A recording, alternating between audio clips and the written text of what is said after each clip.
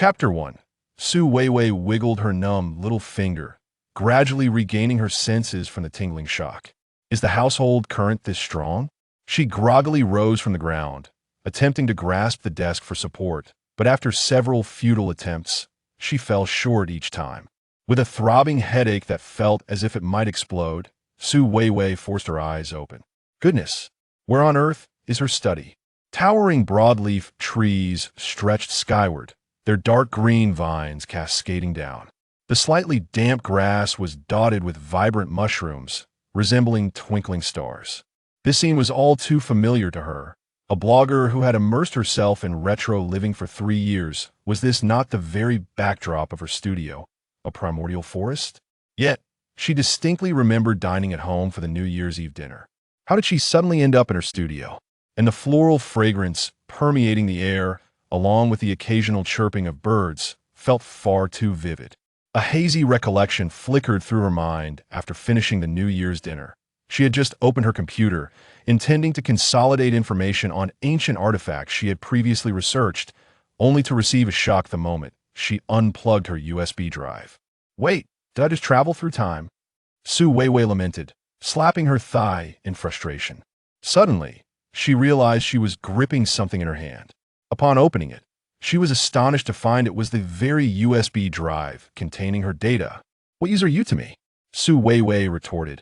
Am I supposed to find a computer now? Nevertheless, she tucked the USB drive into her pocket. Since she had already crossed over, she might as well find a place to settle down. Just as she was about to move forward, she felt something drop onto her hair. Reaching up to touch it, she found it to be somewhat sticky. Suppressing her disgust, she looked up to see a brilliantly colored giant python coiled around a tree trunk, flicking its tongue at her. Oh my goodness! Her heart raced as she spun around and took off in the fastest sprint of her life. The python, though robust, slithered swiftly across the ground like a bolt of lightning, nearly catching her clothing several times. Su Weiwei suddenly recalled having heard that to evade a snake, one should run in its shape. Without a moment to ponder its validity, she began darting about like a headless chicken, eventually spotting a body of water ahead. She hesitated, contemplating whether to leap into the water.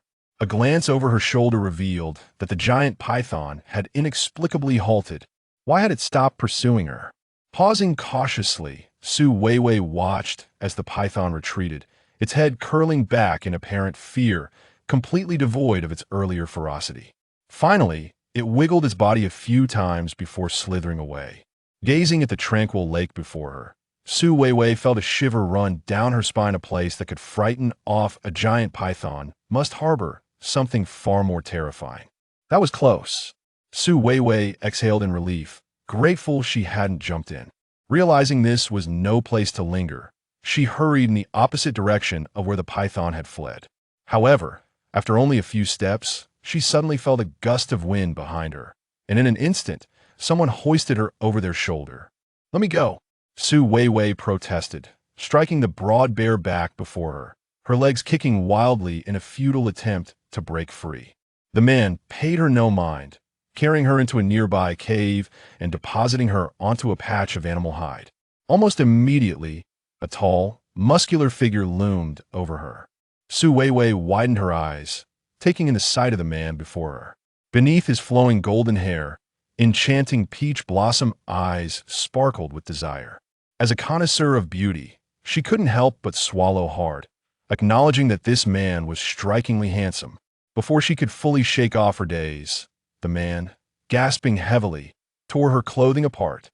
Ah, pervert!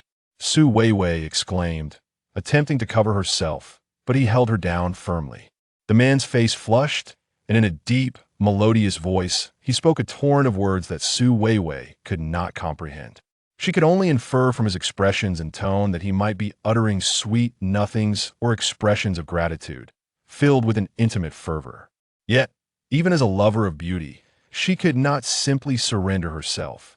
Su Weiwei struggled with all her might, but a gentle kiss from the man overwhelmed her completely. A tempest of passion surged forth. Uncertain how much time had passed, the sweet nectar in her mouth gradually roused Su Weiwei from her daze. As she opened her eyes, she saw the man offering her a red fruit. Instinctively, she raised her hand to block it. What? What are you feeding me? Holy fruit, strength, the man insisted, bringing the fruit closer to her lips. What nonsense is this? Su Weiwei thought, about to retort, when she suddenly realized she could understand his words. Could it be the effect of this fruit? Without resistance, she found herself opening her mouth to swallow the remaining fruit, cautiously asking, "Who are you?" "Hang Rong," the man replied, consuming a few fruits himself, then pointed earnestly at Su Weiwei, "You mine female." Upon hearing this, Su Weiwei recalled their earlier intimacy and realized she had been bedded by this ancient man. Supporting her heavy head, she felt an urge to curse him, only to witness Hang Rong lying on the ground, his body beginning to writhe slowly. "Goodness, you're already causing trouble before I even scold you?" Hang Rong remained silent as his body twisted increasingly, eventually elongating and sprouting two front claws. "Monster!" Su Weiwei thought she was hallucinating, her mouth agape as she scrambled backward, watching in disbelief as Hang Rong grew horns, ultimately transforming into a white dragon. This half-dragon, half-human creature couldn't possibly want to eat her, could it? Overwhelmed with shock, Su Weiwei hastily grabbed a piece of animal hide from the ground, wrapping it around herself. Taking advantage of Hang Rong's incomplete transformation, she bolted out of the cave at lightning speed, heading towards the forest by the lake. By the time Hang Rong fully transformed, he discovered that the cave was devoid of the female he had just encountered. Without a second thought, he dashed outside in pursuit. Examining the muddy footprints on the grass, Hang Rong deduced that Su Weiwei must have fled into the forest, so he hurriedly searched for her there. However, after an extensive search, there was still no sign of Su Weiwei, causing Hang Rong to grow anxious. The half-dragon clan had a fierce battle with another tribe that day. If Su Weiwei were captured by the enemy tribe, she might never return. He could not allow the female he had only just begun to bond with to fall into enemy hands. Hang Rong let out a howl through the forest, and shortly thereafter, chaotic footsteps echoed from all directions. After Hang Rong had been searching the forest for a while, Su Weiwei cautiously poked her head above the lake surface. She scanned her surroundings, ensuring there was no sign of Hang Rong before boldly surfacing. After all, he was an ancient half-beast. How could his intelligence possibly compare to that of a modern person? Feeling a sense of pride, Su Weiwei recalled that she had deliberately stepped in the mud to create footprints before leaping into the lake to hide. Hang Rong had indeed fallen for her ruse. With determination, she paddled to the shore and slowly crawled out of the lake. As she wrung out her hair, her peripheral vision caught sight of something watching her.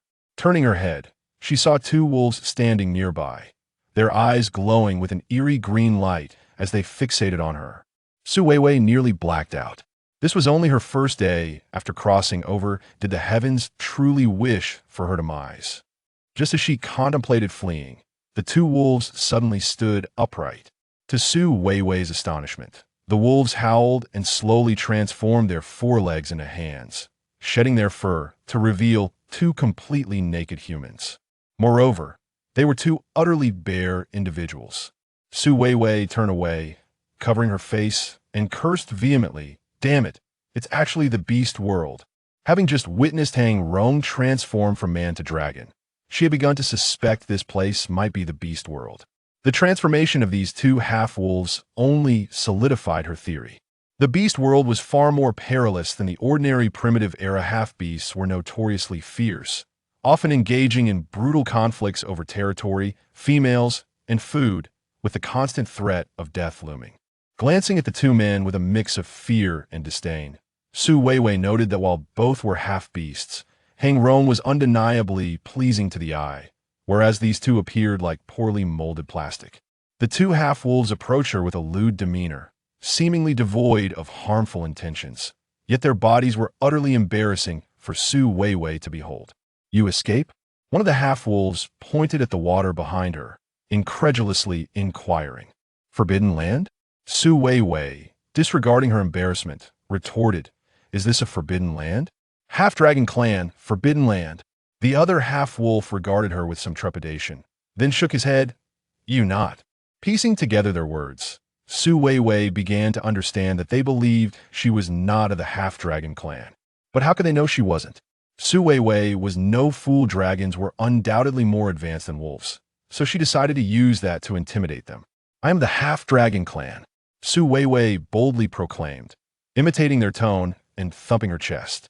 The two half-wolves exchanged glances, their small eyes suddenly gleaming with malice as they scrutinized her. "You weak." Su Weiwei was taken aback, standing at 1.7 meters tall.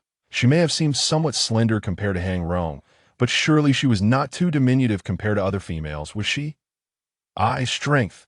Su Weiwei feigned bravado, raising her hands in an effort to manifest even a hint of muscle. To her dismay, the two werewolves paid her no mind, slowly approaching with sinister grins. As she gazed at the two werewolves, intoxicated by primal instinct, her heart leapt to her throat. How could she possibly contend with two robust werewolves on her own? She turned to flee, but before she could take more than a few steps, she was tackled to the ground. "Get away!" Su Weiwei shouted furiously, jabbing her fingers fiercely into the werewolf's face. One of the werewolves yelped in pain as she poked him in the eye, retaliating with a slap that sent stars dancing before her eyes. A chill swept through her today. It seemed she would not escape misfortune. Suddenly, she heard a piercing scream and felt a lightness envelop her. The two werewolves, for reasons unknown, curled up on the ground, clutching their heads, with two bloodied stones lying nearby. "Leave." A deep, authoritative voice resonated, causing Su Weiwei's previously relaxed nerves to tense once more. Without needing to look back, she knew it was Huang Rong. When she lifted her gaze, indeed, it was Huang Rong, now reverted to human form, his bronze muscles standing out amidst his dark and towering companions. The beauty of Huang Rong captivated Su Weiwei once more, leaving her enchanted by his divine visage and alluring physique. Huang Rong. Fearful of Huang Rong's potential change of heart, the two werewolves, disregarding their pain, scrambled away, covering their bleeding heads as they fled into the forest. Still trembling, Su Weiwei clutched the animal hide tightly around her, shivering on the ground. Though she had evaded the werewolves' clutches, uncertainty loomed regarding whether Huang Rong would pose a threat to her after all. Despite his stunning appearance, he was still a beast man. Upon seeing Su Weiwei in such a pitiful state, Huang Rong's heart melted. He had inadvertently unleashed his bloodline power earlier, surely frightening her in the process. He approached and crouched down, gently caressing her head as one would soothe a startled fawn, softening his voice to a whisper. "I protect, no fear." Her terror gradually dissipated under the soothing timbre of his voice. She lifted her gaze, blinking, and was about to nod when a voice broke through. Strange. Turning her head, she saw a sturdy man standing respectfully behind Huang Rong, wielding a wooden stick, clearly one of his subordinates. "Unknown origins," another subordinate murmured softly. The murmurs grew in number, and Su Weiwei glanced at Huang Rong, whose expression remained unfazed, seemingly indifferent to the gossip. "She spy." A coarse female voice erupted in her ear. Su Weiwei jumped, lifting her gaze to see a tall, muscular woman, her skin darker than Huang Rong's, glaring at her with palpable hostility. The woman's slanted eyes brimmed with suspicion, her high cheekbones and thin lips lending her an air of harshness. In that moment, Su Weiwei understood why the werewolves deemed her not of half-dragon lineage in comparison to this woman. She appeared as a delicate little rabbit. Moreover, she noticed that other women of the half-dragon clan bore a similar physique, muscular yet curvaceous. Faced with this sudden animosity, Su Weiwei instinctively bristled. Why should this woman cast baseless doubts upon her? "Yang Lian, stop spreading nonsense," a young man interjected, shaking his head. "Who is spreading nonsense?" "She is suspicious." The woman named Yang Lian pointed a fierce finger at the young man, growling, "Qianli, foolish." Though Huang Rong remained silent, he continued to hold Su Weiwei protectively, his expression stoic as he observed the argument. "Qianli smiled gently, Yang Lian, jialos." Realization dawned on Su Weiwei. The woman harbored feelings for Huang Rongsha was a rival. Yang Lian, feeling her thoughts exposed, glared venomously at Qianli before turning to the gathered clan members, exclaiming loudly, "Spy, slaughter, terrifying." Perhaps due to past betrayals, fear etched itself across the faces of many half-dragons, their whispers growing louder, their scrutiny of Su Weiwei no longer concealed. Seeing the tide turn against her, Su Weiwei felt a mix of fear and anger. It seemed this woman was intent on her destruction. Surviving in this world was proving to be an arduous task. Yang Lian, sensing her manipulation taking effect, turned to Huang Rong, demanding, "Huang Rong, kill her." Huang Rong glanced at Yang Lian with indifference, swiftly retorting, "Leave." There was an undeniable charm in the way he delivered that word. "You, clan leader, should not be foolish." Yang Lian shrieked like a wounded beast. "She might forever protect," Huang Rong declared, hoisting Su Weiwei up, his posture rigid as he glared at all the onlookers, as if to announce her newfound status. Shock and anguish washed over Yang Lian's face. They had indeed crossed a line. Manipulation. Harm. Yang Lian screamed in hysteria. The half-dragon clan strictly forbade intermingling with outsiders to preserve their pure bloodline. Yet Huang Rong had chosen to bond with an unknown female, and it seemed he had intentions of keeping her. Fear rippled through the crowd. Their leader might truly have been bewitched. The cacophony of distress grew increasingly overwhelming, leaving Su Weiwei trembling in the embrace of Huang Rong, while Huang Rong's countenance flushed with a mixture of anger and vigilance, his features taking on a more resolute aspect. At that moment, a venerable voice resonated through the air. "Cease." The clamorous cries of the crowd abruptly fell silent as they parted, revealing a silver-haired elderly woman, slightly stooped, who approached steadily from the gap in the throng. Peering out from Huang Rong's embrace, Su Weiwei observed the faces around her, all marked by reverence. And she wondered who this elder might be when a low murmur from Huang Rong reached her ears. "It is the shaman." Su Weiwei possessed a modicum of knowledge regarding shamans. In ancient times, every tribe had one, tasked with healing and divination, holding a status only second to the chieftain. In fact, some esteemed shamans even eclipsed the chieftain's authority within their tribes. Yang Lian gazed at the shaman, a barely concealed joy flickering across his features. Once the shaman spoke, even Huang Rong would find it unwise to object. The shaman fixed her gaze upon Su Weiwei for an extended moment before suddenly prostrating herself upon the ground, exclaiming, "Pure human. Noble." This scene caught everyone completely off guard, leaving the tribe members in a state of shock as they reverently knelt to the ground. Su Weiwei was utterly bewildered. She had inadvertently found herself at the pinnacle of the species hierarchy. Qingji began to ramble about the distinctions between half-beasts and pure humans in the beast realm, where numerous races coexisted, ranked in various tiers. The most noble and rare among them were the pure-blooded humans, whose untainted lineage endowed them with formidable power. Once they underwent the divine baptism, they could unleash boundless strength. Instantly, Su Weiwei's face lit up with joy. She had unwittingly become a coveted prize. Orang's taut nerves gradually relaxed as he affectionately rubbed his cheek against Su Weiwei's forehead, showering her with adoration, while the sight left Yang Lian's heart aching. "Qingji, you speak nonsense." Yang Lian refused to kneel, directing her fury toward Wu Zaisadai. Qingji glared at Yang Lian, her eyes blazing with intensity. "Foolish. Kneel." Yang Lian bit her lip, clenching her fist for a long while before reluctantly submitting to the act of kneeling. Su Weiwei couldn't be bothered to spare Yang Lian a glance and turned to Qingji, inquiring, "How can I harness my energy?" After a moment's contemplation, Qingji replied, "Divine One. Pay your respects."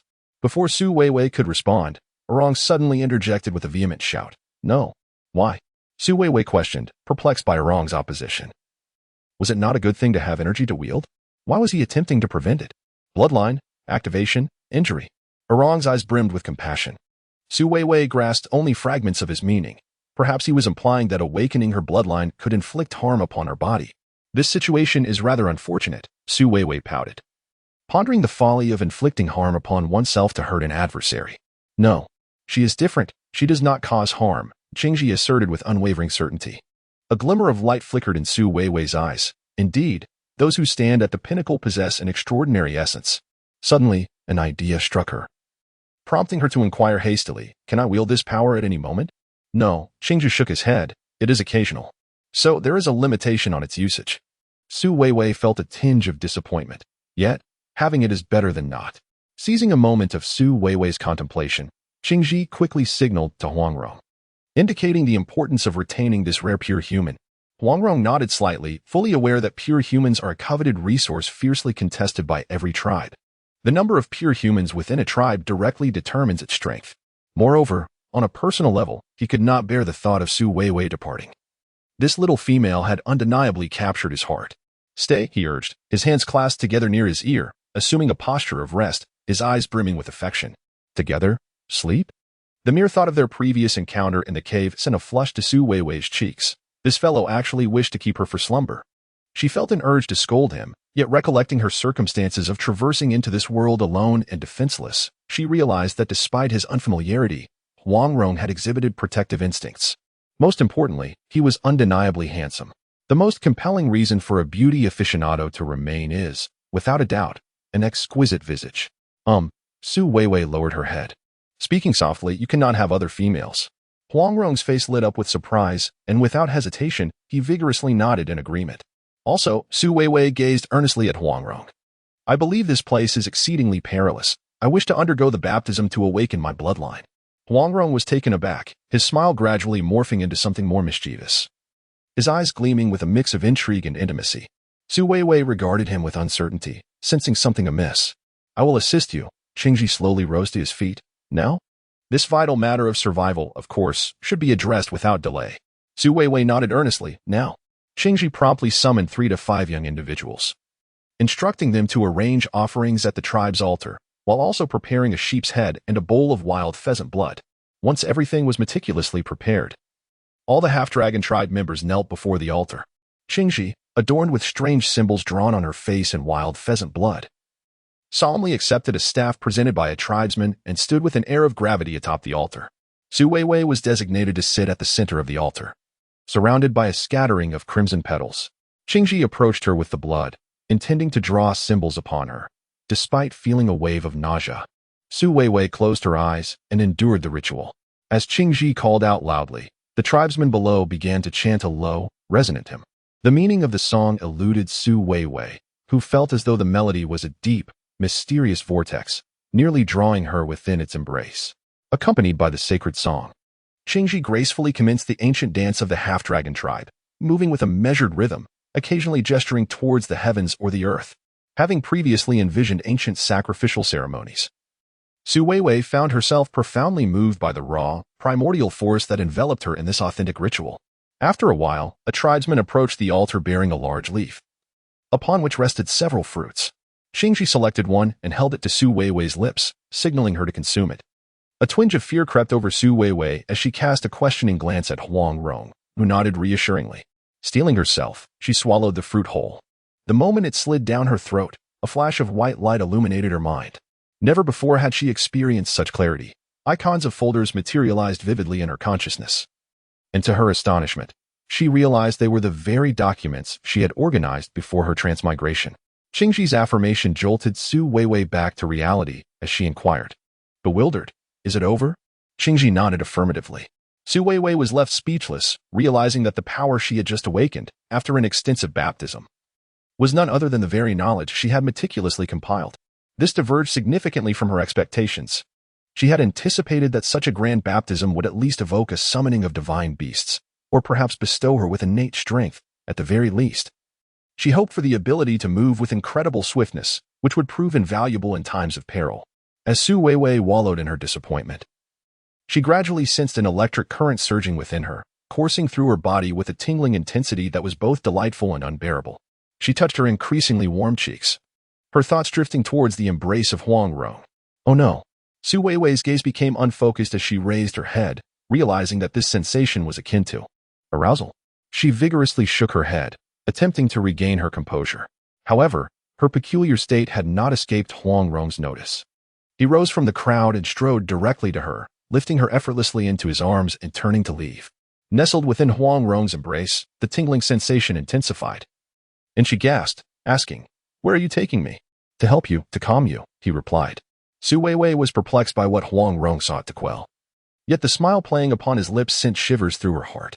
In a daze, she felt herself being carried into a cave and gently laid upon a fur mat. The scene felt hauntingly familiar to Su Weiwei, who was suddenly gripped by an unsettling premonition. Just as she attempted to struggle to her feet, She was forcefully pressed back down by a broad figure. Before she could utter a word, two cool lips met hers. As Su Weiwei regained consciousness amidst the aches that enveloped her body, the first thought that crossed her mind was to curse. It dawned on her why. When he mentioned awakening her bloodline, Huang Rong had smiled so mischievously. He had known all along that the day of awakening the bloodline coincided with her estrus period. Su Weiwei turned to glare at Huang Rong, who wore a wickedly triumphant smile, exuding an air of satisfaction after having succeeded. "You scoundrel!" she exclaimed. Huang Rong, unfazed, replied with a solemn demeanor, "If I do not assist you, the consequences will be dire." The scoundrel was clearly deceiving himself into slumber, yet wore a facade of righteous benevolence. Su Weiwei suddenly felt that this half-orc was far more cunning than her own pure human self. "What of your strength?"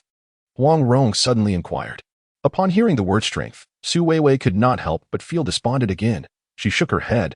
"I do not even know if this qualifies as strength." Huang Rong, somewhat perplexed, noted that her expression lacked the astonishment one would expect after awakening their bloodline, and thus offered words of comfort, "Have faith in the divine."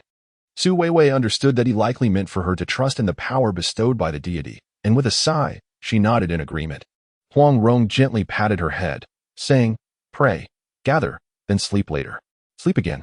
With an exasperated smack, Su Weiwei delivered a light thump to Huang Rong's forehead. He chuckled and promptly dashed out of the cave. Wrapping herself in animal skin, she prepared to venture outside. Since her arrival, she had not taken the time to observe her surroundings properly. Now that the crisis had passed, she wished to familiarize herself with the area. As she walked, the tribespeople she encountered set down their tasks and greeted her with reverence, as if paying homage to a divine being. Goddess, noble, bloodline, powerful, champion, protector. They offered praises, some sincere, others flattering, leaving Su Weiwei feeling somewhat uneasy. She felt a twinge of guilt if these people knew that her strength was rather insignificant. She wondered how they would react. As she awkwardly accepted their accolades, a discordant voice broke through. "Imposter. Incompetent." Turning around, she saw Yang Lian looking at her with disdain, as if she truly believed Su Weiwei to be a despicable fraud. "Yang Lian, cease." Which confirmed. A man gestured toward Yang Lian. "Spy, deceiver." Ignoring the crowd's pleas, Yang Lian insisted on provoking her. Su Weiwei's smile gradually faded. It seemed this woman would not rest until she was eliminated.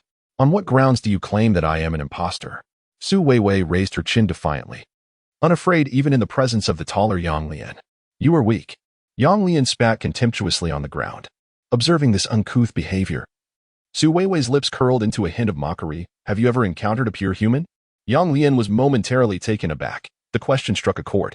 It was likely that even Qing Ji had never seen a pure human, for the harsh conditions of the beastly world meant that pure humans were exceedingly rare, often taking many years to encounter one, thus rendering them coveted treasures. After a brief moment of awkwardness, Yang Lian remained undeterred, eyeing the slender Su Weiwei with a sudden bold idea. Though she had never seen a pure human, her fighting experience led her to believe that without the strength of a bloodline, Su Weiwei's physique would present no challenge. Yang Lian decided to wager that she lacked the power of a pure human. "Let us compete," Yang Lian declared, shoving her body against Su Weiwei. "This woman possesses an extraordinary strength," nearly sending Su Weiwei flying. As Yang Lian watched Su Weiwei stumble several times before regaining her balance, a sense of secret delight filled her heart. It seemed her wager had proved correct. Su Weiwei quickly discerned Yang Lian's intentions, her heart racing in panic. If a fight truly ensued, how could she possibly stand against this woman? "Why should I compete with you?" Su Weiwei feigned arrogance, attempting to bolster her own confidence. "Afraid?" Yang Lian's smile morphed into something increasingly sinister, her body coiling low, poised to strike. Yet, her expression bore a distinct air of disdain. Su Weiwei rolled her eyes, trying to feign nonchalance as she attempted to slip away. However, after taking just 2 steps, she was forcefully shoved from behind by Yang Lian, losing her balance and tumbling forward, her palms and knees immediately scraping against the ground, leaving deep, bloody marks. Gritting her teeth against the pain, she glared furiously at Yang Lian. The sting of that mocking smile was 100 times more painful than her wounds. Su Weiwei sprang to her feet, desperately recalling the self-defense technique she had learned. Yang Lian did not grant her much time to recover. Lunging forward and encircling her neck with her arm, Su Weiwei struggled to breathe, and in a moment of desperation, she remembered a technique for dealing with attackers. She jabbed 2 fingers backward with all her might. Caught off guard, Yang Lian was struck in the eye, causing her to loosen her grip. Seizing the opportunity, Su Weiwei attempted to escape, but as soon as Yang Lian regained her composure, she pursued, slapping Su Weiwei to the ground. Before Su Weiwei could gather her thoughts, Yang Lian had already seized her ankle, dragging her across the sandy ground for several paces. The sharp grit carved painful lines into Su Weiwei's back, rendering her unable to scream from the agony. Just as she began to recover from the excruciating pain, Yang Lian unleashed all her strength, hurling her away. The impact upon landing felt as though her very insides were shattering. Lying on the ground, she was utterly immobilized, blood trickling down her cheek. And she feared that this day might be her last. The onlookers watched in terror but did not dare to assist her, gradually questioning how this pure human, who should possess a stronger lineage than Yang Lian, could be so thoroughly overpowered. Yang Lian approached, her face radiating a sense of revenge and triumph as she planted a foot on Su Weiwei's face, declaring, "You are unworthy. Huang Rong is mine." Yet, before Yang Lian could relish her victory, a powerful fist struck her back, causing her to spit blood. At that moment, a fearsome growl echoed, "Get lost." Upon hearing that furious roar, Su Weiwei's clenched fist relaxed, her body collapsing weakly onto the ground. Huang Rong. The crowd recoiled in fear at the sight of Huang Rong, having witnessed his merciless slaughter of warriors from rival tribes. With a primal pain growl reminiscent of a wounded beast, Yang Lian expressed her anguish. However, Huang Rong paid her no heed, gritting his teeth as he bent down beside Su Weiwei. His hands hovered in the air, trembling slightly. He hesitated to embrace her, afraid that his coarse palms might exacerbate her exposed wounds. "It's all right," Su Weiwei croaked, forcing a smile that was more painful than tears. The person she cherished most had been so severely harmed by Yang Lian. Had he not restrained himself, he might have truly torn Yang Lian apart and displayed her on the cliffs behind the mountain to dry. Qian Li, accompanied by two young women, approached and gently helped Su Weiwei aside, offering her some spring water and leaves to drink. Huang Rong withdrew his soft gaze, turning sharply to glare at Yang Lian. Growling through clenched teeth, "You will compete with me." The crowd erupted in astonishment. Not even half-dragon tribes dared to challenge Huang Rong in a contest. Yang Lian's expression shifted from anger to sheer terror. She had not anticipated that Huang Rong would risk humiliation and potentially his life for that female. "Huang Rong, you bully." Yang Lian retreated a few steps, defiant. "I refuse." Huang Rong pointed at Su Weiwei and advanced with determination. "You forced me. Now, it is your turn." Realizing she could not evade this contest, Yang Lian collapsed at Huang Rong's feet, sobbing, "I refuse to compete." Huang Rong cast her a disdainful glance. True to his nature, he would never take advantage of the weak. Yet, had Su Weiwei not also sought to avoid competition, would Yang Lian have shown her mercy? Before Yang Lian could wait for Huang Rong's compassion, he seized her and slammed her down onto the ground. Though he did not exert his full strength, Yang Lian skidded several paces, her back suffering as brutally as Su Weiwei's from the sharp gravel. "Get up." Huang Rong showed no intent to relent. Panic-stricken, Yang Lian rolled and crawled in an attempt to escape, but Huang Rong grasped her as an eagle would a chick, repeatedly lifting her only to send her crashing down again. The crowd bowed their heads in silence, having never witnessed such ferocity from Huang Rong. It seemed Yang Lian was fated for doom. Her arms appeared broken and hung limply, her face grotesquely contorted, resembling a fruit crushed underfoot. As Su Weiwei observed the furious Huang Rong, she momentarily forgot her own injuries, feeling a warmth spread within her heart. This man, upon witnessing her severe wounds, had not merely offered platitudes. He was determined to avenge her and drive Yang Lian to the brink of destruction. "I concede," Yang Lian gasped, barely clinging to consciousness. "No." Huang Rong roared, "Get up, continue." He bent down, preparing to strike once more. Yang Lian could only despairingly close her eyes, awaiting the moment of her demise. "Stop." A voice rang out, and Qingxi stepped forward, positioning herself between the two. Huang Rong ceased. The usual haughty demeanor of the shaman had faded, replaced by a plea for mercy. Huang Rong, who had always respected Qingxi, hesitated, since she had interceded. It would be unwise to continue the assault, and Yang Lian was likely on the verge of incapacitation. Su Weiwei found it curious that Qingxi would plead for Yang Lian. In her understanding, the shamans of each tribe maintained a certain distance from the people, as they were revered as beings next to the divine. As she pondered this, Qian Li leaned close, whispering in her ear. "Qingxi is the sister of Yang Lian's father. So, she was Yang Lian's aunt. She is finished, I will take her away." Qingxi attempted to help Yang Lian up. "Wait." Huang Rong interjected, turning to point at Su Weiwei. Ask her. Qingxi felt a tightness in her chest. If it were Huang Rong, she would have confidence in obtaining his forgiveness. Yet, faced with Su Weiwei, she was uncertain of the outcome.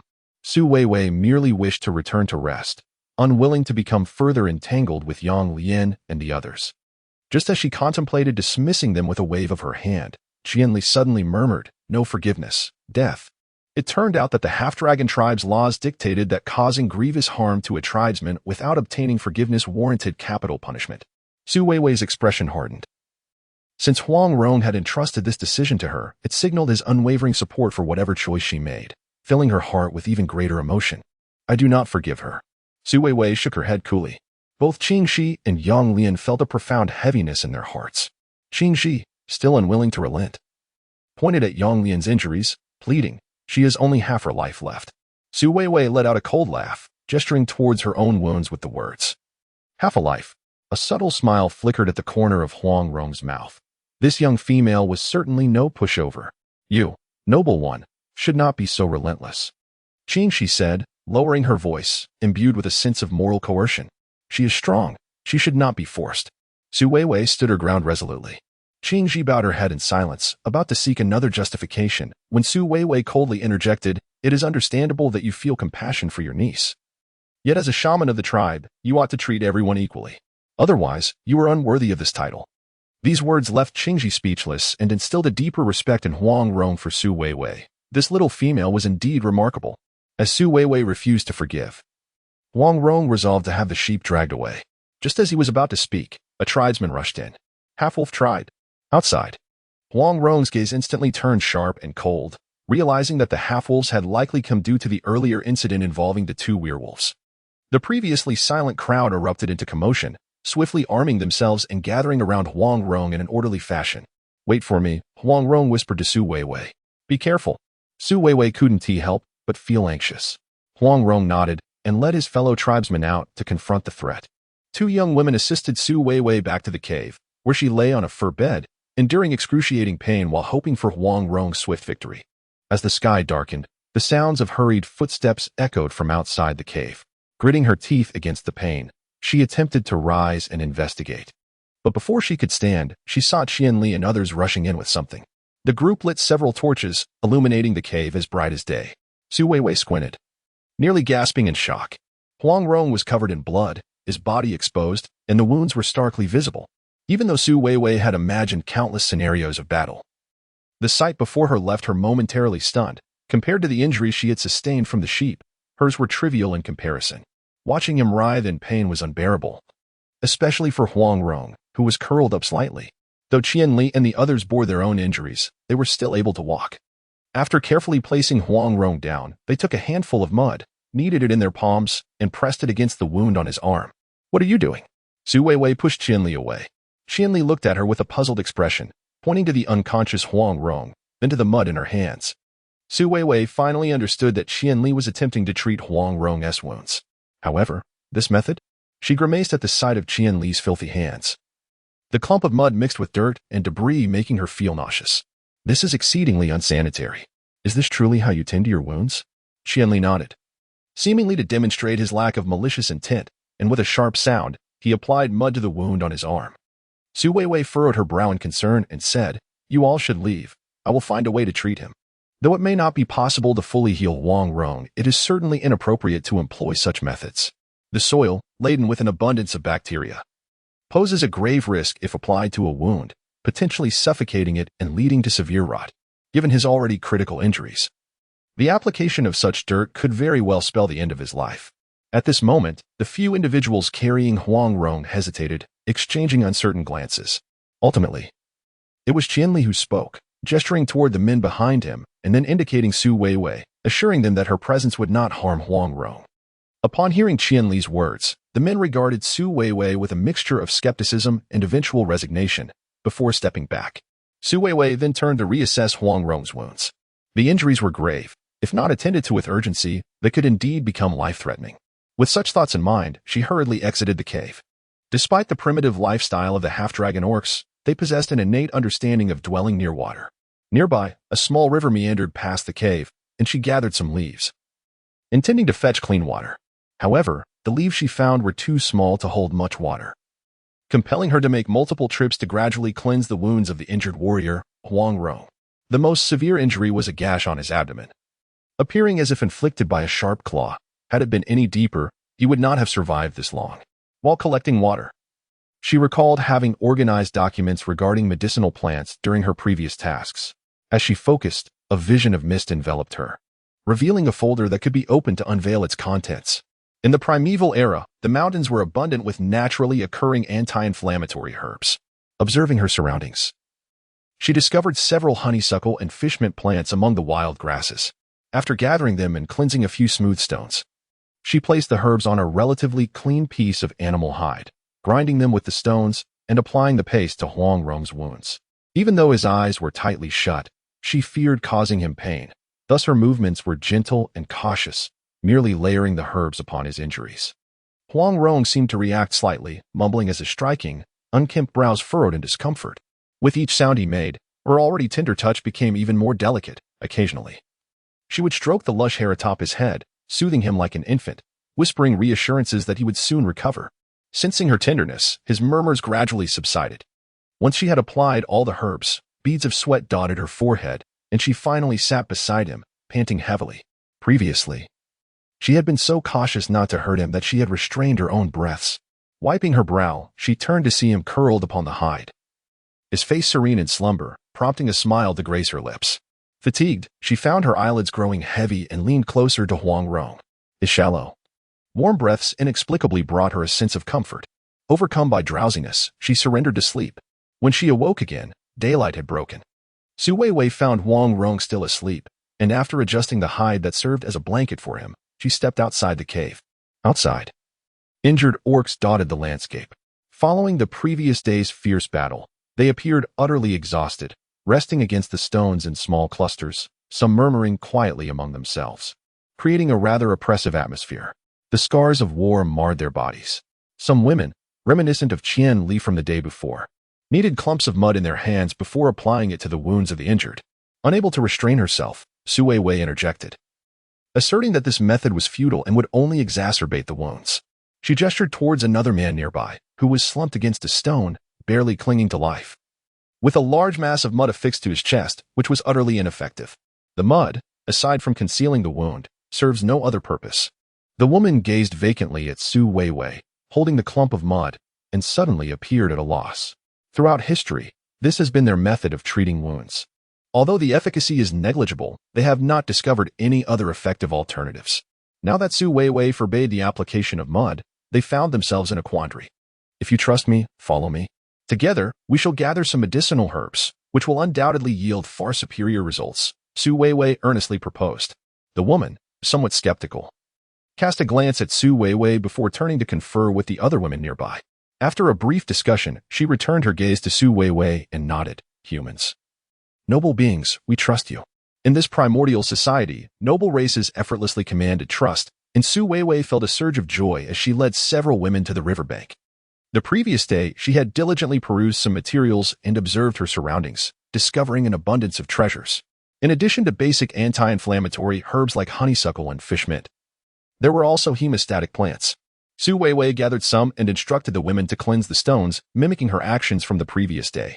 She took a piece of clean animal hide and, after grinding the herbs, applied them to the wounds of the injured men.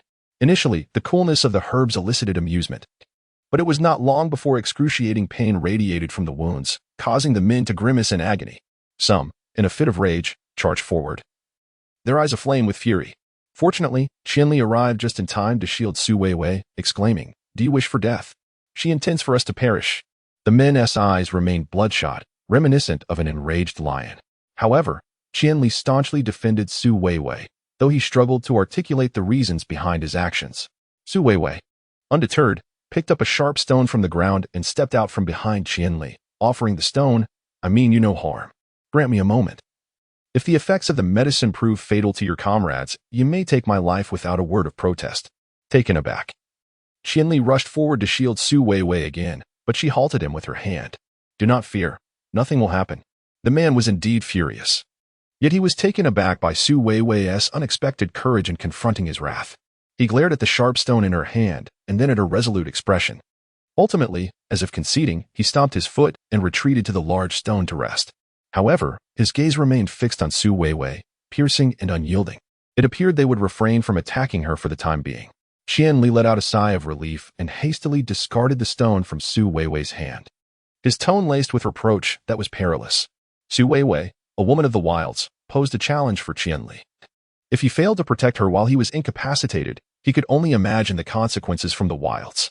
Su Weiwei helplessly watched the stone he had thrown away, then turned to Qianli, offering a warm smile. "Thank you for earlier." Her delicate and pristine face had the power to stir primal instincts within, and now, with that smile, it was as if a long-awaited spring breeze had finally arrived after a harsh winter, sweeping into the depths of his heart. In that fleeting moment, Qianli felt a flush of warmth in his ears. He swiftly turned away, seeking refuge elsewhere. This subtle transformation went unnoticed by Su Weiwei. At present, her primary focus was to prepare a few more supplies. In her haste to tend to Huang Rong's injuries yesterday, she had merely glanced through the materials. Aware that certain herbs by the riverside could be useful for healing, yet she had not meticulously examined what else might be available in the vicinity. She endeavored to recapture the emotions of the previous day, standing in the same spot, attempting to visualize the appearance of that folder, but no matter how she tried, the ethereal mist refused to materialize. How peculiar! She had clearly succeeded in summoning it yesterday. Why was she unable to harness her divine power now?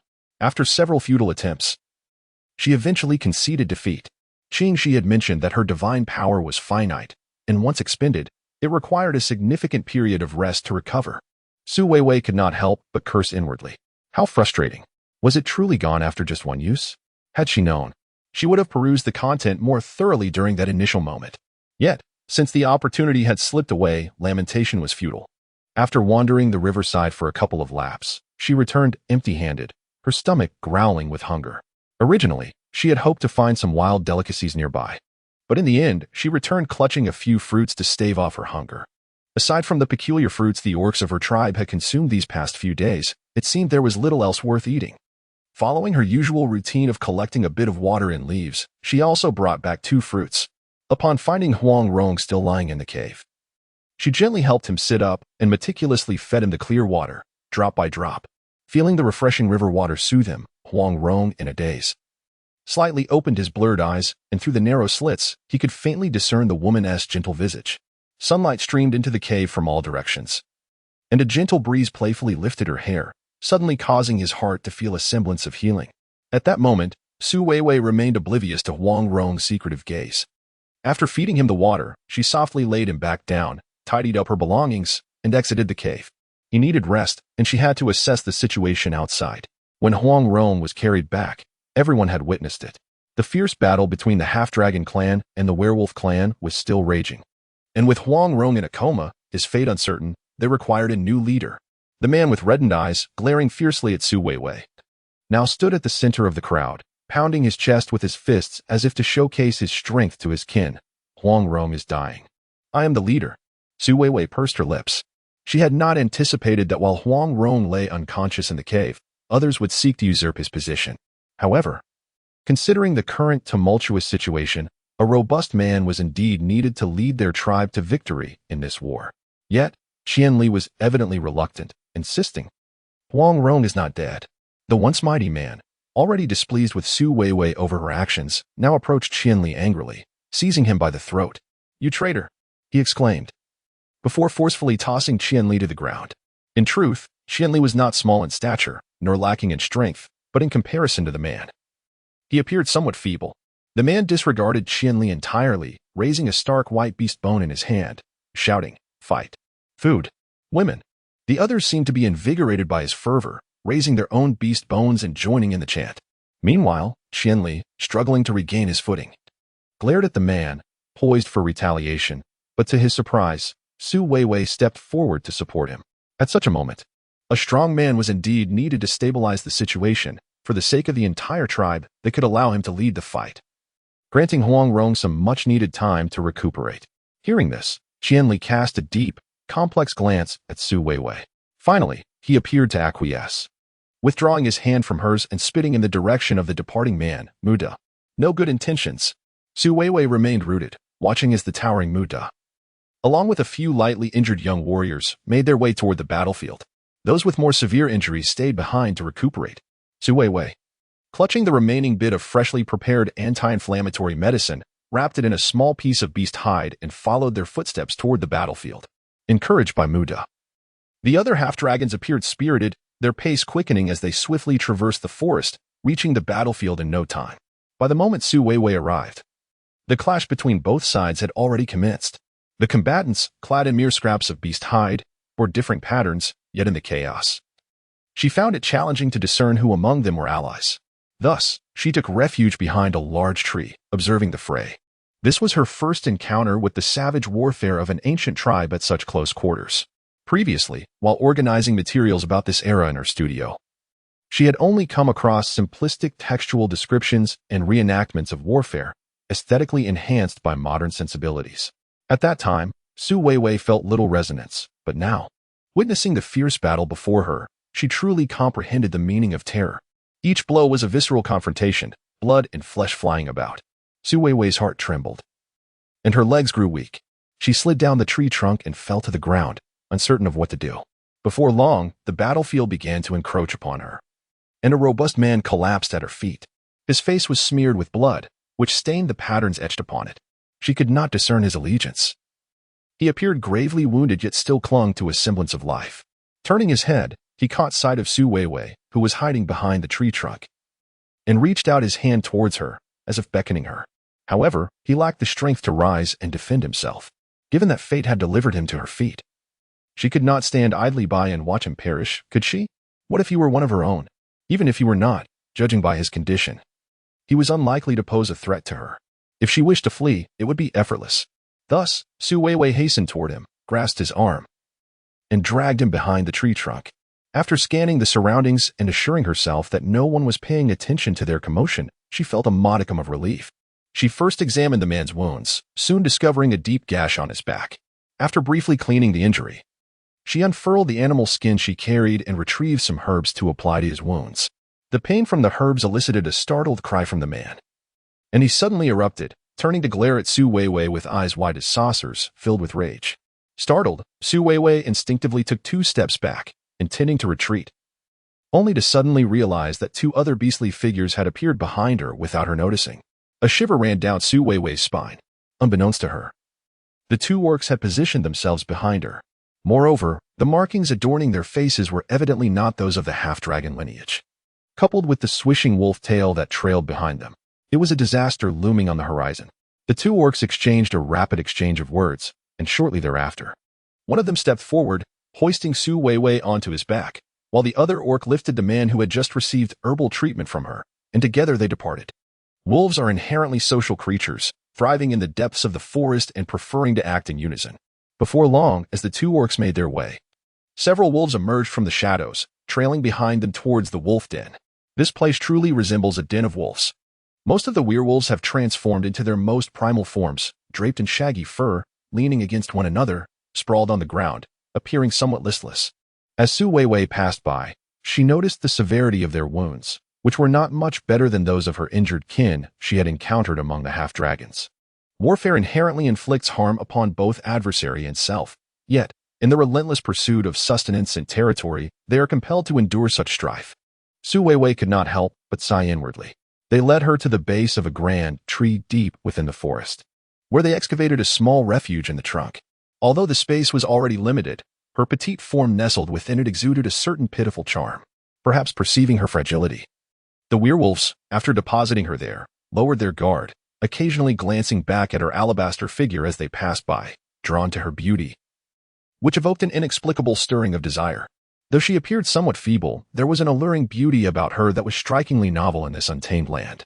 As Su Weiwei felt their gazes upon her, imbued with a raw, primal yearning, she instinctively shrank her neck and burrowed deeper against the tree trunk.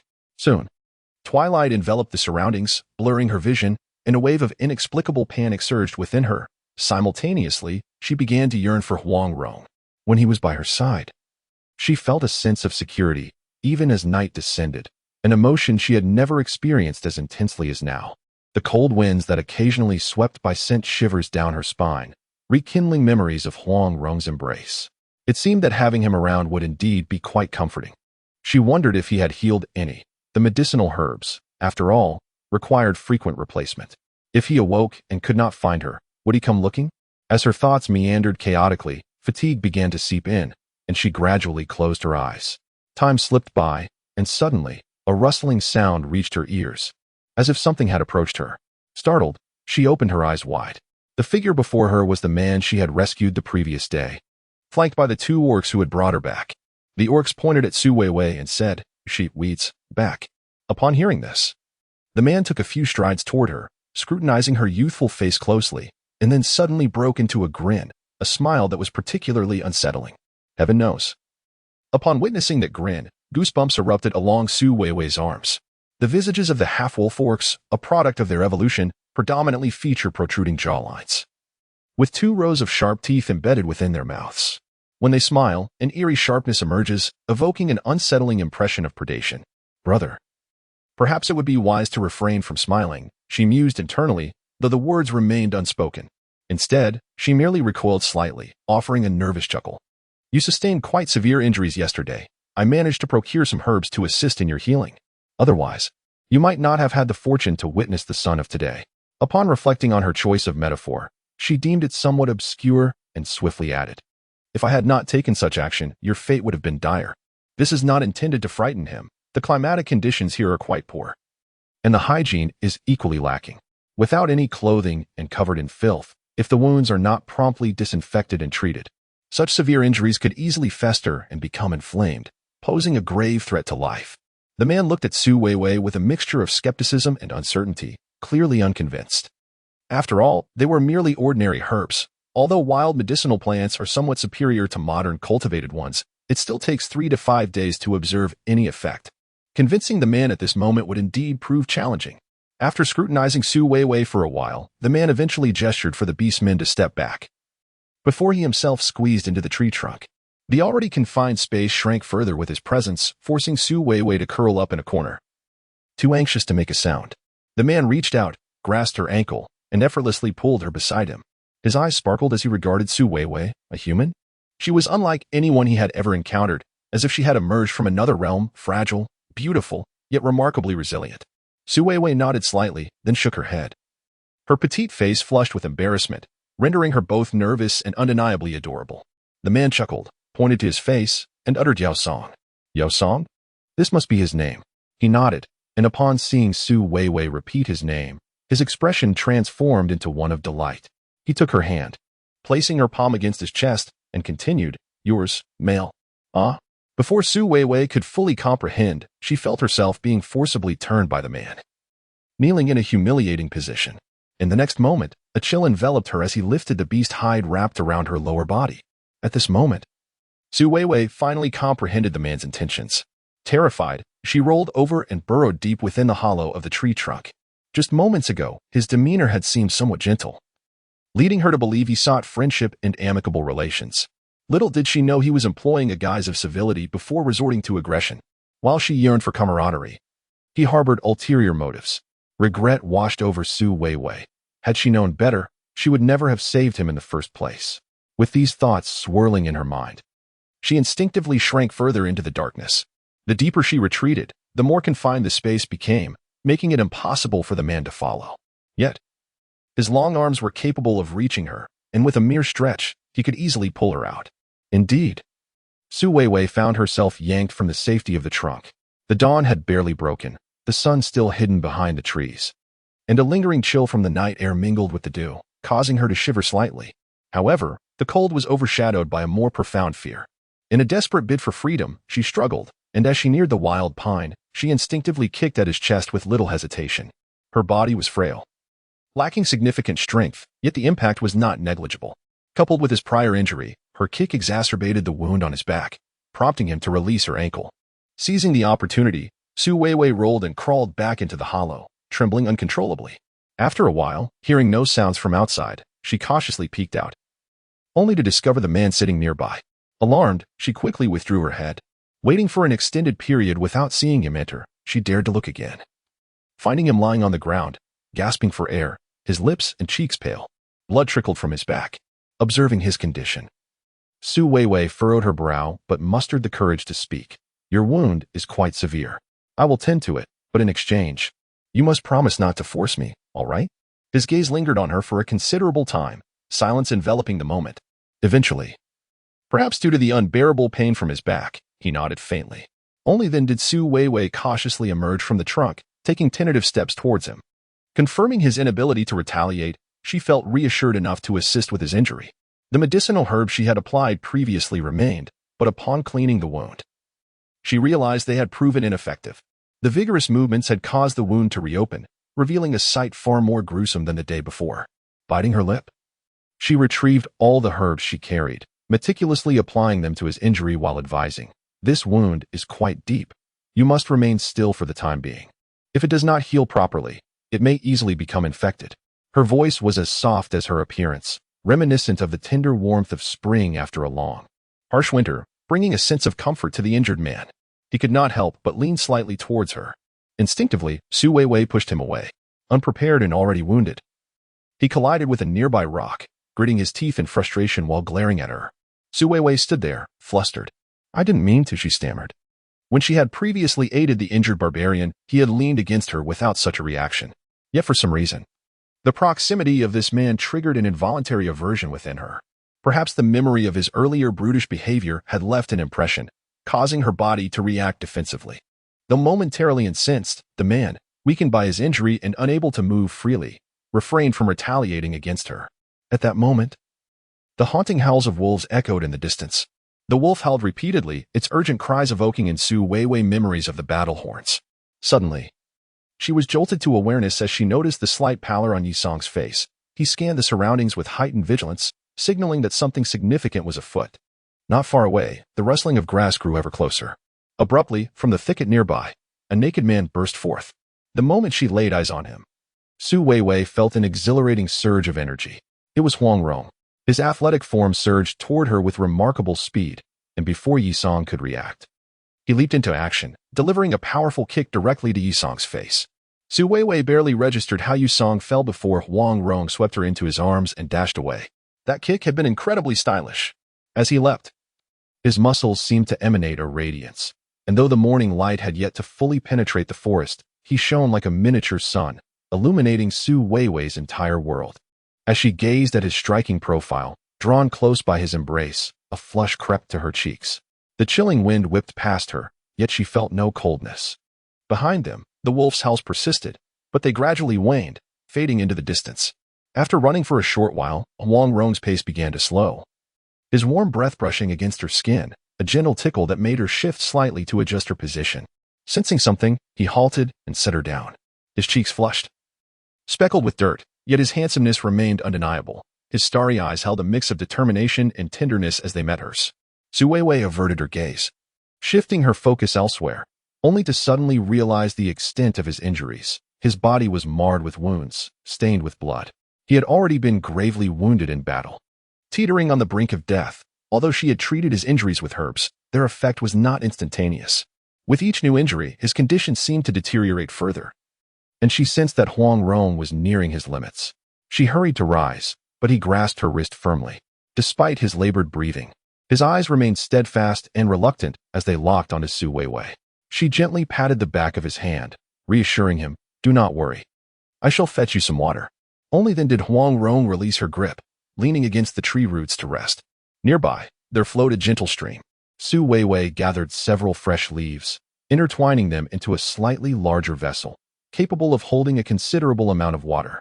She hurried over and presented it to Huang Rong. Upon seeing the woven leaves, Huang Rong's eyes glimmered with interest as he took a hearty sip. The cool, sweet water soothed his throat, alleviating his discomfort and easing his labored breathing. Su Weiwei returned with more water and, while gathering some herbs by the riverbank, noticed several drops of Huang Rong's blood staining the path. Frowning, she dusted off the earth to erase the traces before returning to his side. She gently cleaned the mud and blood from his body, revealing the full extent of his injuries. The sight was shocking. The last time she had seen his wounds, her feelings had not run so deep, but this time was different. He had come alone to rescue her, and these new, gaping wounds were all a result of that act of bravery.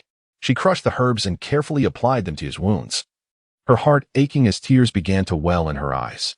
Initially, Huang Rong was oblivious. curiously observing the redness creeping into her cheeks and around her eyes. Suddenly, 2 glistening droplets fell from her exquisitely sculpted face. Stunned, Huang Rong found himself at a loss for words. "You? Are you in pain?" he asked, hurriedly checking her for injuries. In truth, her wounds were minor abrasions, trivial in comparison to his.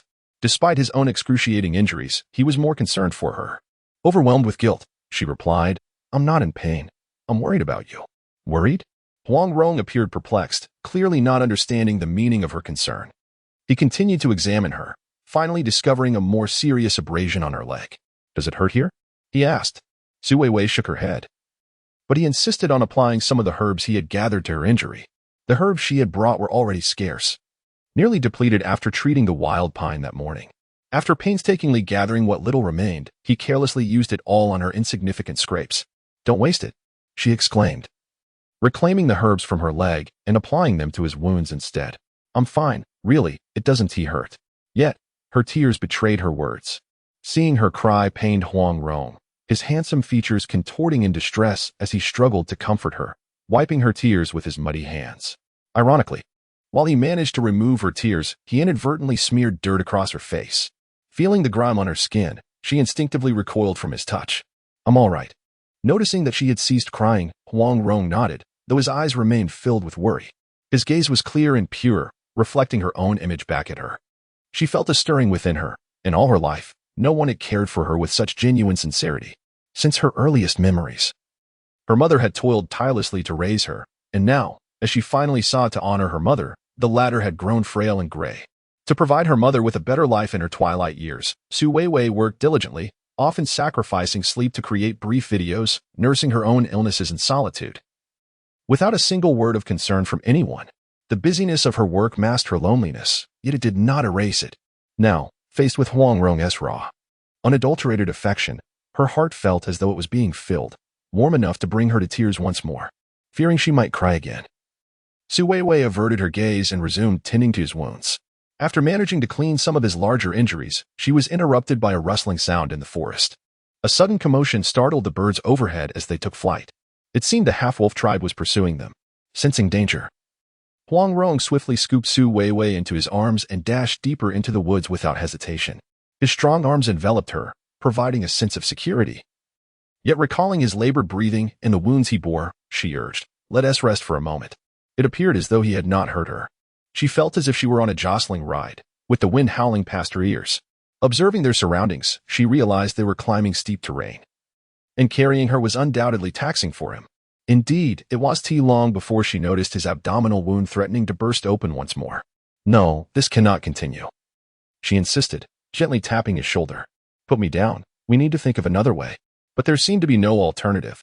Ignoring her plea, Huang Rong pressed on until Su Weiwei, knowing her own injuries well, lightly tapped his abdomen. He winced, revealing his pain, and finally came to a halt, casting her a reproachful look. Seeing the beads of sweat dotting his forehead and the pained expression etched across his face, she realized her touch had indeed struck a sensitive spot. Embarrassed, she bit her lip, murmuring, "I'm so sorry, I didn't mean to." Huang Rong straightened, wiping his brow, and glanced back toward the direction they had come from. From their elevated position, they soon spotted several dark figures rushing toward them. "Wolves!" Su Weiwei exclaimed in alarm. Huang Rong, sensing urgency, scanned the surroundings and, as if discovering a hidden path, abruptly pulled her into the river. Although she could swim, the sudden plunge caught her off guard, causing her to sputter and choke. In her struggle, she grasped something solid and instinctively clung to it, flipping herself onto it, only to realize she was riding atop a dragon. At that moment, she finally realized that the dragon beneath her was none other than Huang Rong. A surge of astonishment and joy enveloped her as she beheld him effortlessly gliding through the water, deftly navigating along the river's course. Before long, he had successfully left the wolves trailing behind. Having escaped the perilous situation, Su Weiwei felt a slight sense of relief and exhaled deeply, only to be taken aback as the dragon beneath her suddenly seemed to lose its momentum, coming to a halt. As they came to a halt, the force of the river's current relentlessly pulled them downstream. Su Weiwei was utterly terrified, feeling herself being dragged along by the water, her grip tightening around Long Jiao.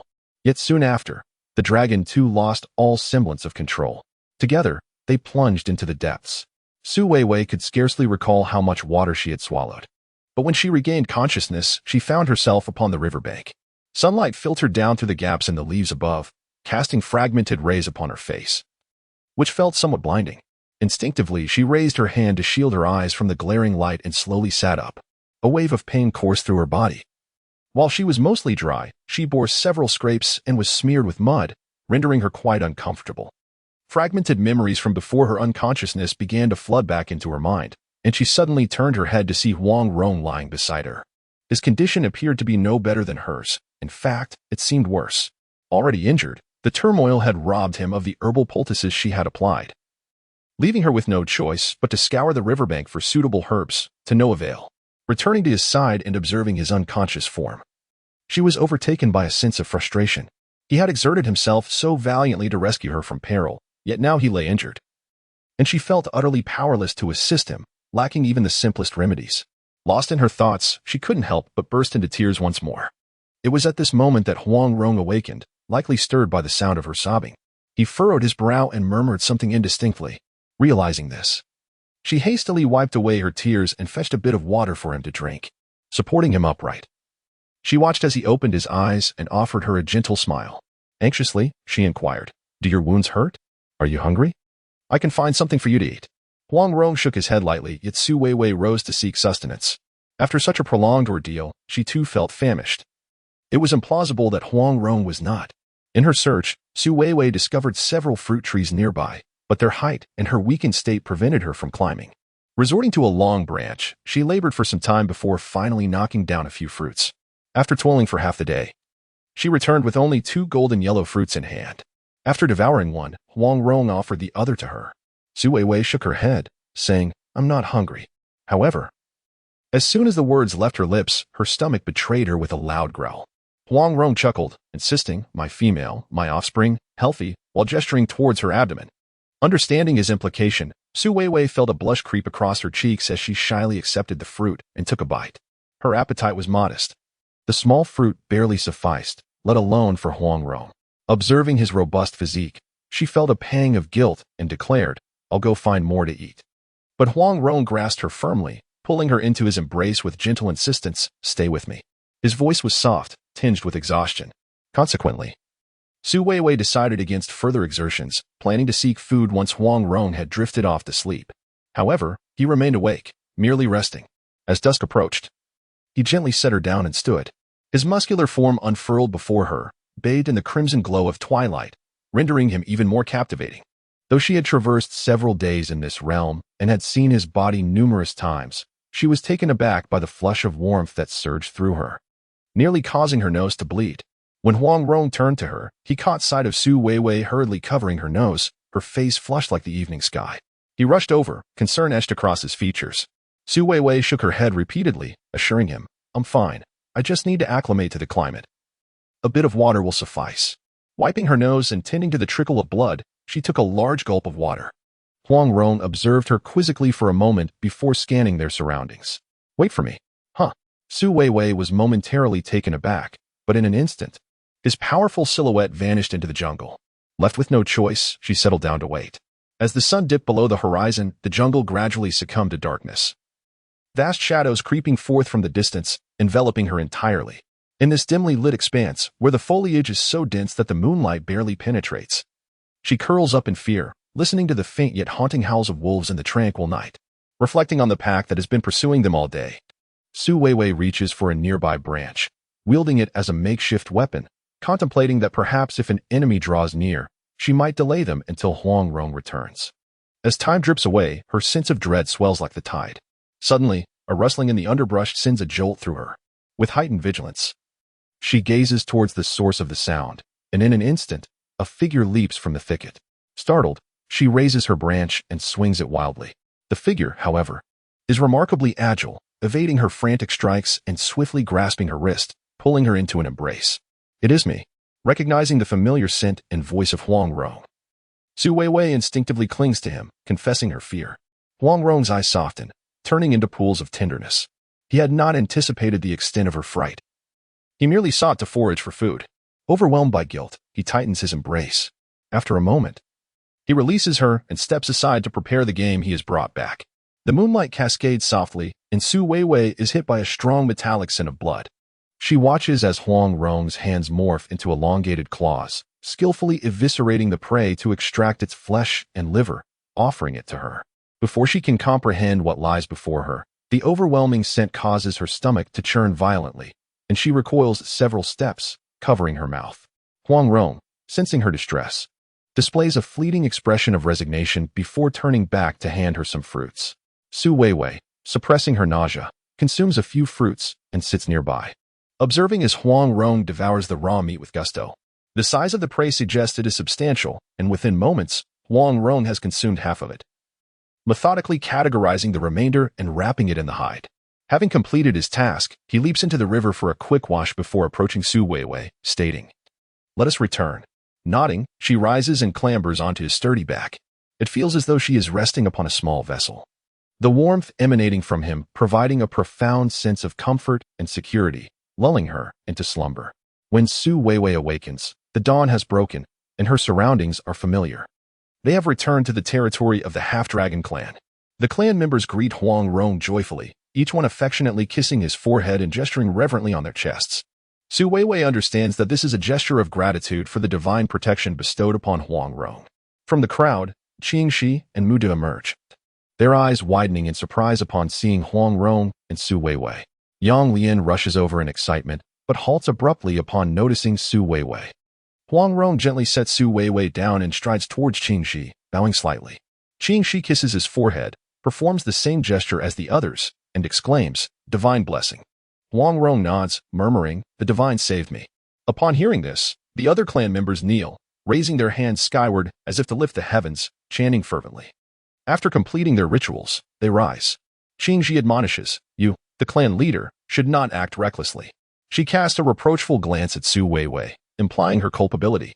Understanding the danger Huang Rong faced to rescue her, Su Weiwei feels a wave of guilt wash over her. At that moment, Yang Lian steps forward, glaring at Su Weiwei and accusing her of bringing trouble. Huang Rong shoots a menacing look at Yang Lian, causing him to flinch and step back, silenced by fear. Though her injuries have begun to heal, she realizes she should not provoke Huang Rong further. Noticing the hostile gazes directed at Su Weiwei, Huang Rong swiftly positions himself in front of her, asserting coldly, "She is the goddess. We protect her." He then pointedly gestures towards several injured men, instructing, "Goddess, gather herbs to heal the wounds." As he speaks, he indicates his own abdomen. It is then that Su Weiwei observes that Huang Rong's once grievous wound is beginning to mend, the healing process remarkably swift compared to that of ordinary humans. In contemporary society, such a severe injury would necessitate a lengthy hospital stay, yet it has only been 3 days, and signs of scabbing are already evident. Could it be that the half-dragon clan's wounds heal more quickly than those of humans? This remains uncertain. She glances at the individuals Huang Rong indicated. They are all adorned with the crushed herbs she had prepared earlier, and their minor injuries have scabbed over. Conversely, others applying mud to their wounds, even if their injuries are slight, find their conditions worsening. Seizing the moment, Huang Rong scoops Su Weiwei into his arms, lifting her high above his head. "Goddess, heaven's gift." The sight of Su Weiwei being effortlessly raised causes the clan members to prostrate themselves once more. In mere moments, the clan, who had just risen, kneels again. She cannot help but envision how, had she been an ordinary clansman, her knees would be rendered useless after such deference. However, they seem unfazed by this. At that moment, Su Weiwei, elevated and gazing down at the worshipful crowd, feels a twinge of anxiety. Though Huang Rong's powerful arms provide a sense of security, being lifted like this still unnerves her. When he finally sets her down, her legs feel unsteady, and instinctively, she grasps his hand for support, drawing closer to him. Noticing Huang Rong's peculiar smile, she quickly pushes herself away, maintaining a respectful distance. Given his bare torso, the natural reaction he exhibits is plainly visible to those around them, eliciting a tinge of suggestiveness in their expressions. At that opportune moment, Qianli steps forward, diffusing the tension. Huang Rong is weary, and the goddess needs rest. "Everyone, let us depart." As she spoke, she made a gesture of dismissal. Those who understood complied without a word, naturally dispersing. Except for Yang Lian. She glared at the sweet interaction between Huang Rong and Su Weiwei, her eyes ablaze with jealousy, almost ready to burst forth.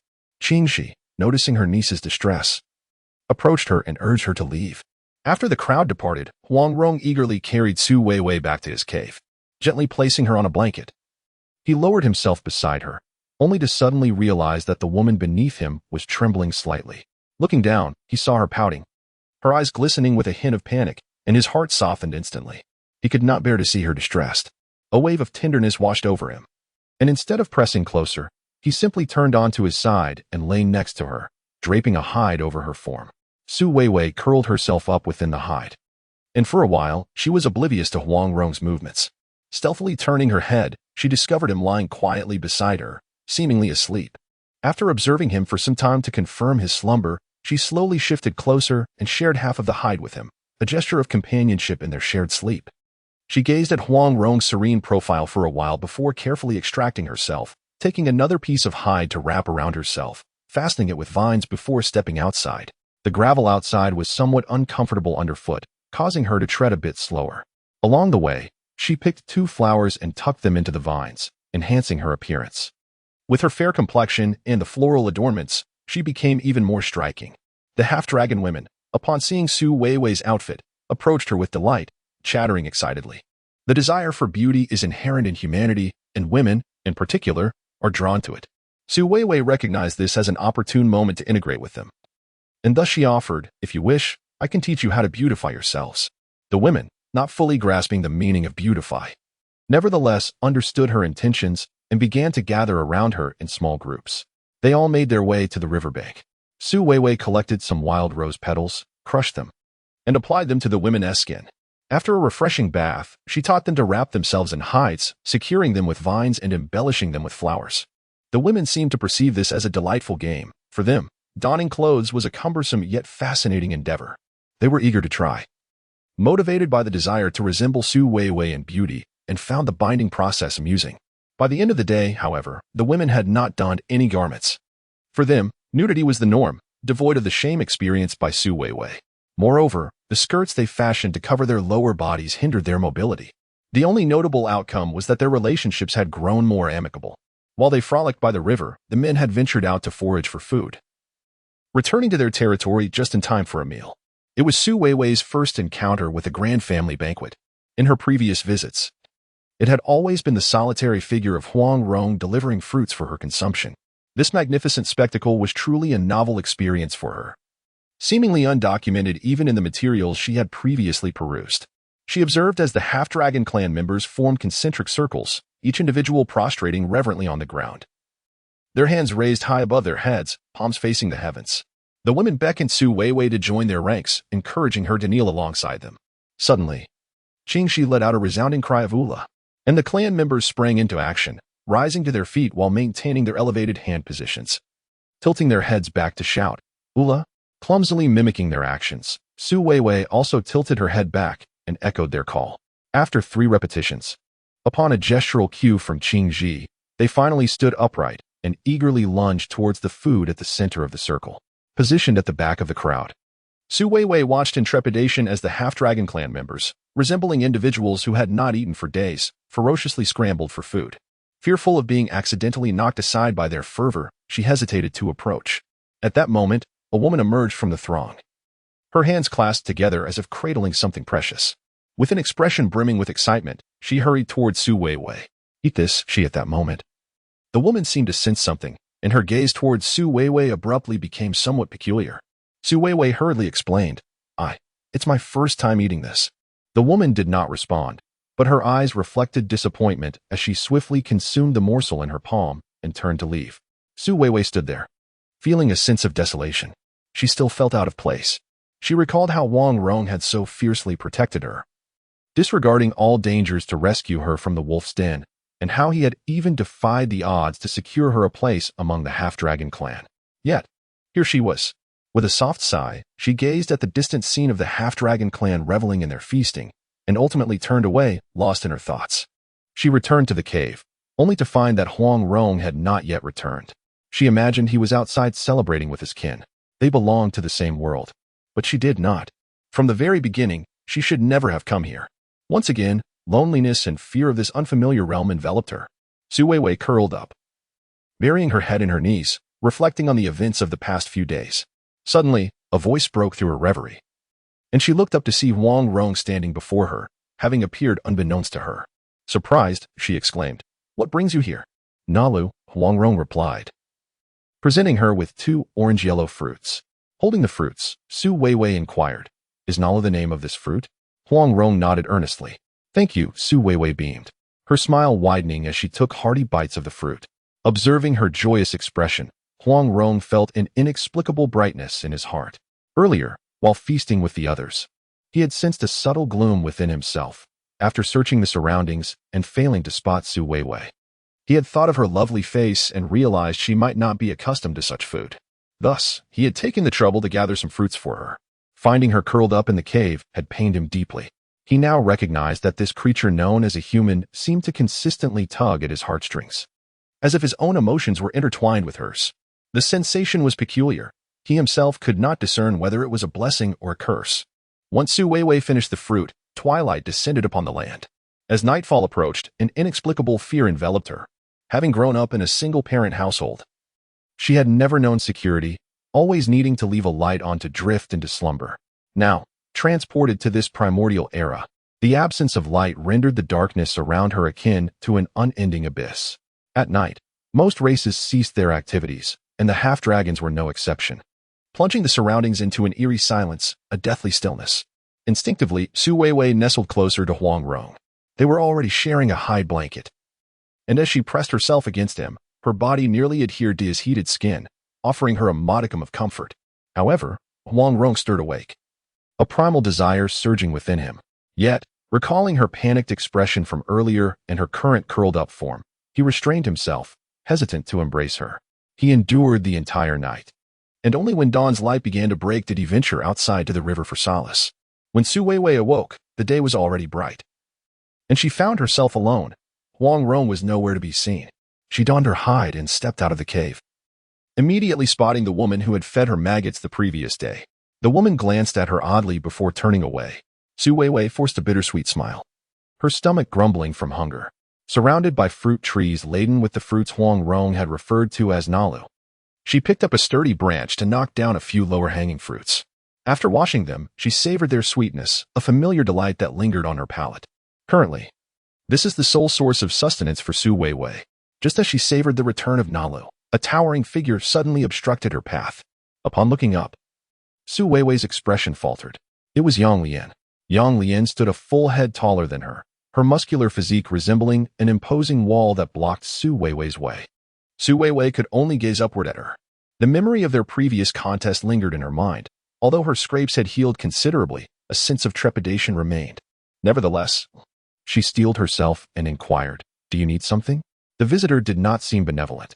Su Weiwei was well aware that Yang Lian harbored no fondness for her, and given the provocations from their earlier encounters, Su Weiwei reciprocated with her own disdain. She sensed that Yang Lian had come to stir trouble once more. As anticipated, Yang Lian broke into a grin, producing a handful of maggots from seemingly nowhere and presenting them to Su Weiwei, declaring, "A holy offering, nutritious, do partake." As she spoke, she patted her chest with a triumphant flourish. Observing Yang Lian's smug demeanor, Su Weiwei pressed her lips together and glanced at the woman standing nearby, the same woman who had handed her a handful of maggots the day before. The woman, sensing Su Weiwei's gaze, instinctively averted her eyes, perhaps in guilt.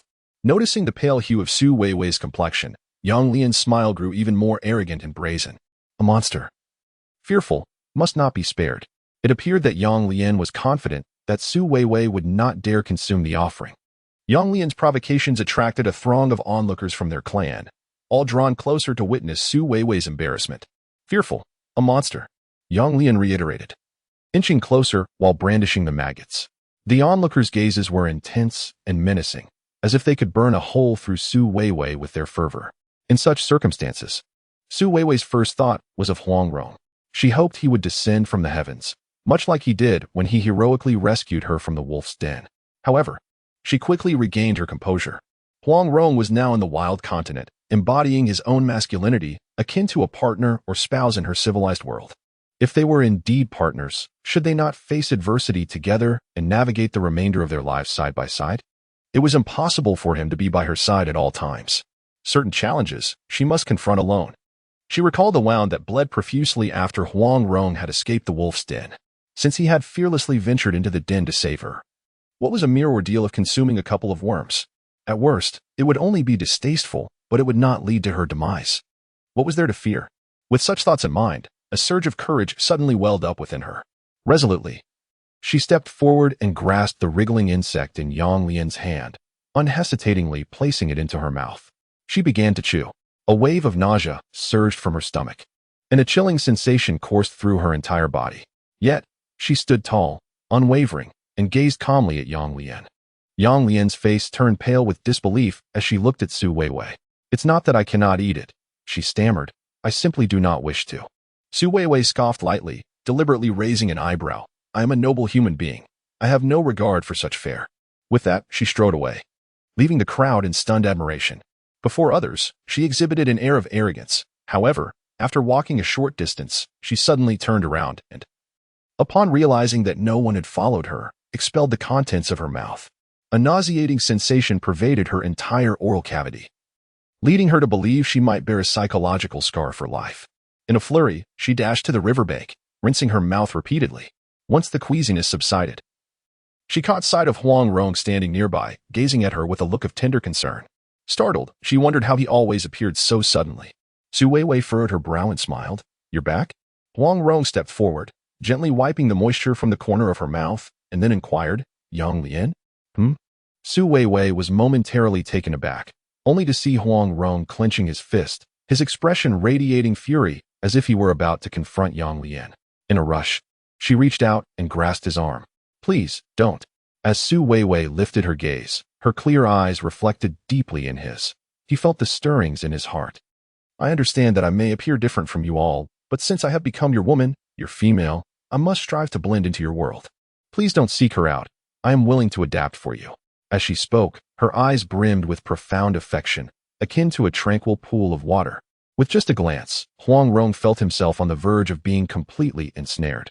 In that moment, the hostility within him dissipated entirely, and he stepped closer, embracing her tenderly in his arms. This scene was witnessed by Yang Lian, who had hurried over, her jealousy surging like the relentless tide of the sea, continuously roiling within her. They soon returned from the riverbank.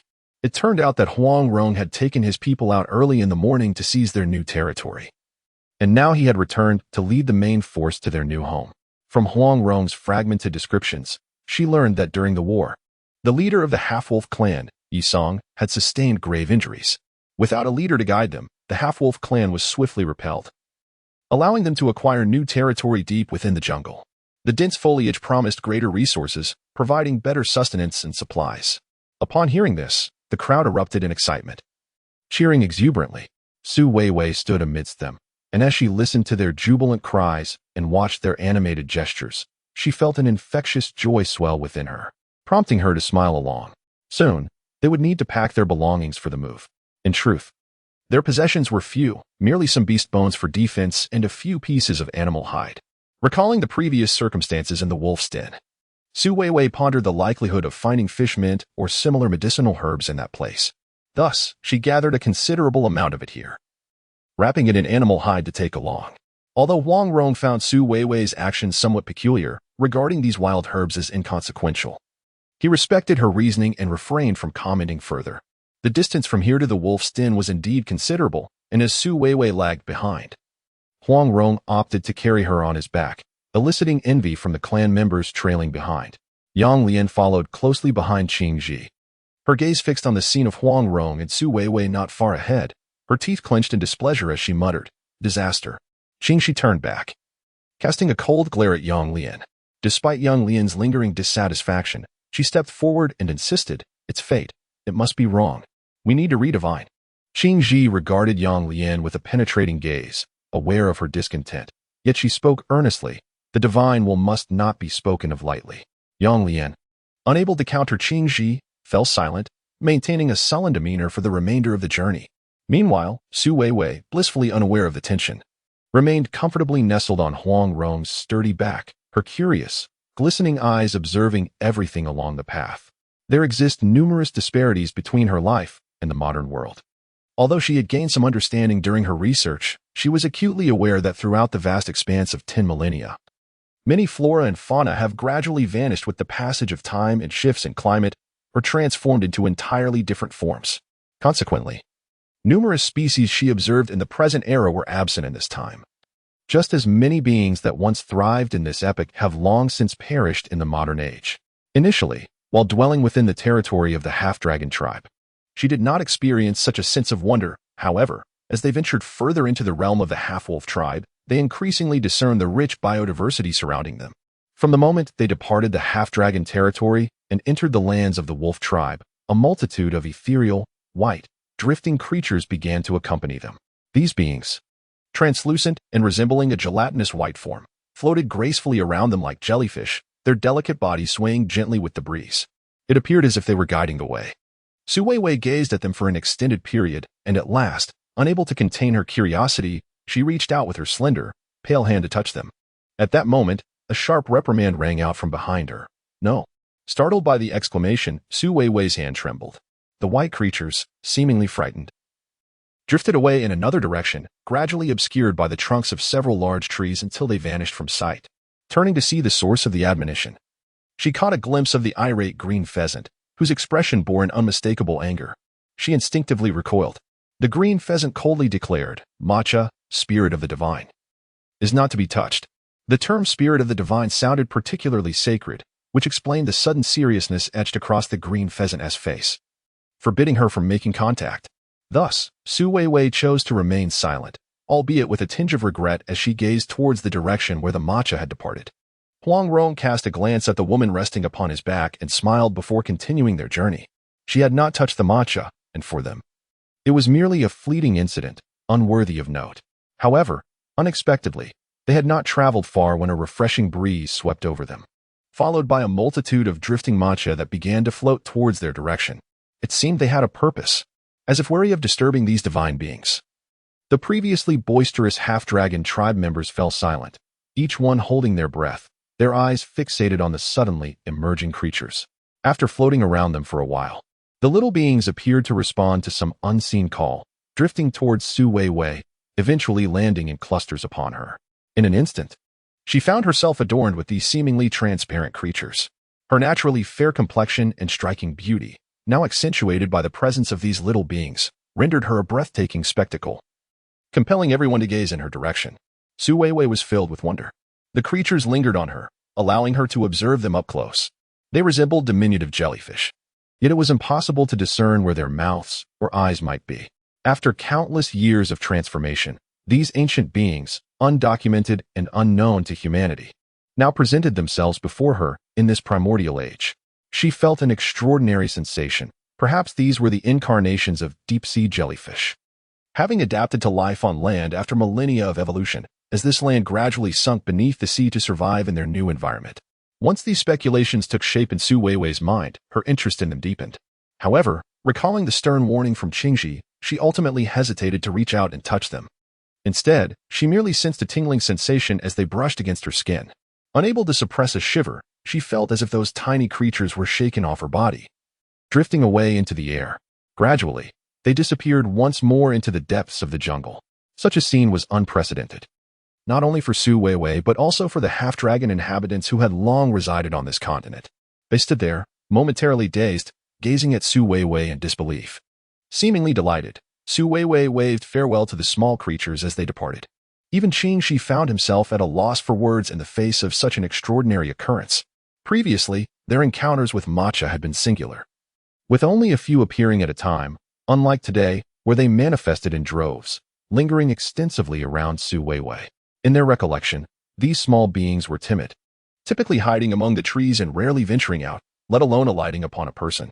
The gazes of the tribe members flitted between Weiwei and one another, leading to a spirited discussion. They were uncertain whether this was a blessing or a curse. Yang Lian was the first to step forward, pointing an accusing finger at Weiwei and exclaiming, "A calamity, a burden to our entire clan." The others shrank back, some regarding Yang Lian with surprise. Yet he clenched his teeth and continued, "The divine will bring matcha's wrath upon you." As he gestured towards Weiwei, the intensity of the tribe's stare sharpened.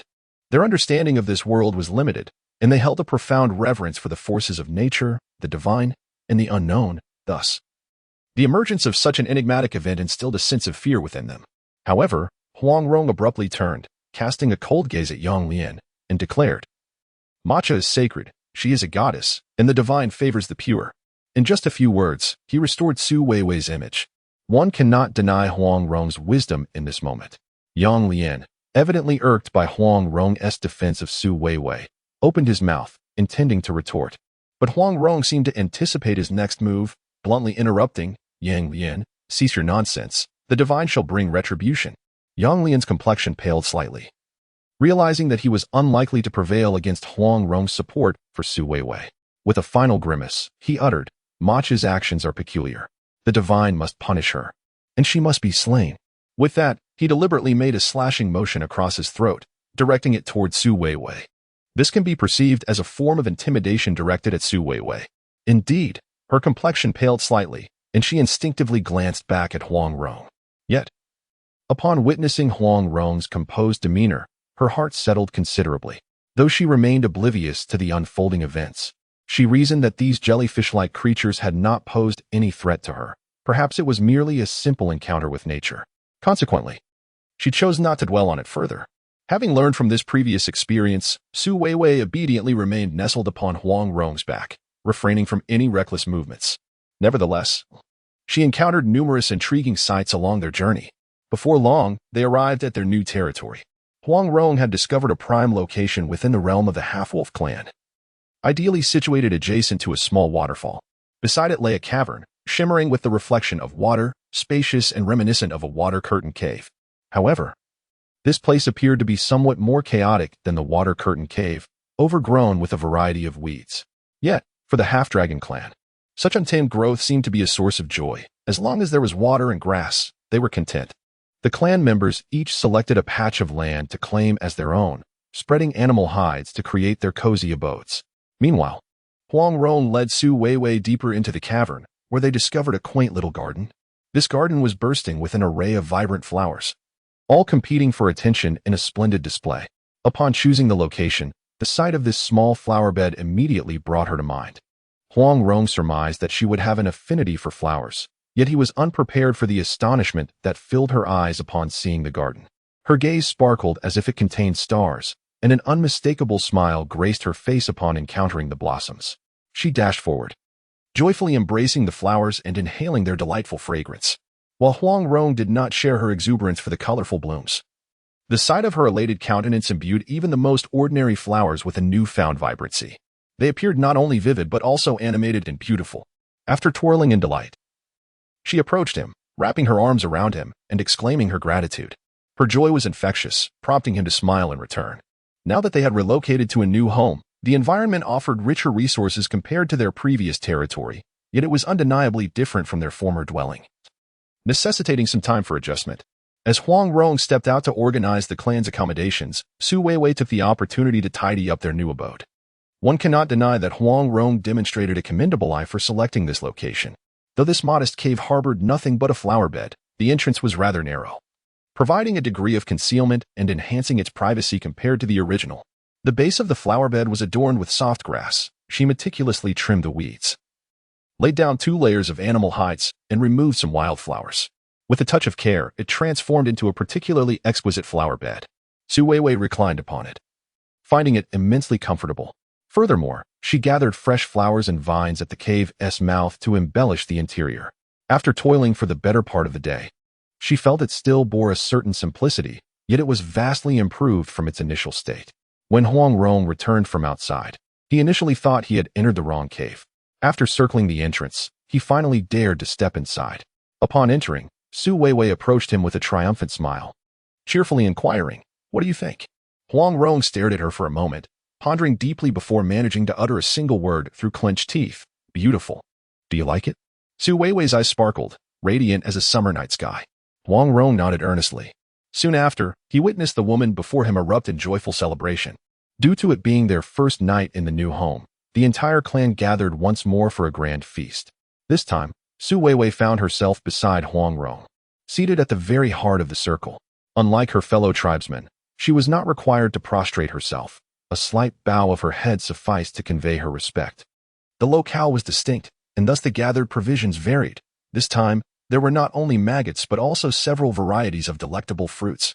As Su Weiwei savored each morsel, she discerned that while each flavor was unique, They predominantly leaned towards sweetness. Once satiated, the tribespeople congregated, engaging in playful banter and laughter, creating a harmonious atmosphere. The half-dragon men harbored a particular penchant for competition during their revelries, relishing the opportunity to showcase their prowess to attract potential mates for propagation. It was unclear when this tradition had begun, but by the time Su Weiwei registered her surroundings, the tribesmen had instinctively cleared a considerable space in the center. Two men stood in the midst, preparing for a contest, their fists poised in anticipation. The contenders were Qianli and Muda. It was said that apart from Huang Rong, they were the strongest and most formidable individuals in the tribe. Muda, with his immense strength and robust physique, commanded considerable respect among his peers. In contrast, Qianli appeared somewhat smaller in stature. Tribespeople spoke of his cunning and strategic mind.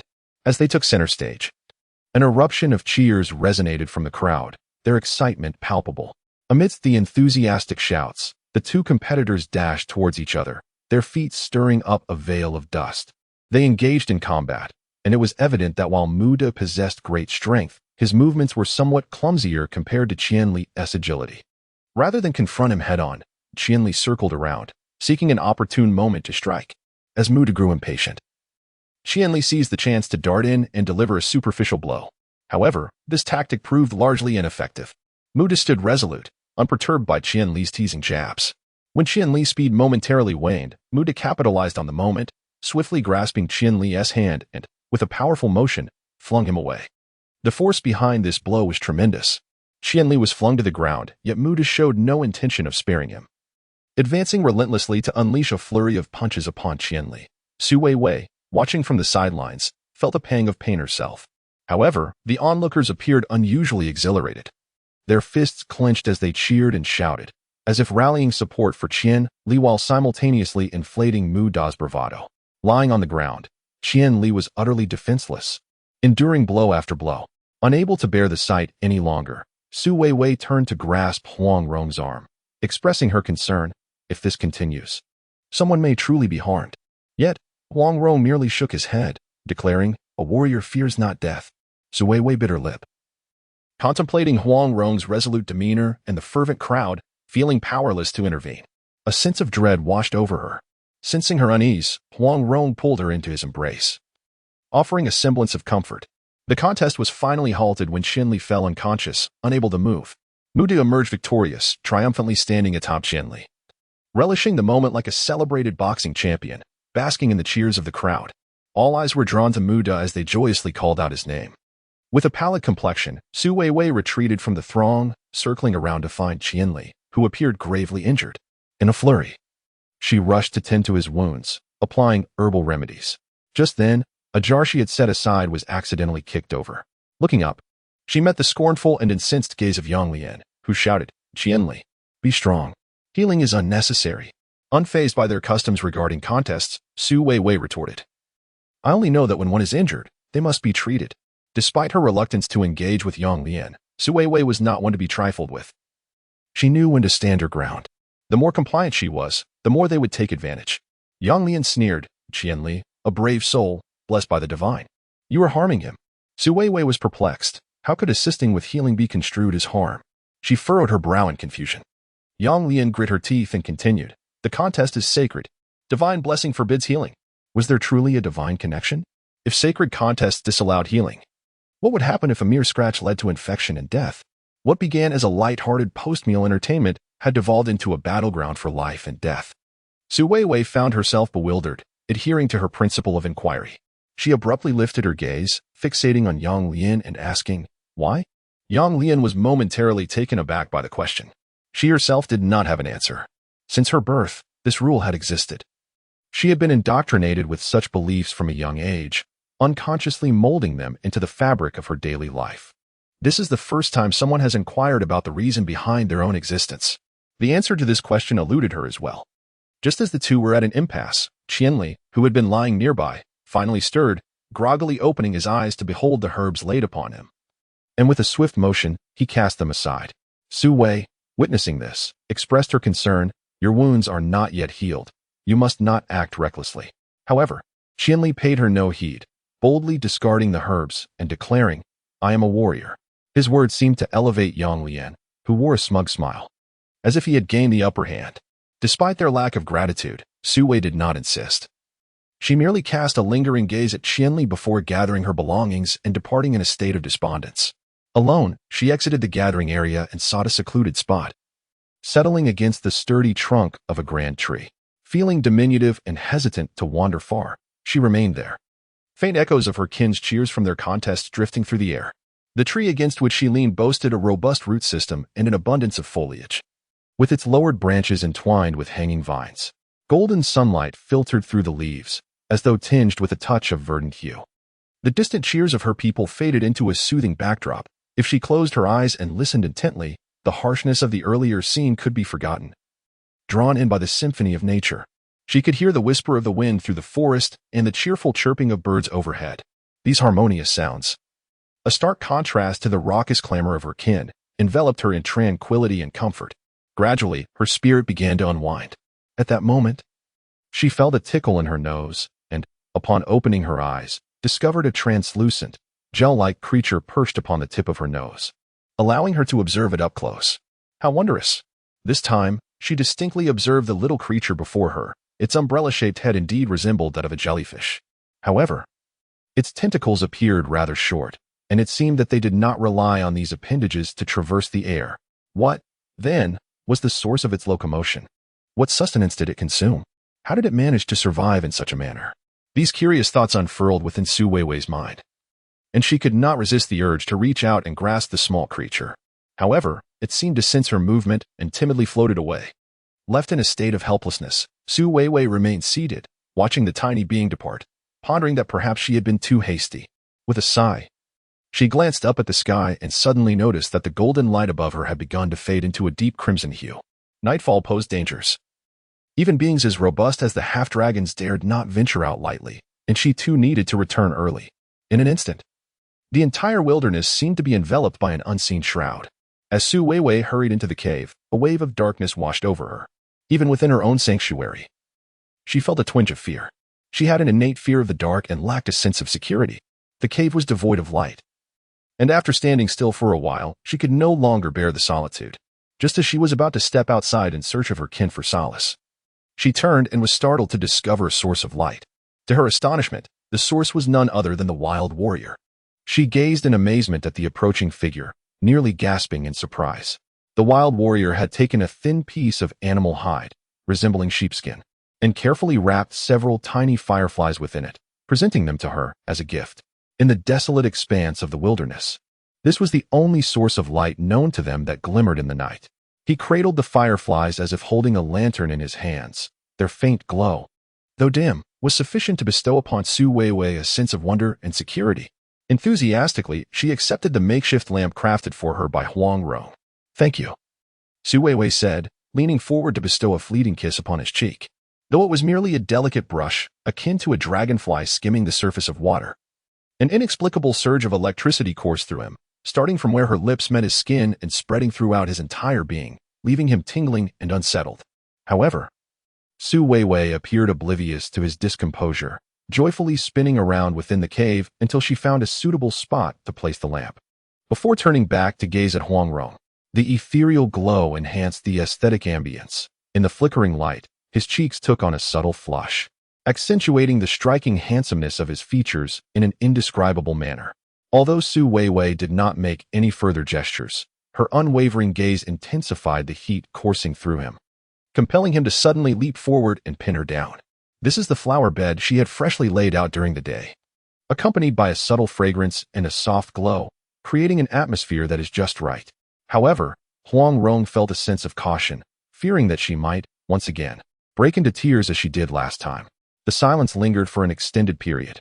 Weiwei, on the other hand, was becoming increasingly emotional. This time, she took the initiative to wrap her arms around his neck, lifting her chin to bestow upon him a kiss. Clumsy as it was, the kiss ignited a spark within him. He found himself utterly ensnared by the moment. The following morning, when Weiwei awakened, the man beside her had vanished. Early as it was, she had no inkling of his whereabouts. Truly, the disparity between their species was evident. Last night had left her feeling as though her very bones were disjointed, while he seemed invigorated, thriving in their fervor. She faintly recalled the last time she glanced at the sky. The dawn had already begun to break.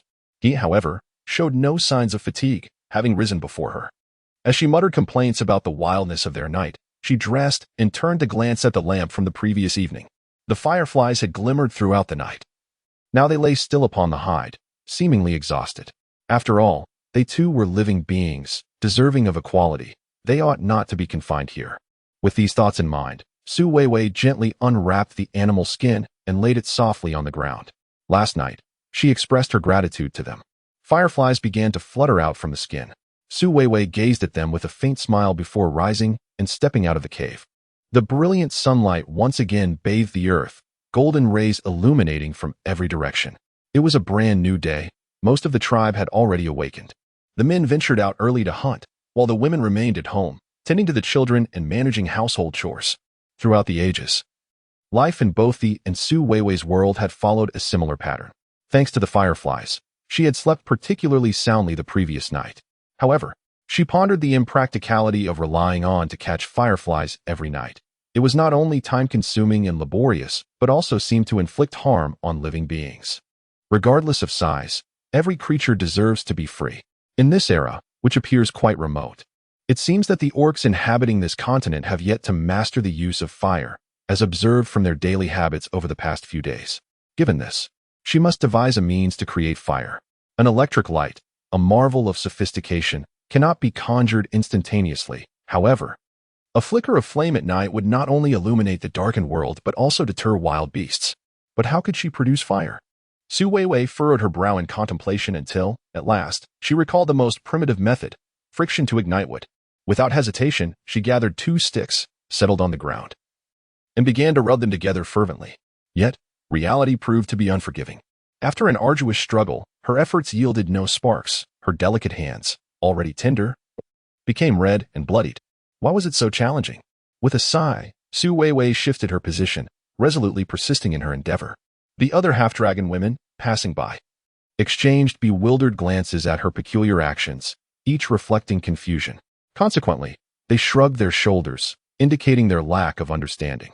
Engrossed in her task, Su Weiwei remained oblivious to their stares. However, with each failure, her confidence waned. She had learned the ancient technique of fire-making in her youth, yet had never practiced it. Now, faced with the reality of the task, she realized its difficulty. After much time spent with no response, doubts began to cloud her mind. Was her knowledge flawed? Or was her method fundamentally incorrect? Frustrated, she raked her fingers through her hair when suddenly a commotion nearby caught her attention. Looking up, she saw the arrival of Huang Rong and his kin. This time, they returned with an abundance of food. Deep within the jungle, they had indeed found plenty.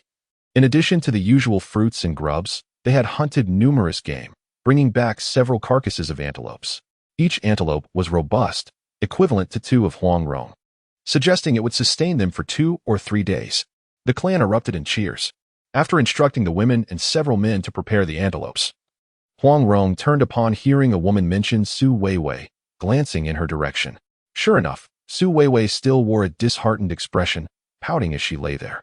Huang Rong approached her, observing her dejected demeanor, and unexpectedly produced a deer antler from behind him. He had hoped she would appreciate the gesture. But upon seeing the bloodied and fleshy antler, she recoiled in terror, trembling and retreating desperately, realizing he had frightened her. Huang Rong tossed aside the antler and rushed to embrace her, reassuring her that there was nothing to fear. Su Weiwei felt cold all over. Even cradled in Huang Rong's arms, she could not cease her trembling. Though she had been on this savage continent for several days, she still could not acclimate to the primal brutality. She understood this was a world governed by the law of the jungle, where blood and flesh were commonplace. Yet she remained unable to adapt. If this were merely a dream, she feared that awakening would leave her forever haunted by the specter of meat. Huang Rong, displaying no impatience, held her for a considerable time before gradually releasing her. Noticing her countenance had improved slightly, he lowered his head apologetically and said, "If you are afraid, I shall not bring it." Su Weiwei nodded gently. After regaining her composure, she felt somewhat better. Huang Rong smiled and said, "Let us eat meat," and with that, he reached out to help her rise.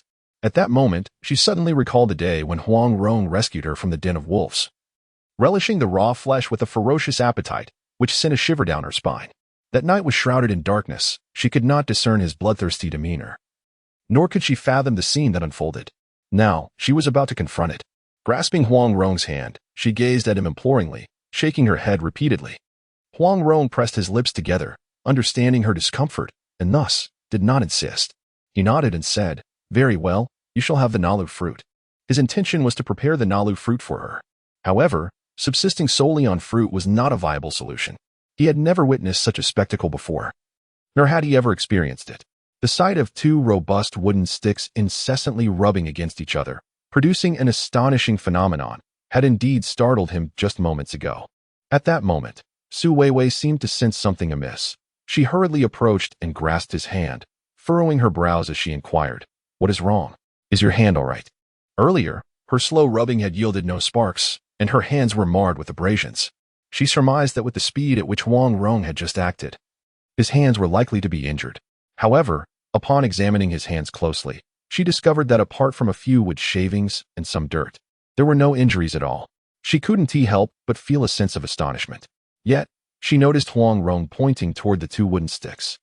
His complexion somewhat pale. He struggled to articulate the scene he had just witnessed. Conversely, Su Weiwei appeared quite exhilarated. That was a spark. A flower?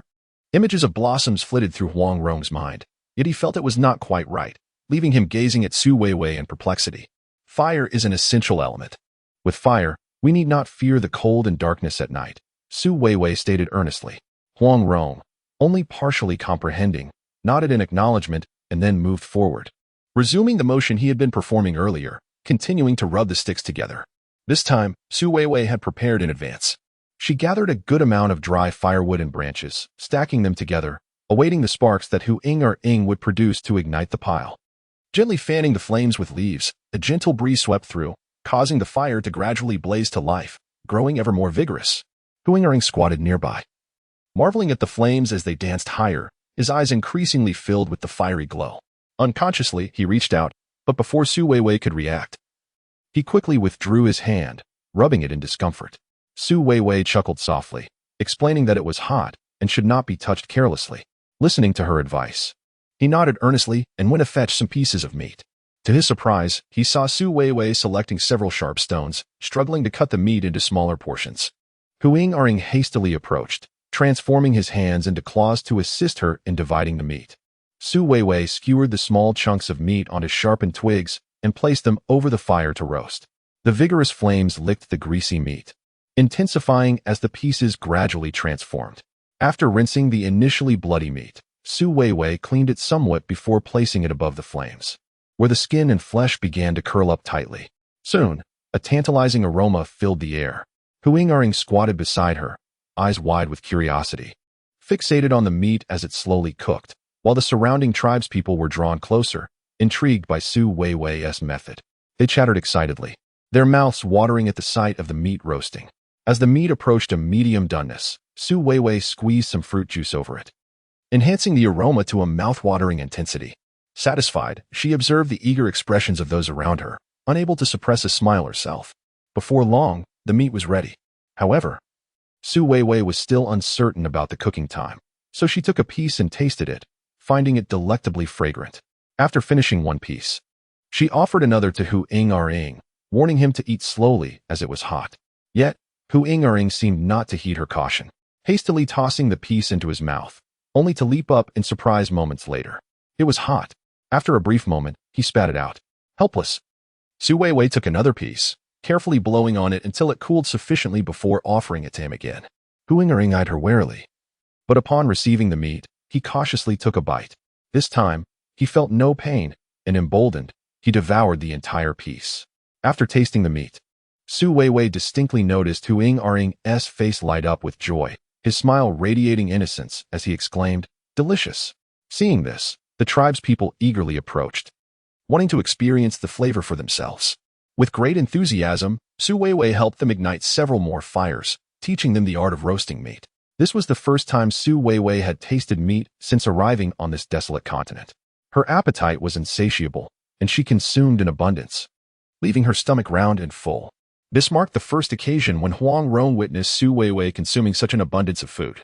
Previously, when he had presented her with fruits, she would only indulge in a couple, proving to be quite easy to please. At that time, he had assumed her modest appetite stemmed from her petite stature, only to realize now that it was due to a lack of palatable options. Observing Su Weiwei feasting with unrestrained delight, he found greater satisfaction in watching her than in partaking himself. At that very moment, as they gathered around the fire to roast meat, an excited voice pierced the air, exclaiming, "Sin! Sin!" The crowd turned as one to see Qingxi tremblingly emerge from the throng, her face a mask of disbelief as she beheld the fire before her kin. "Eliminate the sin," she urged. The tribespeople gazed at her in bewilderment. With mounting agitation, Qingxi rushed towards Su Weiwei, proclaiming, "Sin has arisen. The deities are enraged. Eradicate the sin. Otherwise, divine retribution shall descend." Her tone was grave, her lowered voice echoing like an ancient call from a distant realm, instilling a sense of foreboding in Su Weiwei's heart. Feeling somewhat awkward, Su Weiwei stood there and attempted to explain, "I merely wish to roast some meat. That is forbidden. The gods shall punish." Qingxi seethed, her glare directed at Su Weiwei tinged with fury. After all, as a shaman, Qingxi bore the responsibility of connecting with the divine among the half-dragon clan. To survive in this world, adherence to the celestial will was imperative. Defying the deity's desires would surely invite calamity. Su Weiwei pursed her lips, reluctant to extinguish the fire she had so laboriously kindled. Huang Rong, perceiving her discontent, stepped forward resolutely to shield her from Qingxi's wrath. "Qingxi, is this the truth?" he questioned. In the presence of Huang Rong, Qingxi appeared somewhat more respectful. "The gods' commands must not be defied. To provoke their wrath would spell doom for our entire clan." After uttering these words, she gestured towards the sky above Huang Rong. The onlookers followed her gaze and soon spotted numerous small machis congregating beneath the canopy of the great tree. The behavior exhibited by the throngs of machis was indeed unsettling, instilling a profound sense of dread within Su Weiwei. She gazed in astonishment, questioning the eerie nature of the situation. Previously, Qingxi had remarked that the machus embodied the essence of divinity, representing the will of the gods. Should they become displeased, calamity would surely ensue.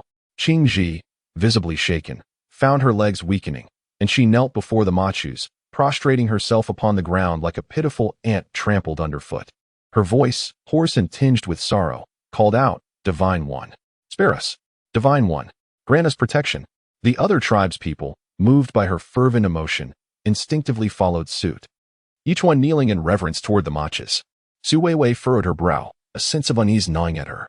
Though a staunch materialist who believed in science and dismissed the existence of deities, the peculiar occurrences unfolding before her were undeniably extraordinary. The machis congregated beneath the ancient tree, seemingly heralding an ominous portent. A wave of anxiety surged within her.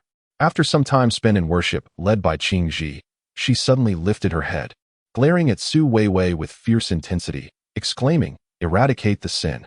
The tribespeople echoed her call, chanting, "Eradicate the sin." Faced with an insurmountable dilemma, Su Weiwei, though perplexed by the notion of fire being deemed a sin, felt compelled to quell the flames, spurred on by Qingxi's earnest demeanor. The solution was rather straightforward. A nearby stream offered the means to extinguish the fire with a mere splash of water. Upon witnessing the flames die down, Qingxi felt a modicum of relief. Yet, after a brief pause, they observed that the machis remained gathered, unwilling to disperse. Panic set in once more. Qingxi declared, "The divine is enraged." The expressions of the tribespeople turned ashen, their faces a portrait of fear as they hastily rose to their feet, following Qingxi to smear mud upon themselves and commit a ritual. With a beast bone, Qingxi sketched an enormous design upon the ground. Su Weiwei, unable to decipher the significance of the pattern, felt increasingly anxious as she stood by. At that moment, however, Huang Rong discreetly grasped her hand. She turned to see him indicating himself with a thumbs up and then patting his chest. She understood. He was assuring her of his presence. An unexpected sense of calm washed over her. Once Qingxi completed the drawing, she pointed to the central circle and proclaimed, incited the divine's ire, "Repent." Su Weiwei, gazing at the mysterious design, was suddenly flooded with visions reminiscent of television dramas, where individuals were transported to other realms or condemned to eternal damnation. A wave of trepidation washed over her. Just as her anxiety peaked, Huang Rong released her hand, resolutely striding toward the center of the design. Su Weiwei stared in disbelief. Not only she, but all others were equally astonished by Huang Rong's audacity. Qingxi furrowed her brow, calling out, "Huang Rong." Yet, he remained undeterred, turning to face her with earnest conviction, declaring, "I release the sin. Should the divine punish, I shall bear the consequences." With that, he knelt at the center of the circle. Su Weiwei was momentarily stunned. For the first time, She perceived this uncivilized savage as a towering figure, embodying strength and dignity. Her heart swelled with admiration for him. In a sudden surge of resolve, she stomped her foot and rushed to join him. The idea had originated with her, and the ensuing calamity was a consequence of her actions. Thus, she felt compelled to share the burden. Although Huang Rong was her protector, she too must embrace her responsibilities. After all, she had already faced death once. What was one more time? This journey to the wild continent, filled with wonder and the serendipitous encounter with a gallant chieftain who treated her so well, rendered her existence worthwhile. Consequently, she knelt beside Huang Rong. He looked at her, astonished by her sudden bravery. Moments ago, under Qing Ji's pressure, she appeared timid and pale, yet now, kneeling beside him, her eyes radiated determination. She took his hand, intertwining their fingers, gazing earnestly into his eyes, and declared, "I too am at fault. I cannot allow you to bear this alone. I am now your female. We shall depend on one another, sharing both joys and tribulations." The essence of mutual hardship was encapsulated in her words. As she spoke, a unique sensation blossomed within Huang Rong's heart, intensifying with each passing moment, a sensation that was love, though he remained unaware of it. Together, they knelt resolutely in the circle's center, exuding unwavering commitment. With the situation reaching this critical juncture, Qing Ji found herself bereft of options. The ritual must proceed. Rising, she led the others to kneel around the outer circle of the design, encircling Huang Rong and Su Weiwei. Then, grasping a bone adorned with numerous enigmatic symbols, she began to dance around them, reciting incantations. The surrounding tribespeople bowed their heads, entranced, singing songs in a language Su Weiwei could not comprehend. Their voices melded into a deep, rhythmic chorus, pulsating like a heartbeat, resonating within her soul. Each beat echoed in harmony with the cadence of her heart. This is an ancient and enigmatic ritual. Su Weiwei was uncertain about what the future held, and a sense of fear crept into her heart. As she grasped Huang Rong's hand, her palms grew clammy with sweat. Initially, she managed to endure, but gradually she found herself closing her eyes. After what felt like an eternity, she lost track of how long she had been listening to that deep and resonant voice. When the singing ceased and she opened her eyes, she was startled to realize that twilight was slowly descending. Many of the machirs that had gathered beneath the grand tree had dispersed. Turning back, Su Weiwei discovered that Huang Rong was still by her side, and a smile of relief blossomed on her face. It seemed that this pattern was not as terrifying as she had imagined. It did not invoke the torturous magic circles her mind had conjured. Instead, it appeared to be merely an ordinary design. However, the machis had finally scattered. Qing Ji wiped the sweat from her brow, her heart still racing as she observed the dispersal of the machis beneath the treetop. Then, casting a glance at Su Weiwei, she muttered, "Disaster." Previously, only Yang Lian had spoken of her in such a manner, but now, Qing Ji echoed the sentiment. It is worth noting that Qing Ji's influence within the tribe was vastly different from that of Yang Lian. The role of a shaman held a noble status among the half-dragon race, almost on par with the tribe leader, and in certain clans, a shaman's position even surpassed that of the leader. Qing Ji branding Su Weiwei as a disaster would undoubtedly incite animosity from the other tribespeople. Indeed, as soon as Qing Ji uttered those words, the gazes of the nearby tribesfolk towards Su Weiwei shifted, tinged with resentment or hostility. Su Weiwei sensed this change and instinctively took a few steps back. Perhaps it was her foreign origins and differing race that created a sense of distance, compounded by her recent actions that strayed beyond the norm. In this world, the most terrifying threats are not the known dangers, but rather the mysteries that remain unexplored. Throughout history, humanity has harbored an inexplicable fear of the unknown, shying away from new experiences out of concern that they might disrupt their complacent existence. This trepidation has led to stagnation, yet it is evident that they remain oblivious to this truth. At present, Su Weiwei found herself besieged by hostile gazes, prompting the formidable Huang Rong to step forward and shield her from view, declaring, "I am the calamity, and you shall not harm her." With Huang Rong's steadfast protection, the crowd was rendered powerless to act. His esteemed position within the tribe was indisputable, and although there existed a certain animosity towards Su Weiwei, they hesitated to take action for the time being, fearing Huang Rong's wrath. However, as time passed, this restraint might inevitably falter. Su Weiwei discerned the underlying tension that had arisen because of her presence. If no resolution were sought, the conflict would eventually erupt, akin to a powder keg ready to explode. The outcome of such an event was beyond anyone's foresight. That evening, Su Weiwei lay upon her beloved floral bed, unable to find slumber. Huang Rong, reclining beside her. Tu felt no fatigue. He could keenly sense that she was awake. After a brief moment, he gently inquired, "Are you afraid?" Just the previous night, he had captured fireflies to illuminate the cave, allowing her to sleep soundly. Yet now, with no fireflies and darkness enveloping them, he understood her fear. However, due to the events of the day, she felt a profound sense of security in Huang Rong's embrace. It was not fear she felt, but rather sorrow. After lying in silence for a while, she finally spoke. "I am merely worried that your kin do not favor me. They perceive me as a harbinger of misfortune." Pausing momentarily, she continued, "You always protect me, but one day, conflict will surely arise because of me. It hardly seems worth it." Reflecting on her journey since arriving in this world, she realized she had only been a source of trouble for him. It was always he who tended to her needs. She had hoped to assist him, yet it seemed she only complicated matters. She wished to gather herbs to heal others, but instead led Huang Rong into a den of wolves, where he was gravely injured. She sought to kindle a fire for their comfort, yet it only attracted the ire of the deities. Overcome with guilt, her voice became a mere whisper. "Perhaps you should let me go." Although uncertain of her destination, she could no longer be a burden to him. After her words hung in the air, she awaited Huang Rong's response. To her surprise, he remained silent, motionless. Curiosity compelled her to lift her gaze, but in the enveloping darkness, she could not discern his features, though it seemed he drew closer and embraced her. After a lengthy pause, she heard him softly murmur in her ear, "My female, forever accompany me." From those few simple words, she felt the depth of Huang Rong's affection for her. At that moment, a sense of fulfillment enveloped her. Even if the world were to crumble and all were lost by dawn, she would accept it willingly. Thus, she nestled closer to him, igniting a blush upon Huang Rong's cheeks. While they basked in their shared happiness, outside, the half-dragon tribe members congregated. The moonlight that night was peculiar, flickering between brightness and darkness, casting an unsettling glow. Qingxi sat amongst several others, the dim light illuminating her troubled expression.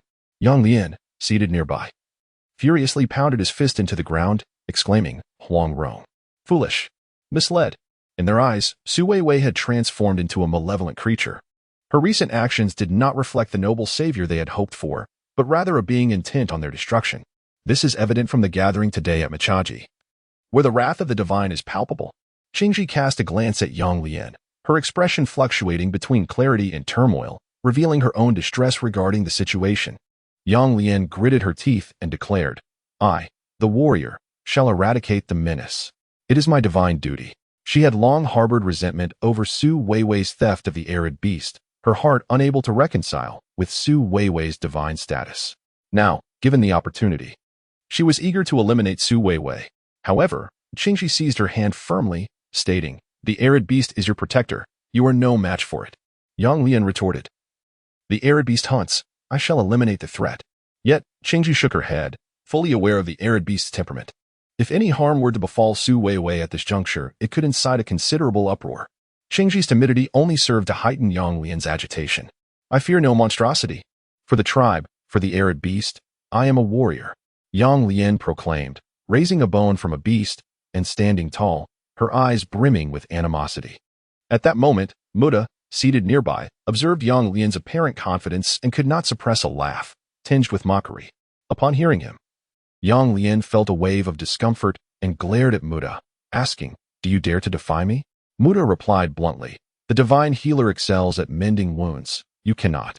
His words struck a nerve, as Yang Lian indeed lacked the ability to heal. Although she encountered the herbs Su Weiwei utilized daily, she remained oblivious to their benefits and their potential for healing. This is the aspect that Yang Lian has consistently overlooked. Yet it is precisely the exceptional quality of Su Weiwei. Yang Lian let out a disdainful snort. "Illusion? How laughable." Hee. Muda remained silent. Only a muffled laughter emanated from his throat, leaving everyone puzzled as to its meaning. However, in Yang Lian's eyes, it was clearly a mockery. Yang Lian felt displeased, believing that Muda was favoring Su Weiwei's beauty and thus ridiculing her. In a fit of anger, she raised her weapon, a staff fashioned from wolf teeth, and declared, "Muda, foolish." As she spoke, she advanced toward Muda, seemingly intent on engaging him in combat. Qingxi, aware that Yang Lian was about to stir trouble, rushed forward to intervene, but she was a moment too late. Before her hand could reach Yang Lian, she had already charged ahead. In that instant, Muda's laughter abruptly ceased, the mirth in his eyes swiftly replaced by a glint of animosity, and he regarded the approaching Yang Lian with heightened vigilance. Just as Yang Lian closed the distance, a thunderous sound echoed from afar. The resounding roar echoed through the heavens, seemingly originating from an exceedingly distant place. Yet it startled everyone in an instant. Qingji was particularly taken aback, sensing the divine retribution. The moment the divine judgment descended, all the slumbering creatures were jolted awake.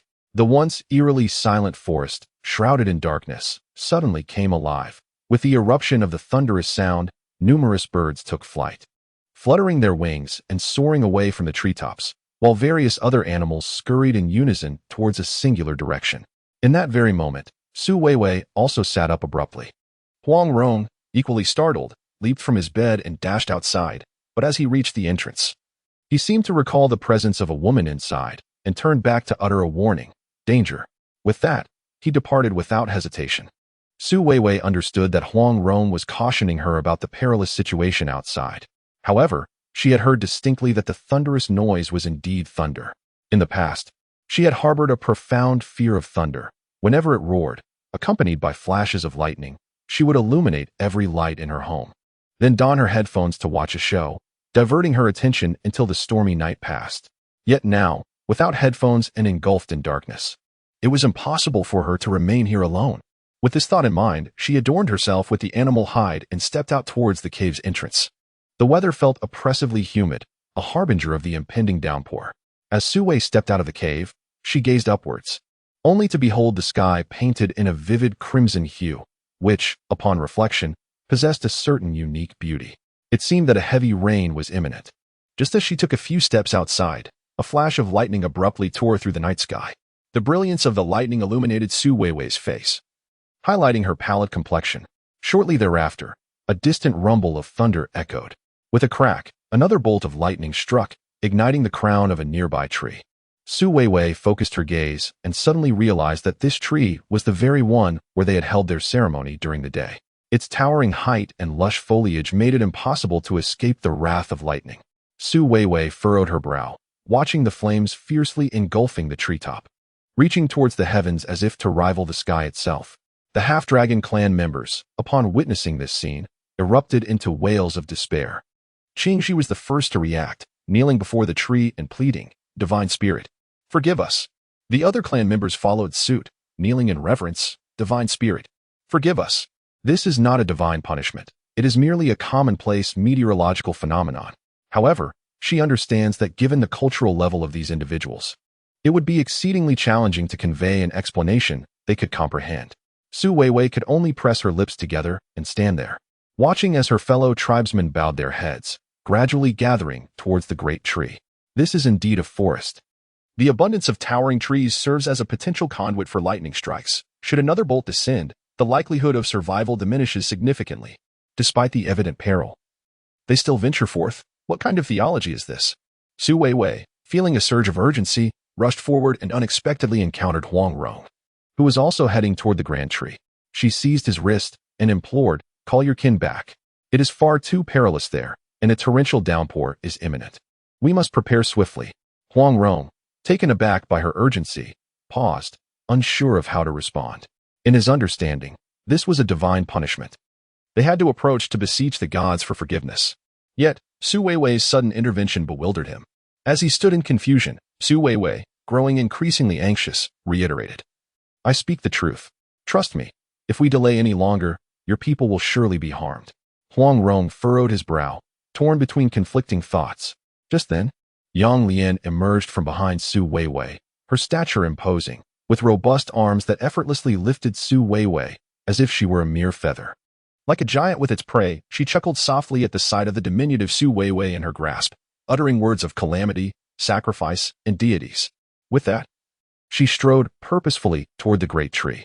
Huang Rong attempted to intervene, but to his dismay, two of his kin rushed forward to block his path. Yang Lian turned her gaze back at Huang Rong, her eyes filled with sorrow, as she murmured, "Huang Rong, you have been misled. Divine retribution, monsters, sacrifice. The entire clan's safety." Before them lay two harrowing choices, the fate of all his kin or the singular life of Su Weiwei. For what felt like an eternity, Huang Rong found himself paralyzed by indecision. helplessly watching as Yang Lian carried Su Weiwei away as if she were a mere chick. Soon, they reached the base of the great tree. Unlike the previous stifling humidity, a breeze began to stir as they approached. The wind tousled Su Weiwei's hair, sending a chill across her skin while it swept through the treetop, fanning the flames with increased ferocity. Qingji knelt beneath the canopy, fervently beseeching, "Heavenly deity, forgive us." Behind her, other clan members closely followed, bowing in unison. Occasionally, severed branches would plummet from above, and Su Weiwei, observing from the sidelines, felt an overwhelming sense of danger. Yet, the others seemed willingly resigned to their fate, remaining motionless even when struck. Su Weiwei found it utterly incomprehensible. In the next moment, Yang Lian presented her before Qingji. Rising, Su Weiwei called out to the treetop, "Let the sins fall upon her. Let calamity be upon her. Divine punishment upon her. Heavenly deity, forgive us." With that, she sank to her knees, her legs giving way in a gesture of utmost reverence. The clanspeople behind her followed suit, bowing in supplication. The scene appeared so grave and solemn, as if divine beings truly existed above. However, Su Weiwei held no belief in divine retribution. Her greater concern lay in the possibility that the blazing fire atop the tree could cause the severed branches to plummet, posing a significant risk to her safety. She witnessed her kin being struck one after another by the falling branches, while Qingji, in a fit of fervor, regarded this as divine punishment and continued to prostrate herself, heedless of the blood streaming from her forehead due to relentless contact with the ground. Truly, it was a display of ignorance. At that moment, a sudden cacophony of cracking sounds echoed above her. Instinctively, she glanced upward and, to her horror, beheld a hefty, charred branch hurtling towards her. Caught in a kneeling position, she could only watch in dread as the branch descended, unable to move, just as calamity seemed imminent. A figure darted towards her without a moment's hesitation, shoving her aside. She narrowly escaped the branch, which grazed past her, rolling onto the ground. But the one who had saved her was not as fortunate. Su Weiwei quickly rose to her feet, her heart heavy as she saw Huang Rong, who had been struck on the back while attempting to protect her. Tears welled in her eyes. Huang Rong, remarkably resilient, managed to lift his head despite the blow, pushing away the branch that had pinned him and offering her a faint smile. "Are you all right?" Su Weiwei rushed to his side, concern etched across her face. He shook his head. Though his back bore some bruises, they were not immediately visible. Still, Su Weiwei sensed the pain he must be enduring. "I've caused you more trouble," she said, pouting, her expression laden with guilt, her eyes glistening with unshed tears, as if they were on the brink of falling. This utterly startled Huang Rong, who hurriedly patted his chest to convey his resilience. Meanwhile, their actions were clearly observed by all the clansmen behind them. Qingji, infuriated, abruptly rose to her feet, exclaiming, "Huang Rong, foolish, calamity, the wrath of the divine." Her eyes blazing with fury, she was astounded to see Huang Rong, once regarded as a paragon for their entire clan, brazenly defying the divine for the sake of an unknown entity. In this moment of divine retribution, he dared to act against the heavens for the sake of a calamity. This is not merely a death sentence. It is a mockery of the lives of an entire clan. Yet, Huang Rong steadfastly stands before Su Weiwei, his features contorted in a fearsome grimace, seemingly resolute in his decision. Even if this act incurs the wrath of the deities, he is determined to protect Su Weiwei. Qingji, incensed, raises the divining stick in her hand and swings it towards Huang Rong, but he does not evade her strike and receives it squarely. The stick connects with his head, causing blood to seep from his forehead. Su Weiwei gasps and rushes forward to grasp Huang Rong. Yang Lian simultaneously pulls at Qingji's hand, pleading, "No, let go." Qingji glares at Yang Lian, her eyes aflame with fury, and her formidable presence sends a shiver down Yang Lian's spine. Truth be told, he has never witnessed Qingji in such a furious state. Reluctantly, Yang Lian loosens his grip. Qingji raises the divining stick once more, but this time, her strike fails to land on Huang Rong, as a stout branch overhead falls upon her, striking her legs. Fortunately, she is merely knocked down. Yet the pain compels her to cry out again. The heavens rage without resolution. "They seek to annihilate my half-dragon clan." The chilling wails, accompanied by the biting cold wind and the distant rumbling of thunder, created a profoundly tragic atmosphere. Su Weiwei felt a shiver run through her heart as she observed the ignorant members of her clan kneeling beneath the trees, resigned to their fate. She deftly evaded the shaman's grasp and ascended a nearby stone, elevated enough for the entire clan to behold her, raising the shaman's staff above her head. She cast her gaze toward the ominous, swirling skies that loomed darkly overhead, instilling a sense of dread. Though her voice remained faint, it resonated with an unusual authority amidst the howling wind. This is the staff of your half-dragon clan. Should it be destroyed, the half-dragon clan shall face annihilation. After declaring this, she turned to glare at Yang Lian, who was about to charge forward to reclaim the staff, and continued through gritted teeth, "If you dare approach, I shall shatter this staff." The threat rendered Qing Ji aghast. Consequently, Yang Lian hesitated, his expression dark and menacing as he glared at Su Weiwei. The staff served as the medium between the shaman and the heavens, enabling communication with the divine and conveying celestial decrees through ritual. It was a legacy passed down through generations, a unique emblem for each tribe, akin to a royal seal, as long as the staff remained. A mere summons would compel the clan to return, a privilege even the wild barbarians lacked. Observing the staff now in Su Weiwei's possession, they seethed with anger, yet felt utterly powerless. Su Weiwei, with determination, commanded, "From this moment forth, you shall obey my orders. I require you to rise immediately. Abandon this tree and retreat to the cave." The clan members exchanged bewildered glances, taken aback by the commands of an outsider, even one wielding the staff. However, Qing Ji was particularly fixated on it. Supported by Yang Lian, she slowly rose, her eyes locked onto the staff, grinding her teeth as she spat, "You, harbinger of doom. May the wrath of the gods descend upon you. You shall not live." Yet, Su Weiwei remained unfazed, responding coldly, "If the staff is destroyed, it is likely the entire half-dragon clan will cease to exist, is it not? Indeed, I am the harbinger of doom, and I shall show no mercy. Since you refuse to heed my command, perhaps I should simply destroy this staff." With that, she raised the staff and brought it down forcefully against the stone beneath her feet. Although it did not break, the sight filled Qing Ji with trepidation, prompting her to exclaim no. Turning to the clan behind her, she commanded, "Leave." The members looked at Qing Ji in confusion, even as divine punishment loomed. She ordered them to depart? They hesitated until Qing Ji's second, furious command to leave struck them, and they swiftly turned, heading toward the cave. As the clan members began to rise and move toward the cave, Qing Ji glanced back at Su Weiwei, exclaiming, "The staff." However, Su Weiwei adopted an air of false authority, pointing the staff at Qing Ji, instructing, "You too must follow." Qing Ji cast one last intense look at the staff before clenching her jaw, allowing Yang Lian to support her as she limped toward the cave. As the fire blazed, the damage to the treetops escalated, branches falling with increasing frequency. Although many clan members were injured during the retreat, seeing them leave brought her some relief. She then turned to grasp Huang Rong's hand, urging, "Let us go." Yet, Huang Rong remained rooted in place, unwilling to depart. Confused, Su Weiwei turned back to inquire, "What is it?" Huang Rong gazed at her deeply, seemingly making a decision, and then abruptly embraced her, lowering his head toward hers.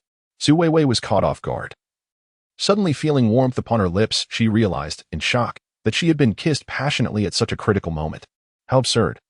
To be swept away in such emotions when danger loomed above, with branches threatening to fall at any moment. Furious, she pushed him away, exclaiming, "What are you doing? This is not the time for your whims. We must leave." Huang Rong merely shook his head, offering a faint smile. "Divine punishment, I shall bear." With that, he extended his hand and pushed Su Weiwei away. Caught unprepared, she stumbled and fell to the ground, rolling away with the uneven terrain. She grasped a few tufts of grass to halt her momentum after several tumbles, her body aching all over. Struggling to rise, she looked back at Huang Rong, who stood resolute, prepared to face his fate. In that moment, she finally comprehended his intentions. This fellow is intent on bearing the so-called divine punishment himself. Truly foolish. Su Weiwei hurriedly rose to her feet and dashed toward Huang Rong. Startled, Huang Rong watched as Su Weiwei recklessly charged in his direction, urgently calling out, "No. Stop." Yet Su Weiwei was undeterred, rushing straight to his side. This time, to prevent him from pushing her away again, she tightly grasped his robust arm, her nails nearly embedding themselves into his flesh. Gazing intently at Huang Rong, her eyes, seemingly filled with desperation, demanded, "You must come with me. I tell you, I am carrying your child. If you perish, I shall take your son along with you." In that instant, she distinctly observed Huang Rong's pupils widen, his eyes brimming with disbelief. Gritting her teeth, she pressed, "Will you follow me, or not?" After a few moments of shock, excitement gradually spread across Huang Rong's face, and he broke into a smile, nodding vigorously. He then swept Su Weiwei into his embrace and, with several swift strides, evaded the falling branches. Swiftly departing from the great tree, they soon reached a place of safety. With reddened eyes, Su Weiwei glanced back at the tree. Recalling the density of the branches that had fallen where they had just stood, a wave of trepidation washed over her. Had they delayed even slightly, they might not have escaped. However, Huang Rong remained visibly exhilarated, his cheeks flushed. Su Weiwei, suddenly sensing something, felt her face grow warm and lowered her head. Pressing her lips together, she had intended to explain, but considering Huang Rong's straightforwardness, she feared that revealing her deception might prompt him to rush back. Thus, she averted her gaze and, pretending not to notice, led him back into the cave. The sky outside had grown increasingly turbulent. As they stepped into the cave, a torrential downpour began. She exhaled in relief, thankful for their timely escape from the rain. Huang Rong stood transfixed, watching the deluge that seemed poised to wash away everything outside. The world beyond the cave gradually became shrouded in mist. Behind the dense curtain of rain were the unfortunate souls who had been unable to take refuge. A look of compassion filled his eyes. Su Weiwei tugged at his hand to rouse him from his reverie, saying, "It is merely a rainstorm. Let us go." Huang Rong turned back, and at that moment, as if sensing something, instinctively shielded Su Weiwei behind him. She peeked around him and caught sight of their half-dragon kin glaring at them with hostility. A drumbeat of anxiety echoed in her heart as she recalled how she had previously leveraged the divine rod to threaten them into seeking shelter in the cave. Now, they appeared to repay her kindness with malice. Qing Shi, at the forefront, stood unsteadily, supported by Yang Lian due to an injured leg, grinding her teeth as she glared at the pair. "You, disaster, monster, divine retribution shall not spare you." The others joined in the chorus of curses, their faces twisted with malice. In truth, witnessing such a scene was enough to instill fear. Standing behind Huang Rong, Su Weiwei felt her heart leap into her throat at the accusations directed at them. Yet, Huang Rong knelt before the gathered crowd, declaring, "I shall bear the divine punishment. I accept." At this, Su Weiwei paused. It appeared that the ignorant belief in divine authority had taken root in each of their hearts. Even though Huang Rong aided her, it was due to his choice to stand as her male protector. However, as the leader of the half-dragons, his defiance of the divine and disregard for the lives of his kin was indeed a grave error. As their chieftain, he must endure the consequences. The tribe members glared at Huang Rong, their eyes alight with hatred. It seemed that Su Weiwei's presence had sowed seeds of enmity toward him among them. Qing Shi, visibly furious, seemed unwilling to forgive Huang Rong. "You, chieftain, foolish warrior, you shall pay." With that, she closed her eyes. At that moment, Muda stepped forward. His hands gradually morphed into dragon claws, shorter than Huang Rong's, but adorned with dark fur that rendered them all the more ominous. He approached Huang Rong step by step. He had long desired to usurp Huang Rong's position, yet had found no opportunity until now. Unexpectedly, in this critical moment, Huang Rong had succumbed to a deadly temptation, placing their entire clan in jeopardy, thus facilitating Muda's ambition. He advanced, ready to strike Huang Rong. Su Weiwei observed, knowing that given Huang Rong's nature, he would likely not evade the blow, just as he had not dodged Qing Shi's strike with the divine rod. Qing Shi, being older and weakened, had not dealt a severe blow, but Muda was different. He was strong and ferocious. From their previous contest, it was evident he was a formidable opponent. This time, he would certainly not let go of Huang Rong. The two most valiant warriors of the entire clan, the mightiest among them, knew that if Huang Rong were to perish, the chieftaincy would inevitably fall to him. As Muda stepped forward, poised to strike Huang Rong, Su Weiwei once more raised her divine staff, declaring, "You must think carefully. Should you dare to harm my man, my male, I shall destroy this staff along with you." While Muda harbored little sentiment for the staff, Qing Shi was quite different. She abruptly opened her eyes and interjected, "No." Yet, it was evident that Muda had no intention of halting. On the side, Yang Lian still held some feelings for Huang Rong. Although she felt pain for him, she could not defy Qing Shi's orders. Thus, upon hearing Qing Shi's command, she rushed forward and embraced Muda. After several rolls, Muda finally cast Yang Lian aside, only to find her standing protectively in front of Huang Rong. Infuriated, Muda glared at Yang Lian, then at Qing Shi. When Qing Shi spoke, the other clan members naturally aligned with her wishes. Since they collectively desired to spare Huang Rong, Muda found himself powerless, teeth clenched as he retracted his claws. However, his piercing gaze remained like a knife, fixed upon Huang Rong. Seizing the moment, Su Weiwei stepped forward to assist Huang Rong, leading him back to their humble cave, to the sanctuary of their flower room. Once inside, Su Weiwei let out a sigh of relief, turning to examine the wounds on Huang Rong's body, her heart aching with concern. She earnestly stated, "You must remember, you cannot so easily surrender your life again. Both I and our child rely on you for sustenance." In that instant, Huang Rong's gaze softened as he helplessly reached out to caress Su Weiwei's belly, his voice low and resolute. "I, the chieftain, the warrior, must bear responsibility." "I know you are a person of great responsibility," she replied, "but my intention is not for you to evade culpability. I merely believe that your existence is far more valuable than your demise." Su Weiwei rose, cradling his face in her hands to compel him to meet her eyes. "Do you think that by merely taking on the blame, they would spare me? If you were to die, in my fragile state, I would be utterly defenseless against them. I would surely follow you into death, unable to protect our child." Listening to her words, Huang Rong appeared troubled. Su Weiwei sighed and continued, "You may bear the responsibility, but it must wait until we are secure. Moreover, with the tempest raging outside and the half-dragon clan in peril, once the storm subsides, they will still need your leadership to survive. Do you truly believe that dying in such a moment is the act of a warrior? A true warrior faces all adversities, unafraid to confront the truth and the trials ahead." As Huang Rong gazed into Su Weiwei's starry, radiant eyes, he found himself unknowingly entranced. He may not have fully absorbed her words, merely staring at her earnest expression before dazedly nodding in agreement. Satisfied, Su Weiwei released her hold and smiled gently, saying, "In that case, for the time being, I shall require your care once more. You must take care of yourself, should anything happen to you. Our child would also be lost." This threat indeed seemed quite useful. When Huang Rong glanced at her abdomen, his eyes sparkled with understanding, and he nodded repeatedly. As if in agreement with Su Weiwei, a sense of relief washed over her. Indeed, when dealing with these savages, the modern ideals of equality and scientific belief were far too profound for them, proving utterly ineffective. To persuade someone to believe in themselves, one must approach it from the perspective of their interests. Humanity has always been selfish, regardless of the era. Su Weiwei couldn't help but cast a glance in Huang Rong's direction. However, this man seemed devoid of selfishness, displaying a sense of responsibility that exceeded her expectations. Perhaps destiny had treated her kindly, although it was not initially her choice. At least this man possessed a sense of duty. The environment had finally become somewhat safer, allowing her to exhale in relief. After a night of turmoil, she felt a wave of exhaustion wash over her. Leaning against the flower-laden bed, though not particularly tired, she gradually closed her eyes and slipped into slumber. Time passed, and she was jolted awake by a sudden clap of thunder. Her body jolted as if struck by electricity, and she quickly regained consciousness. Upon opening her eyes, the first sight she beheld was Huang Rong's handsome face, furrowed in concern. His presence always brought her a sense of security. She reached out, pulling him into her embrace, feeling his warm body gradually dispel the chill in her heart. With a quivering voice, she confessed, "I'm a bit scared." "Scared?"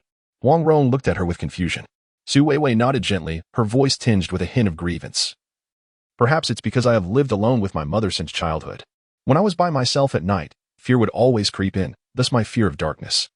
Her voice was so soft, it seemed as fragile as a whisper carried by the wind, evoking a sense of tenderness within him. Sensing her sadness, Huang Rong merely held her tighter, unsure of how to offer comfort. Yet Su Weiwei was unconcerned, tightening her grip on his arm.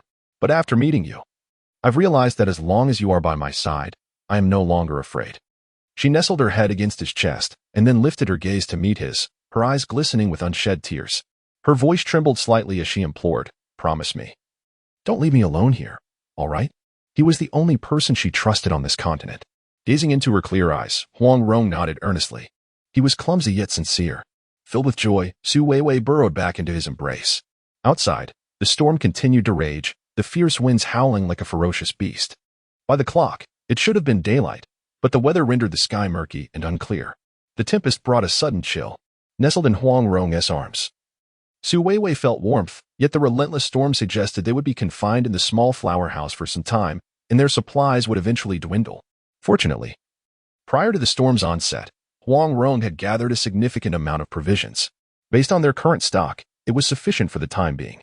To cheer Su Weiwei, Huang Rong had foraged a variety of wild fruits, and during these past 2 days spent together, they had feasted on these fruits, allowing time to pass swiftly.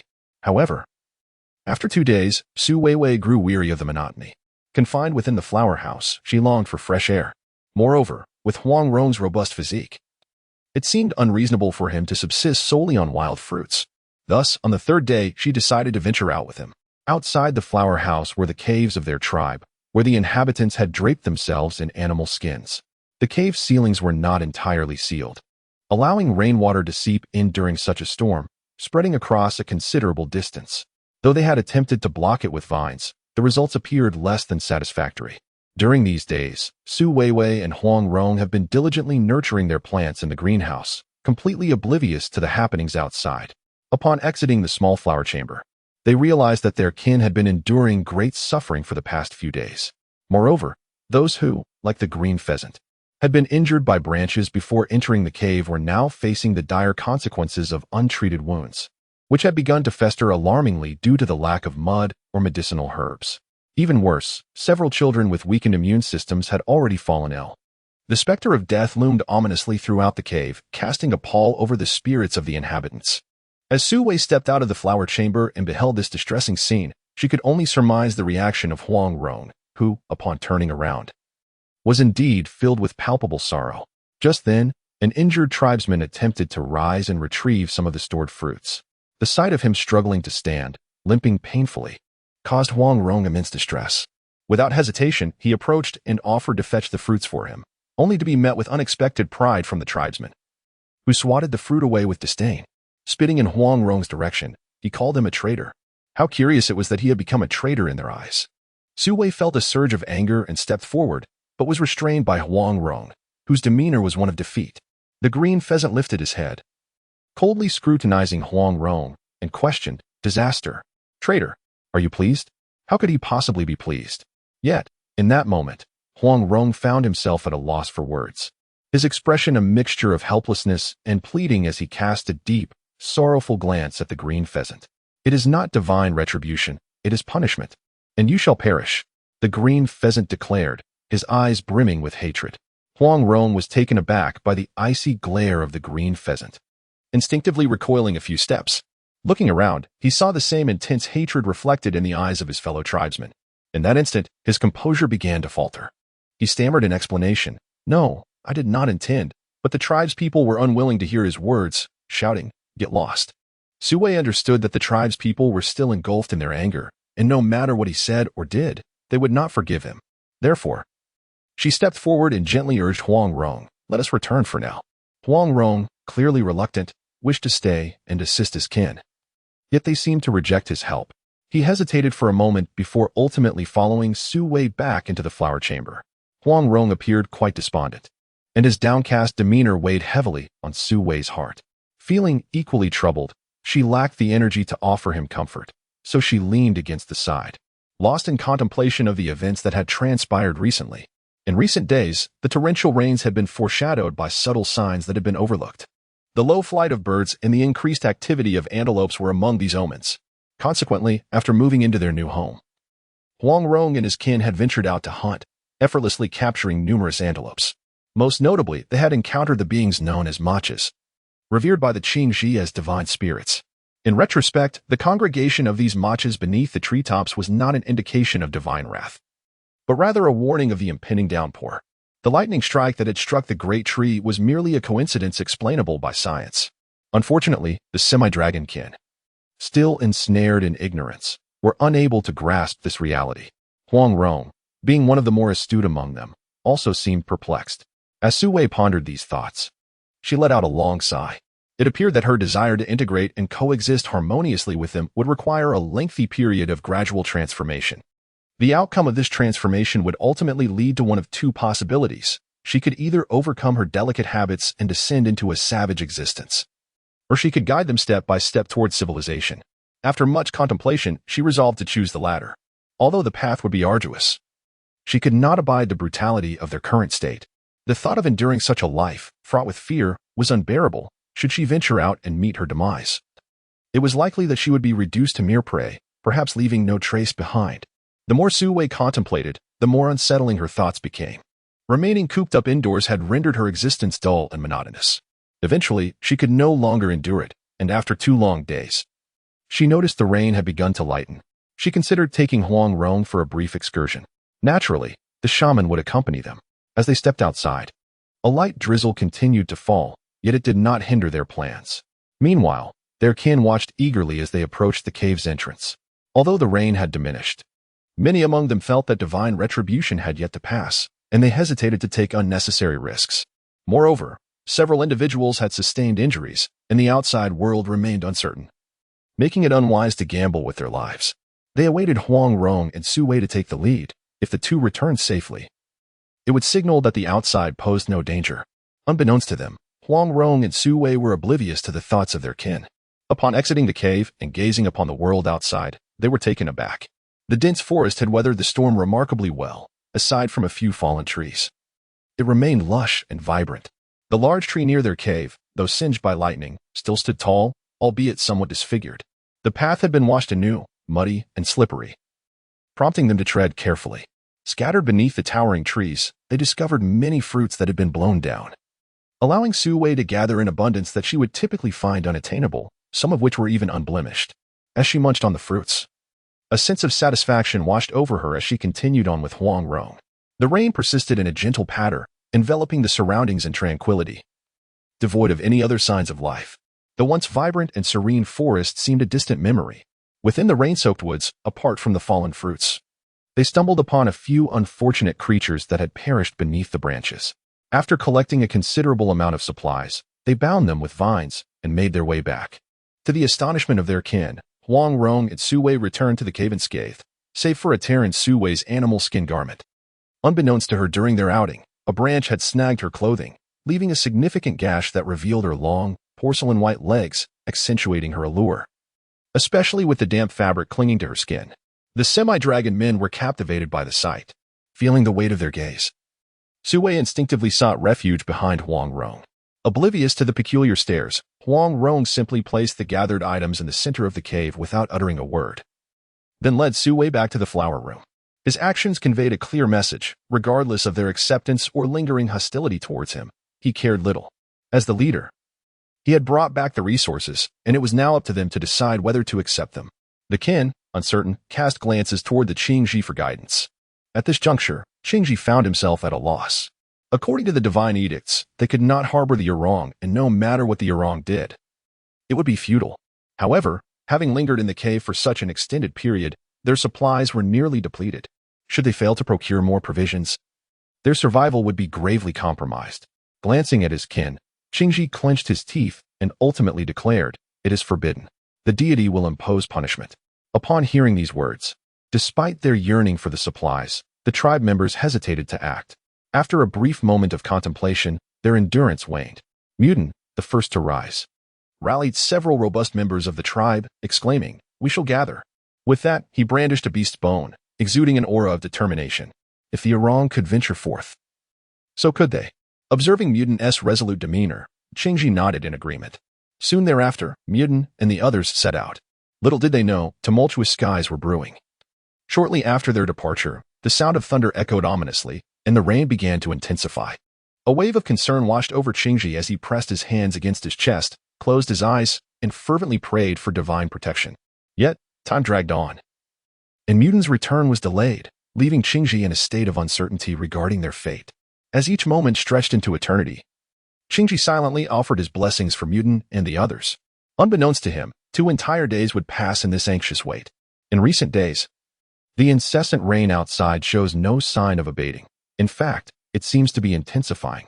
Naturally, Muda has yet to return. The supplies they had stockpiled are dwindling, and the clan members gaze longingly at the provisions that Yurong had previously gathered, their eyes brimming with desire. This is the desire for survival. They must procure sustenance in order to endure. Akiji observed the expressions of his kin and comprehended their innermost thoughts. Ultimately, he grasped the profound truth that in dire circumstances, individuals are bound to relinquish all rules and constraints. If their fundamental needs for survival are not met, they will inevitably forsake their reason for the sake of such basic necessities. It is merely a matter of time. A shadow seemed to descend within Qingji's eyes. She exhaled and said, "Go ahead and eat." No sooner had her words left her lips than the half-dragon can surge forth like a flood, ravenously consuming the provisions that had been gathered by the arrogant warriors. Observing their frantic behavior, Qingji stood to the side, sighing repeatedly, lamenting their plight. Divine retribution. Clearly, for them, this was also a manifestation of divine punishment. Originally, having moved into their new home, they should have been embracing a life of happiness, yet unexpectedly, they found themselves confined within this small cavern, enduring a wretched existence devoid of freedom. What is this if not divine retribution? Yang Lian stepped forward, bringing a morsel of food to feed Qingji, who gazed back with tears glistening in his eyes. At that very moment, Huang Rong stood at the entrance of the greenhouse, silently observing the scene unfold. He had not anticipated that Mu De would still be absent in his quest for sustenance. The provisions gathered were initially intended to ensure the survival of their kin, yet witnessing this poignant moment, a hint of satisfaction flickered in his gaze. Su Wei stood beside him, clasping his hand tightly, reassuring him, "Do not worry. One day, they will remember your kindness and forgive you." Huang Rong nodded in acknowledgement. For 10 consecutive days and nights, the storm raged relentlessly. On the morning of the 11th day, the first of the tribe to awaken opened his eyes to a long mist. Dazzling sunlight. In disbelief, he widened his gaze and turned over to observe the outside world, where indeed, clarity prevailed. With exuberance, he exclaimed, "The sun! The sun!" One by one, the tribe members stirred from their slumber, equally astonished by the fine weather. They rose and ventured outside. The tempest had ceased. The scene was even more distressing than when Huang Rong and Su Weiwei had set out to forage. Several once mighty trees, sturdy and tall, now lay broken and barren. The ground strewn with debris, rotting wild fruits, and the remains of animals. In stark contrast to the devastation below, the sky stretched smooth and clear, as if the 10-day tempest had never occurred.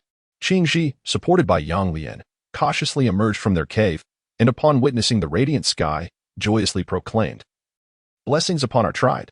Heaven shows mercy." The tribe members echoed her cheer. Though their environment had suffered considerable damage, the majority of their kin had survived, robust in stature. As long as they remained, the reconstruction of their home was assured. Under the guidance of Qingji and Yang Lian, the tribe commenced the restoration of their dwelling. After 10 days and nights of inactivity, the sudden appearance of clear weather invigorated them, and they toiled tirelessly, feeling no fatigue. They lifted the fallen trees, rearranging them, and cleared the ground of decayed fruits and carcasses. Although the task appeared monumental, the tribe members, united in purpose, accomplished it in a remarkably short time. Meanwhile, Su Weiwei and Huang Rong also emerged from the flower house. In this remarkably clear world, it was the first time Su Weiwei had ever witnessed such purity. Compared to the sky she had encountered upon her arrival, this one appeared even more pristine, flawless, resembling a piece of invaluable Hetian jade, effortlessly captivating one's soul. As Su Weiwei gazed upward, her slightly radiant eyes sparkled like stars, nestled deep within her heart. When Qingji turned around, she happened to catch sight of the two of them. She opened her mouth, poised to speak, but was abruptly interrupted by the cacophony nearby. Turning her head, she discovered that Mu De had returned. Qingji hurriedly approached him. It was evident that Mu De had sustained considerable injuries. Numerous scratches marred his skin, and blood stained his face as he limped back in a rather disheveled state. Realizing something, Qingji's expression darkened as she inquired, "Was it dangerous?" When he departed, several individuals had accompanied him, yet now, only Mu De had returned. It was only natural for anyone to find this peculiar.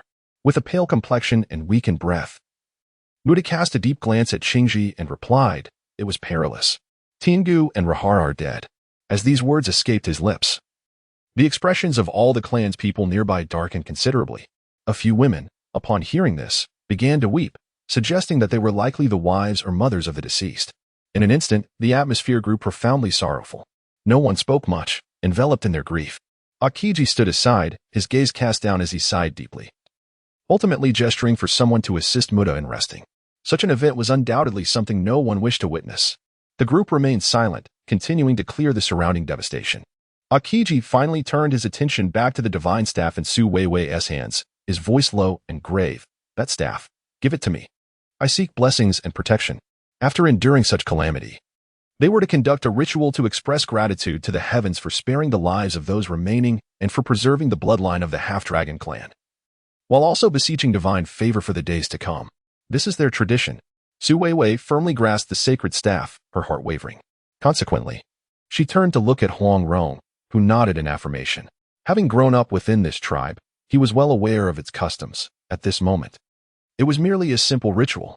With Huang Rong's consent, Su Weiwei naturally presented the staff with both hands, passing it over. Upon receiving the staff, Qingji tenderly caressed it, as if cradling a cherished child. Soon, the blessing ceremony commenced. Suddenly, Qingji raised his hand and began to wield the staff, swinging it towards Su Weiwei's direction. This time, Su Weiwei finally reacted. Just before the divine staff descended, she swiftly rolled to the side, evading Qingji's attack. When the staff struck the ground, it produced a resounding thud. Hearing that sound, Su Weiwei realized that Qingji had likely aimed to inflict serious harm upon her. Her expression suddenly darkened. What do you mean? Pest. Cursed. In that instant, Qingji's demeanor became fierce. However, due to an injury to one of her legs, she struggled to maintain her balance and could not effectively capture Su Weiwei. Yet, Yang Lian swiftly replaced her. With agility, Yang Lian darted to Su Weiwei's side, and before she could react, Yang Lian reached out, pressing down on Su Weiwei's head. In a single move, Su Weiwei was pinned to the ground, completely immobilized, deprived even of the chance to resist. Seeing this, Huang Rong desperately attempted to rush forward to protect Su Weiwei, but unbeknownst to him, Qingji had anticipated his actions. She had already summoned several robust tribesmen to restrain him. Although Huang Rong was a valiant warrior among the half-dragon tribe, unmatched in one-on-one combat, he was ultimately outnumbered. The multitude of strong men overwhelmed him, rendering him incapable of breaking free. He could only watch helplessly as Yang Lian seized Su Weiwei and forcefully hurled her towards Qingji. Su Weiwei landed on the ground, the impact causing her immense pain. It felt as though the cumulative injuries she had endured throughout the 21st century paled in comparison to the torment she experienced in the savage land. And it was tangible pain. Qingji gazed coldly at Su Weiwei, leaning on her divine staff as she slowly approached, looking down upon Su Weiwei's fair, pitiful visage with a sneer. Demon, you harmed my kin. Blood shall rain. After uttering these words, she lifted the divine staff once more.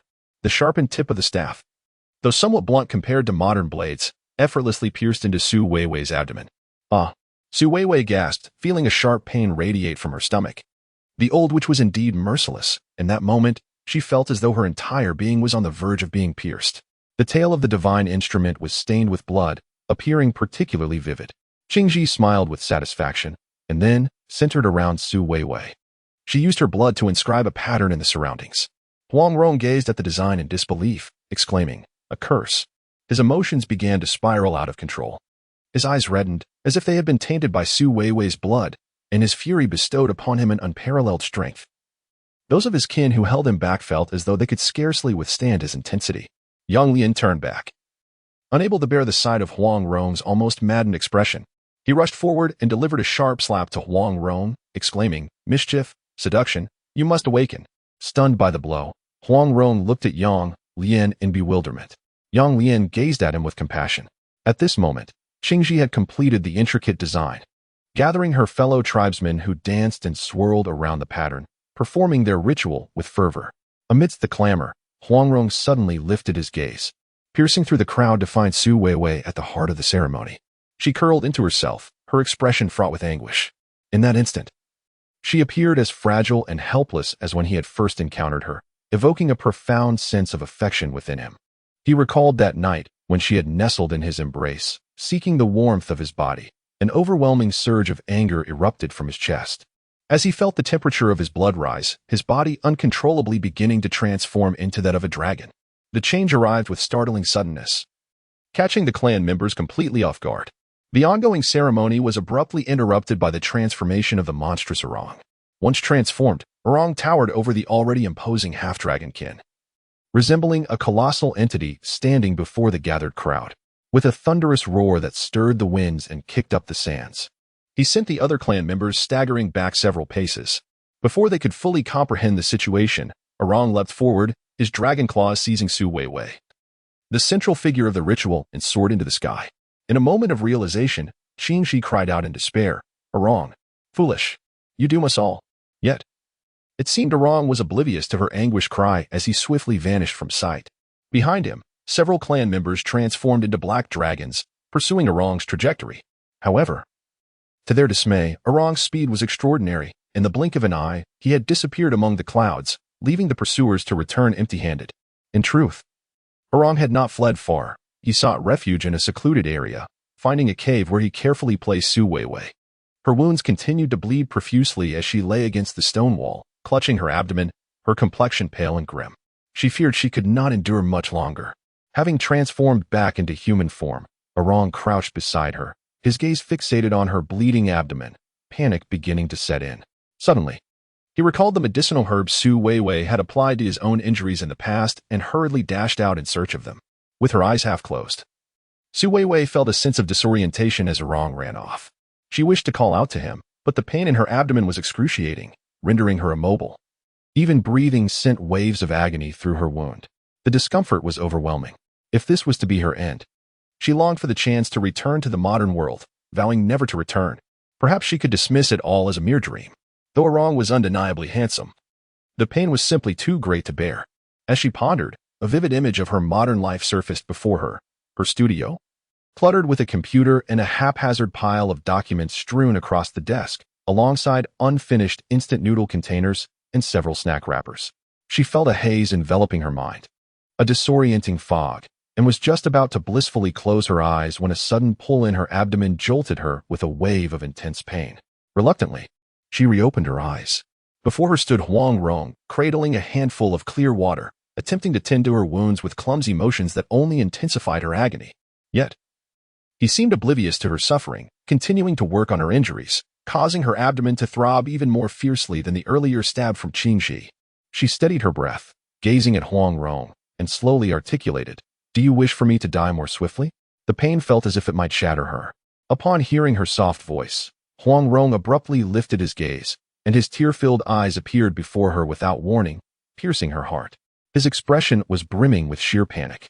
In these recent days, even amidst the relentless pursuit of the half-wolf clan, and in the face of his kin's misunderstanding while bearing the weight of divine punishment, he did not once reveal such a look of panic. What could he possibly be afraid of? The thought of losing himself? Su Weiwei's heart trembled, and suddenly, all the reproaches she wished to hurl at Huang Rong vanished from her lips. She bore the pain in her abdomen, slowly raising her somewhat numb hands to rest upon his robust arm, a faint smile gracing her lips as she whispered, "I will always be with you. I will not leave." Huang Rong nodded vigorously, though perhaps he could ease his strength a little. Su Weiwei pondered this, lowering her gaze slightly, and with great difficulty. She craned her neck, but ultimately could not see her wound. Estimating that it had been sufficiently cleaned, she pointed to the herbs Huang Rong had gathered nearby, saying, "Please help me apply the medicine." Huang Rong nodded and picked several types of wild herbs. "No, just that one," Su Weiwei said, stretching out her hand with effort to indicate. He had not meticulously distinguished the herbs Su Weiwei had foraged, relying solely on his intuition to gather a variety, most of which turned out to be weeds. Fortunately, he had indeed collected one correct type. After crushing the herbs, he applied them to her wound and wrapped it in animal skin. Once these tasks were completed, he leaned beside her, allowing her to rest against him. Perhaps due to her injuries, Su Weiwei lacked the strength and soon fell into a deep slumber once more. Huang Rong remained in that position, hesitant to move for fear of waking her, thus remaining still from morning until afternoon. However, as he dozed, he suddenly sensed something amiss with the person in his embrace. Her body grew increasingly feverish. Unconsciously, she curled up, murmuring, "So cold." Cold? Huang Rong glanced outside the cave. The weather was splendid. Vast and warm sunlight with a hint of heat, yet Su Weiwei's hands were chillingly cold, as if she lay in another realm. She continued to curl into herself, and despite the animal skin covering her, it proved futile. He pressed his body against hers, enveloping her entirely. A full day and night passed, and when she finally awoke again, daylight had broken anew. To her dismay, Huang Rong's presence was no longer beside her, and her abdomen still throbbed painfully. Turning over felt like an arduous task, so she remained still, hesitant to move. Before long, the sound of footsteps approached.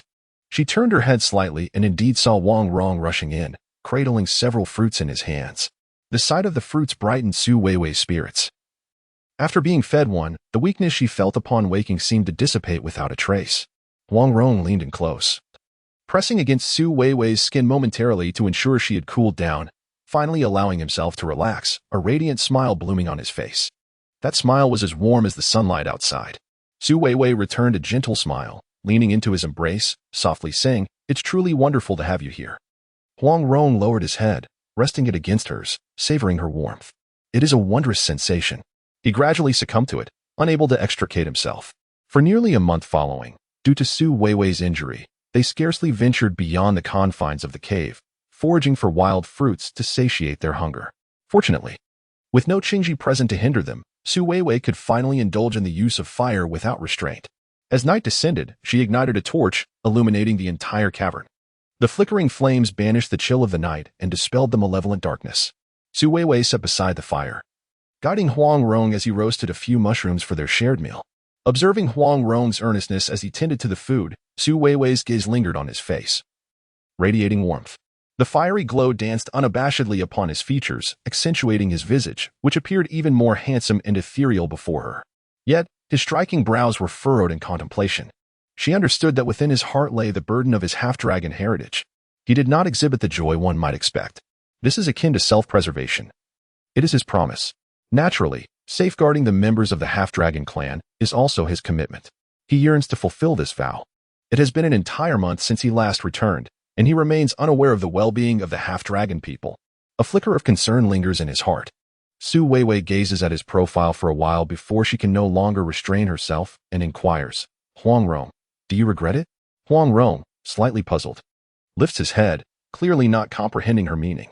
"I am a calamity," Su Weiwei suddenly declares.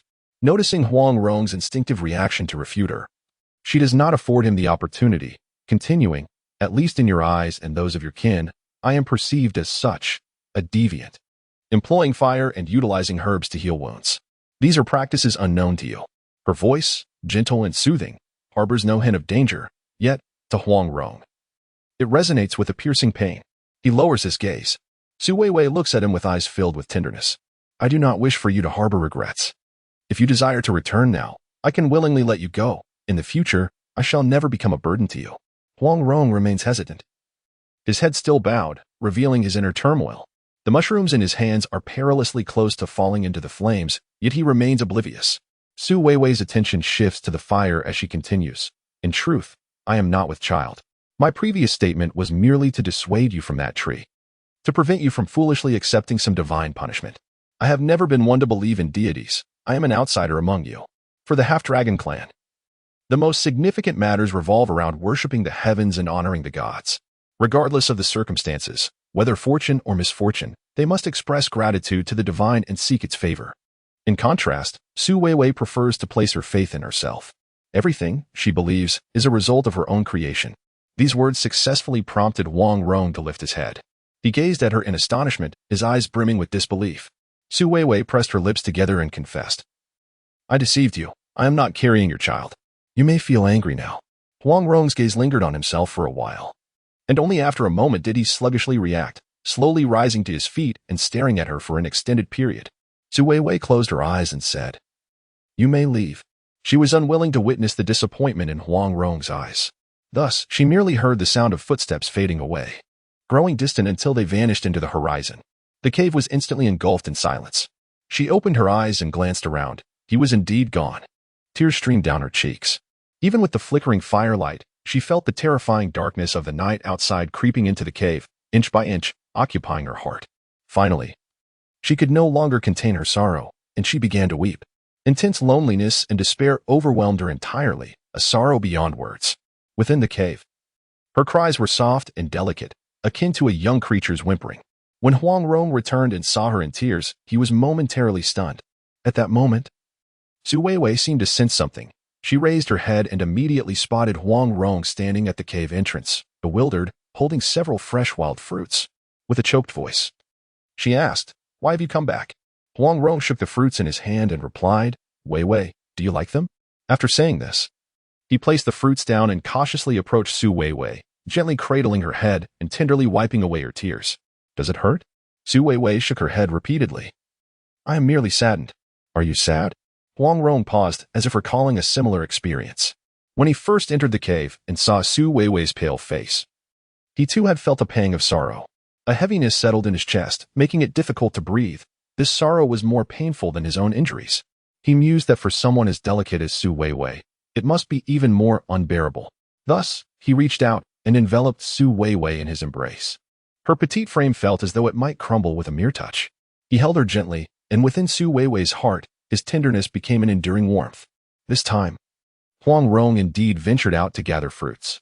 Using his claws, he sliced open the fruits to extract their juices, attempting to mimic Su Weiwei's earlier method of roasting meat, letting the juice drip onto the mushrooms, hoping to bring her joy. However, he was utterly unprepared for the flavor, which was beyond description. causing his face to turn a shade of green. Yet, Su Weiwei felt a profound happiness. Despite his clumsiness, he had always thought of her. She embraced the roasted mushrooms. Leaning softly against him, unable to resist asking, "Are you truly not angry that I deceived you?" Huang Rong shook his head and smiled. Huang Rong understands. He pointed to Su Weiwei's abdomen, indicating a lack of signs. Su Weiwei was taken aback. "Can you sense it?" Huang Rong nodded. She was rendered speechless, realizing she had underestimated his awareness. Initially, she believed she had cleverly orchestrated their escape, only to discover that he had merely chosen not to expose her ruse. Feeling somewhat embarrassed, she turned away and lay down, murmuring, "I'm a bit tired. Let us rest early." Huang Rong chuckled, arranging the animal skins for her comfort as she settled down. However, Su Weiwei still felt restless lying on the ground, unable to suppress her discomfort. She patted the earth beneath her and glanced at Huang Rong, who was still devouring his meal, frowning as she remarked, "I can't shake the feeling that something is hidden beneath us." Huang Rong turned to her in curiosity. As she spoke, she struggled to shift her body, lifting the animal skins and brushing away some of the surface sand, revealing a white object slightly exposed. It seemed there was something buried in the earth.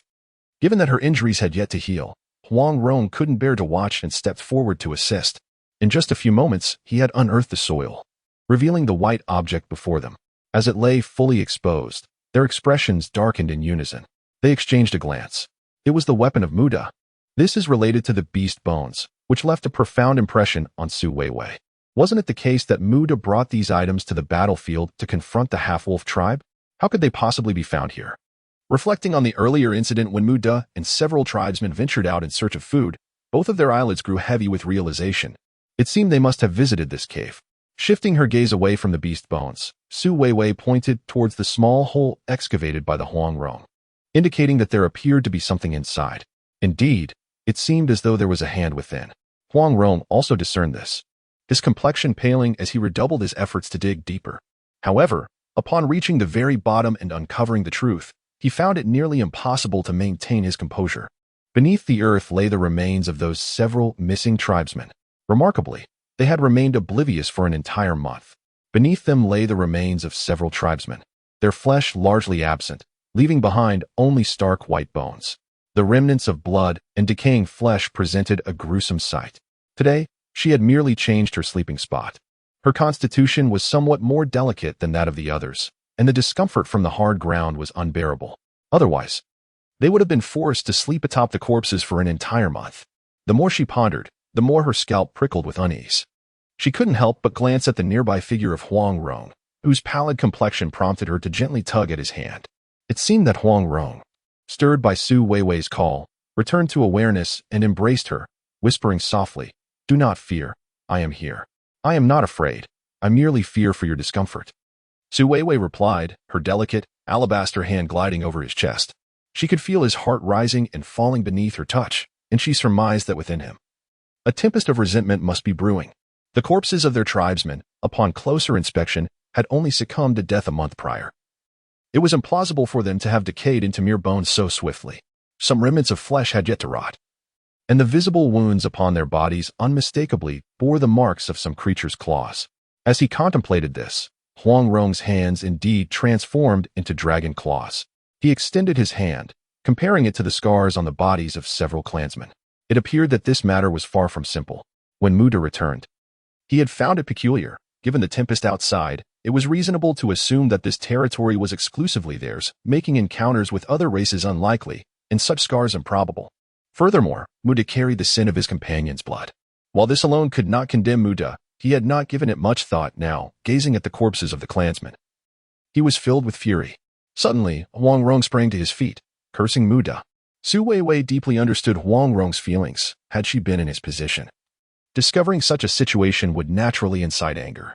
However, given the current ambiguity and the lingering hostility from the half-dragon clansmen, it was imperative to maintain composure. Thus, she grasped his hand and gently urged him, "This matter is rather perplexing. Do not be hasty. Let us first find a way to properly lay these clansmen to rest, and then we shall return to uncover the truth." As she spoke, she tilted her head, adopting a pleading expression. Huang Rong lowered his gaze, moved by Su Weiwei's demeanor. Standing there, a mere tilt of his head revealed the slight tearing of her abdomen, causing blood to seep forth. Her fair skin contrasted sharply with the vivid crimson, rendering the sight even more harrowing. Huang Rong immediately crouched down, meticulously examining her wound. His expression of concern and clumsiness struck a chord deep within Su Weiwei's heart. Feeling somewhat better, she was at least able to bend slightly to inspect her abdominal injury. She gently brushed aside the herbs covering it, and upon glancing at the wound, she froze. The injury had begun to fester. While not severe, it was certainly distressing to behold. Presuming it was due to the initial lack of proper care, she requested Huang Rong to fetch some clean water. Enduring the pain, she cleaned the wound once more and then crushed the herbs to apply them. The entire process was slow and tender, taking the better part of the day to complete this seemingly trivial task. Huang Rong held his breath, intently watching Su Weiwei's movements, too cautious to stir. Observing the fragile and beautiful Su Weiwei before him, so seemingly vulnerable that a mere touch could lift her, he marveled at her unwavering courage in the face of divine punishment. Now, as she tended to her wound, she bore the pain with tears in her eyes, exhibiting profound strength. It was then he realized that such a delicate life could indeed possess such tenacity and resilience. Such stubborn individuals are indeed the most formidable, the most indomitable presence in this vast world. Unavoidably, he felt a modicum of admiration for Su Weiwei.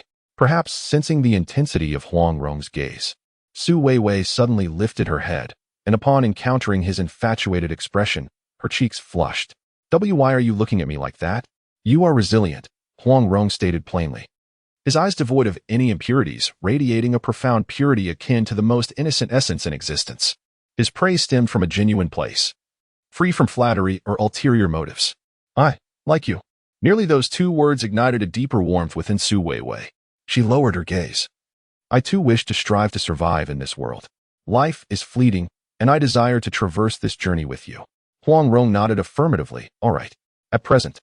After tending to her wounds, Su Weiwei was able, albeit with difficulty, to lean on Huang Rong for support and move about slightly. Huang Rong dragged the bodies of his kin from the cave, diligently excavating a grave for proper burial. In Su Weiwei's mind, it was customary to erect a monument after interment, yet it appeared that Huang Rong did not share this practice. He merely conducted a simple rite of passage. The ritual was rather straightforward, kneeling beside the grave, performing a few gestures, and reciting a few words of blessing, though the phrases struck her as peculiar and somewhat incomprehensible. Eventually, Su Weiwei came to understand. The half-dragon tribe's traditions, such as this sacrificial ceremony, were passed down through generations orally. They possessed only a rudimentary grasp of everyday language, lacking their own script and the means to document. It was perhaps this very reason that led to the tribe's gradual obscurity throughout the extensive evolution and historical transformations of the earth.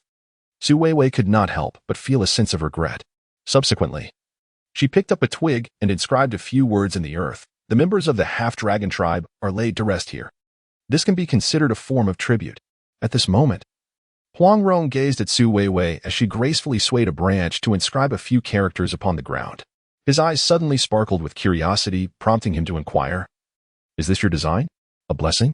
"This is known as writing, a means of commemoration," Su Weiwei explained with a gentle smile. Recognizing that Huang Rong did not grasp the true essence of written language, it could also be regarded as our symbol. Huang Rong nodded with delight. At that moment, a small object floated gracefully through the air, miraculously landing before them. "Matcha," Huang Rong whispered, uttering its name in awe. Su Weiwei stood still, watching as the matcha delicately settled atop the slight mound of sand that marked the burial site of their kin, as if adorning it. Huang Rong was moved, exclaiming, "Divine protection." Su Weiwei felt an overwhelming sense of wonder. Divine protection, perhaps? A subtle smile graced her lips. After they had laid their kin to rest, the sky gradually darkened. They returned to their cave, kindled a fire, and shared a modest meal before leaning against each other in repose. Yet, neither seemed inclined to sleep. Perceiving his alertness, Su Weiwei casually leaned against him and asked, "Do you plan to return tomorrow?" Her inquiry was clear, aimed at discovering whether Huang Rong wished to go back to the half-dragon clan's territory. Muda had acted similarly, returning to the territory and feigning normalcy. Though revealing the truth would only deepen the sorrow of the others, yet, remaining silent felt like a betrayal to the deceased. It was indeed a challenging decision. Huang Rong's eyes momentarily clouded with uncertainty, revealing his inner conflict. Unsure of what to do, he remained silent, observing his hesitation. Su Weiwei took the initiative to make a decision for him. "Tomorrow, you should return and see for yourself. Regardless, they are your family who raised you. Upon hearing her words, Huang Rong embraced her tightly. Resting against his strong shoulder, she gently nuzzled him and softly said, "Once you have settled matters, you may come to fetch me. You know I have always believed in you." She sensed him tightening his hold around her. The following morning, Huang Rong indeed helped Su Weiwei organize everything before departing. His powerful legs propelled him swiftly through the forest, and soon he arrived at the half-dragon clan's territory. A month had passed, yet the territory remained as tranquil as ever, seemingly unaffected by his absence. A flicker of desolation crossed Huang Rong's eyes. Upon his arrival, the other clan members abruptly paused their tasks, silently watching him. No one moved. They merely observed Huang Rong, their gazes a mixture of sorrow, disappointment, and affection, all intertwining and etching themselves into his heart. In that moment, he felt a weight in his chest, struggling to breathe. After all, he held deep feelings for those who had accompanied him since childhood. The sight of them brought tears to his eyes. At that moment, Yang Lian rushed forward. Huang Rong. She stood before him, her expression filled with deep emotion, tears glistening in her eyes, brimming with excitement. Huang Rong looked at Yang Lian, then at the surrounding clan members, asking, "Are you happy? Content? Is there food?" "Yes," Yang Lian nodded vigorously. "We are well." Huang Rong smiled but suddenly remembered the purpose of his visit. Scanning the area before asking, "Muda? Muda?" Though Yang Lian did not understand why he inquired about him, she gestured to a few nearby women. The women ventured inside to search but returned empty-handed. "The sun has risen. Muda is not here," one of the women reported. "Not since morning?" Huang Rong's gaze fell. Yang Lian placed her hand on his chest, caressing his robust muscles, her affection unmistakable. "Muda, our new leader. We want you back." This notion had long been anticipated by Huang Rong. Muda, the most formidable warrior of the half-dragon tribe aside from Huang Rong himself, had coveted this position for quite some time. Now that he had finally managed to oust Huang Rong, he was naturally eager to ascend as the new leader. Reflecting on the fallen kin, Huang Rong was suddenly engulfed by a surge of indignation, gritting his teeth as he exclaimed, "Muda, you deceitful liar. Muda, a fraud." As soon as the words escaped his lips, a wave of astonishment rippled through the crowd. Yang Lian gazed incredulously at Huang Rong. However, Huang Rong raised the beast bone he had carried with him, brandishing it before everyone with a fierce expression as he proclaimed, "Muda, murderer, our kin. Tiangu, Xiang. He is slain." A look of terror spread across the faces of the clansmen. Within the half-dragon tribe, the act of killing one's own kin is a grave sin. Several tribesmen who frequently associated with Muda and revered him stepped forward from the throng, their faces twisted in anger as they confronted Huang Rong. "Huang Rong, you lie? No. Muda, deceiver. Huang Rong, you are bewitched, foolish," they shouted, pointing towards the nearby colossal tree, which had been charred by divine punishment. "Divine wrath, it is your fault." Previously, the Tempest had claimed numerous lives among the half-dragon tribe, leading them to regard it as divine retribution, thus harboring resentment towards Huang Rong and Su Weiwei.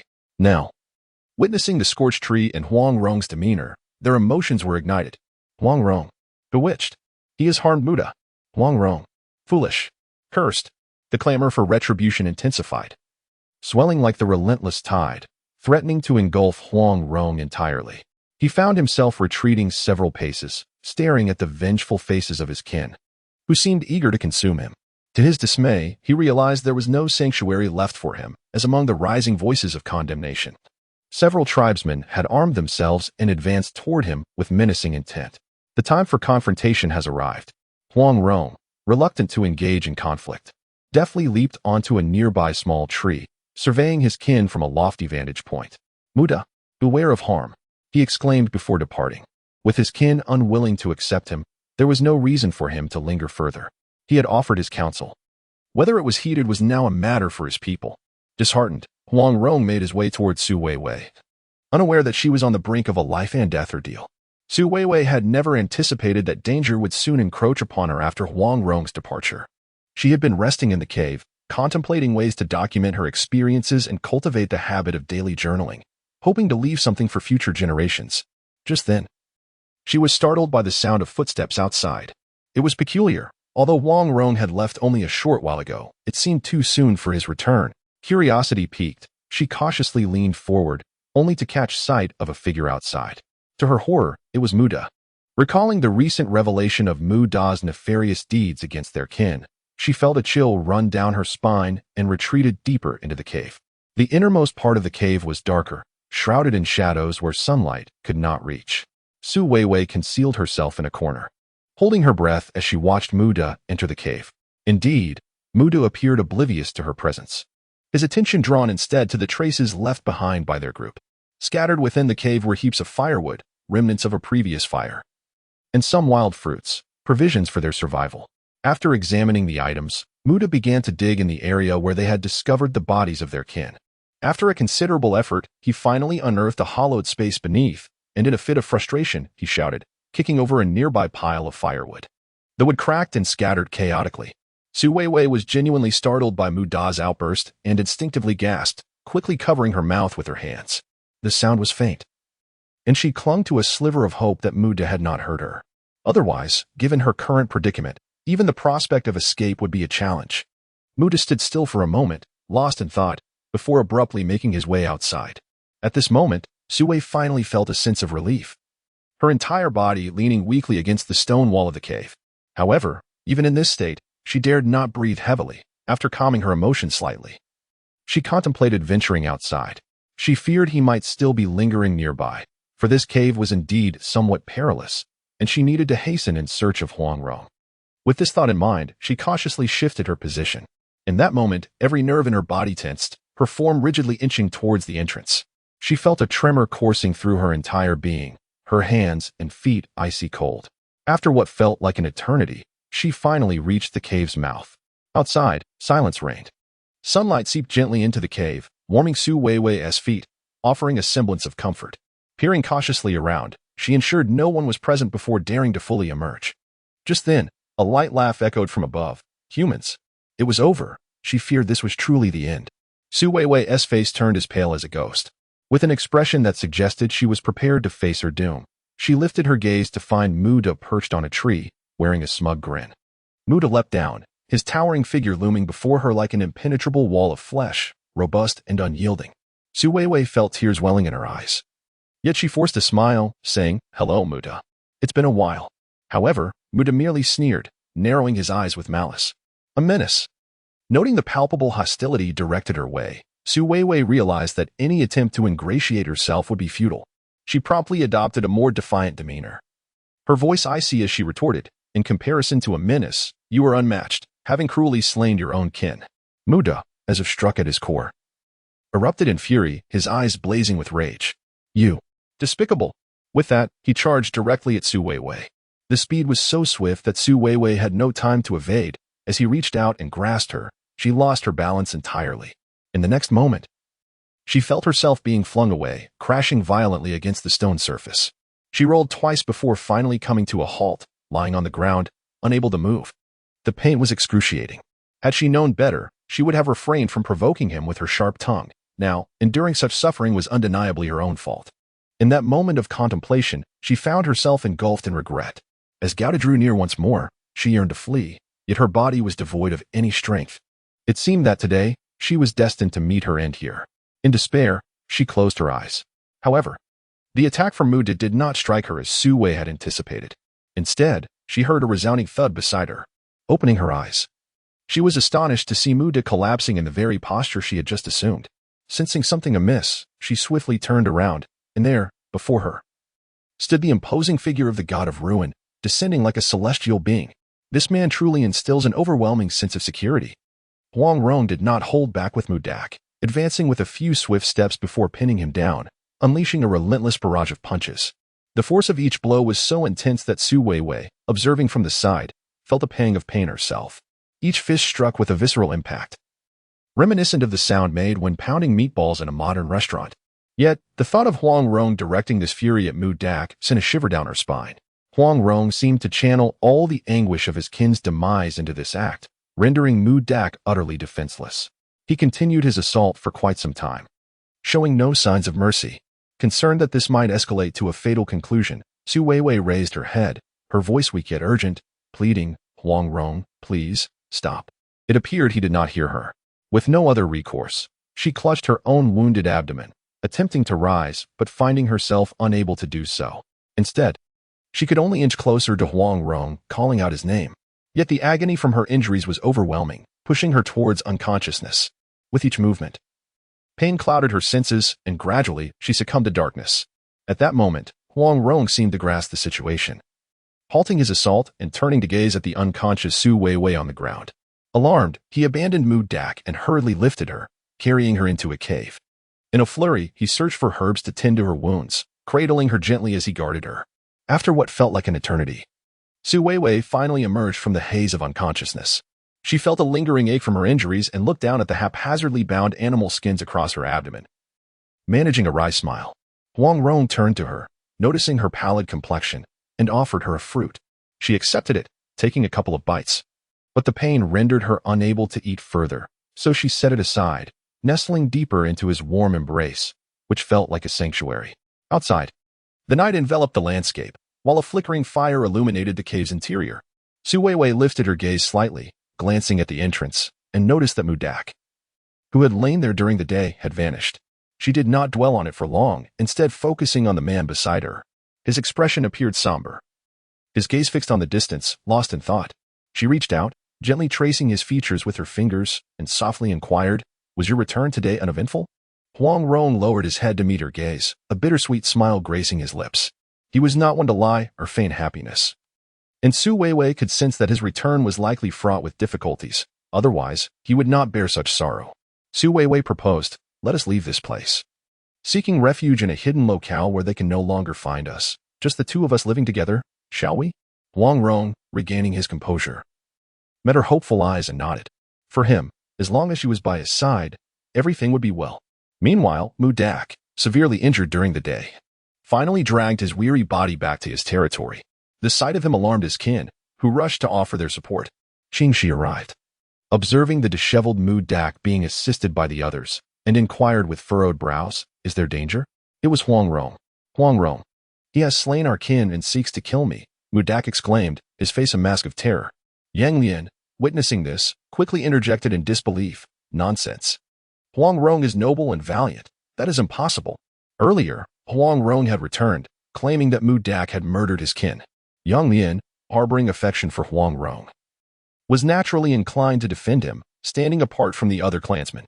However, in the next moment, Mu Dak revealed his wounds, exposing the deep claw marks that marred his flesh, each a testament to the ferocity of the attack. All the clansmen understood that only Huang Rong possessed the strength to inflict such harm upon Mu Dak. No one else could match him. With eyes glistening with unshed tears, Mu Dak ground his teeth and declared, "Huang Rong has been ensnared. He is a monster." The emotional turmoil stirred the clansmen, inciting them to join in the outcry against Huang Rong. At this juncture, the truth was laid bare. Even Yang Lian, despite her reluctance to believe it, stood with tear-filled eyes, lips pressed together in silence. Meanwhile, Huang Rong and Su Weiwei had already vacated the cave, blissfully unaware that the half-dragon kin were rallying against them due to Mu Dak's accusations. They were oblivious to the fact that a group had come to the cave, discovering the strange symbols left by Su Weiwei and mistaking them for a curse, erupting in furious condemnation. Now, Huang Rong and Su Weiwei ventured deeper into the forest, where Huang Rong led her to an exquisite dwelling amidst the mountains and streams. This is a place inadvertently discovered by the desolate warriors. Given the current surroundings, it seems that no other tribes have yet stumbled upon this location. This location is, in fact, rather secluded. Originally, they had contemplated making it their territory. However, due to its limited space, they ultimately abandoned the idea. Little did they know that it would prove useful now. Situated in the upstream area of the river, amidst elevated terrain, their dwelling was nestled within a modest cave against the stone wall, a stark contrast to the originally chosen territory, albeit somewhat rudimentary. Gone were the flower beds, yet Su Weiwei appeared exceedingly delighted. She spread several animal skins across the ground and gathered fresh flowers to adorn the edges of the skins, thus crafting a simple floral bed. That evening, they rested in their new abode. Upon awakening the following day, a musty smell permeated the air. Upon closer inspection, she discovered the dampness of the ground had soaked through the animal skins. With a frown, Su Weiwei gazed at the wet skins and decided to hang them out to dry. Standing beneath the sun, she surveyed the lush greenery before her, and an idea suddenly struck her. If she could construct a bed akin to those of modernity, it would elevate them above the dampness of the ground. Moreover, the vast expanse of forest surrounding them was indeed a precious gift from nature, a resource too valuable to waste. Without hesitation, she enlisted the help of Huang Rong and ventured into the woods, where they procured several sturdy logs and carried them back to their cave. As she sketched a bed design on the ground with twigs, she explained her vision to Huang Rong, who, albeit somewhat perplexed, diligently followed her instructions. After a laborious day, they finally fashioned a rudimentary bed. Huang Rong, being somewhat taller than her, resulted in a bed that was more elongated and spacious. To enhance its softness, Su Weiwei layered several animal skins atop it. She then located a rectangular stone slab, filled it with additional skins, and wrapped it up, thus creating a makeshift pillow. It took them a full 3 days to complete the bed, and that night, as Huang Rong lay upon it, excitement coursed through him, rendering him restless as he tossed and turned. It is an indescribably wondrous sensation. Su Weiwei gently raised her head to gaze at Huang Rong, inquiring, "What is it? Are you unwell?" Huang Rong shook his head, a smile gracing his lips. It is indeed peculiar. Yet, the expression on Huang Rong's face, brimming with joy, prompted Su Weiwei to smile in return. Although this bed is not as soft and comfortable as the one she had in the modern world, it has become the most delightful place she has slept in during her months of traversing this untamed land. With a sense of contentment, she nestled into the embrace of Huang Rong and soon succumbed to a deep slumber. It wasn't long before her breathing became steady. Huang Rong held her close, feeling an overwhelming sense of fulfillment in his heart. In the following days, Su Weiwei patiently guided Huang Rong in crafting simple furniture. Though the process was time-consuming, she remained unhurried, enjoying each day spent wandering amidst the mountains and waters alongside him.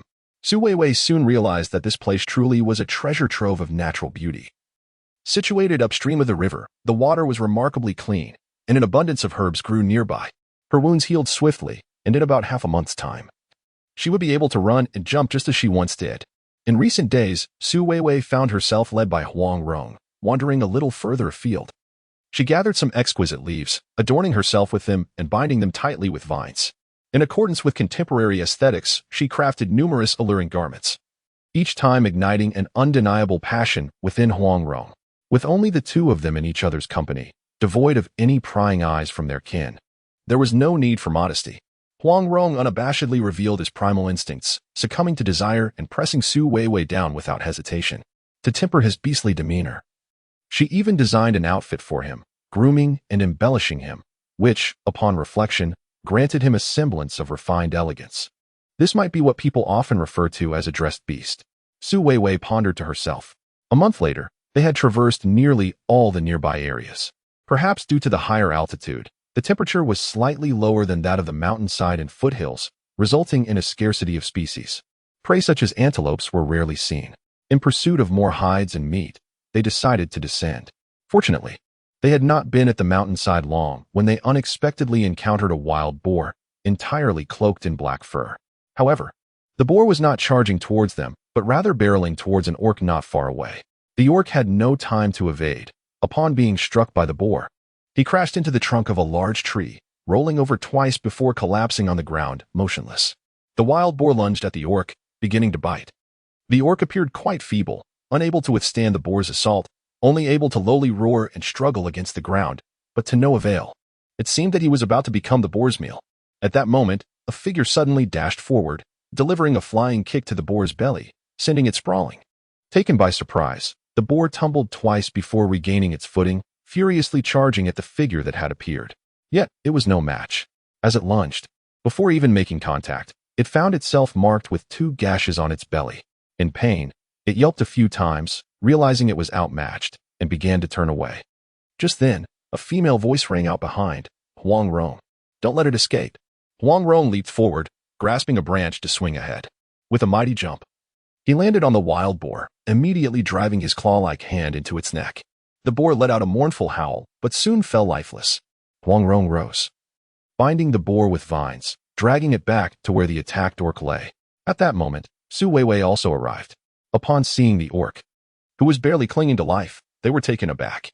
The orc reached out, grasping at the air towards Huang Rong, his voice exceedingly weak. "Huang Rong, save me." When the orc regained consciousness, a rich fragrance wafted into his nostrils. He had never encountered such a scent before. Instantly, he felt a gnawing hunger. And as he groggily opened his eyes, he felt as though every bone in his body was aching. Soon, he heard the voices of 2 individuals nearby. "Here, it's ready. Try it," Is it not delightful? Hey, eat slowly. He turned his head slightly to find Huang Rong and Su Weiwei seated by the firelight. Huang Rong, for reasons unknown, was joyfully animated. The orc opened his mouth, attempting to call out to him, but the pain from his wounds was so intense that he could muster only a sound akin to a mosquito. Even he could barely hear it. Huang Rong and Su Weiwei, of course, were oblivious.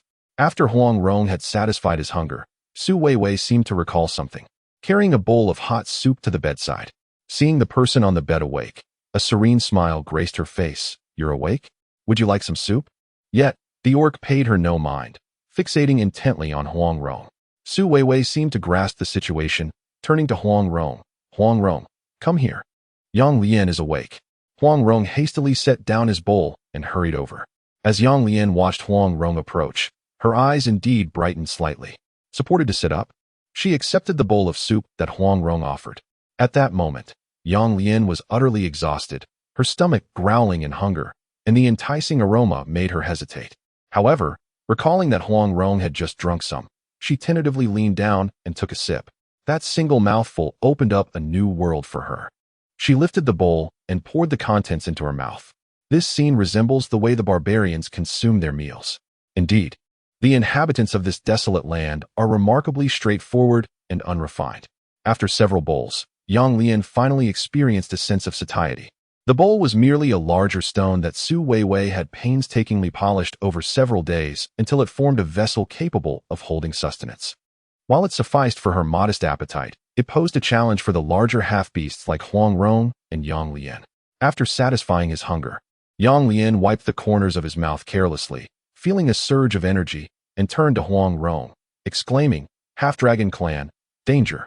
Huang Rong paused momentarily, only to see Yang Lian grasping his wrist, insisting, Half-Wolf Clan, attack, we cannot withstand.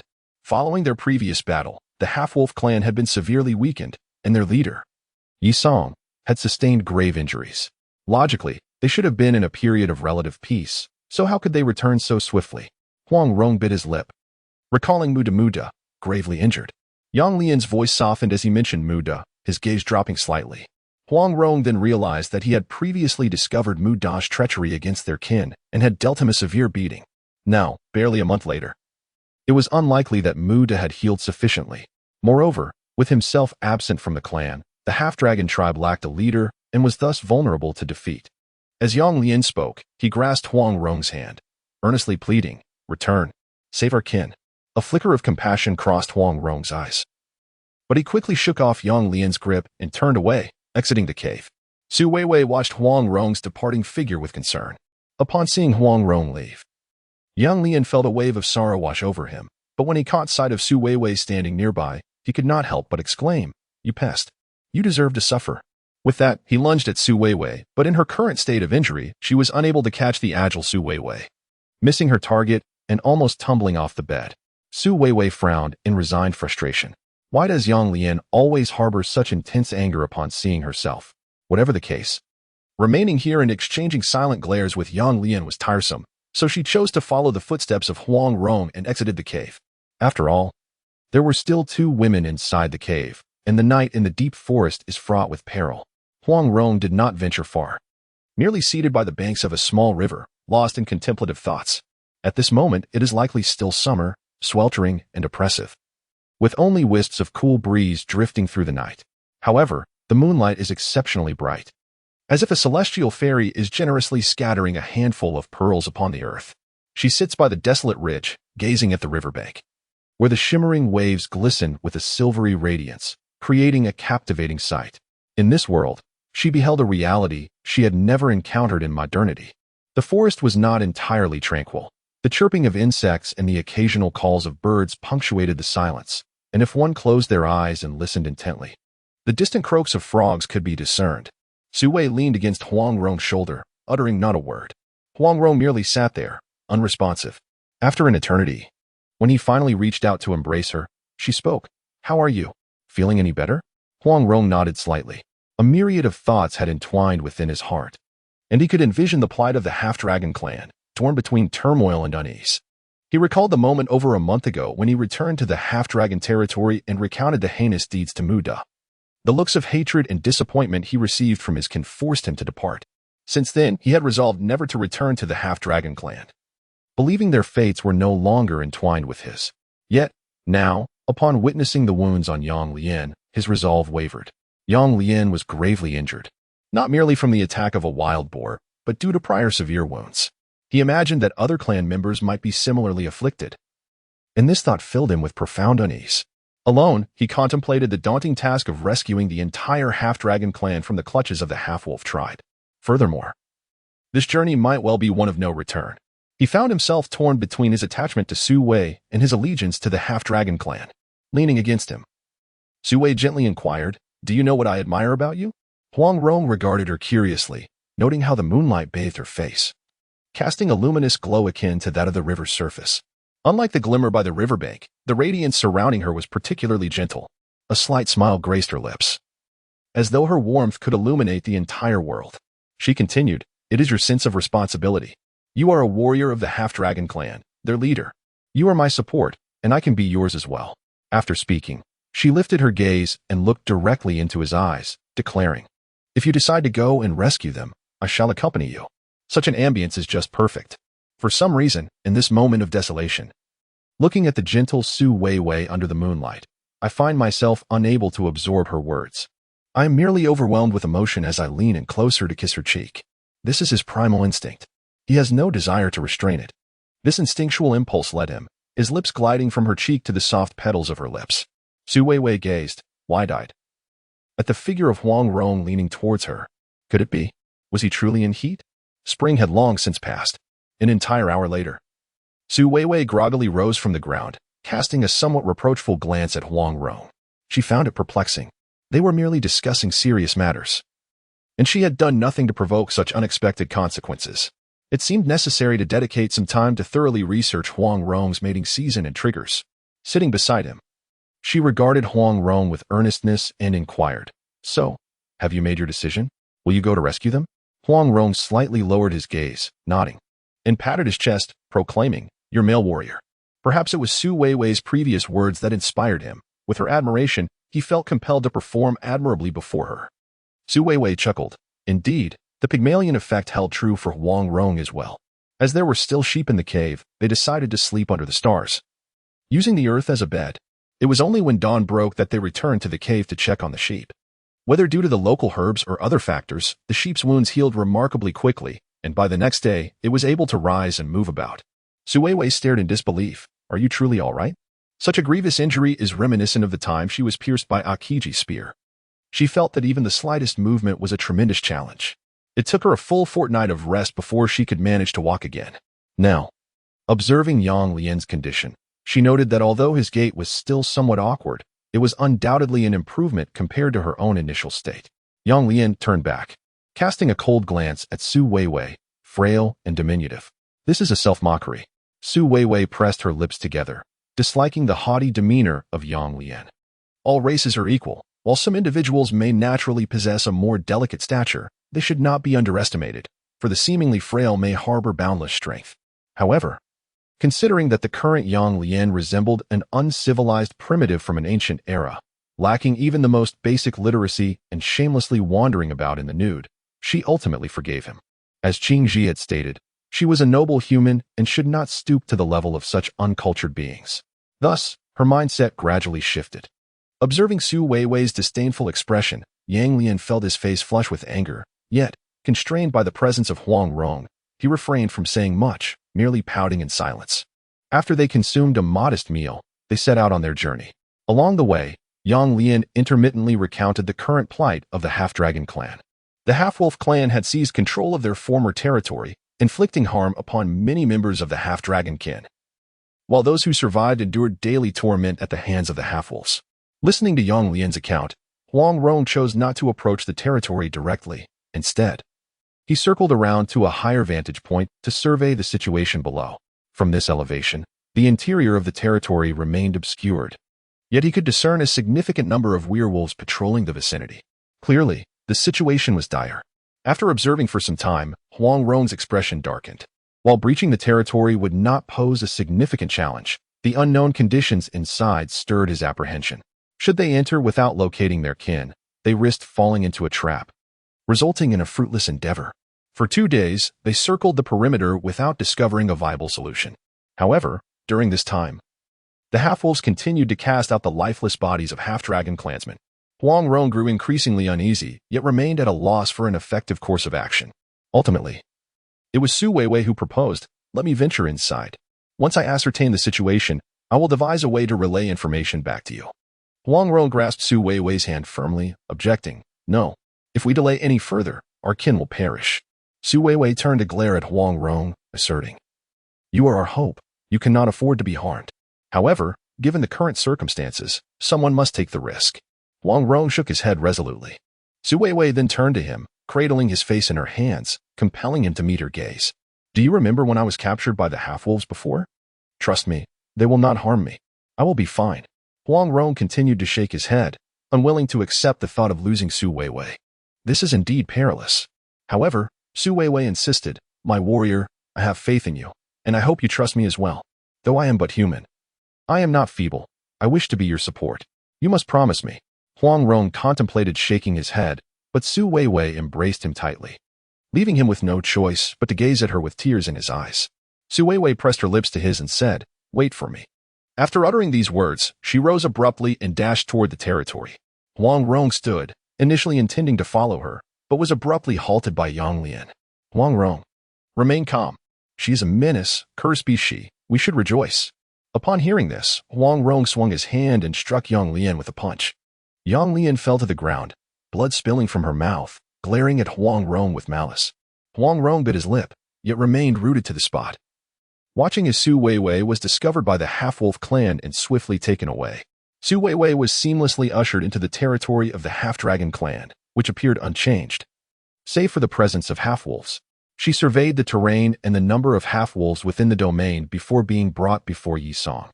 Yi Song was utterly taken aback to encounter Su Weiwei at this moment. He grinned widely, inching closer. Su Weiwei, feeling a surge of panic, pushed him away and curled into a ball.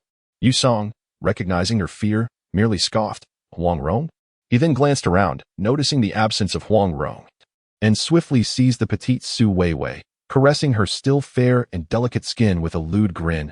"Human mine." Su Weiwei trembled uncontrollably. "Please do not kill me. I saved you before." As she spoke, she pointed to the wound on Yi Song's back, a wound she had previously treated. Now, it had nearly healed. Following her indication, Yi Song glanced over, recollecting the past incident. He had indeed thought he was nearing death, but after Su Weiwei's herbal treatment, he felt a marked improvement within 2 days. Ordinarily, such a severe injury would necessitate at least 3 months of recuperation, yet thanks to the efficacy of those herbs, he could move with ease after just over a month. Consequently, a subtle shift occurred in his gaze. He did not release her. Instead, he turned and tossed her into the cave. The cave, once a cherished sanctuary shared with the wild warrior, has now become a resting place for the wild pines. She reclined upon the flower bed, yet the sensation was far from what it once was. In the days when the warrior was present, the entire cave radiated warmth and romance. Now, in his absence, the blooms within the sanctuary have withered significantly. The yellowing petals droop faintly, lacking vitality. And coupled with the cave's interior location, sunlight struggles to penetrate, leaving her in a somewhat chilly gloom. She couldn't help but wonder about the warrior's fate. Although the sheep clan had tried to intervene, that foolish one might recklessly charge in to rescue her at any moment. Upon reflecting on this, she felt compelled to leave this place, rising and stepping outside the cave. The half-wolf clan members passing by cast her a fleeting glance, yet none paid her any heed. This, perhaps, embodies the advantage of weakness. It poses no threat to anyone, thereby granting her considerable freedom of movement. As long as she remains within her territory, she can traverse it at will. After circling twice, she indeed discovered traces of her half-dragon kin. The surviving members of the half-dragon clan were confined in a crevice within the territory, a location where the terrain was slightly lower, allowing for limited movement. However, the half-wolf clan stood guard outside, ready to strike should any of them dare to show themselves. Now that she had located her kin and understood the circumstances within the territory, the challenge of conveying this information beyond became a significant dilemma. She needed to devise a way to make the wild warrior comprehend her intentions. Resolute in her decision, she sought out 2 sturdy wooden sticks and approached the wild pine. At that moment, the wild pine was dozing, appearing quite at ease. Within a radius of several miles, the territory was solely inhabited by the half-dragon and half-wolf clans.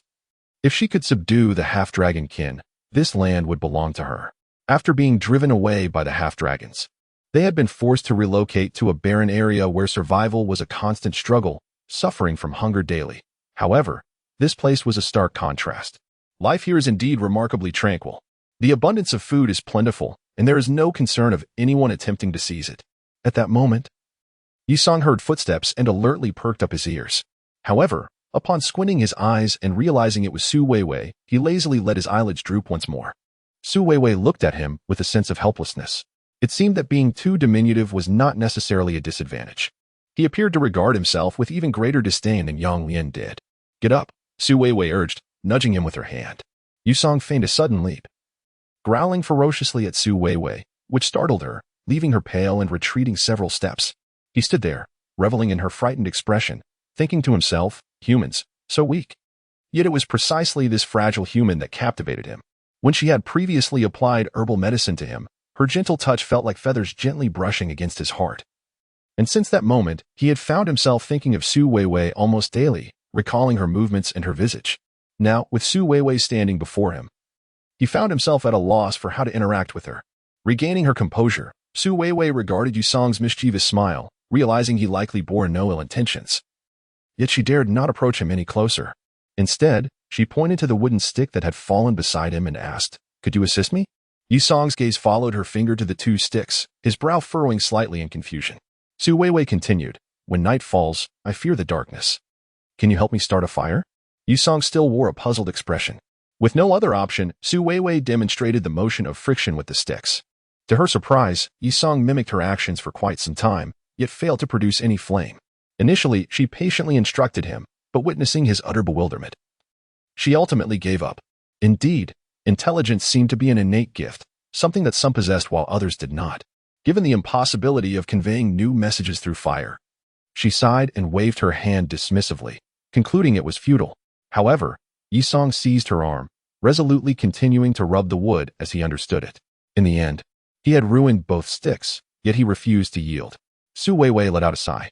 Eventually, Yisong, out of sheer frustration, kicked one of the sticks with great force and shot a furious glare at Su Weiwei.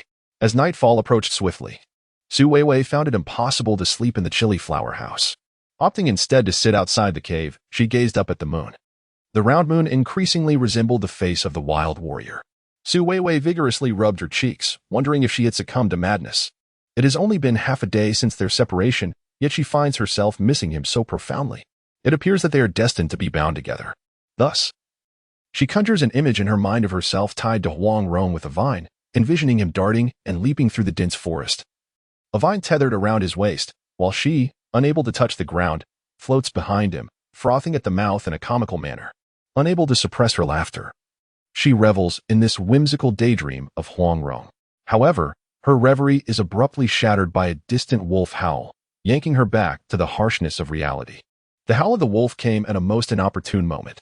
Sighing softly, Su Weiwei roused herself, returning to the harsh reality around her, surveying the dimly lit surroundings. She was still within the territory of the half-wolves, and given Yisong's temperament, her fate could be uncertain at any moment. She needed to devise a way to send a message to Huang Rong, imploring him to come to her rescue. But how could she convey her message in the stillness of the night? She pondered this dilemma throughout the night, yet as dawn broke, no viable solution had materialized. Meanwhile, Yisong had enjoyed a restful slumber and emerged, leading a few members of the half-wolf clan, seemingly preparing for an excursion. She hastened forward, inquiring, "Are you heading out?"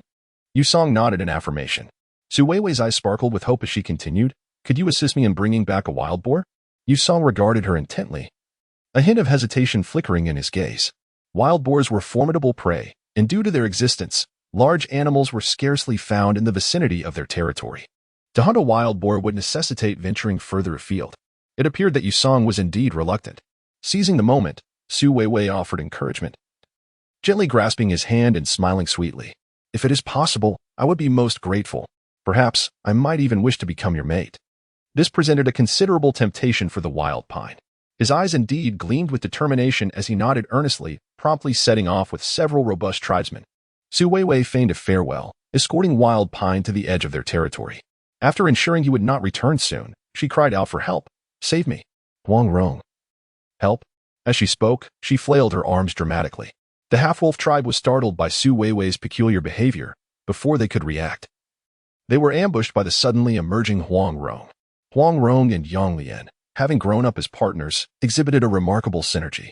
With the half-wolf tribesmen caught off guard, they swiftly dispatched their foes. Under Su Weiwei's guidance, they penetrated the territory and liberated the half-dragon tribe members. Although the half-dragon tribe had sustained injuries, they had long been poised for a counterattack, and with Huang Rong's timely arrival, their spirits soared, enabling them to surge forward. The two factions clashed fiercely, the cacophony of battle echoing throughout. Huang Rong, invigorated by the fray, pressed on relentlessly, while the once formidable warriors of the half-wolf tribe were mostly absent, hunting elsewhere, leaving them leaderless and quickly retreating. The half-dragon tribe finally reclaimed their territory, raising their heads high in joyous celebration. However, Su Weiwei appeared notably anxious, murmuring, "No, it is not yet over." The scattered wolf pack still retained significant strength. Should they muster their full might, they could contend equally. They had merely chosen to withdraw strategically. Yet, if Wild Pine and his elite forces returned, the entire situation could shift dramatically. They must devise a means to drive them away. However, given the remaining strength of the half-dragon tribe, they were hardly a match for the half-wolf tribe. Su Weiwei cast a deep glance at Huang Rong, declaring, "We can only resort to fire. All animals fear flames, irrespective of their kind. This is currently their sole means of overcoming the half-wolf clan."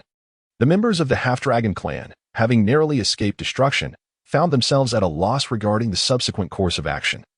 Relying solely on the judgment of the formidable Huang Rong. Naturally, Huang Rong placed his trust in Su Weiwei, nodding in agreement.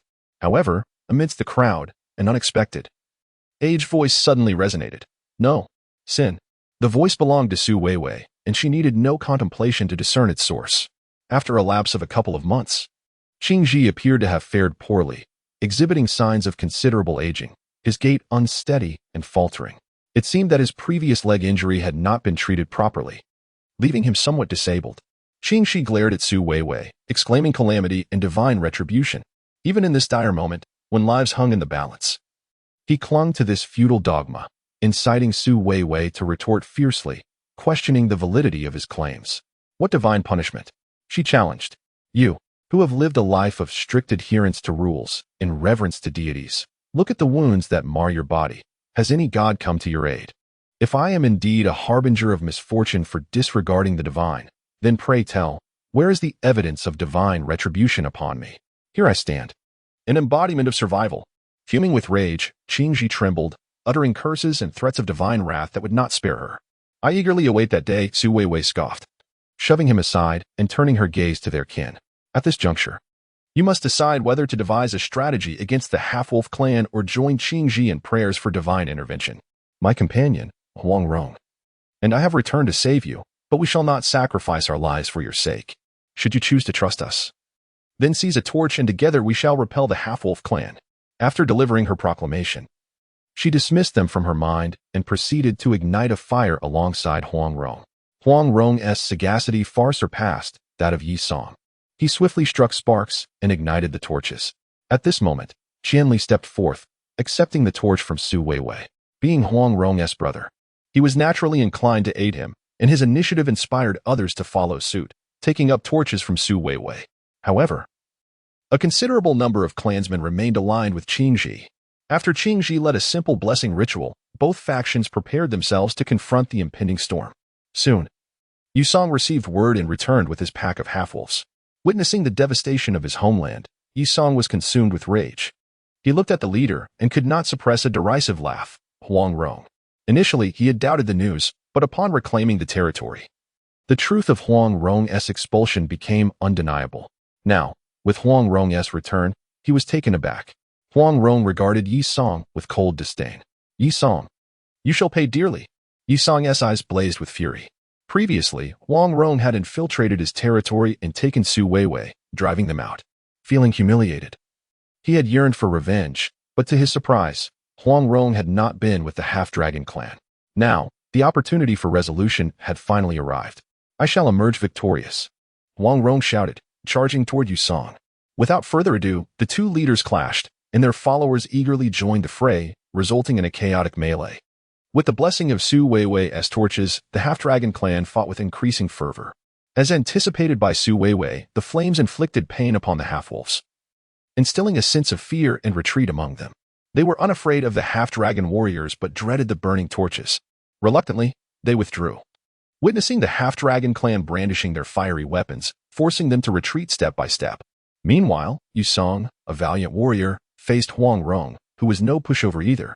After several exchanges, both sides sustained injuries, yet Huang Rong appeared in slightly better condition. As his kin began to falter, Yi Song sensed his impending defeat and retreated several steps, howling fiercely toward Huang Rong before ultimately leading his clan away. The half-dragon clan emerged victorious, their members rejoicing. However, even with their territory secured, the outlook remained grim. The half-dragon clan's numbers had dwindled significantly, nearly having since Su Weiwei's arrival in the savage continent. This indeed represents an undeniable catastrophe for them. Despite his injuries, Huang Rong glanced back at his jubilant kin, a faint smile curling at the corners of his mouth. He then took Su Weiwei's hand, preparing to depart, only to be halted by Qianli, who stood resolutely in their path. "Do not leave, Huang Rong," Qianli implored earnestly. Huang Rong hesitated momentarily, then merely patted his shoulder before attempting to bypass him. Qianli rushed forward again, stating, "I need the clan leader. I need you, Huang Rong." Yet, Huang Rong remained unmoved.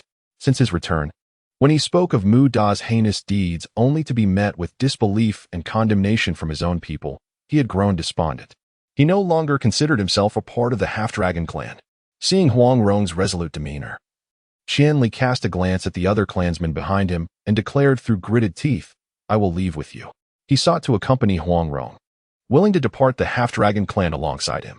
Upon hearing this, those who had previously believed in Huang Rong and joined him in driving away the half-wolf clan echoed Qianli's sentiment, saying, "We will also go." The remaining members of the half-dragon clan were already few, and now with so many wishing to leave with Huang Rong, the entire tribe was on the brink of disintegration, akin to a scattered pile of sand. Should the half-wolf clan return, they would be utterly defenseless. With Muda absent, only Qing Ji and a few hardliners remained, making survival increasingly difficult. Realizing the gravity of the situation, Qing Ji understood that she could no longer hold her ground. Thus, she took the initiative to approach Huang Rong, saying, "Huang Rong, stay." Huang Rong remained silent, simply holding Su Weiwei's hand, calmly regarding Qing Ji. The implication was clear: if he were to remain, so too must Su Weiwei. Qing Ji looked at Su Weiwei, hesitating briefly before reluctantly nodding. "Very well. The human may stay." At this, Huang Rong broke into a smile. In truth, he had sustained significant injuries in the battle, and after having surveilled the area for several days, his strength was nearly depleted. After Su Weiwei foraged for some herbs and brought back food for him, he comfortably nestled into her embrace and fell asleep. At that moment, Yang Lian approached, carrying a large piece of raw meat, but paused at a distance. Observing the scene of Su Weiwei cradling Huang Rong, her heart ached with a sharp pang. Instead of advancing, she clenched her teeth and departed with the carefully prepared food. Upon returning to Qing Shi's side, Yang Lian appeared sullen. Qing Shi, puzzled, inquired, "Are you angry? At Huang Rong?" The human, a scourge, ensnaring Huang Rong. Recalling the earlier scene, Yang Lian's anger intensified, and unconsciously, she tore the raw meat into several pieces, as though it represented Su Weiwei. Qing Shi gazed towards the flickering firelight beside Su Weiwei, her dark eyes igniting with a crimson glow. The human must be punished. Yang Lian turned to face Qing Shi, asserting, "The divine shall not strike. We speak of it." She shook her head. Yet, Qing Shi grasped Yang Lian's wrist, stating earnestly, "Su Weiwei is weak. Huang Rong is absent. She can be eliminated." This notion had crossed Yang Lian's mind, yet the two were nearly inseparable. The last time she had contemplated taking action, she was discovered by Huang Rong. Now, it would hardly be so simple. Qing Shi let out a cold laugh, invoking the divine for protection. The opportunity had arrived.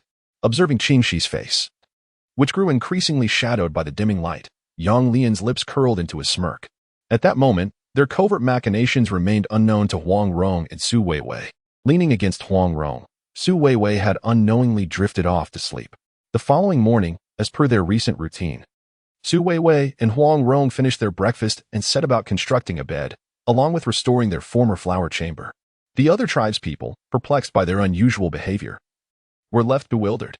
Once the wooden bed was completed, Su Weiwei showcased her eloquence by rallying a group of tribespeople, enthusiastically promoting the merits of this wooden creation. Do not underestimate this humble bed. Lying upon it is sheer comfort. Prolonged use may even rectify your neck and shoulder misalignment. Just look at your necks. They are quite crooked, she articulated persuasively, leaving the nearby tribespeople in a state of astonishment. To enhance their experiential understanding, she laid down animal hides and encouraged them to recline upon it for a trial. Much like Huang Rong, they found this delightful novelty to be refreshingly intriguing. Consequently, under Qian Li's guidance, they sought out numerous trees to emulate Huang Rong's craftsmanship, crafting several rudimentary beds that they lined up within the cave. Due to the novelty of the endeavor and the varying ideas amongst them, each bed turned out differently, some large, some small, some perfectly straight, while others were askew.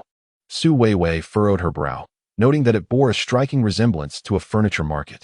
Just as they were fervently engaged in their bed-making endeavors, Muda, who had been absent for quite some time, suddenly reappeared. He seemed to have sustained considerable injuries, limping back into the territory. Upon sighting Muda, Huang Rong appeared visibly agitated. The pent-up emotions of the past few days erupted in that instant. He rushed forward and seized Muda by the throat, exclaiming, "You vanished." At a time when the tribe faced peril, their leader, Muda, had inexplicably disappeared. Initially, Huang Rong had been unaware of these events. It was Qian Li who had informed him, which is why she was willing to follow Huang Rong. He was reliable in times of crisis. It was always Huang Rong who led them through the turmoil, while the leader they had come to trust, Muda, had vanished without a trace. Muda, appearing somewhat fearful, pressed his lips together and uttered, "Werewolves, ambush. I am injured." He gestured toward his wounds, which indeed looked severe. Yet this did not excuse his abandonment of the tribe. Enraged, Huang Rong delivered a powerful punch to Muda. The force behind Huang Rong's blow was tremendous, causing Muda to crumple to the ground. Already weakened by his injuries, he could barely withstand the impact, and blood began to seep from his wounds. The pitiful sight stirred compassion in the hearts of the clansfolk. A woman from the tribe hurriedly rushed forward, positioning herself protectively in front of Muda. "Muda, warrior. No, coward. Half-wolf clan, you have been deceived," she shouted angrily at Huang Rong. With reddened eyes, Huang Rong replied, "My female, not a calamity." Nevertheless, he relaxed his fists, merely casting a cold glance at Muda before turning away. What Muda had done remained a mystery to all, rendering them incapable of declaring him a sinner. Furthermore, with several of Muda's followers still within the tribe, Huang Rong recognized the precariousness of his own standing and refrained from taking extreme measures, opting to depart instead. Muda exhaled in relief as he was assisted by the woman to tend to his wounds.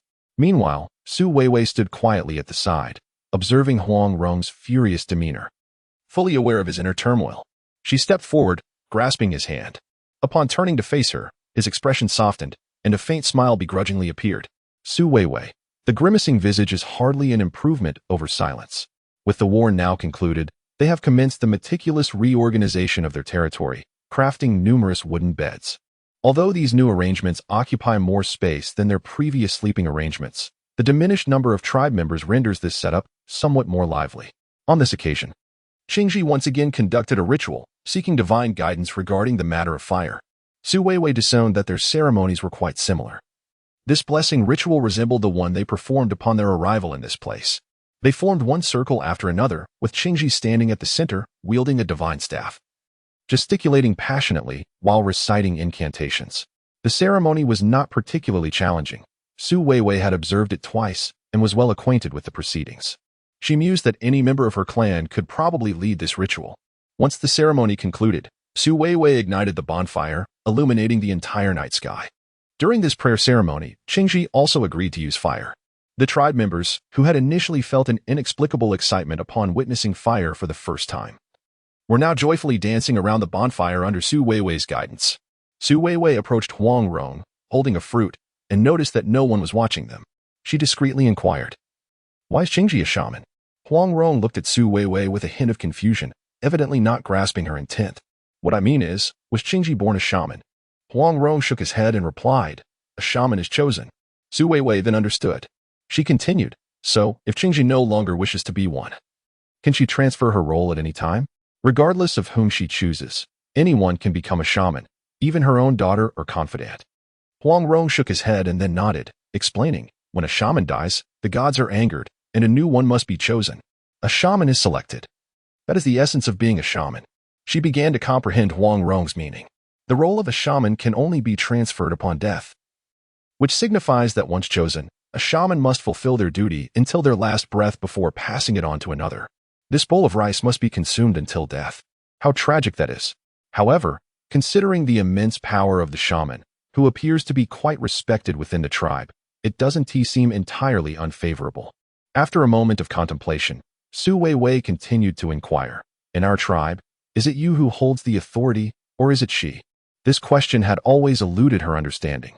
Observing Huang Rong commanding the people, declaring when to relocate and when to engage in battle, exuding an air of majesty and effortlessly mobilizing forces, she found it perplexing that during a sacred ritual of communion with the divine, he was compelled to heed the shaman's directives and kneel in reverence.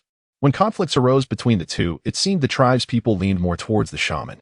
In truth, Huang Rong himself could not articulate the answer to this dilemma, thus he could only shake his head in resignation. Reluctantly, Su Weiwei chose to abandon her inquiry. Perhaps for Huang Rong, such matters were instinctive and natural. He and Qingji had clearly defined roles, a tradition as old as time itself, rendering any consideration of authority's magnitude utterly meaningless. Su Weiwei's gaze shifted from Huang Rong to the tribe's people dancing around the bonfire, her expression growing increasingly somber. It was not that she was overthinking. Rather, the sight of those individuals, bare and exposed, was simply too unbecoming for her. Unable to bear it any longer, she stood up, wandered to the side, and gathered some large leaves, binding them at the base. To prevent any mishaps, she found a vine to secure them further, adorning her creation with a few delicate flowers.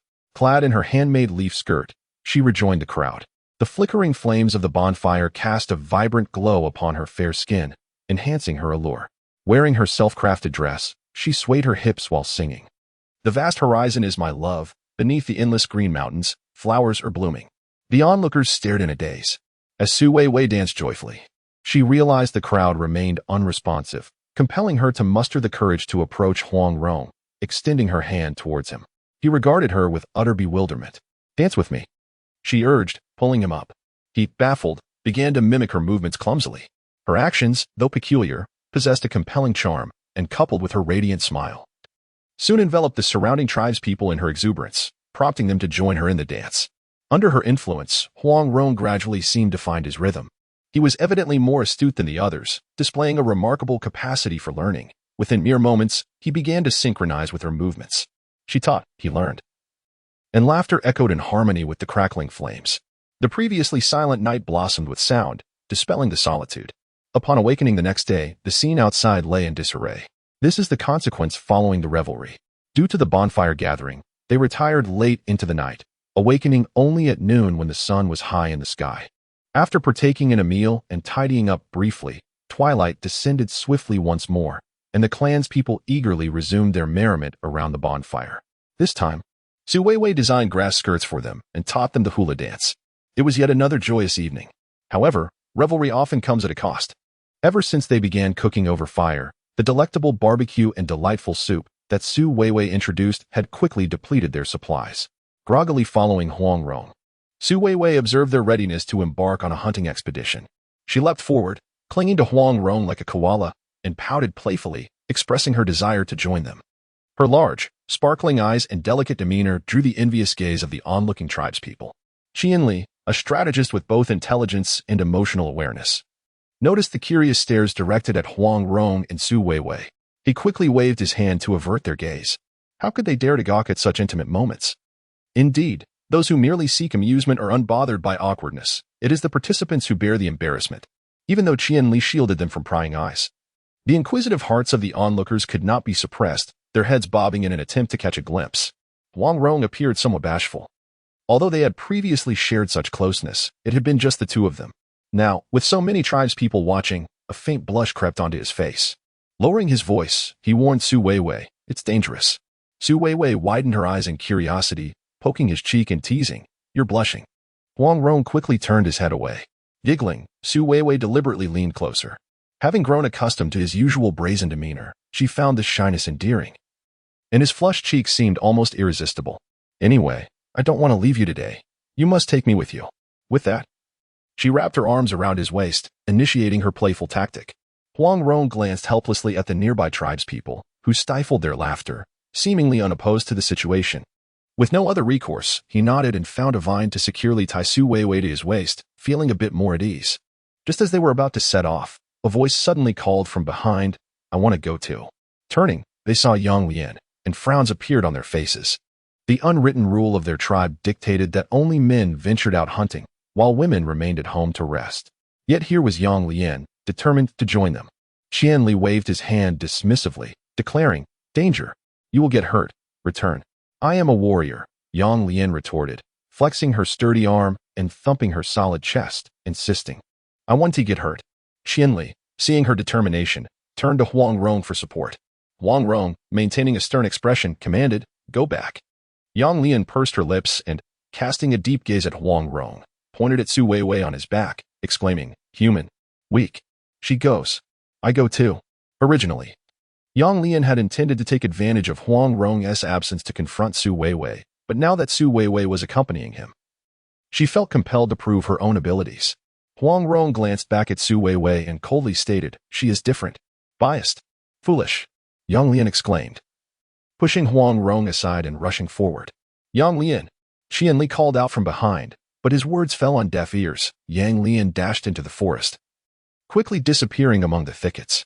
Qianli turned to Huang Rong, who remained composed. "Let us depart." Indeed, there was little to worry about. Yang Lian was a formidable woman within their tribe. Other women could not compare to her. While they matched her height, they lacked her solid musculature and combat prowess.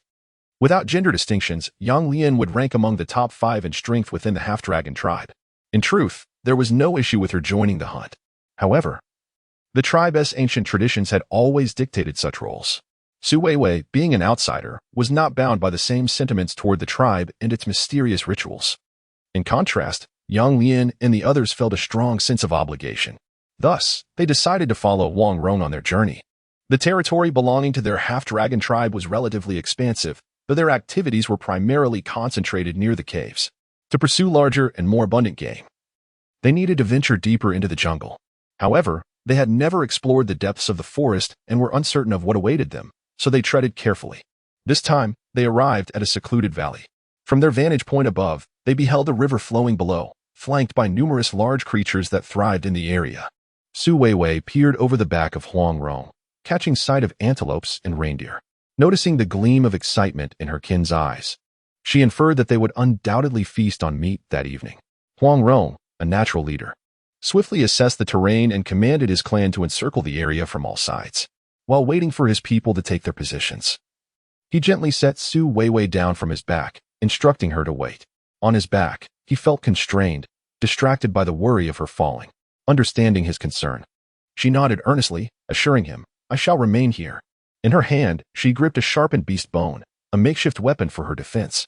She believed that in such a brief moment, she would not stray far. She was far from the fragile figure she appeared to be. With this thought, Huang Rong redirected his focus to the quarry below, a bloodthirsty smile curling at the corners of his mouth. Once ready, with a commanding roar, the clan members sprang into action, plunging down the slope. The animals, previously leisurely drinking, were caught off guard by the sudden threat, startled yet quick to react. They raised their heads and fled before finishing their drink. The clan members pursued them with the ferocity and swiftness of innate hunters, akin to cheetahs. With a single leap, one seized a reindeer, subduing it before moving on to other prey. In no time, several reindeer carcasses lay strewn across the valley floor. Huang Rong tied their spoils with vines and, during this brief interlude, returned to his previous position, only to discover, to his alarm, that Su Weiwei had vanished. While Huang Rong and the clan were engaged in the hunt, Su Weiwei suddenly turned and spotted a small, pristine white form not far away. It was a little rabbit, curled up and seemingly asleep in its cozy nook. Seizing the opportunity, she cautiously approached the direction of the rabbit. If she could catch it, they would have rabbit meat for dinner. The thought of the spicy rabbit head and stir-fried rabbit meat she had enjoyed in the modern world made her mouth water. Just as she neared the fluffy white creature, she was startled to see it poke its head out, its ears perking up in alertness. This alert demeanor unmistakably suggests that something has been discovered. Oh no, the freshly caught rabbit is slipping away. A surge of anxiety coursed through Su Weiwei, prompting her to leap forward in an attempt to seize the rabbit. Yet, the creature merely bounded ahead, evading Su Weiwei's desperate lunge. This was all too much. Su Weiwei, in a state of disarray, lay on the ground. As she slightly raised her head, she spotted the rabbit standing before her, displaying an air of triumph as it swayed its body with a sense of self-satisfaction. Its demeanor was unmistakably mocking Su Weiwei. Frustrated and exasperated, she thought, "How dare you, little rabbit? It's one thing for creatures larger than me to bully me, but you too? Just wait, I shall make you pay for this." With that, she hastily sprang to her feet and dashed toward the rabbit once more. The rabbit, sensing her approach, took off at full speed. In truth, their speeds were comparable, however. The rabbit's smaller size allowed it to dart about erratically, eluding her grasp. It was uncertain how long they had been running when, all of a sudden, she stumbled over something, causing her to fall flat on the ground, landing in a most undignified manner. Her face was pressed against the earth, and her nose bore the brunt of the impact, prompting her to grimace in pain. After gingerly touching her nose, she sat up and glanced around, only to find no trace of the rabbit. The opportunity for a delectable meal had vanished into thin air. With a resigned sigh, she settled back down to rest. She had chased the rabbit for quite a distance, and when she looked behind her, it was evident that she had strayed far from where she had parted ways with Huang Rong. She couldn't help but wonder if Huang Rong would be anxious upon discovering her absence. With this thought, she wiped the sweat from her brow and, as she contemplated the effort required to rise and make her way back, she discovered 2 eggs lying at her feet. It seemed that she had indeed stumbled over these very eggs moments ago. The 2 eggs appeared extraordinarily large, approximately the size of an infant, adorned with an array of spots, rendering the identity of the creature they belonged to unrecognizable. She gently nudged the eggs, noting their substantial weight. How could eggs be hidden away in this place? Surveying her surroundings, she observed an eerie silence, devoid of any signs of other creatures. Thus, she gazed at the 2 eggs, rubbed her hands together, and a mischievous grin crept across her lips. "Since you have deprived me of rabbit meat this evening, I suppose you shall serve as my compensation," Su Weiwei mused, stroking her belly. Indeed, it had been quite some time since she had indulged in eggs. With these thoughts in mind, she joyfully cradled the 2 eggs and cheerfully made her way back towards the direction from which she had come. However, after wandering for a considerable time, she could not locate the place where she had parted from Huang Rong. The valley was indeed expansive, yet after circling around, Su Wei found no trace of it. Fatigued and famished, she sought a place to rest, gently placing the 2 eggs on the ground. She found a twig and knocked some fruits down from a nearby tree. After wiping them with the beast's skin she carried, she began to nibble on them. As she munched, she could not help but reach out to touch the 2 eggs beside her, murmuring, "Who could your mother possibly be?" The eggs remained silent. Of course, had they been capable of responding, she would have been utterly terrified. Nevertheless, she noted that the surface of the eggshell was remarkably smooth, and they felt warm to the touch, reminiscent of Huang Rong's body heat. This is the temperature of life. Hidden within should be some small object. She couldn't help but lower her gaze to examine the 2 eggs once more. At that moment, a sharp cry from above startled her, and a massive figure swooped down from the sky, its hard, pointed beak aimed directly at her. Startled, she instinctively grasped the beast-bone weapon at her side and thrust it fiercely toward the descending bird. It seemed to have struck its wing, as the creature let out a pitiful cry and shed several feathers, then ascended slightly, but continued to circle above her, calling out. Su Wei raised her head, finally gaining a clearer view of the avian creature. Its feathers were a deep brown, and its spine leaned forward, showcasing its considerable size. Its head was nearly as large as hers, and its sharp beak resembled a deadly weapon, even thicker than the beast bone in her grasp. Had she not reacted swiftly, that pointed beak would have surely struck her, inflicting pain far worse than the torment of the staff wielded by the blue pheasant. With such thoughts, her complexion turned pale. Although she was unaware of the reason behind the bird's aggression, the sheer fact that she was in the depths of the forest, a realm where countless strange and malevolent creatures lurked, filled her with dread. Moreover, with a Rong absent and unable to offer her protection, her frail form was vulnerable. Any creature could easily extinguish her life. It was prudent to flee without delay. With this thought in mind, she hurriedly clutched the 2 eggs beside her and swiftly made her way backward. She recalled that she had chased the rabbit in this very direction, so moving in the opposite direction seemed correct.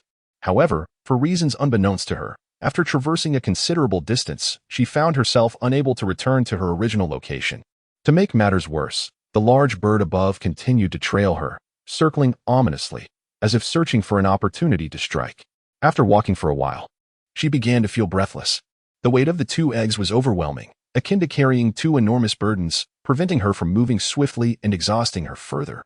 Perhaps sensing her fatigue, the giant bird seized the moment and dove down again, this time with even greater speed and ferocity.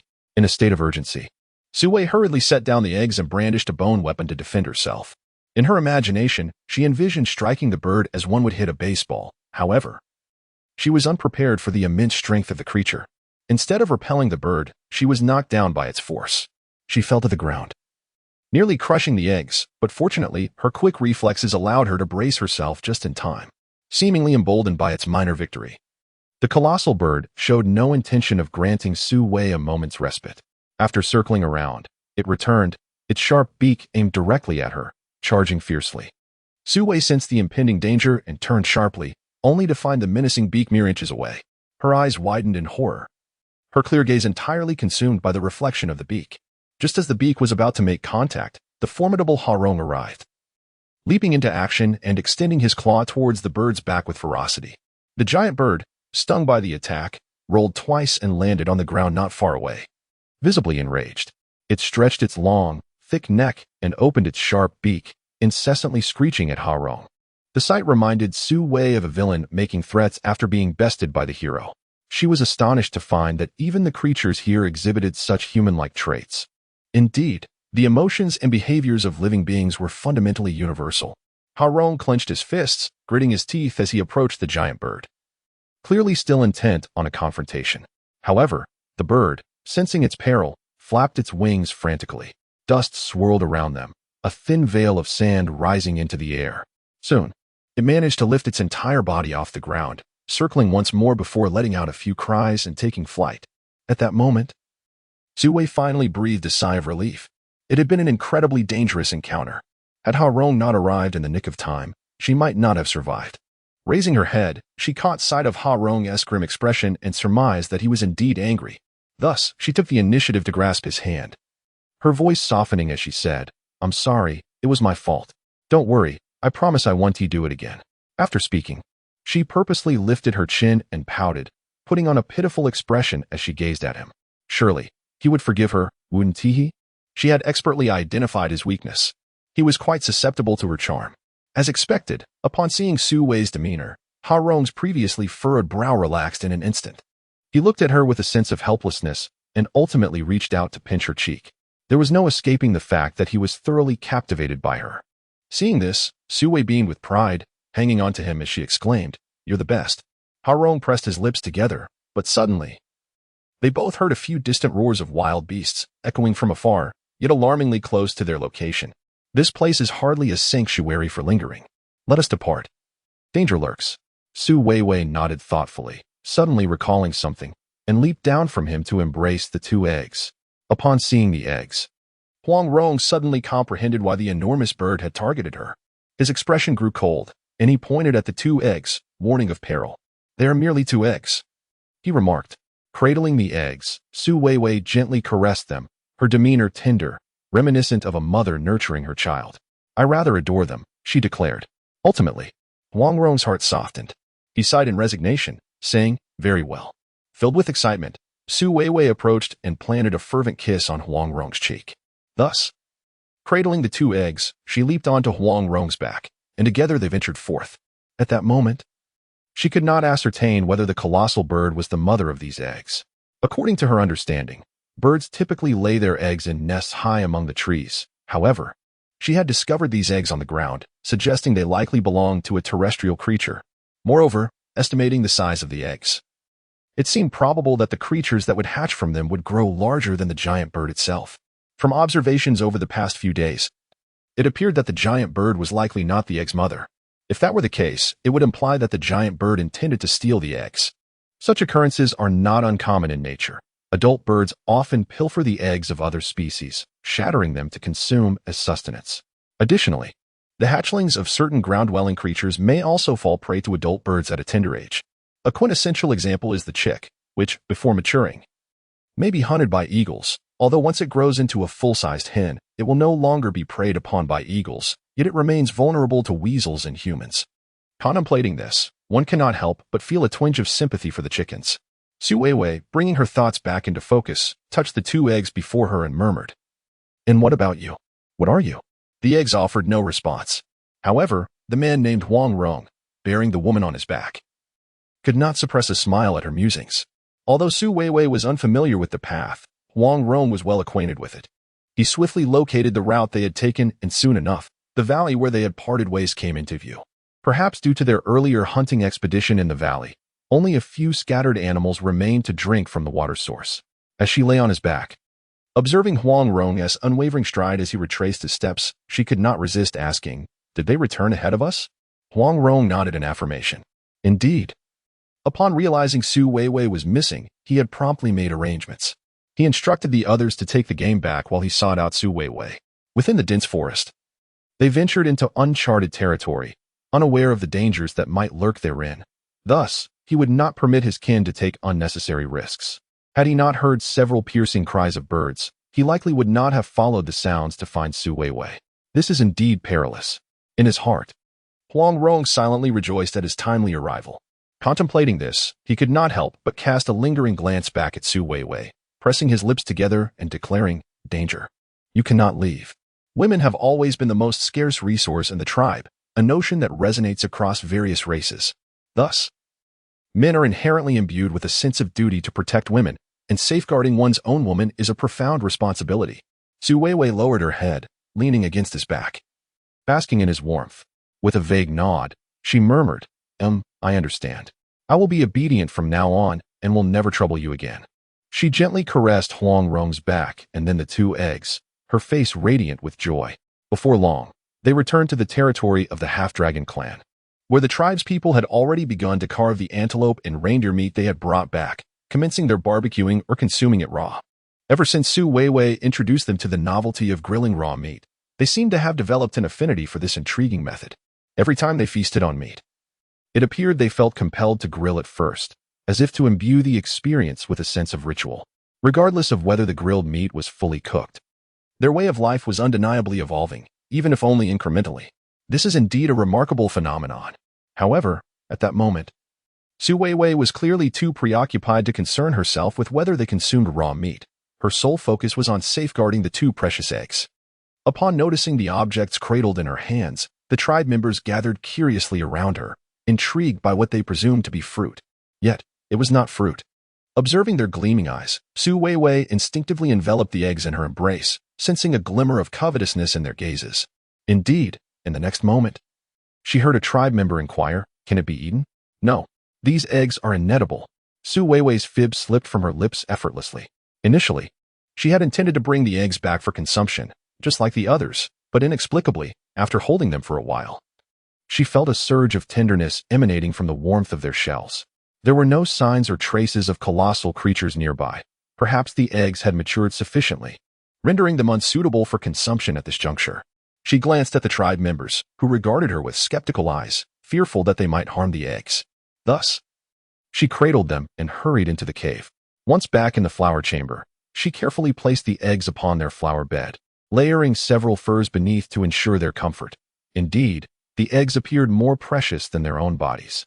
Huang Rong followed her inside, observing Su Weiwei's cautious demeanor, and couldn't help but chuckle softly. Are the eggs truly significant? Indeed, they are crucial, Su Weiwei replied earnestly, nodding her head in affirmation. Significant? In what regard? Huang Rong queried, prompting Su Weiwei to pause in thought. In what way is it significant? She caressed the warm eggs and then articulated, because within these eggs resides warmth. With care, something can emerge from them. Food. No, not food. They harbor little lives, akin to you and me. Yet, one must consider that while hatching a chick from an egg is indeed life, the grown chick, in turn, becomes sustenance. How can this be explained? Huang Rong nodded earnestly, filled with hope. The cubs. Yes. Su Weiwei nodded in agreement. Delighted at having understood the unspoken signal, Huang Rong grinned. Half-dragon there are. Eggs. Cubs. Huh. Su Weiwei furrowed her brow, gazing at Huang Rong. Without another word, Huang Rong reached out, grasped Su Weiwei's wrist, and without hesitation, leapt away with her on his back. As Su Weiwei clung to Huang Rong, she felt the wind rushing past her ears, and the scenery before her transformed in a blur, with the trees swiftly receding on either side. She inquired, Where are you taking me? Cubs, was Huang Rong's only response. Feeling somewhat perplexed, Su Weiwei was soon led to a valley that was unlike the one they had ventured to during their morning hunt. In the center of this valley was a vast waterfall, cascading down in torrents, resembling a broad silver belt from a distance. Upon arrival, Huang Rong finally halted, gently setting Su Weiwei down. Curiously, she surveyed her surroundings. What have you brought me here for? Huang Rong remained silent, simply pointing toward the valley below. There, beneath the waterfall, the rushing water had carved out a small sandbar, barely large enough to accommodate a few individuals. At present, several figures stood upon that sandbar. Peering closely, Su Weiwei soon recognized that the leader among the half-dragon kin was Qingxi, who leaned on a divine staff as she walked slowly at the forefront, flanked by several taller, more robust individuals who, despite their capability to walk swiftly, humbly trailed behind her. They reached a section of river beside the waterfall, where the water surged violently, resembling a throng of galloping white horses. Is another ceremony about to commence? Su Weiwei mused. Indeed, Huang Rong nodded in affirmation. The role of the shaman is to forge a connection between the tribe and the heavens.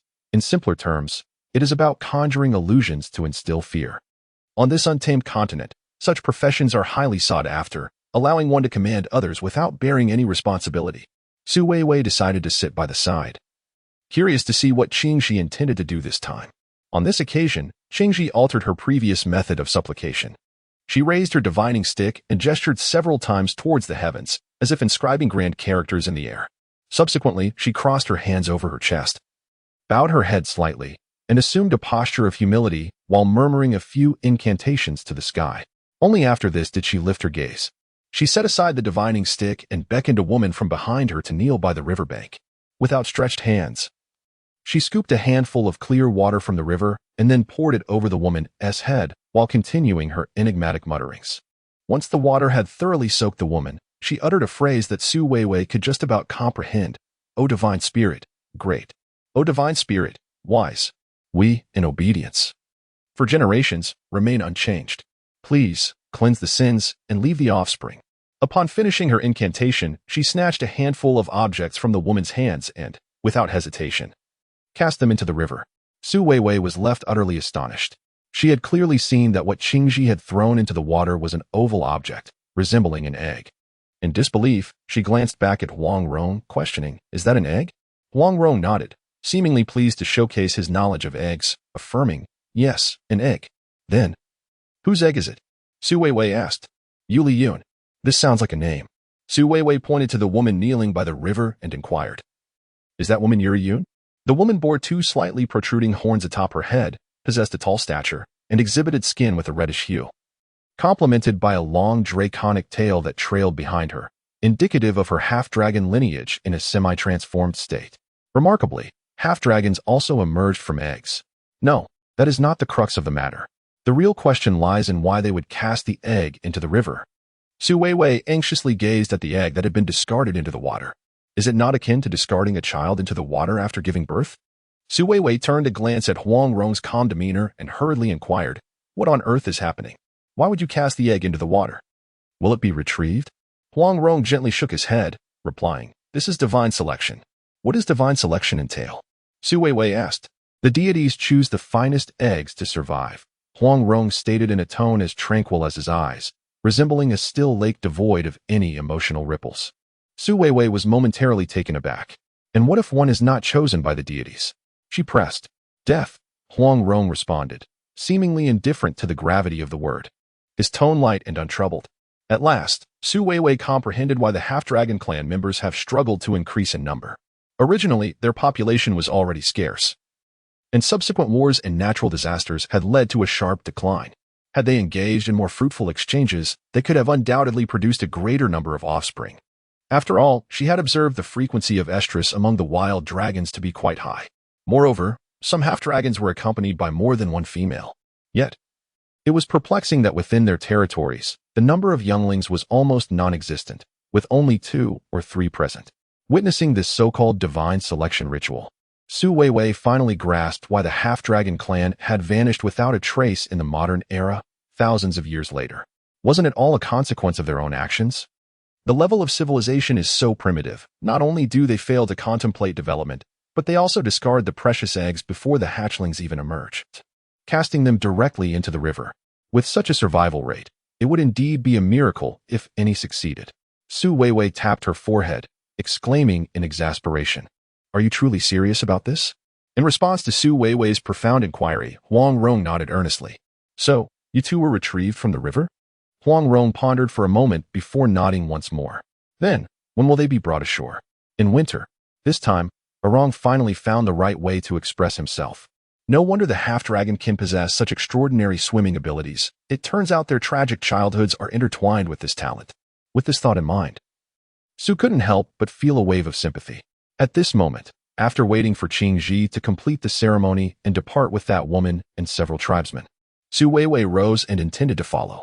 However, Huang Rong firmly grasped her hand, furrowing his brow. Su Weiwei turned back, shaking off his grip, asserting, "I do not know what you are thinking, but I have never believed in any deities. All I know is that if that egg were to fall, regardless of where the turbulent waters might carry it, should it sink to the bottom and collide with a stone, it would shatter. What then?" After voicing her thoughts, she disregarded whether Huang Rong could hear her and plunged into the water, resolutely determined to retrieve the half-dragon egg. Superstition truly brings ruin. With urgency, Su Weiwei hurried to the riverbank, her mind solely focused on the dragon egg, and with a sudden dive, she immersed herself in the water. Huang Rong, standing on the shore, furrowed his brow, watching Su Weiwei plunge in, momentarily at a loss as to what to do. This is a tradition that has persisted since ancient times, and he was raised in accordance with it. Yet, Su Weiwei is resolutely skeptical of the divine and insists on retrieving the dragon egg against all odds. He is truly tormented, caught in a dilemma between following Su Weiwei into madness or adhering to the ancient traditions that bind them. This is a profoundly serious matter. At that moment, he suddenly heard Su Weiwei's cries for help. Raising his head, he discovered that Su Weiwei was uncontrollably bobbing up and down on the river's surface, her overall trajectory descending. She raised her arms high, frantically waving them, on the verge of being submerged by the water. Upon witnessing this, Huang Rong immediately leaped into the river. Half an hour later, after swallowing several mouthfuls of water, Su Weiwei sat on the riverbank, shaken and resolute never to approach water again. She had forgotten that she could not swim at all. Had it not been for Huang Rong's presence, she surmised that this time she would truly have met her demise. Pouting, she cast a displeased glance at Huang Rong, who appeared equally helpless, insisting that she must not go back in. "What about the dragon egg?" he queried. "It doesn't matter," she retorted. "That simply won't do." Su Weiwei, feeling aggrieved, sulked. After all, this was a matter of life. Just imagine if you were that dragon egg, having managed to survive within your mother's womb, longing to experience her nurturing and to behold the world, only to be suddenly tossed into the river. What if a large fish were to swallow it whole? As she spoke, tears began to flow. Huang Rong's heart was undeniably captured by her sorrow. He watched helplessly as her tears cascaded uncontrollably. Ultimately, he relented, saying, "All right, I shall go." With that, he rose and plunged into the water. Su Weiwei smiled. Soon, Huang Rong indeed emerged from the depths, cradling a dragon egg in his arms. This dragon egg differs from the one she discovered in the woods. It is slightly smaller in size and adorned with intricate patterns reminiscent of the delicate motifs found on fine blue and white porcelain. Su Weiwei hastily reached out to take the dragon egg, cradling it gently in her hands, her eyes sparkling with delight. How beautiful! Su Weiwei squinted her eyes, a radiant smile illuminating her face. At this moment, Su Weiwei was elated. However, Huang Rong appeared somewhat troubled. He gestured towards the dragon egg and remarked, "The clan is displeased. It is forbidden." Indeed, the customs of the clan dictated that once a dragon egg hatches, it must be cast into the river, only to be retrieved in winter when the hatchling is nearly ready to emerge. Yet, such a fate for the half-dragon offspring seemed exceedingly pitiful. Nonetheless, how could she feel at ease leaving it behind? If, like the two eggs she had found, they were to encounter clan members in the depths of the forest who wished to devour them, what then? With such thoughts swirling in her mind, Su Weiwei felt increasingly distressed. She gently lifted her head, her large, sorrowful eyes once again gazing at Huang Rong. However, this time, Huang Rong was unmoved, turning his face away. "Very well, if you refuse to assist, I shall take it upon myself to carry it back. Should anyone discover it, I shall claim that you found it." Embracing her inherent stubbornness, Su Weiwei muttered to herself as she rose, clutching the dragon egg and heading towards the territory. Observing this, Huang Rong, anxious that she might incite trouble, hurriedly followed her. As they made their way back, both Huang Rong and Su Weiwei wore tense expressions, sneaking furtively along the path. As twilight descended, the sky darkened slightly, though the night had yet to fully embrace the land. A vivid crimson hue enveloped the mountaintop in the distance. The immense orb of fire appeared precariously poised, as if it could plunge into the depths of the mountains at any moment. Qianli, initially preoccupied with concerns for their safety and contemplating a venture into the night, unexpectedly beheld the peculiar sight of two individuals upon raising his gaze. Su Weiwei, draped in a hide of beastly origin, concealed her hands within, their bulging form hinting at some clandestine endeavor, while the imposing figure of Huang Rong mimicked her demeanor, albeit with a palpable awkwardness. Intrigued, Qianli approached and inquired, "Huang Rong, what is this?" He gestured towards the beast hide upon Su Weiwei's chest, clearly eager to discern what lay beneath, yet he refrained from directly unveiling it, extending the courtesy of respect towards both Huang Rong and Su Weiwei. Upon hearing Qianli's question, Su Weiwei promptly waved her hands and shook her head, exclaiming, "No, nothing at all. Just a bit cold. I merely wish to warm my hands." Huang Rong nodded in agreement, adding, "No, it's not food. No, it's not an egg." Su Weiwei replied, "Isn't this akin to the age-old adage of hiding silver? Fortunately, the inhabitants here are quite innocent, devoid of ulterior motives, and they do not overthink matters. Instead, they straightforwardly comprehend that there is nothing amiss and promptly shift their focus." He grasped Huang Rong's hand and gestured towards their nearby roasting area, echoing the words that Su Weiwei had taught them. "Barbecue? Revelry?" Huang Rong nodded with a smile. While these two conversed, Su Weiwei stealthily returned to the flower room, cradling a dragon egg in her hands. She had intended to place the dragon egg alongside the other two, hoping they could keep each other company and, once hatched, perhaps become good friends despite their differing species. However, upon entering, she was taken aback. Where had the eggs gone? Su Weiwei searched the room thoroughly, reflecting on her departure. Surely, the eggs had been there when she left. She rushed to Huang Rong, nearly in tears, for the eggs were nowhere to be found. Huang Rong, startled, hastened into the flower room to search as well, only to find no trace of the two eggs. Aware of their immense significance to Su Weiwei, he resolved to venture outside. Just then, Su Weiwei followed closely behind, expressing her desire to accompany him. Huang Rong glanced back, intending to decline. But before he could voice his refusal, a shadow swept overhead. It was a colossal bird. Upon closer inspection, they saw that the massive bird's claws were indeed grasping two eggs. "Eggs!" Su Weiwei exclaimed, pointing. Without hesitation, Huang Rong leapt into action, transforming into a magnificent white dragon and soaring skyward, charging towards the giant bird. Surprised by Huang Rong's ability to fly, the bird initially dismissed him. But as he drew nearer, it began to panic and flapped its wings with increasing fervor. Yet, it was of no consequence. Huang Rong propelled himself forward, crashing into the bird and leaving deep gashes along its back.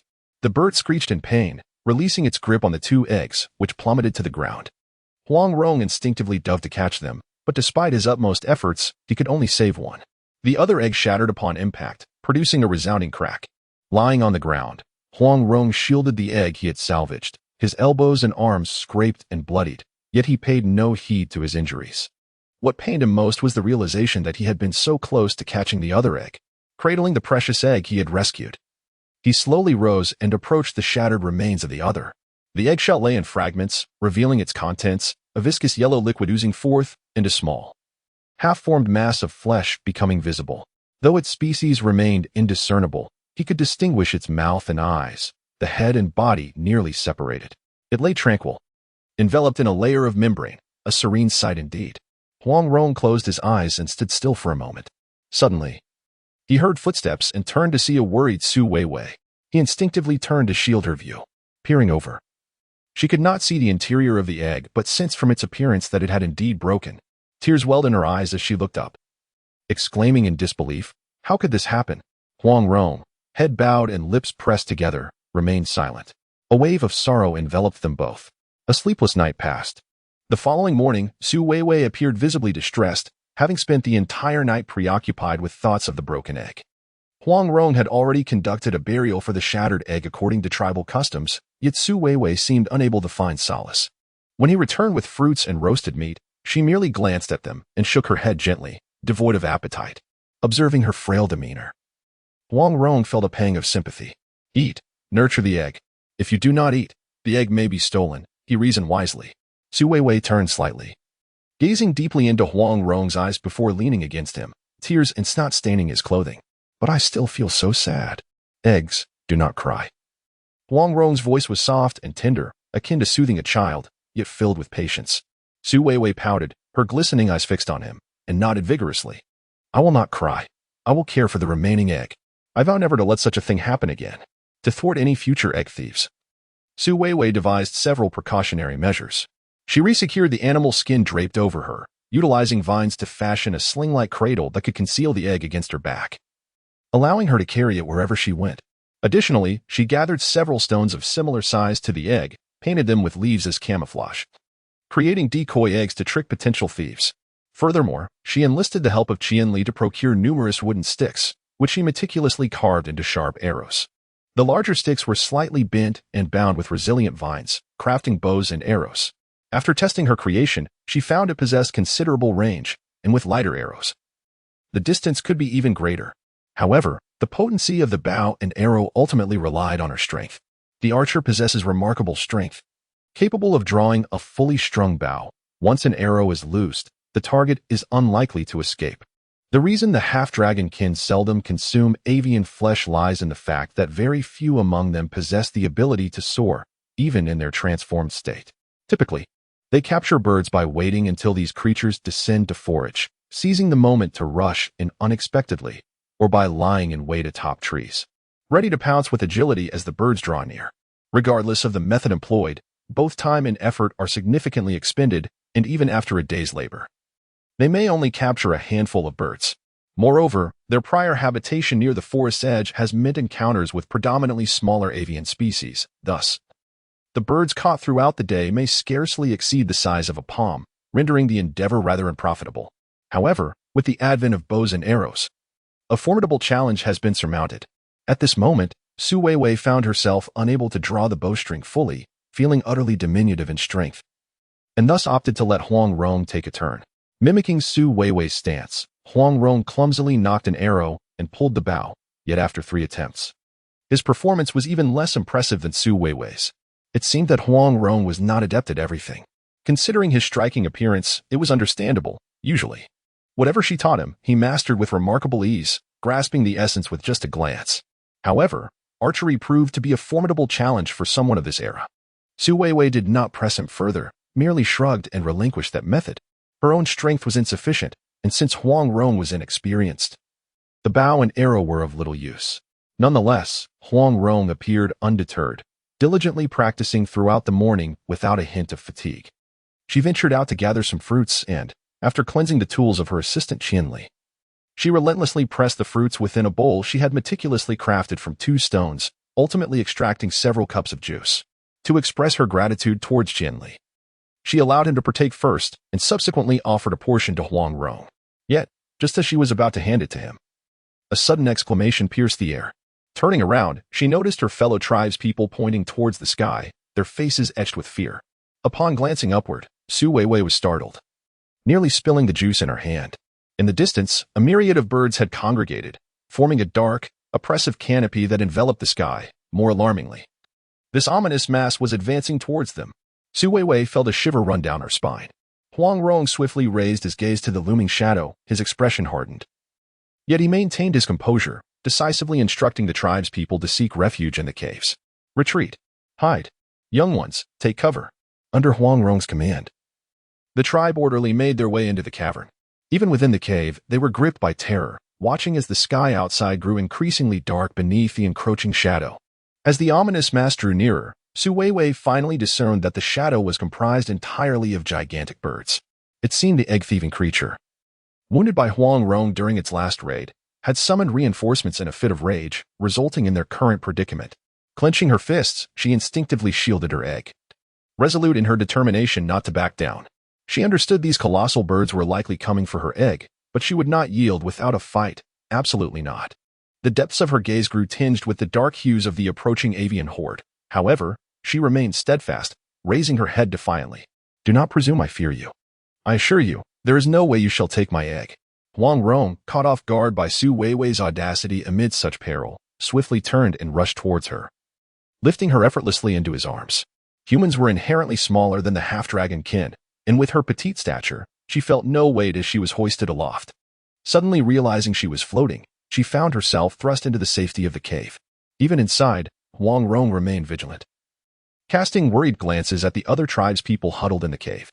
He earnestly pointed at Su Weiwei, declaring, "She, Weiwei, my female. You all must protect Weiwei. I, the warrior, will safeguard you.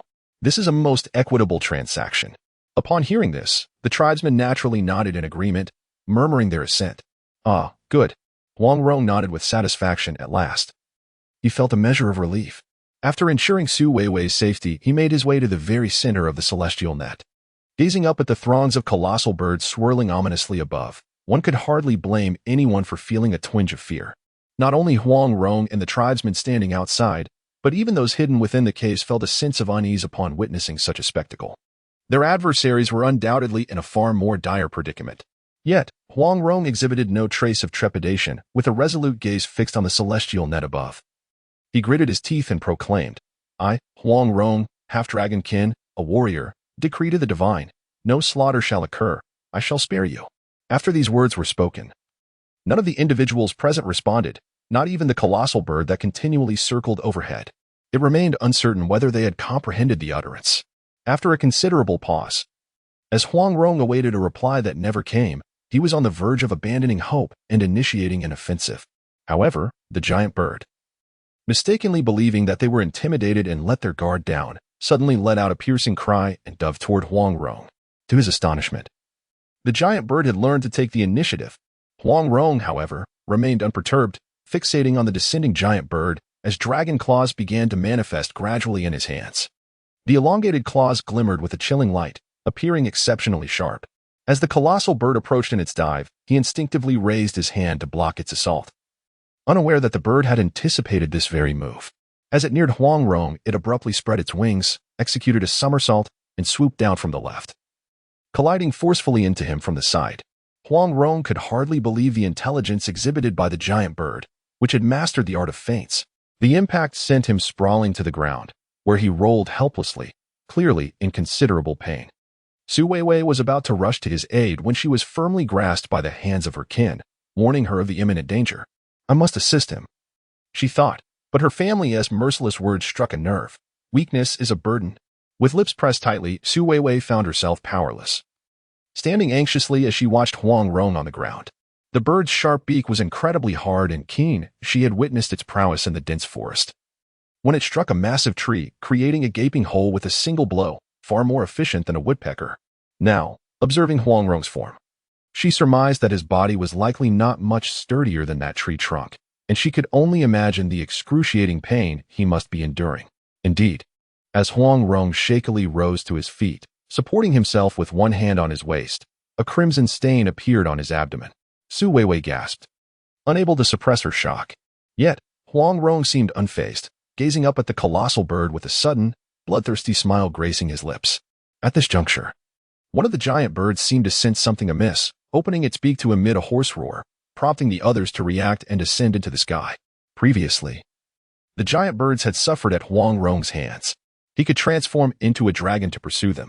However, at this moment, he appeared unable to assume his draconic form. Remaining stationary, the giant birds observed him for some time, failing to detect any signs of his transformation, and thus, emboldened, they swooped down once more, charging toward Huang Rong. This time, it was not merely a colossal bird. Several others followed suit in a fervent rush. With a forceful thrust, it seemed as though he aimed to pierce through Huang Rong's body, with assaults coming from all directions, leaving him ensnared with no refuge. "Huang Rong," Su Weiwei called out. However, perhaps due to the cacophony of birdsong and the flapping of wings outside, her voice was drowned out. Huang Rong, oblivious, suddenly reached for something he had recently set aside, a bow and arrow. The colossal birds appeared utterly unaware of the impending danger, continuing their charge towards him. Calmly, Huang Rong drew the bowstring and aimed at the approaching giant bird, releasing the arrow with a subtle flick of his wrist. The arrow struck true, embedding itself in the bird, which fell to the ground with a thud. Without hesitation, he swiftly knocked another arrow, and in the brief span of 2 blinks, it flew forth, quickly followed by a third. The giant birds began to plummet one after another. The final bird, now only 2 paces away, rendered it nearly impossible for him to knock another arrow. Instead, he leapt, slashing fiercely across the back of the last giant bird, which too tumbled to the earth. In the skies above, many more colossal birds remained, taken aback by Huang Rong's formidable prowess. They trembled, emitting chaotic sounds that resonated like dissonant waves, causing Su Weiwei and her kin, hidden within their cave, to experience throbbing headaches. Huang Rong, too, felt the strain but remained steadfast. Enduring the pain, he drew back his bow once more, targeting a giant bird overhead, which fell under his skilled shot. He proceeded to launch a second arrow, his movement slightly slower but still precise, sending the remaining birds into a flurry of confusion. Gradually, as a result of his third arrow, the once united flock scattered like a defeated army. Leaning against his bow for support, Huang Rong squinted at their retreat, only allowing himself to collapse once they had completely vanished from sight. Su Weiwei rushed to him, cradling his head. "Are you all right?" Huang Rong lay weakly in her embrace, managing a faint smile and shaking his head. He felt fatigued, his body drained of energy, yet nestled in her arms, he still mustered a semblance of a smile, unwilling to witness her worry.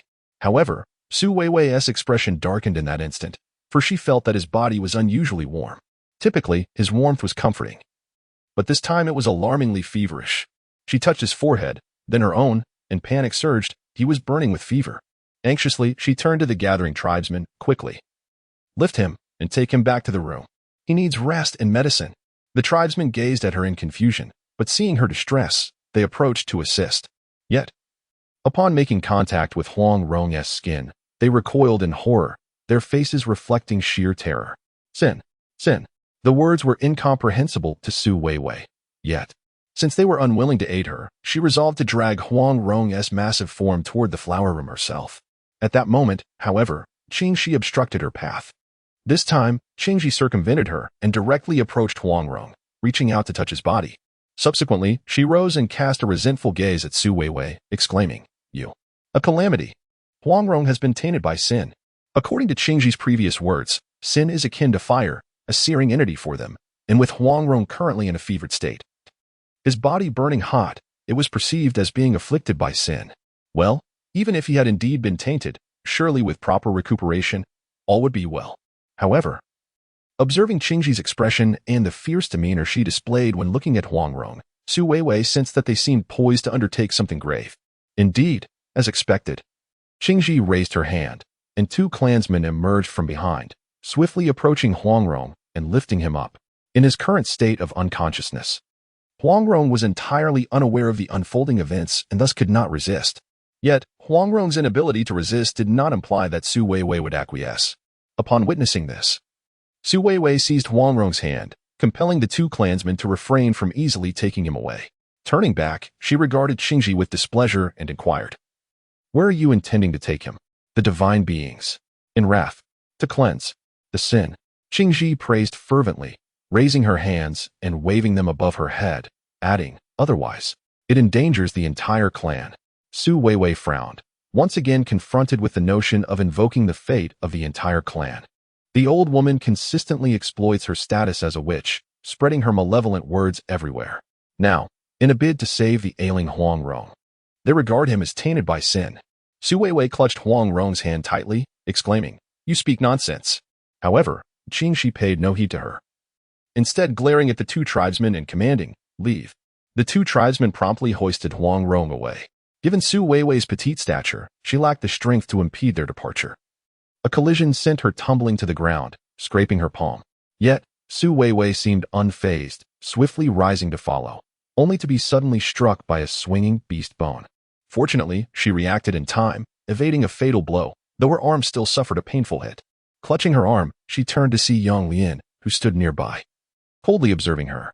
Yang Lian appeared furious, accusing, "You caused Huang Rong's death." "How could I have caused his death?" Su Weiwei retorted, glancing towards the direction where Huang Rong was taken, insisting, "He is not dead yet. He needs to rest. I do not know where you intend to take him, but if his condition is further delayed, he truly will perish. Tainted by sin, certain death." Yang Lian declared with conviction, "I can save him." Su Weiwei protested, "Nonsense. You are the one harming him. You harbor ill intentions." Yang Lian's anger escalated as he charged towards her, delivering a forceful slap that sent Su Weiwei crashing to the ground. At that moment, Su Weiwei felt a sharp pain as she was struck. The discomfort made her grimace. And as she glanced at her delicate, fair skin marred by a wound revealing a crimson hue, Yang Lian felt a sense of satisfaction. You, a bane, weakling, monster. You deserve death. Upon finishing her tirade, she delivered a forceful kick directly to Su Weiwei's abdomen. Su Weiwei curled up in agony, clutching herself tightly. Yet she was still unable to fend off Yang Lian's relentless assault. With the injured Huang Rong being carried away, it was evident that she could not rescue him. Although she should have intervened to prevent her kin from taking Huang Rong, she found herself powerless. Clenching her fist in defiance, Su Weiwei refused to submit. But her resistance was futile. Just as a buzzing sound filled her head and her consciousness began to fade, a voice pierced through the turmoil. Yang Lian. No. It was Qian Li's voice. However, Yang Lian paid little heed to Qian Li's warning and continued her cruel onslaught, provoking Qian Li into action as the two engaged in a fierce struggle.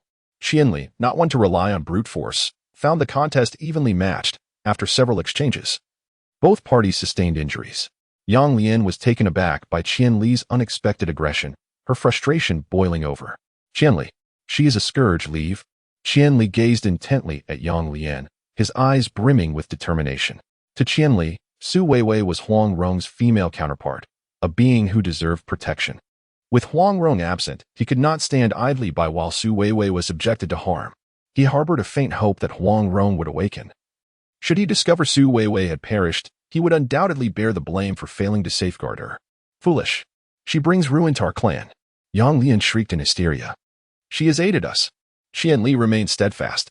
Su Weiwei had indeed gathered medicinal herbs, which proved invaluable in their recent battles against the half-wolf clan, allowing them to recover swiftly. Furthermore, they had learned the use of fire, an act once deemed sinful, yet Su Weiwei had shown them its utility. In truth, Su Weiwei did not embody the essence of a scourge. Yang Lian glared at Su Weiwei with gritted teeth before turning her ire upon Qian Li, who stood protectively in front of Su Weiwei. Ultimately, she spat, "You are foolish. May the heavens punish you."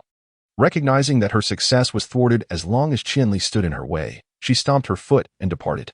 With Yang Lian's retreat, Qian Li exhaled a sigh of relief. He had been concerned that Yang Lian would persist in her aggression, leaving him uncertain whether to yield or resist. Now that she had left, he felt a weight lift from his shoulders. Turning back to Su Weiwei, he noticed her extending a hand, pleading, "Help me up." Qian Li bent down to assist her, but upon observing her condition, he furrowed his brow with worry. "You are injured. It is dangerous." "I'm fine," Su Weiwei replied, enduring the pain as she struggled to rise. She surveyed her surroundings and realized the tribe had seemingly followed Qingji further away. Urgently, she grasped Qian Li's hand and implored, "What does Qingji intend to do with Huang Rong? We must find him at once." Although Su Weiwei was unaware of Qingji's plans, Qian Li, having grown up in this environment, was well aware of the circumstances. He chose not to divulge the entire truth, instead guiding Su Weiwei back to the location where they had discovered the dragon egg. Now, the valley was filled with onlookers from their tribe. What were they plotting? At the valley's base lay the small sandbank, where Qingji led two of their kin, who were carrying Huang Rong to the riverbank. There, Qingji began to pray fervently, muttering incomprehensible words, before solemnly bowing toward the river. Finally, as if watering the woman who had just laid the dragon egg, he poured water over Huang Rong repeatedly. Is this the conventional method of extinguishing flames?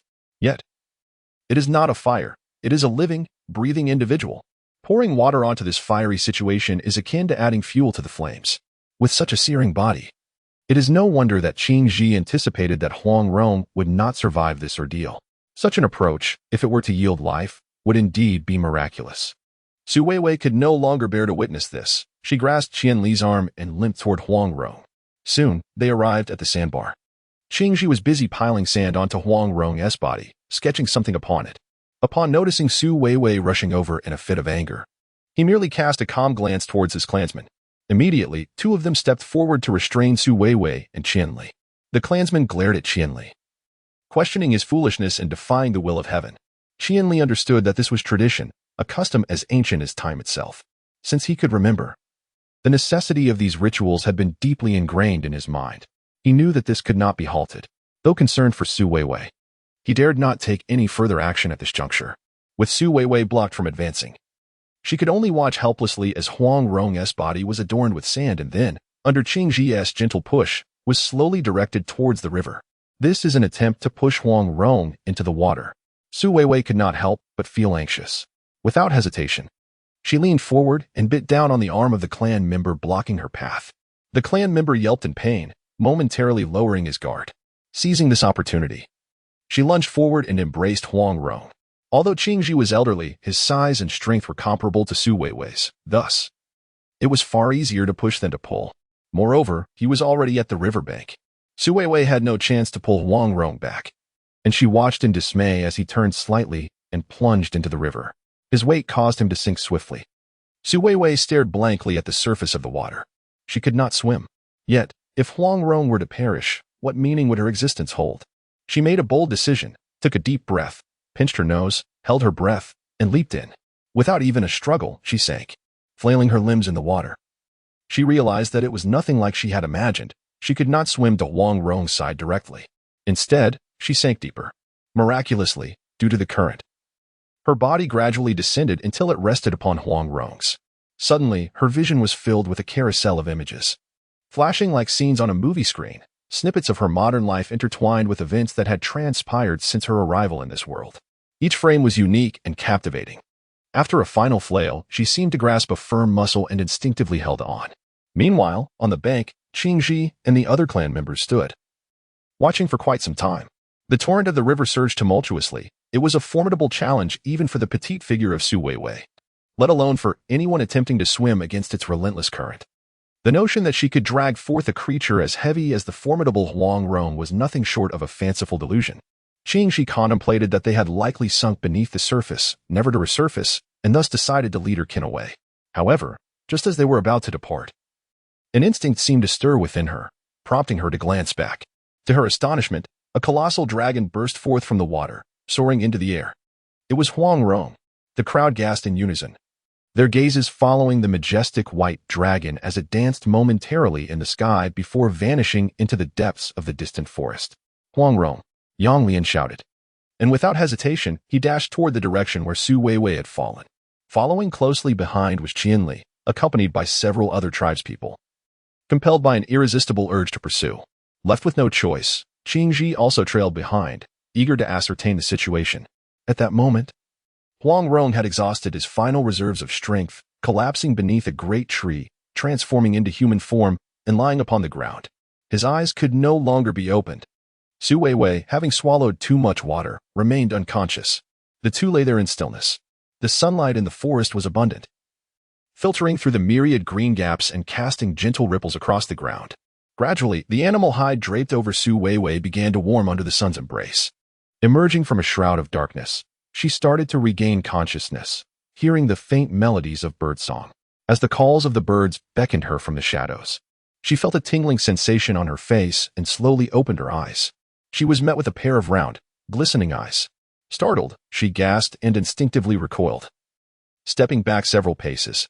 Upon discerning the full form of the creature before her, Su Weiwei was momentarily incredulous. "What are you?" The small creature appeared diminutive, its body plump and fleshy, adorned with wings and a pair of claws, reminiscent of a plucked chick. Truly, it was an unattractive sight. Yet, the creature seemed blissfully unaware of its own lack of aesthetic appeal, tilting its head and continuing to gaze at her with its wide, round eyes, chattering away. Su Weiwei could only respond with confusion. What does this mean? Su Weiwei gazed curiously at the peculiar creature before her, noticing its diminutive size. She reasoned that it posed no threat and slowly approached, asking, "Where do you come from?" The little being stared at Su Weiwei for a while before uttering a series of unintelligible sounds. Su Weiwei sighed and remarked, "At least say something." With a sense of resignation, she lifted her gaze to the sky, observing the position of the sun and estimating that it must be afternoon. It seemed they had only been lying here for a short while, and this little creature had likely just appeared. This wild and untamed land is extraordinary. The emergence of half-beasts makes the appearance of other peculiar species a rather commonplace occurrence. In this desolate land, inhabited by numerous species, some may not possess the ability to articulate speech, or perhaps their language is incomprehensible to her, rendering her inability to understand entirely reasonable. Su Weiwei felt a sense of relief. As long as this grotesque creature posed no threat to them, all was well. She leaned closer and earnestly declared, "You stay here obediently. I have matters to attend to, and no time to linger with you." Observing the waning daylight, she surmised that time was of the essence, and she must hasten to escort the ailing Huang Rong back to her territory. The nocturnal forest held perilous dangers. As a diminutive human, she found it challenging to protect herself, let alone safeguard the feverish Huang Rong. With this thought in mind, she rose to her feet, intent on assisting Huang Rong. Yet she soon realized that her own injuries were quite severe. Previously unnoticed, they did not significantly impede her movement. However, she found herself incapable of lifting Huang Rong. What shall I do? Should I settle here? Weiwei circled around, surveying her surroundings. If only she could find a cave or return to seek assistance from her kin. Although the other tribe's people might not readily accept them, if she could manage to summon Qianli, they might just endure the night. With such thoughts in mind, she sought a secluded spot, excavating a small amount of earth to conceal the creature known as Huang Rong. Once she had secured it, she remembered the bundle wrapped in the beast's skin she carried on her back. Previously, in her haste to save Huang Rong, she had overlooked her own injuries sustained from the relentless blows from the ram, leaving her battered and bruised. Now, she pondered the fate of the 2 eggs nestled within. As Weiwei unfastened the beast's skin and laid it down, she was struck dumb with shock. The egg she had retrieved from the depths of the forest lay shattered. Only fragments of the shell remained, leading her to speculate that the remaining pieces must have been swept away by the river. The contents of that egg sent a chill down her spine. If that were indeed the case, it would be a grievous sin. Upon discovering the 2 eggs in the forest, her heart had swelled with compassion as she witnessed a giant bird poised to devour them. It was then that she resolved to nurture them. However, with the first egg now broken, she could hardly believe that the second had met the same fate. Had she inadvertently extinguished 2 lives? The weight of this realization rendered her legs weak, causing her to kneel upon the ground. With a heavy heart, she gingerly lifted the remnants of the shell, placing it sorrowfully on the earth.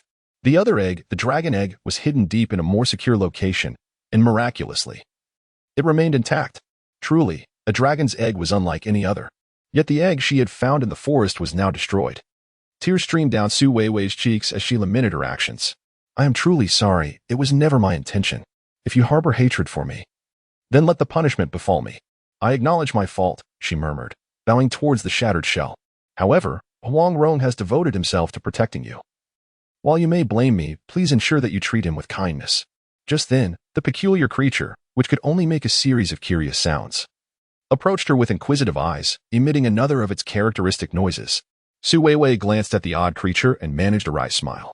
Are you here to comfort me? I assure you, I am prepared to accept the consequences of my misdeeds. She waved her hand dismissively, intending to shoo it away, when suddenly she noticed that the creature's claws were smeared with a pale blue liquid, which was also visible upon the remnants of the shell. It seemed evident that this blue substance was the fluid encasing the egg. A realization dawned upon Weiwei, her eyes widening as she pointed at the broken shell and inquired, Did you just emerge from that egg? It seemed plausible. The chicks they had previously raised had appeared similarly ungainly upon their hatching, only to blossom into beauty as they matured. The same principle applied to kittens and puppies. However, the peculiar creature appeared unable to comprehend her words and merely uttered another series of sounds. Weiwei sighed in resignation. Is it that you can only make those noises? Goo goo, it responded. With a slight smile, she cautiously extended her hand to touch the strange creature, surprised when it did not shy away. Gaining confidence, she gently caressed it. And to her delight, it remained unperturbed. Thus, she carefully placed the little oddity in her palm. This feeling is truly marvelous. Its body still radiates warmth. Resting in the palm of her hand, no larger than a palm's breadth and weightless. Yet, she cradles it with utmost care, fearing to hurt it. The unsightly creature continues to gaze with its large, round eyes, chattering incessantly. All right, we must seek assistance, Weiwei mused, momentarily regaining her composure as she held the creature, surveying the surrounding dense forest. Suddenly, a wave of despondency washed over her. She was utterly unfamiliar with her surroundings. In fact, she could barely recall how she had arrived here. She seemed to have a vague notion that it was the dragon incarnation of Huang Rong who had brought her to this place, but as for the direction to take, she was completely at a loss. Just as frustration began to mount, she faintly heard voices calling out Huang Rong's name nearby. If they knew Huang Rong, they were likely kin from the half-dragon clan. Filled with excitement, Weiwei hurried towards the source of the sound. Although she couldn't run swiftly, she responded eagerly. And soon enough, she encountered Qianli. Upon seeing Weiwei, Qianli's eyes lit up, but then he glanced behind her, searching for Huang Rong. Huang Rong? He's still unconscious, but rest assured, I've hidden him well, Su Weiwei declared proudly. Together, they returned to the spot where they had originally landed, only to find two wild boars that had emerged from nowhere, grunting beside Huang Rong. It seemed these boars were intent on devouring him, even nudging his arm with their snouts, leaving behind a trail of drool, clearly tempted by their find. Noticing this, Qianli furrowed his brows, casting a resigned glance at Su Weiwei, as if to say, "Is this what you meant by hiding Huang Rong?" Su Weiwei wiped the cold sweat from her brow. Nevertheless, Qianli quickly recognized the urgency of the situation. Without waiting for her to react, he rushed forward to rescue Huang Rong. Demonstrating remarkable skill, Qianli leapt into action, delivering a fierce kick to one of the boars. He then picked up a sturdy stick from the ground and struck the other boar on the head. Caught off guard by the sudden assault, the boars, unwilling to relinquish their hard-won meal, retreated several paces, glaring at Qianli as if preparing to counterattack. Naturally, Qianli would not grant them the opportunity to retaliate. Before they could assess their chances of launching an attack, he struck first, delivering a series of blows that sent the boars fleeing in panic. Qianli emerged unscathed. He had hoped that this display of prowess would earn Su Weiwei's admiration, but when he turned around, he was startled to find her already at Huang Rong's side. Anxiously checking on his condition, it appeared that Huang Rong bore no visible wounds. The boars had not truly harmed him. Su Weiwei let out a sigh of relief. Though Huang Rong's body still felt somewhat warm, she bit her lip and glanced at Qianli, clearly seeking his opinion. After all, he was their only protector in this precarious situation. Qianli raised his head and surveyed the surroundings. Dusk was gradually enveloping the mountains, rendering the night perilous. Given Huang Rong's state, it was evident they could not return to their territory and would have to spend the night outside. Qianli, looking at Su Weiwei with resignation, said, "We need to find a place. I know just the spot." Su Weiwei replied eagerly. Qianli regarded her with a hint of skepticism, yet ultimately decided to carry Huang Rong on his back and follow her lead. The place Su Weiwei referred to was a small cave they had temporarily occupied after leaving their territory just half a month prior. When they arrived, they found the cave still intact, though two monkeys were currently flaunting their prowess, brandishing a pile of matches they had left behind half a month ago.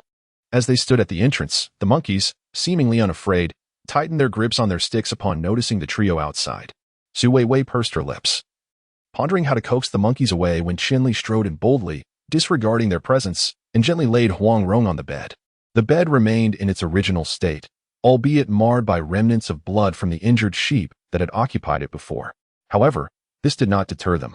Su Weiwei approached the bedside, gazing at Huang Rong, whose eyes were closed and brow furrowed, and let out a soft sigh. Suddenly, recalling something, she turned to Qianli. "Are you tired? Would you like something to eat?" She had chosen this location precisely because of the abundant fruit trees nearby, thinking it would be easy to gather fruit at this hour. However, Qianli merely shook his head, still bearing the weight of Huang Rong. While gazing into the deepening night, he seemed to be growing weary. It is not surprising that they awoke in a region situated further downstream. While the cave they currently occupy is closer to the upstream area, having carried the weary for such a long distance, must undoubtedly feel fatigued. With little else to offer, ventured outside to fetch a small amount of water, placing it beside for his convenience. Additionally, she prepared some for the little creature nestled within the leather pouch on her back. Curious, the creature peered out from the pouch, surveying its surroundings, and soon spotted the bowl of water had brought. Cautiously, it approached the bowl, resting its head on the rim for a while. Suddenly, it heard a rustling nearby and turned to see lifting the bowl, tilting it slightly to drink from it. In that instant, the creature's eyes widened, and it attempted to mimic, awkwardly lifting its wings to grasp the bowl. However, despite its efforts, it found itself unable to move the bowl even a fraction. Resigned, it changed its posture, leaning over the rim to drink with its mouth. The sweet, clear water from upstream was a stark contrast to the somewhat murky water from downstream.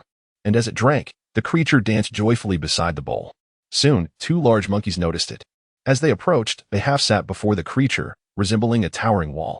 Yet, the little one showed no fear. With wide, curious eyes, it gazed at the monkeys before suddenly opening its mouth to emit a loud roar, the sound resembling a faint, unsettling melody that permeated the air. Though the sound was soft, found it quite unpleasant. Startled, the two monkeys dropped their sticks and fled. However, the little creature did not cease its vocalizations. Unable to endure any longer, glanced at it and exclaimed, "Enough with the noise." Perhaps sensing her command, the creature abruptly closed its mouth, as if nothing had transpired. Feeling somewhat exasperated by the creature's deliberately innocent expression, refrained from scolding it harshly. Yet, disturbed by the commotion, stepped forward and lifted the tiny creature for a closer inspection, asking curiously, "What are you?" To which replied, "I do not know what it is. Only that it hatched from an egg. I have named it." Echoed the name, and the little one seemed to comprehend, tilting its head and repeating. At that moment, it appeared rather endearing. Holding, examined it from various angles, and eventually they seemed to reach an unspoken agreement, heading outside to play together. Not overly concerned, took a small pot she had fashioned from stone and filled it with water, placing it atop a pile of firewood to boil. Once it reached a simmer, she dampened a piece of leather to wipe down's body, subsequently covering him with a clean piece. A cold, wet cloth was placed on his forehead, perhaps to alleviate his fever.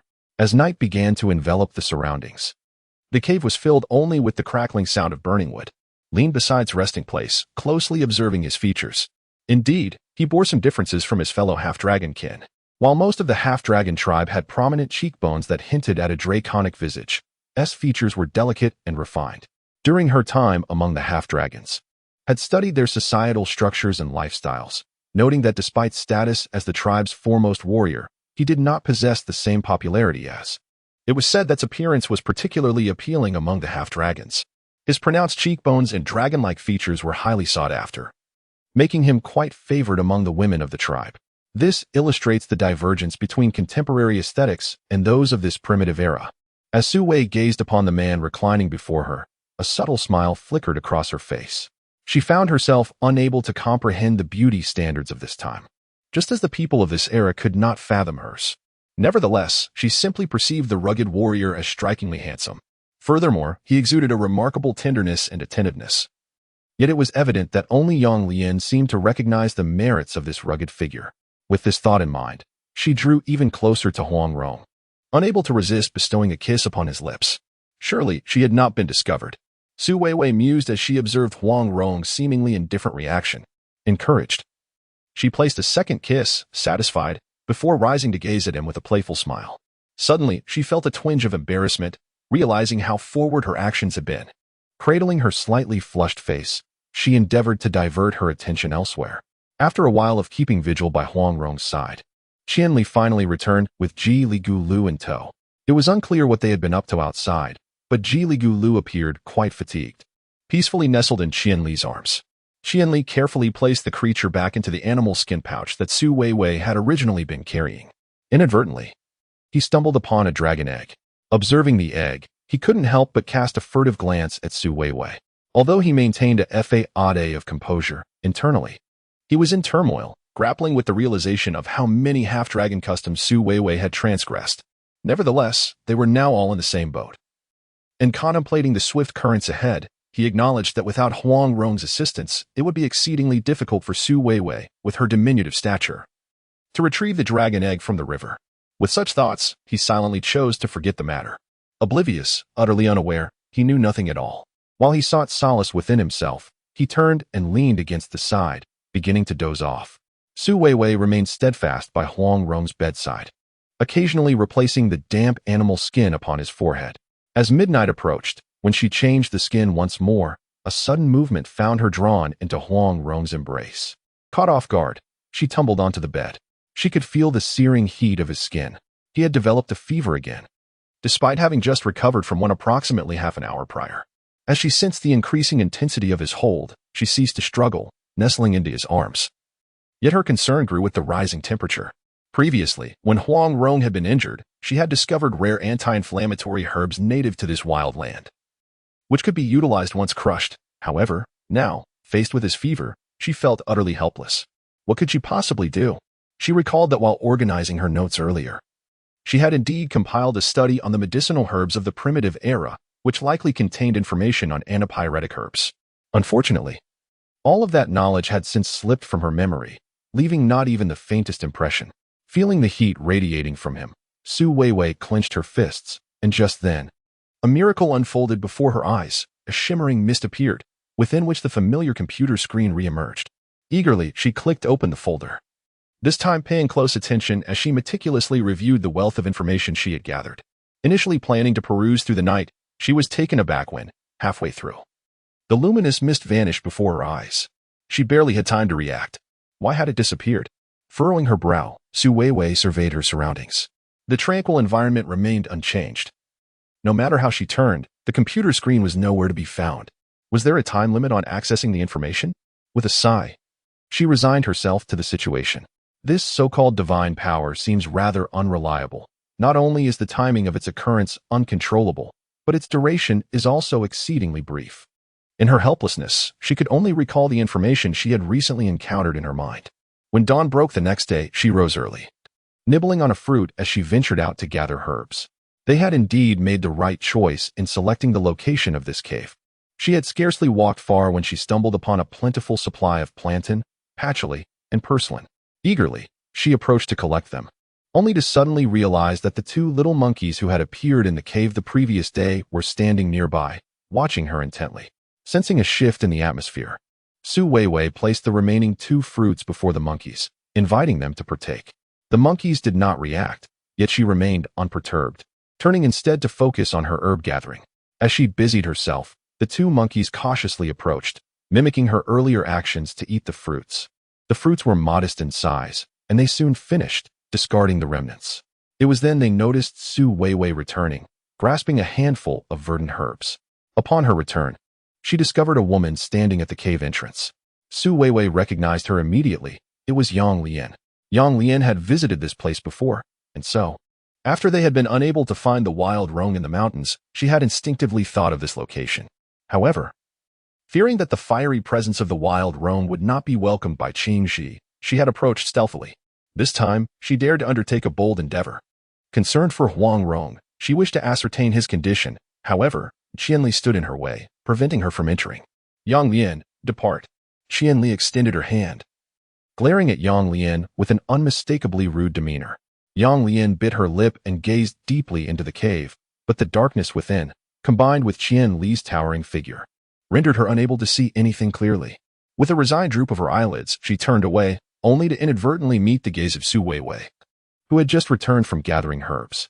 Their eyes intertwined, and in an instant, sparks flew. Su Weiwei was the first to divert her gaze, assuring, "Rest assured, I shall save him. Huang Rong, you are bearing divine punishment. It is you who has harmed him," Yang Lian exclaimed through clenched teeth. "Whether or not I have harmed him remains to be seen," Su Weiwei replied with remarkable composure, turning to cleanse the herbs in her hands as she continued. "You must have conducted similar rituals in the past, have you not?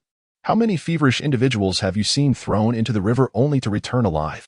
This is not divine punishment. From the very beginning, your methods have been erroneous." Yang Lian was taken aback. At that moment, Qianli, having sensed Su Weiwei's presence, stepped forward.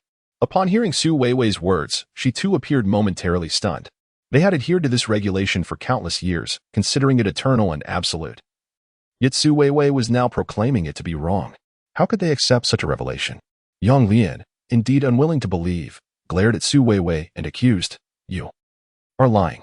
Whether I am lying, you know in your heart," Su Weiwei replied earnestly, raising her gaze to meet Yang Lian's eyes, where she could discern a flicker of uncertainty. Ultimately, after a prolonged exchange of glances, Yang Lian was the first to avert her gaze. With a swift leap, she retreated several steps, proclaiming, "Huang Rong cannot die. You must save him." The tone of her voice bore a commanding quality.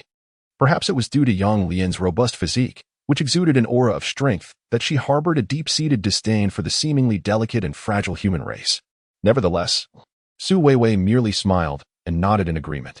It was evident that Yang Lian largely comprehended her actions, even tacitly acknowledging their righteousness.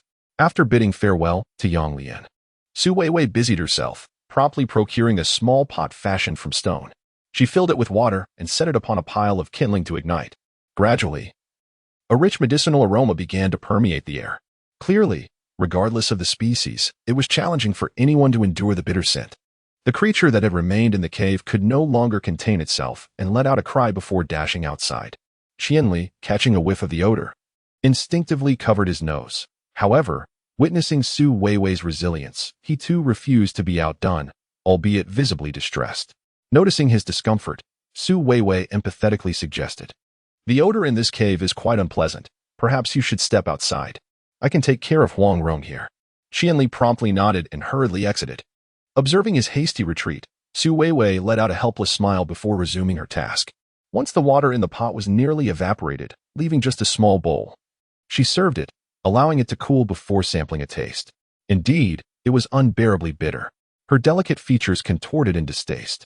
Slowly approaching the bedside, Su Weiwei pried open Huang Rong's mouth, pinched his nose, and poured the concoction down his throat. Even in the depths of slumber, Huang Rong's brow furrowed in response to the bitterness.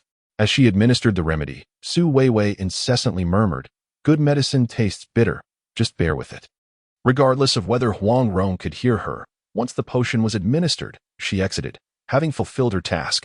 At this time, the herbs were all wild, unlike the present day when most are cultivated by farmers. Thus, the herbs harvested were precious and possessed high medicinal value, their efficacy naturally superior. Before long, the perspiration streamed down Huang Rong's body. In the afternoon, he gradually awakened. After a long day and night of turmoil, Su Weiwei finally found respite and dozed off beside him. He recalled her whispered words of companionship while he slept, and warmth unfurled within his heart as he reached out to caress her head. However, the moment he stirred, Su Weiwei immediately awoke, gazing up at him with a smile. "Are you feeling better? How do you feel?" she inquired, reaching out to touch his forehead, confirming that he was no longer feverish. Huang Rong pondered for a moment and then pointed to his mouth, indicating pain. Intrigued, Su Weiwei leaned in closer, failing to detect any visible issue with his mouth, though a bitter medicinal scent wafted toward her. As if comprehending the situation, she tentatively asked, "Is your mouth feeling uncomfortable? Is it bitter?" Huang Rong nodded earnestly and, as if recalling something, articulated slowly, "Bitter, mouth, good medicine." Su Weiwei realized that he was indeed aware of everything. A cold sweat broke out on her brow. Yet Huang Rong smiled and enveloped Su Weiwei in his embrace, whispering, "Sweet? Is this how sweetness is attained? You are indeed easy to please." Su Weiwei found herself embraced in such a manner. Although she feigned disdain for Huang Rong, her heart was enveloped in an indescribable delight, and naturally, a blissful smile graced her lips. At that moment, Qianli and Jili Gulu, having returned from their outdoor escapades, happened to witness this scene and promptly turned away. Su Weiwei, noticing this, felt a touch of embarrassment and gently nudged Huang Rong, stating seriously, "You are back?" Only then did Qianli turn back, dragging the carcass of a relatively small wild boar, which he had hunted, into the cave. "Tonight, we feast on meat to replenish our strength," he declared, gesturing towards Huang Rong. It was evident that the wild boar was intended specifically for Huang Rong. However, Huang Rong's attention was currently not on the boar or Qianli. His gaze was fixed intently on the unsightly object cradled in Qianli's hands, his eyes seemingly ablaze with a sharp glimmer. Su Weiwei initially intended to explain things to Huang Rong, but before she could utter a word, Huang Rong pointed at Jili Gulu first, exclaiming, "Ugly?" With an unmistakable look of disdain on his face. Su Weiwei found herself caught between laughter and tears. Is this not akin to one's original thoughts? However, in front of others, even if it is indeed unsightly, one ought not to voice such sentiments directly. As anticipated, she turned to glance at Jili Gulu, who, in a fit of indignation, began flapping its wings in protest. Perhaps influenced by Huang Rong's earlier remark, Jili Gulu's gaze towards him grew decidedly hostile, its demeanor exuding irritation. Su Weiwei then recounted the origins of Jili Gulu to Huang Rong, who nodded in understanding. After all, they had retrieved the egg from the depths of the forest. Now that it had hatched, despite its lack of charm, it was still their child and thus beyond reproach. Huang Rong seemed to have resigned himself to this reality, cautiously accepting Jili Gulu from Su Weiwei's hands, cradling it gently while stroking it. However, Jili Gulu, displaying a commendable spirit, pecked at Huang Rong's hand with its sharp beak, then flapped its still featherless wings. Although it could not yet fly, it managed to leap down from his grasp with ease. Witnessing this scene, Su Weiwei could not suppress a laugh, covering her mouth in delight. Huang Rong, nursing the minor injury inflicted by Jili Gulu, furrowed his brow and eventually blurted out, "Bird." "Pardon?" "Large bird, juvenile," he declared, gesturing towards Jili Gulu. Su Weiwei regarded Huang Rong, then followed the direction of his finger to observe Jili Gulu, suddenly grasping his implication. Her brow furrowing slightly. Was he suggesting that Jili Gulu was the offspring of those colossal birds? If that were indeed the case, it would imply that those giant birds had not attacked them to steal the eggs, but rather to protect them, thus rendering them the true egg thieves. Yet, could it truly be that Jili Gulu was the young of a giant bird? Observing Jili Gulu's featherless form, she fell into contemplation. It merely resembled a bird. As of now, they could not definitively ascertain whether it was indeed a giant bird. Thus, she pursed her lips and suggested, "Let us nurture it a while longer. Once Giligula has matured, if it truly is a giant bird, we shall return it." Huang Rong glanced at Giligulu, who was proudly waving its tail, and nodded slightly in agreement, clearly endorsing Su Weiwei's proposal. In the days that followed, Qianli truly settled in with Huang Rong and Su Weiwei. He had intended to follow Huang Rong, and this was an opportune moment to detach from his group, reveling in the joy of playing nearby with Giligulu. With the addition of a new member, they naturally prepared an extra bed for Qianli. Although Giligulu was smaller in size, it was still deserving of the essentials: a bed, bowls, chopsticks, and stools, each replicated from their previous living arrangements. In these past few days, Huang Rong had only just recovered from his illness, yet Su Weiwei remained somewhat anxious. Thus, she brewed some medicine. And each time she witnessed Huang Rong grimacing as he forced down the concoction, her heart ached in sympathy. Consequently, the following morning, she rose early and led Qianli into the forest. Giligula naturally perched on Qianli's shoulder. Soon, after traversing a small copse, she discovered a natural beehive at the base of a grand tree.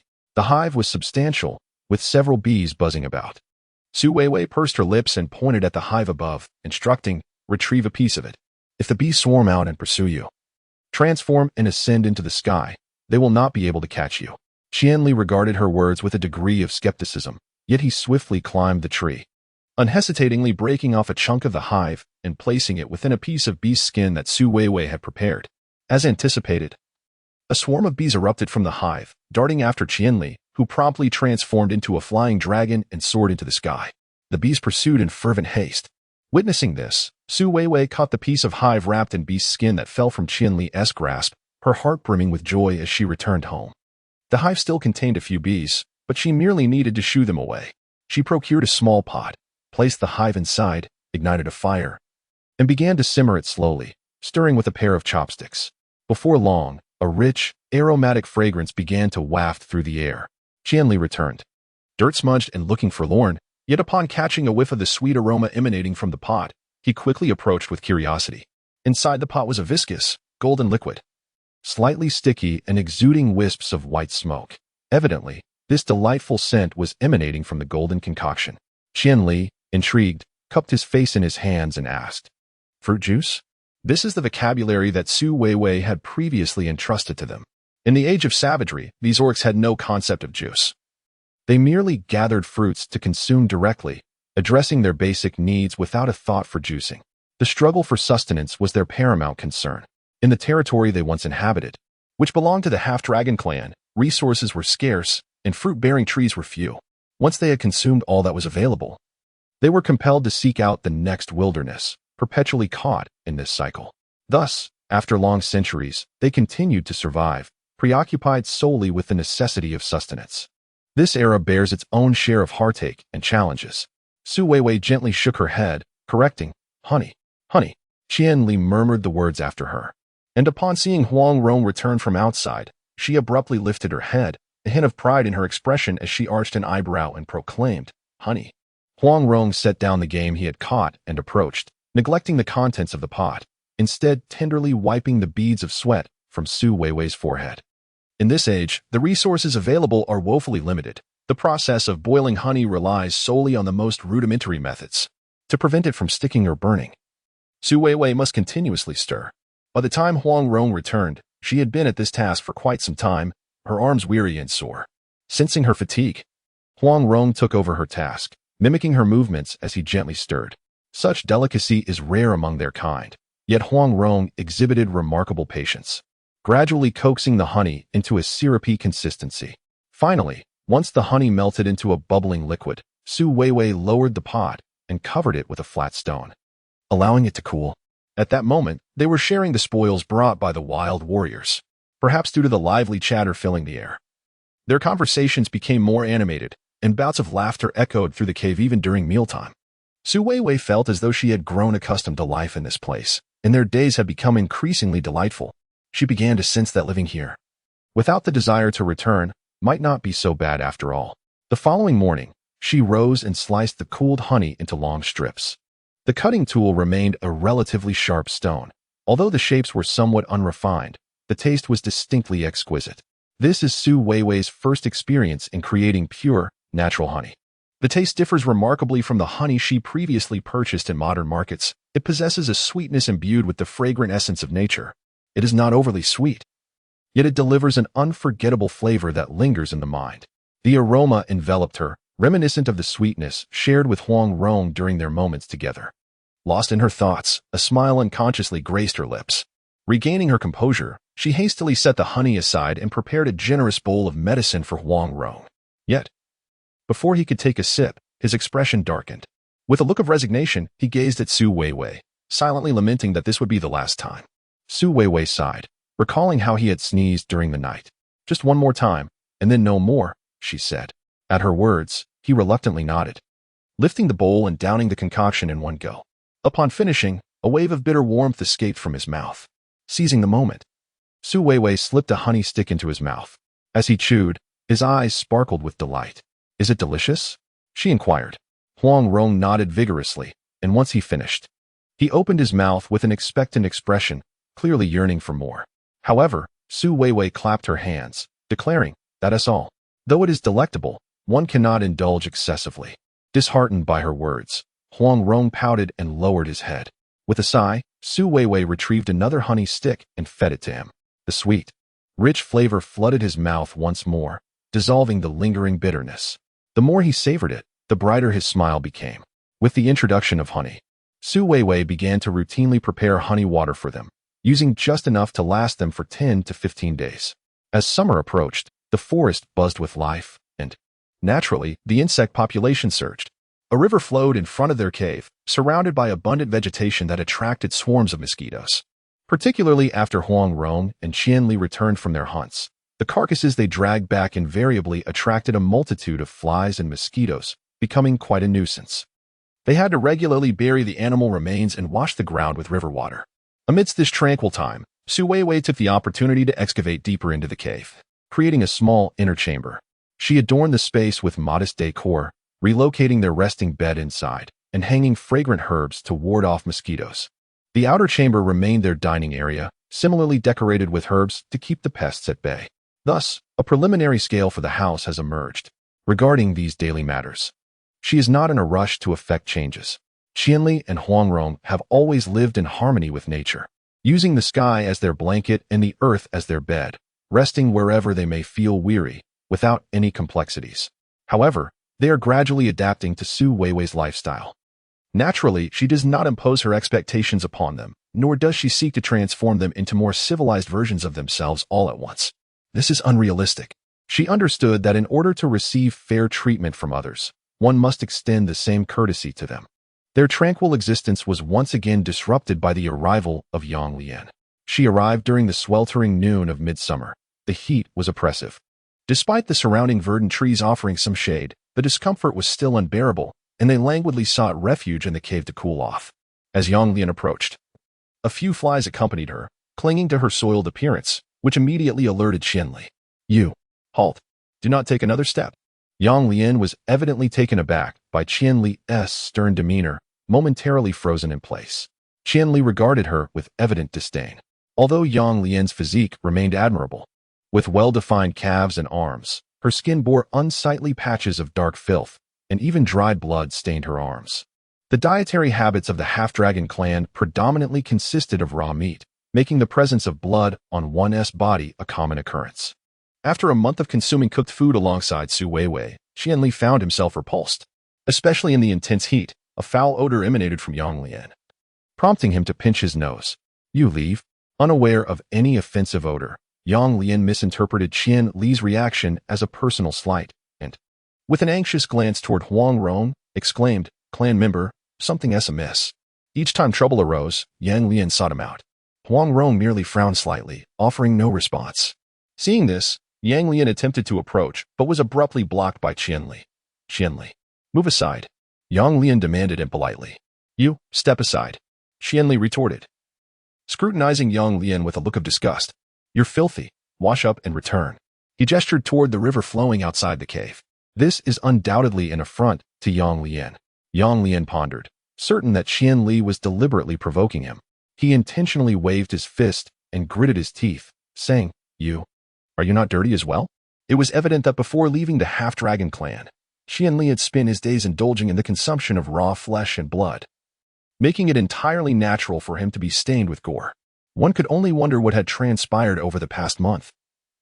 Not only was Qianli devoid of any trace of blood, but he also exhibited an unusual penchant for cleanliness. Not dirty, Qianli boldly met Yang Lian's gaze, then bared his teeth in a grin, declaring clean. In recent days, he has accompanied the on numerous hunting excursions, during which he has acquired a considerable array of combat skills. Coupled with his unwavering dedication to daily training, he has not yet engaged in combat with the half-dragon lineage.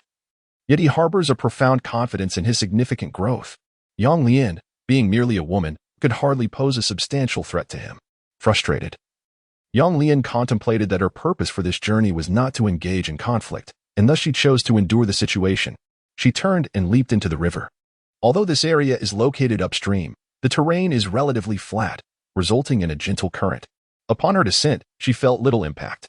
After gracefully swimming in the water for a moment, she emerged, dripping wet, and made her way toward Qianli, step by step. Is that sufficient? This was indeed her greatest concession. Qianli had indeed shifted his stance, granting her a passage. Yang Lian hurried to the side of Huang Rong. To her surprise, Huang Rong merely glanced at her indifferently, half-dragon, driving me away, causing my downfall. There is no need for further words. May the divine protect them.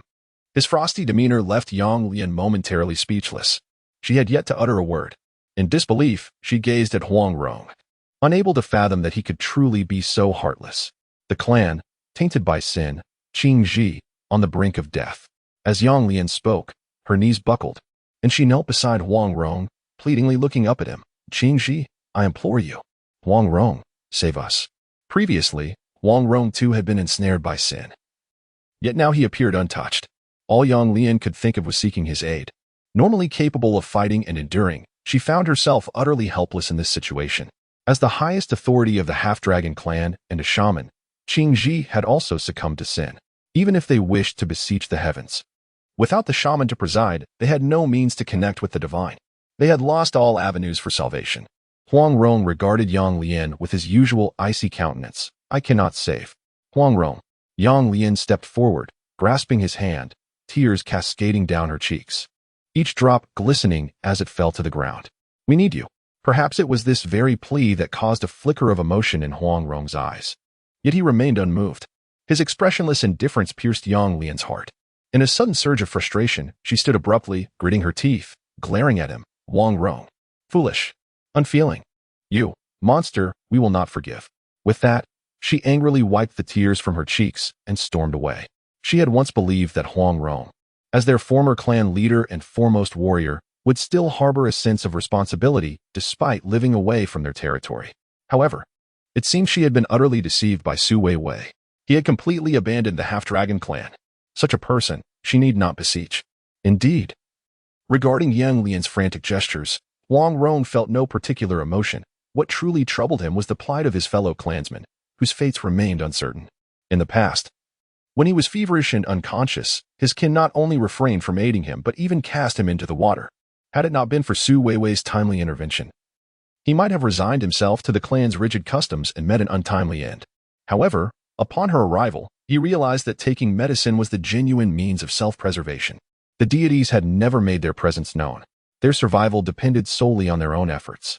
Yet now, faced with peril befalling those clansmen who had grown up alongside him, it was evidently implausible for him to turn a blind eye to their plight.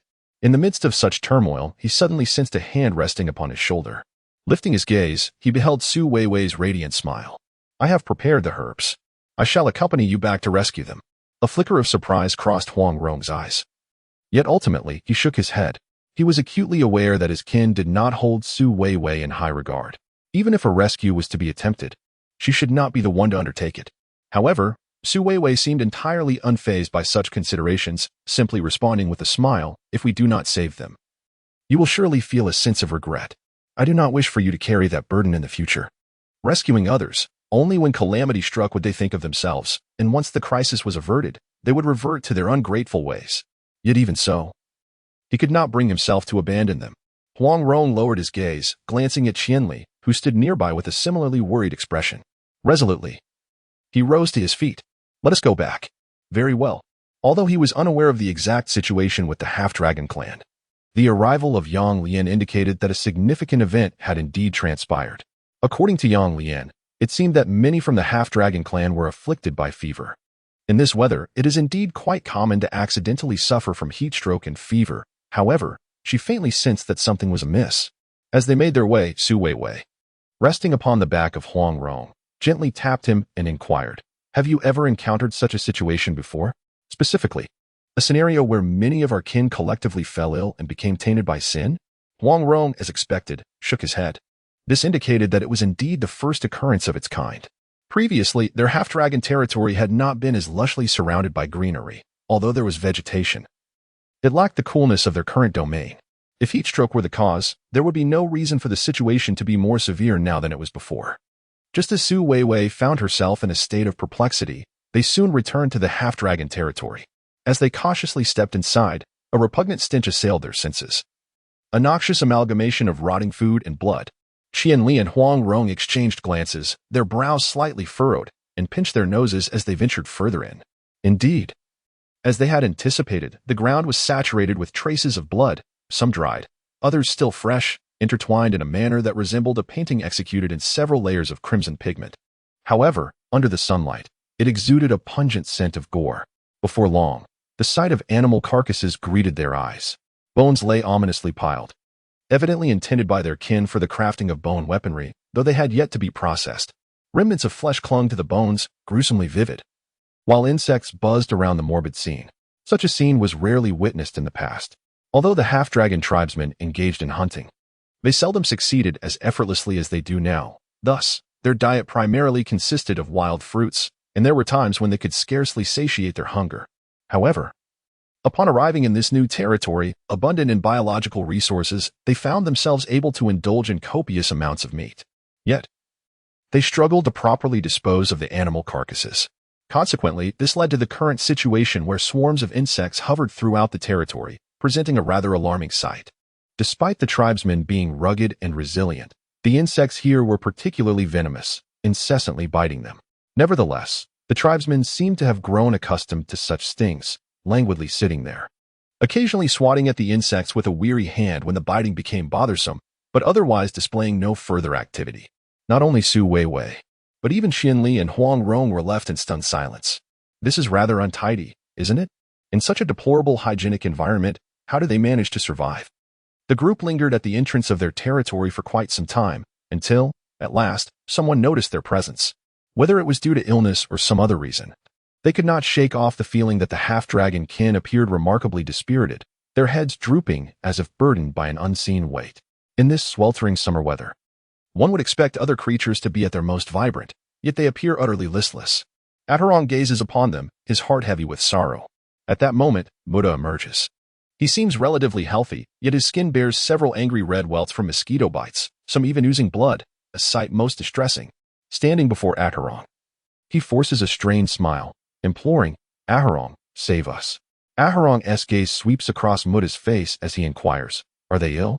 "Yes, sins abound," Muda replies, lowering his head.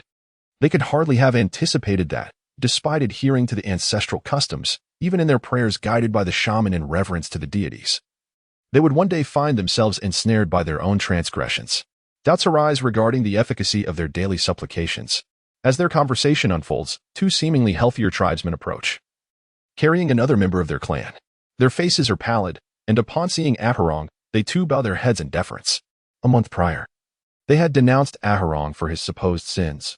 Now, the tables have turned, and they find themselves bereft of the dignity to confront him. Initially, when only a few tribespeople fell ill, they still had the strength to participate in the rituals. However, as the situation escalated and more succumbed to illness, even Qingxi fell, leaving them overwhelmed and unable to manage the growing number of afflicted individuals. Thus, they now gather around their territory, sensing their strength waning, awaiting the inevitable embrace of death as it gradually envelopes them. Muda's expression darkens at the sight of the carried tribesmen. As Atarong's rival, he had seized the leadership position after Atarong's departure, subconsciously yearning to outshine him in governance. Yet, the recent turn of events has utterly confounded him. Atarong, however, is deeply concerned for their plight. Approaching the carried tribesmen, He observes the individual's ashen complexion and cold limbs, realizing he has been dead for some time, his body growing rigid. Weiwei joins him, gasping in horror at the sight of the deceased, exclaiming, "This must be influenza." Ahurong turns, casting a penetrating gaze at Weiwei. Although he does not comprehend the exact nature of influenza, her shocked demeanor suggests that the tribe is afflicted by a grave illness. If this is indeed the case, he doubts his ability to rescue them. Weiwei raises her gaze, meeting Ahurong's eyes. She recognizes that he awaits her words. With a troubled expression, she steps closer, guiding him aside. Once assured that their conversation remains unheard, she articulates, "This is a highly contagious disease. We cannot approach recklessly. If we are not cautious, we may not only fail to save them but also suffer the same fate, given that even the robust half-dragon can have fallen ill." Weiwei fears for her own fragile constitution. Listening to her, Ahurong seems to grasp the gravity of the situation, nodding gently in understanding. Weiwei takes his hand, continuing, "Let us keep our distance for now, ascertain the situation, and then we may devise a way to assist them." This remark serves as a precautionary warning to Huangrong. She possesses little experience in managing the flu, particularly in this primitive era devoid of resources. Healing is a daunting task, while falling ill is exceedingly effortless. Given the disheveled lifestyle of the half-dragon clan's folk, it is hardly surprising that they succumb to such infectious diseases. Even in the pursuit of saving others, one must ensure their own safety first. Huangrong nodded in understanding, and the two began to quietly confer among themselves. Muda seemed to sense something amiss, casting a cold gaze in their direction, and in a fleeting moment, he caught sight of Qian Li also observing him. Their previous expedition into the deep forest to find Huangrong had yielded no results, and since Qian Li had yet to return, Muda surmised that Qian Li had ventured to seek her out. After a month of absence, he felt that Qian Li had changed in some way. In contrast, Qian Li appeared impeccably clean and walked upright. His previously slightly curved spine seemed to have straightened somewhat, draped in a shorter piece of animal hide. He bore a closer resemblance to humans like Weiwei. When standing still, one might scarcely perceive any traces of his half-beast lineage. Observing this transformation, Muda could not help but let out a light chuckle, musing on Qian Li's perceived betrayal and foolish human tendencies. Qian Li merely cast a disdainful glance, uttering not a word, yet his demeanor radiated a sense of provocation. It was a look that conveyed his disregard for Muda, unsettling him deeply. Just as he was about to voice his irritation, Huangrong and Weiwei concluded their discussion and turned toward him, compelling him to temper his anger. Huangrong approached, disregarding the subtle shifts in Muda's expression, and stated bluntly, "You all must take the medicine. We will not enter." Muda frowned, sensing disdain in her words. "Indeed." Huangrong confirmed directly, leaving Muda momentarily taken aback. Feeling somewhat embarrassed, he retorted, "You, half-dragon, clansman." "Not so," Huangrong replied coldly, adding, "We brew the medicine. You consume it." She gestured toward the mountainous piles of bones and flesh within the territory behind Muda, insisting, "Clean it up." Muda's brow furrowed deeply, his tone tinged with mockery. Humans are troublesome. He harbored contempt not only for humans, but also for Qian Li and Huangrong, who had adopted the habits of such a frail species. "Clean and healthy," Huangrong asserted, patting her chest as if to convey through her own example. "You are dirty and unwell." Muda was indignant, yet the reality was undeniable. He had no ground to argue and swallowed his frustration. As he turned to leave, his posture was tinged with indignation, clearly vexed. Regarding the matter of treating the flu, Weiwei harbored no confidence whatsoever. She sought a secluded corner, endeavoring to recall her previous attempts at channeling divine power, yet regardless of her efforts, none seemed to bear fruit. The divine power seems rather capricious. It manifested unexpectedly during the previous injuries of Huangrong, yet now, amidst the severity of the influenza outbreak, it remains utterly silent. Could it be? Weiwei involuntarily lifted her gaze, coincidentally catching sight of Huangrong approaching her. She regarded his visage, furrowing her brow, her expression tinged with peculiarity. Huangrong, under such scrutiny, felt an unsettling chill run down his spine and couldn't help but frown. "What is it?" Weiwei bit her lip, remaining silent for an extended moment. If her divine power truly required Huangrong to be injured for it to activate, she found herself at a loss for how to broach the subject with him. Should she suggest that he find a way to injure her? After considerable contemplation, she ultimately chose to abandon the thought, gently shaking her head in resignation. "It's nothing. Merely pondering what remedies would best serve our kin." Under the firm insistence of both Huangrong and Weiwei, The half-dragon clan members eventually cleared away the towering heaps of beast remains and flesh that had accumulated within their territory, following the directions of Huang Rong and Su Weiwei. They buried the carcasses, replenishing the earth, and additionally, they cleansed the territory of its unsightly debris. Consequently, the area indeed appeared significantly more pristine. The entire cleaning endeavor consumed a full 5 days. During these 5 days, Huang Rong and Su Weiwei gathered various anti-inflammatory and antipyretic medicines. After thoroughly cleansing and boiling them into a concoction, they distributed it among their kin. After all, the symptoms were merely indicative of fever. The primary objective was to alleviate their conditions. Moreover, Su Weiwei, concerned for their ailments, foraged for an abundance of mushrooms and wild vegetables, combining them with a bit of minced meat to prepare a nourishing broth for their people. The fluidity of the mixture facilitated easier digestion, undoubtedly providing significant assistance to their recovery. This influenza, it seems, has arisen from the accumulation of countless corpses within the territory, where the deceased beings have generated pathogens that ultimately spread through the air. After merely 3 to 5 days of medication, good news began to pour in. Many of the clan members had already recovered from their fevers and were able to rise and move about. The first thing they did upon exiting the territory was to seek out Su Weiwei, kneeling before her, their entire bodies prostrated on the ground, and fervently calling her goddess. She was taken aback by this unexpected reverence. Once the clan members were sufficiently recovered, she, along with Jili Gulu, followed Huang Rong and Qian Li into the territory. After several days of recuperation, Qing Ji had also improved significantly. Upon seeing Su Weiwei, she trembled and fell to the ground, exclaiming, "Goddess, please grant us mercy." Su Weiwei playfully raised an eyebrow in jest, asking, "Was it not you who caused the trouble?" "Indeed not." Qing Ji fervently shook her head.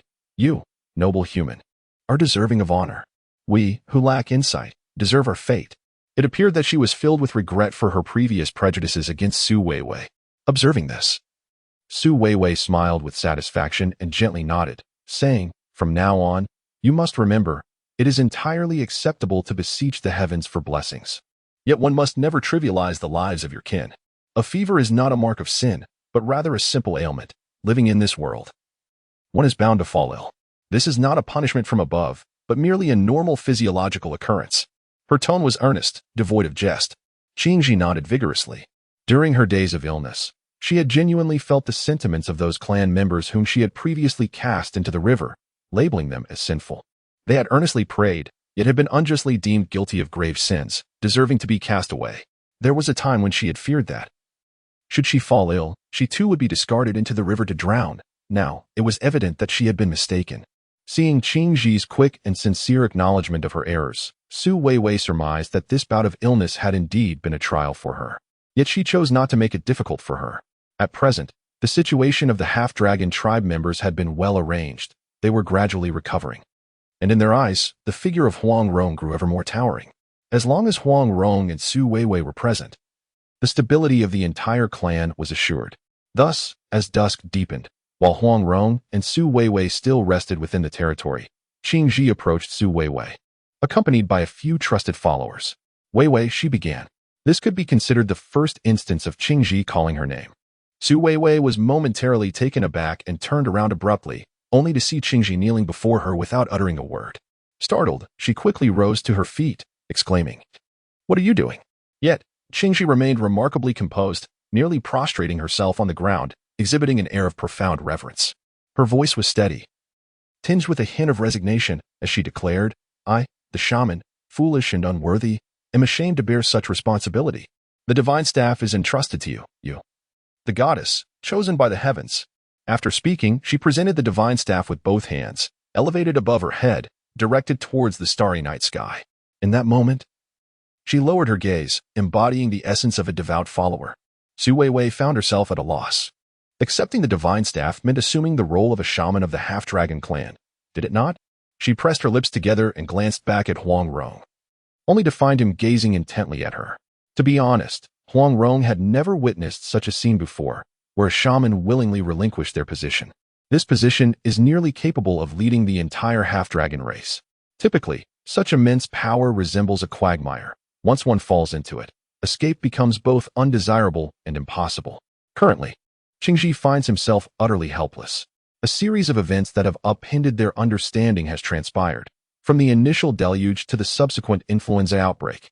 Each incident highlights Su Weiwei's remarkable intellect. She appears to navigate all calamities with remarkable ease. Such a person, in the eyes of their kin, is nothing short of a divine figure, a goddess whose presence commands reverence. Rather than opposing this goddess, it would be more prudent to relinquish the charlatan and seek favor with Su Weiwei. Indeed, as Qingji anticipated, the group was somewhat at a loss, pondering. What should I do now? Should I engage or refrain? Should I embrace the role of a half-dragon tribe shaman? This is indeed a significant issue. Su Weiwei glanced at the followers behind Qingji. Among them, including Yang Lian, they were individuals who had devotedly accompanied Qingji over the years, each one, to varying degrees, willing to wholeheartedly follow him. So many events have transpired in recent days, yet she understands that to the half-dragon kin, she is merely a foreign entity, inherently less trustworthy than those of their own kind. Thus, she accepted the mantle of the shaman, a role that still feels foreign to them. Moreover, as Su Weiwei is new to this land, her knowledge of the continent and its inhabitants remains rather limited. It would be prudent for her to refrain from hastily assuming power at this juncture.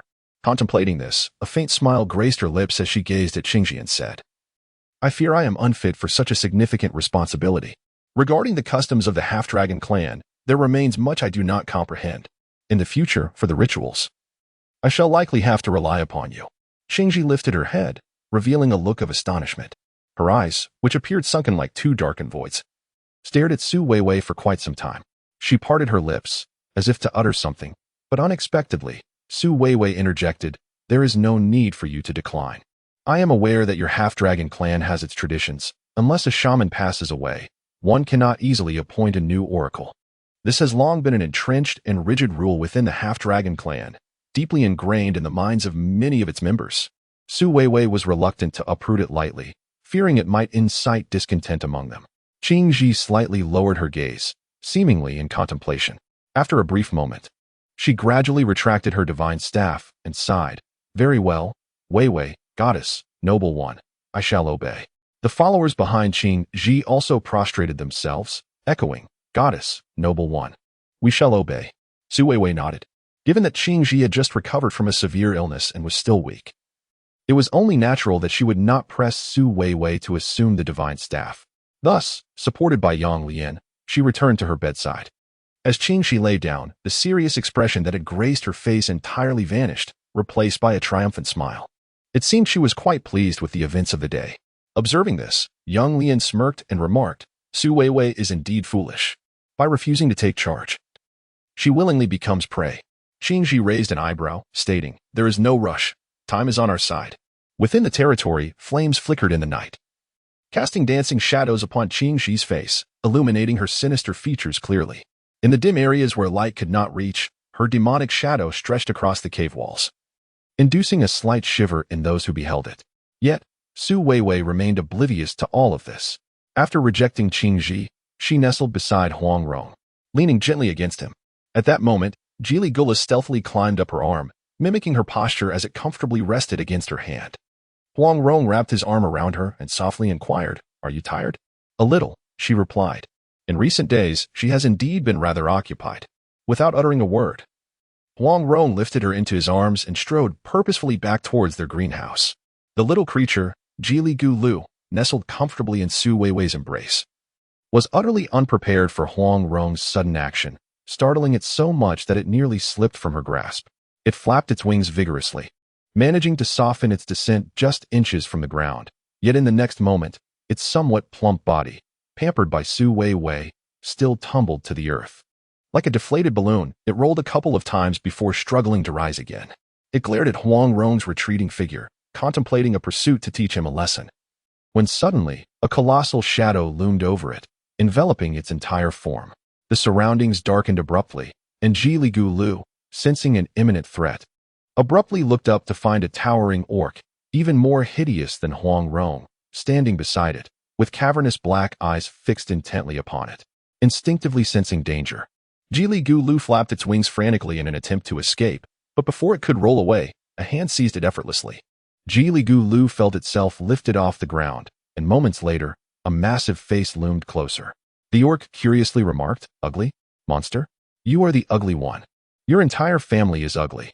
Enraged, Ji Lu struggled in protest, but its efforts were futile. The disparity in strength was overwhelming, and despite exerting all its might, it could not budge a single finger of the orc's grasp. Unbeknownst to her, Su Weiwei was enveloped in a cocoon of comfort within the embrace of Huang Rong. His robust and firm physique radiated an extraordinary warmth, akin to resting in a delightful cradle. She yearned to remain there for eternity, reluctant to awaken from such blissful repose. Thus, she slumbered soundly until dawn. The following morning, still ensconced in her enchanting dreams, Su Weiwei was abruptly jolted awake by a sensation of spinning, as though she were being lifted and jostled.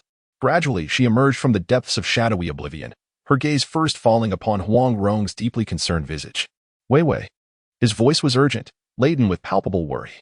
His expression suggested that she was on the brink of death, furrowing her brow in confusion. Su Weiwei regarded Huang Rong with curiosity. "What's wrong? Are you all right?" Upon witnessing his bewildered countenance, Huang Rong momentarily froze. "I'm fine. What is the matter?" Su Weiwei's perplexity deepened. Then, Huang Rong pressed his lips together and gestured towards her lower body. Turning to look, Su Weiwei was taken aback. The area wrapped in animal hide was now stained with a vivid crimson hue. This sensation. Su Weiwei reached out her hand and indeed felt a dampness, tinged with a faint metallic scent of blood. In that instant, her entire complexion flushed with heat. It was over. It appears that the arrival of her monthly cycle has come. Su Weiwei forcefully pushed aside Huang Rong, flipping over and leaping off the bed. At that moment, Huang Rong clearly observed blood trickling down her thigh, prompting him to approach her with growing concern. However, Su Weiwei quickly extended her hand to stop him, exclaiming, "Don't. You mustn't come near." Perhaps overwhelmed by her intensity, Huang Rong froze, rendered speechless for quite some time. Realizing her voice may have been too loud, Su Weiwei looked up only to find Huang Rong gazing at her with a wounded expression. His eyes, remarkably clear and transparent, resembled a pristine blue lake, so immaculate that one would hesitate to disturb its surface. Under such a gaze, Su Weiwei felt a pang of guilt wash over her. She furrowed her brow, softening her tone. "I'm sorry, I didn't mean to yell at you, it's just..." But the remainder of her sentence faltered, her face flushed a deep crimson. Huang Rong seemed to sense her embarrassment and nodded, yet his gaze remained fixed on her thigh, where blood had begun to pool on the ground. "Weiwei, you're hurt," he stated. Lowering her gaze to the blood seeping onto the floor, she explained helplessly, This isn't an injury." With that, she hurriedly retrieved a piece of animal hide to wrap around her lower body, earnestly clarifying, "This is a normal physiological occurrence. Every woman experiences this once a month." However, it was evident that Huang Rong could not comprehend. Among the half-dragon women, such a phenomenon appeared to be non-existent. At a loss for how to elucidate this to Huang Rong, Su Weiwei opted for silence, asking him to turn away. Once she managed to address her situation in a flurry, she breathed a sigh of relief. She had wrapped herself in the hide, but if the flow was substantial, it would inevitably stain the precious material. After all, crafting a single piece of hide was quite a laborious task. Once sorted, she took Huang Rong by the hand, intending to seek out some softer leaves to fashion makeshift sanitary pads for the coming days. As she covered herself and walked, the passing members of her tribe couldn't help but cast curious glances her way, leaving her feeling rather self-conscious.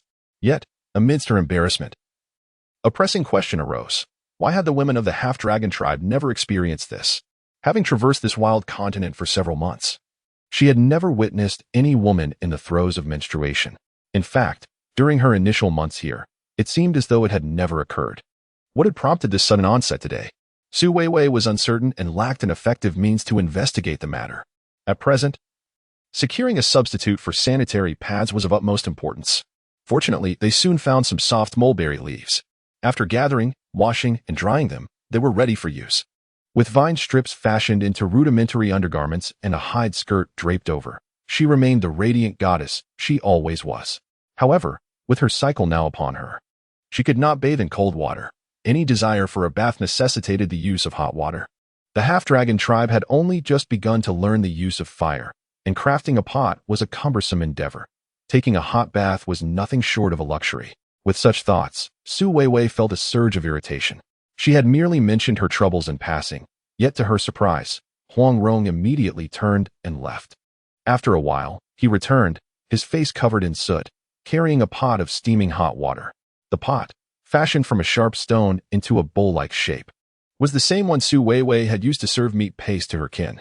Now, it was filled to the brim with hot water, wisps of steam rising gracefully from its surface. Huang Rong's face was entirely blackened with charcoal, indicating the effort he had expended to fetch the water for her. A warmth spread through Su Weiwei's heart as she leaped forward, enveloping him in a tight embrace around his chest and waist. Thank you. In that moment, the weariness etched on Huang Rong's features transformed into a smile. A single smile from her, a mere expression of gratitude, could bring him immense joy for an extended period. Once Su Weiwei had completed her ablutions, Huang Rong entered the room and noticed that the water in the pot had taken on a hint of red. He couldn't help but glance at Su Weiwei, his eyes filled with concern. Does it hurt? Not at all. Su Weiwei gently shook her head. She seldom experienced pain during her menstrual cycle. She understood the importance of nurturing her body to maintain her ability to earn a living. She could not afford to fall ill. Therefore, she took great care of herself, avoiding cold drinks and raw food.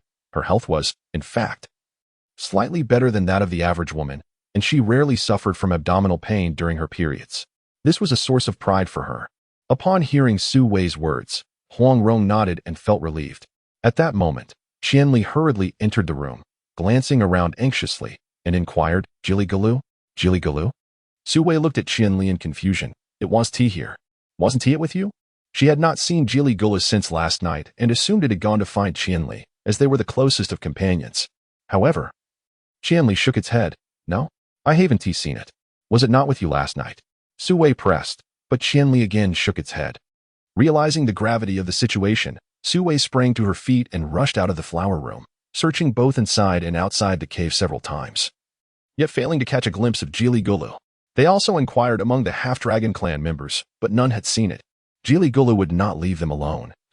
And since it had been absent since last night, she feared something might have happened. Yet, this was the territory of the half-dragon clan. What could possibly occur? Just as Su Wei felt a wave of anxiety, a figure slowly approached from outside the territory, capturing their attention. It was Muda. He appeared to be injured.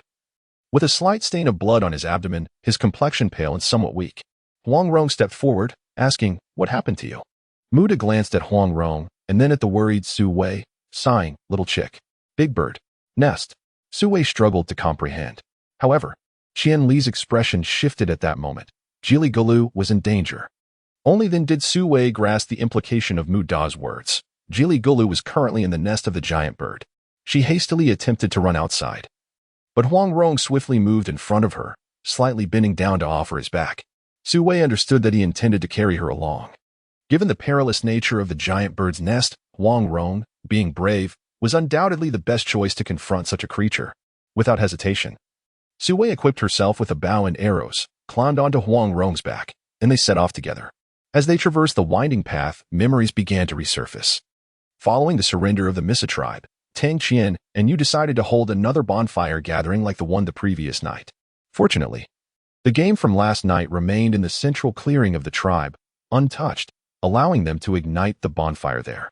The people of the Guangming tribe still harbored some reluctance towards the Misu tribe, so while they danced merrily around the fire, no one took notice of the unfortunate Misu tribe members. Meanwhile, the Misu tribe was preoccupied, their eyes fixated on the ample food before them, lost in thought. It was no wonder some had once referred to Tang Qian as a goddess. You, cradling their young, couldn't help but exclaim. So it is because Tang Qian possesses such abilities, attracting so much game to her tribe. She looked up at Han, who was holding the famished little one from yesterday, and pondered, if only how hadn't he taken it upon himself to send Tang Qian back, wouldn't our tribe have been spared from hunger? What kind of talk is that? Hearing his partner's words, Han frowned, reaching to caress the forehead of the little one in his arms, replying to you. Tang Qian belongs to the Guangming tribe. She cannot remain with the Misa tribe. Furthermore, he had never believed in the concept of a goddess. Nor did he believe it now. Yu's words weighed heavily on his heart. The abundance of game the Guangming tribe enjoyed today, besides Tang Qian's cleverness, was due to the beast tide, an opportunity that was rare and not easily attained. Looking at the food pile behind the bonfire, the Misu tribe members felt a mixture of envy and astonishment, for they had never seen such a bounty amassed together. Before them lay a magnificent sight. Sweat swallowed hard, attempting to suppress the gnawing hunger within. The small cub nestled in her embrace seemed to share her plight as she clung to her father's neck, exclaiming, "Father, we are about to become slaves of the Light tribe. Why do they still withhold food from us? I am so hungry, and I is hungry too." One spoke. echoing the sentiment. Upon hearing the little cub, named Pa, lament her hunger to her father, and I could no longer contain herself and wrapped her arms around Yu's neck, whimpering for sustenance. At this moment, hunger was palpable. The enticing aroma of roasted meat wafted through the air, causing Han to swallow hard. Offering solace to his two daughters, "Do not fret, we shall surely have food soon." Meanwhile, in the Bright tribe, numerous individuals were eagerly tending to the fire, flipping the meat, and some had even begun to indulge, while they remained here, enduring hunger. With a sigh, Han contemplated the possibility that this might become their new normal. As those left in the Misa tribe lamented their unfortunate fate, Feng and Yin unexpectedly approached, carrying an abundance of freshly roasted game. Han. Upon hearing his name, Han instinctively looked up, only to be greeted by the sight of a small cart behind Feng and Yin, laden with an array of food. Is this meant to inform the people of the Misu tribe that the Light tribe is exceedingly affluent? Han's spirits were somewhat dampened, feeling that this food was not intended for his consumption. However, Feng and Yin had brought over such a bounty, prepared to share it with the people of the Misu tribe, or more precisely, the new members of the Light tribe. Observing Han's silence, Yin sensed his discomfort. He produced a piece of beast meat and first offered it to Inai and Pa, saying, "You two young cubs should eat first. Consume your fill to grow strong. The remainder, Han, you shall distribute to your kin." Inai and Pa, being mere children, were only aware that they would not face starvation, and thus eagerly accepted the meat before them, devouring it ravenously. Meanwhile, Han expressed his surprise. "Is this food truly for us?" "Indeed." Feng nodded affirmatively. "This is for you. You were once of the Misu tribe, and now you belong to the Light tribe. We are all one family, and a family must share meals together." This was the phrase that Tang Qian had just taught him to convey to the Misa tribe, a statement that could instill a sense of security in them. Indeed. Upon hearing those words, Han felt an overwhelming wave of emotion, his eyes brimming with tears as he expressed his gratitude to the Guangming tribe. He then called his fellow tribesmen over and began distributing the precious beast meat. They feasted heartily on this hard-won sustenance, their hearts filled with the joy of survival. Initially, Han believed he was merely showcasing the wealth of the Guangming tribe, but he soon felt a pang of guilt for his previous pettiness. There was still a cart full of food before them, far more than the current members of the Misu tribe could consume. As Han finished his meal, Feng spoke up. "This will serve as your breakfast tomorrow. The chief has decided to allow you to stay, but the specifics of your arrangements have yet to be determined, so you may need to await further instructions. All of this is ours?" You focused on the food, oblivious to Feng's other remarks. However, Han, as the tribal leader, was keenly aware of Feng's implication that the Guangming tribe had accepted them. He felt a surge of excitement and blinked eagerly. "If we are to be accepted into the Guangming tribe, will we need anything else?" "Not at the moment. Just wait for the decisions from our chief and her partner," Feng replied, glancing toward the direction of the bonfire gathering, yearning to join the revelry. Yet, tethered by the presence of the Misa tribe, he patiently communicated the chief's plans to them. In truth, as a small tribe of commoners, it might be better for them to serve as slaves in the Guangming tribe. After all, they had witnessed that, due to the beast tide and Tang Qian's wisdom, the Guangming tribe was now in no shortage of food. The prospect of slaves starving was only a concern in times of scarcity, which was not the case now. Furthermore, with the abundance of prey and furs available, it was assured that the entire large tribe could be well-fed and warmly clothed. Han, filled with excitement, approached the cart of furs, unable to contain his joy. "So, with all this, none of our tribe will go hungry, right?" "Indeed," Feng replied, his face reflecting an immense sense of satisfaction as he observed Han's current demeanor. This sense of fulfillment is a glorious gift from his tribe to himself. He smiled faintly and exchanged a glance with Yin, realizing that the pride in each other's eyes had reached its zenith. It turns out that their Bright tribe is such an extraordinary entity. The Misa tribe has now submitted to their Bright tribe. You, having danced all night, now lay upon the stone bed, still feeling somewhat unreal. Thus, our Bright tribe has now evolved into a grand tribe that encompasses several smaller tribes, has it not? He placed a hand on Tang Qian's now bare belly, caressing her smooth skin, his heart brimming with pride for the Bright tribe. Tang Qian felt joy as well, reaching out to grasp Yu's hand to stave off her ticklishness. "Indeed, you are quite wise. Our tribe now boasts 300 members, so you are a hero." No male would shy away from hearing his female praise him, including the sufficiently mature Yu. Hearing Tang Qian refer to him as a hero filled you with happiness. And for the first time in front of Tang Shan, he laughed aloud, revealing the simplicity of ancient times. Tang Qian found you endearing and playfully rubbed his face with her hand, Let us sleep now. Starting tomorrow, you will be the leader of a great tribe. And there will be much awaiting your attention. All right. You understood that many females were more intrigued by matters beyond the tribe's expansion. He recognized this truth and did not compel Tang Qian to share in his excitement. Instead, the next day, he summoned 4 nobles with whom he shared a close bond to a cave. Quan, aware of Yu's current elation, felt equally joyful. Leader, our tribe has grown so large. Should we consider how to expand further? This is a matter of utmost concern for an ambitious leader. However, although Yu possesses ambition, he is also capable of discerning reality. He shook his head and said, "No, the food supply of the Bright Tribe can sustain us only until the tail end of spring next year. If we expand further, it will be insufficient. Moreover, the Bright Tribe resides in a nearly isolated region. Should we wish to attack other tribes, we would have to traverse a great distance, which is beyond our current capacity." Yu furrowed his brow, being the first to dismiss Quan's notion. Quan merely mentioned it in passing and did not insist on its implementation. So upon seeing Yu's disapproval, he relinquished the idea. Feng was idly toying with a small bone in his hand, which appeared quite charming and was one of the favored playthings among their nobility. Yu turned to Feng and inquired, "Do you have any thoughts at present?" Feng shook his head, responding, "Not yet. I was contemplating your statement yesterday about dividing them. How should we proceed with this division?" Yu replied, "I already have an answer in mind. For now, you need not concern yourselves with it." Upon hearing this, Yin perceived the excitement within Yu's heart. He blinked and looked at those around him, asking, "Wasn't the leader initially unwilling to allow the people of the Misa tribe to ally with us? What prompted the change of heart?" This inquiry is not merely a case of rhetorical questioning. He genuinely lacks the answer. Upon hearing his words, the others furrowed their brows, perplexed as to what he intended to convey. Roan, who had been silently observing from the corner, suddenly interjected, "I believe it may be because of Tang Qian." "Indeed. It is because of Tang Qian." The group turned their gazes towards the noble who once harbored intentions to harm Tang Qian. Rong felt slightly embarrassed under their scrutiny and lowered his head, stating, "Since Tang Qian arrived in our tribe, we have flourished remarkably. Not only do we have an abundance of food, but the slaves are also increasingly diligent in their work."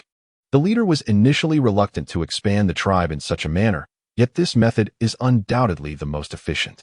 Thus, I suspect he was conflicted but ultimately heeded Tang Qian's advice. While he once despised her, he now genuinely acknowledges her intelligence.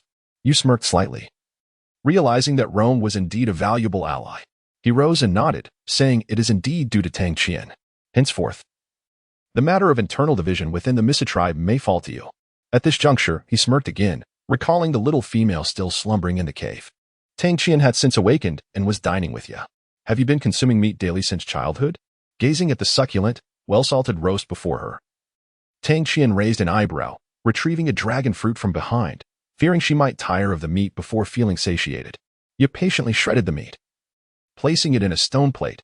Without consuming meat, survival is not feasible. How peculiar is that?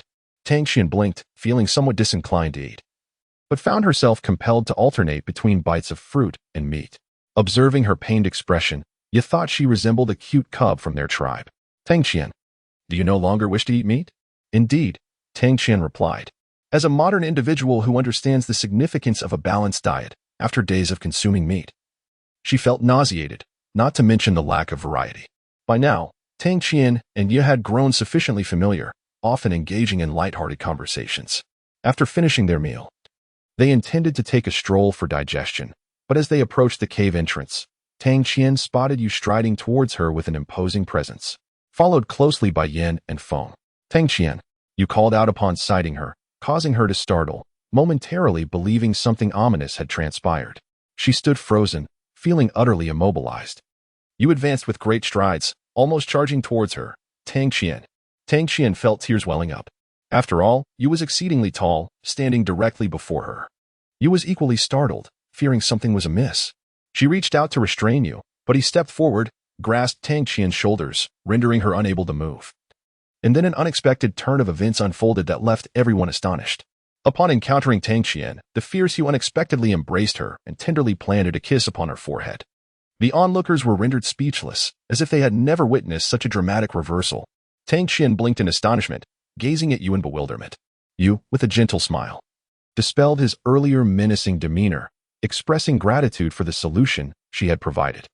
The fierce demeanor of the man moments ago, was it merely a prelude to the tenderness he now displayed? Tang Qian blinked, seemingly perplexed by the current situation. Yo and Feng, perceptive as ever, recognized that their presence was ill-timed and discreetly withdrew. Your strategy has led us to the means of expanding the tribe and resolving all our issues. You supported Tang Qian as they strolled through the forest before them.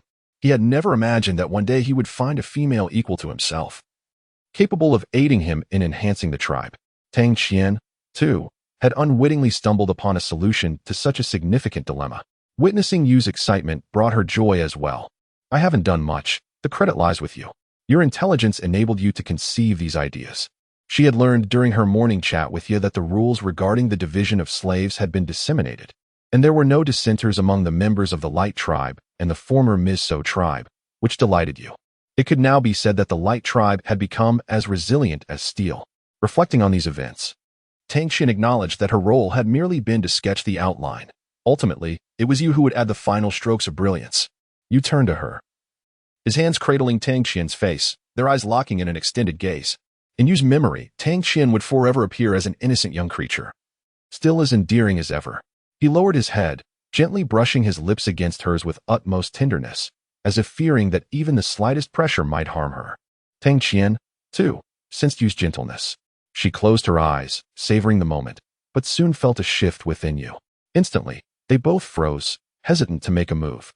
Tang Qian quickly pulled away from Yu's lips, resting her head against his chest, too shy to meet his gaze, remaining there quietly.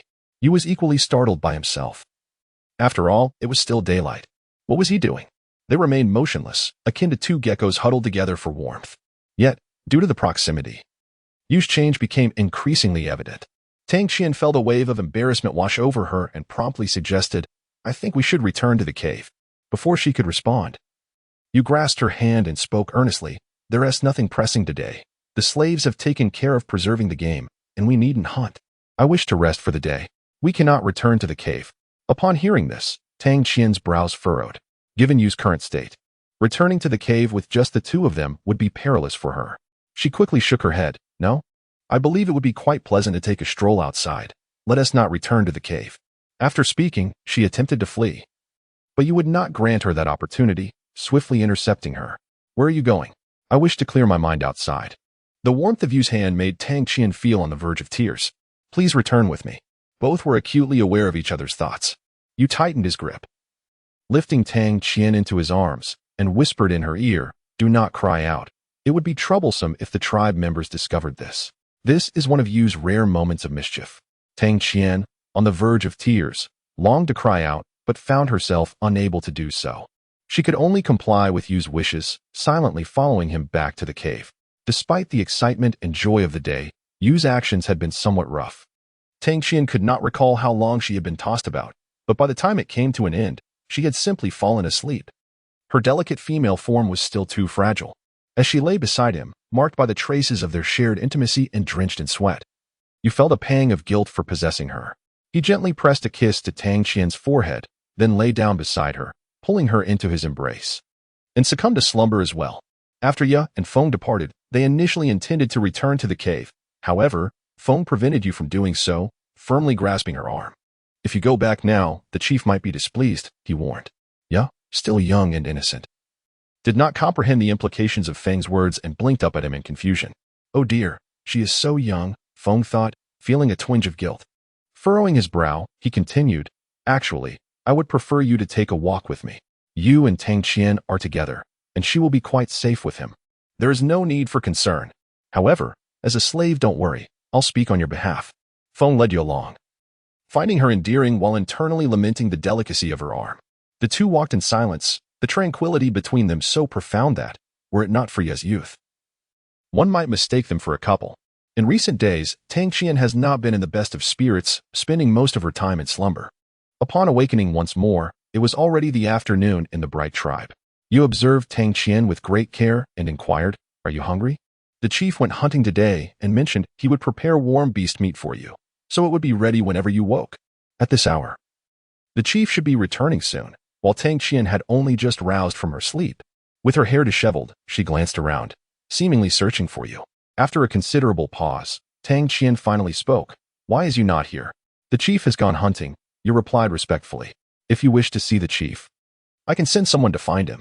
However, Upon hearing that you intended to search for you, Tang Qian promptly extended a hand, seriously refusing Ye's perilous suggestion. These past few days, my spirits have been low, all due to you. I recall how, in her previous life, she did not quite grasp the meaning of being in the prime of one's youth while reading light novels. However, with Yu's good mood these days, she has finally come to understand. At times, it becomes truly unbearable. Tang Qian sighed and rose from the bed. Since it was rare for you to go out and unwind, she decided to let him be. She gazed towards the stone pot in the distance, emitting a tantalizing aroma. Although she could not discern the scent, she found herself, like a curious cat, asking Ya, "What shall I eat today upon waking?" "Venison," Ya promptly replied, sensing Tang Qian's hunger. As she answered, Tang Qian caught a whiff of the meat, and the result was nearly catastrophic. She almost retched. Ugh! The moment she detected that odor, she could not contain her stomach's reaction and nearly collapsed in front of Ya in disgust. This startled Ya, who hurried over to help Tang Qian to her feet. "Tang Qian, what is wrong?" Tang Qian's eyes were now red-rimmed, a result of her earlier nausea. She felt as though something was lodged in her throat, making it impossible to swallow or expel. It was simply quite uncomfortable. "I'm fine," she waved her hand dismissively. "I just feel a bit unwell from having eaten too much meat for too long." The scent had become increasingly unbearable for her. Since her arrival here, she had lost track of how much weight she had shed. It wasn't until she discovered those fruits, known for their ability to cleanse the palate, that her appetite began to resurface. Now, amidst the chaos of the beast tide, with food once again available, she found herself consuming meat thrice daily. It was becoming quite challenging to avoid feeling nauseated. Tang Qian took a deep breath, seated herself on the bed, and pointed at the stone pot. "Please take the meat away. I have no desire to eat anything right now."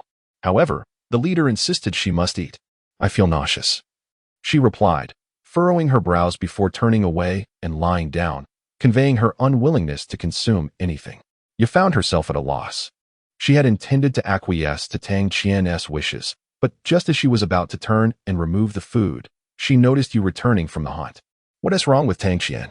You questioned, having sensed something amiss as he stood at the cave entrance. Finally, he was back. Seeing you, you felt as though she had found a savior and rushed to his side. "Leader, you have finally returned." Tang Qian claims she has no appetite and refuses to eat. "Look, we cannot allow her to go without food.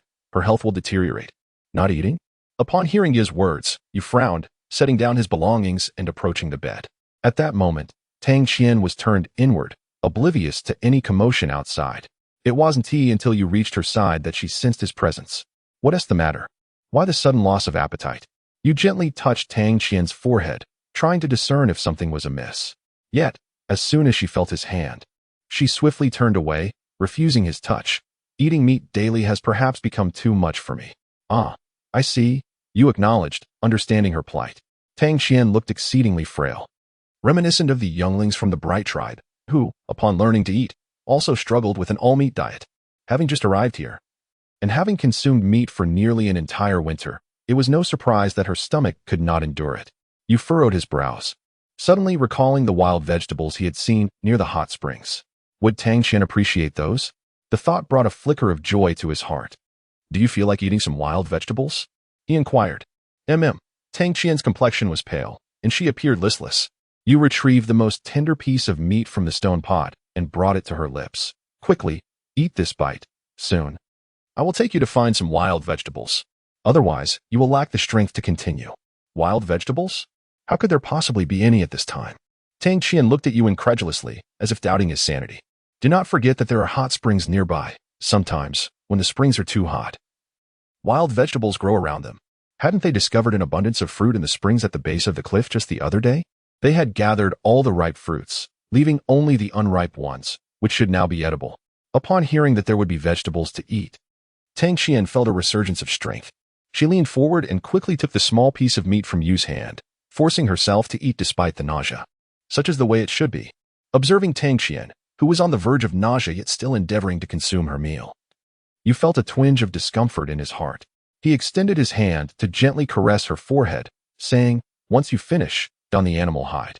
I shall escort you there." "All right," Tang Qian replied, her mouth full, rendering her speech somewhat indistinct. Nonetheless, this did not hinder her from swiftly rising to don her animal hide shoes and attire. You found her amusing, as she resembled a small tiger, newly acquainted with walking, stumbling and tottering about.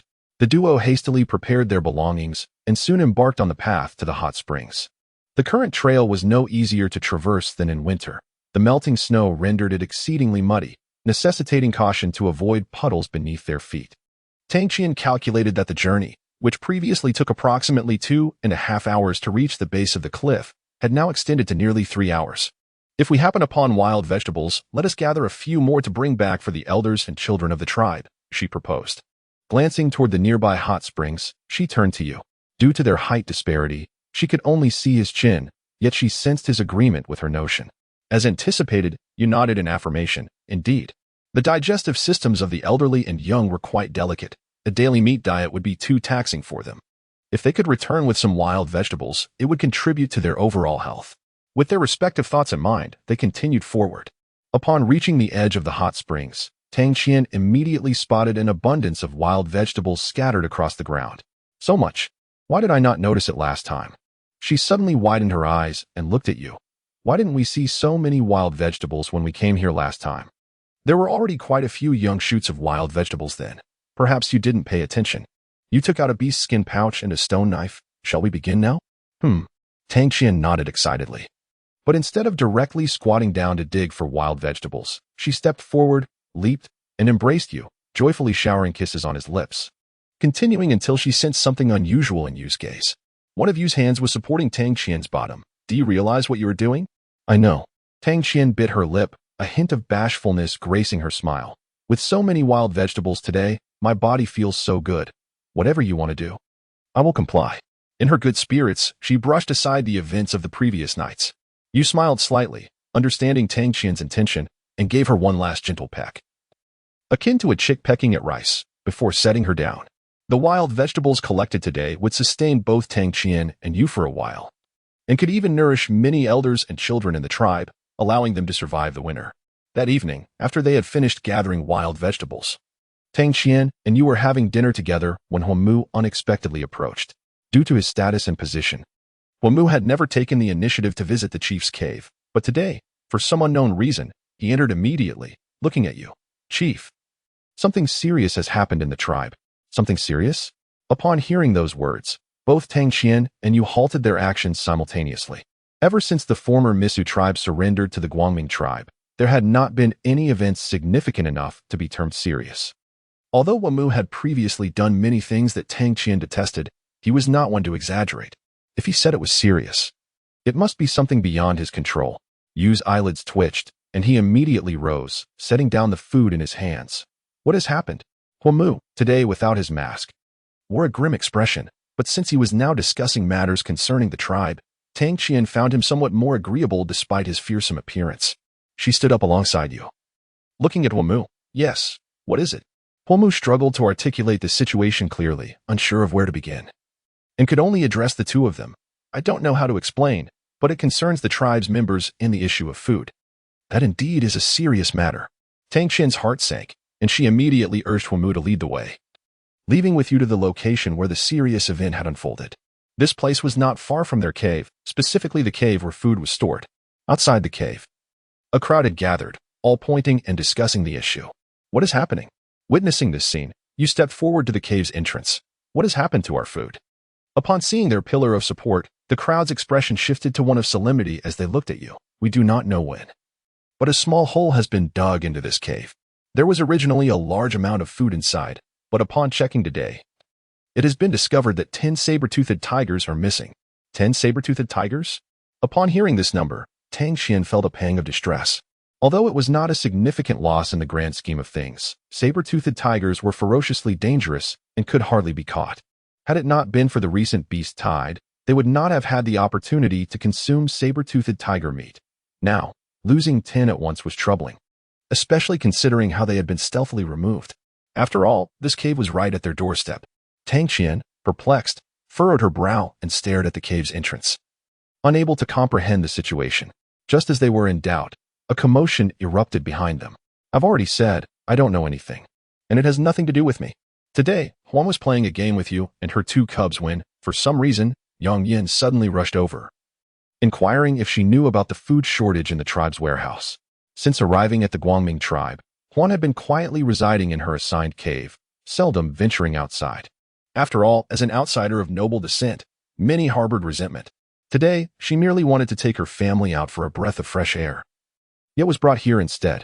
Yang Yin did not believe the Misu people's claims, so even upon hearing Huan's denial, she remained silent, dragging her away. What is going on?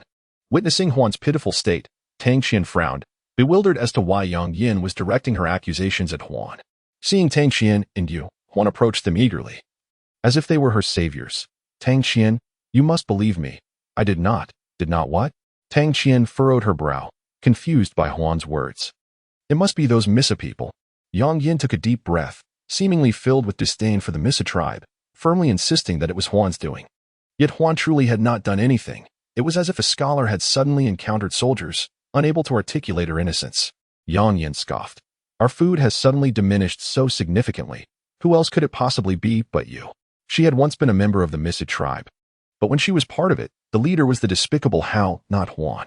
Huan's rise to leadership occurred after Yang Yin had left the tribe. Thus she had no understanding of Huan's character. She hastily concluded that anyone capable of becoming the leader of the Misa tribe must be untrustworthy. Rong, known for his fiery temper, stood beside Tang Qian and Yu. Upon seeing their food suddenly diminish so drastically, his mood soured, and he brandished a sharp stone knife, confronting Huan aggressively. Yet none of our tribe members have any reason to steal food from our own storage cave. Other than you Misa people. We cannot think of anyone else who could be responsible. As he spoke, Rong pressed the knife against Huan's neck, his voice low and menacing. Speak quickly. What is going on? Did you steal the food? Huan found herself at a loss for words. She took a deep breath, trying to calm her agitated feelings. Speaking in a trembling voice filled with indignation. I have said it many times, I did not. She cast a glance at Tang Qian, who wore a grave expression. Her voice choked. Moreover, the Misa tribe no longer exists. Even if I wish to share this food with other tribesmen, tell me, whom should I assist? This statement holds some merit. Even if the people of the Misa tribe truly did steal their food, the question remains as to where it could be hidden. What exactly is going on? Yang Yin and Rong exchanged glances, their minds tangled in confusion. However, the tribe members were remarkably united. It was inconceivable that theft could occur among them. Rong felt a headache coming on, and his gaze towards Han was laced with hostility. You must know who it is. Do you not? I do not know, Han replied stubbornly, though he genuinely had no idea. Do not know? Very well. Rong nodded, a sardonic smile creeping onto his face as he brandished the stone knife and advanced toward Han, intent on killing him. At that critical moment, a hand suddenly shot out, seizing Rong's arm. Stop. To his astonishment, it was Tang Qian who obstructed him. Wang De looked at Su Weiwei, biting her lip, and said, Have you truly considered not staying? I have made my decision, Su Weiwei replied earnestly, taking Huang Rong's hand. I believe you can understand my feelings. In the species of the winged bird, companionship and family have always been paramount. Now that Su Weiwei wished to be with Huang Rong, Wang De would not stand in her way. She merely wished to spare Jili Gulu from heartache. With a heavy sigh, Wang De conceded, All right. But you are not of the same tribe. If you choose to be together, it will require significant effort. Should you find it untenable one day, do return. We will welcome you.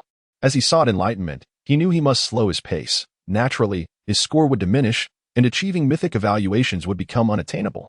What prowess in the waters, what repulsion of pirates. Those were feats of the Xianlei divine art, unleashing thunderous power. Kosh withdrew his gaze from Pippi, suddenly realizing that Pippi was standing respectfully beside him, paying homage to this esteemed figure. Currently, I only know that the seals within that formation are exceedingly potent. Yet I have no means to unravel them. Ling Yu's voice bore a hint of sorrow. Time passed slowly, and the surrounding wails gradually drowned out the cries of battle, undoubtedly adding immense pressure on Xiaoyi.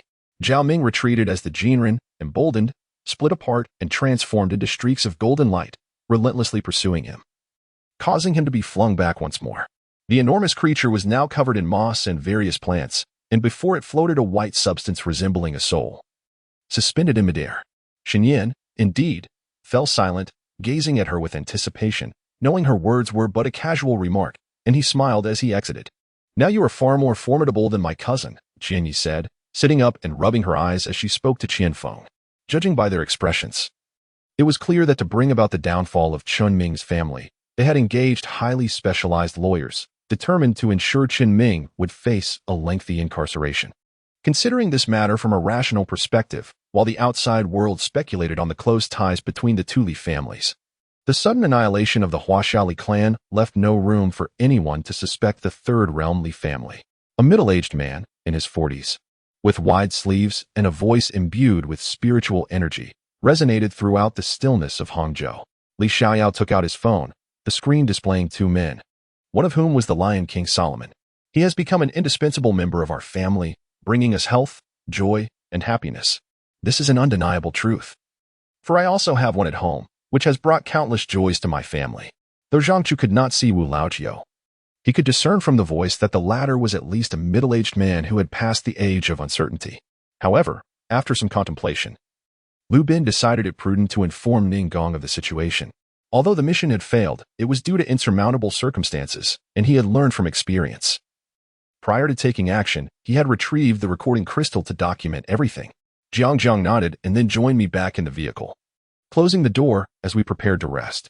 Everyone could sense that even without exuding any formidable aura, the Xuanwu's aura of returning to the essence of the earth felt immensely perilous.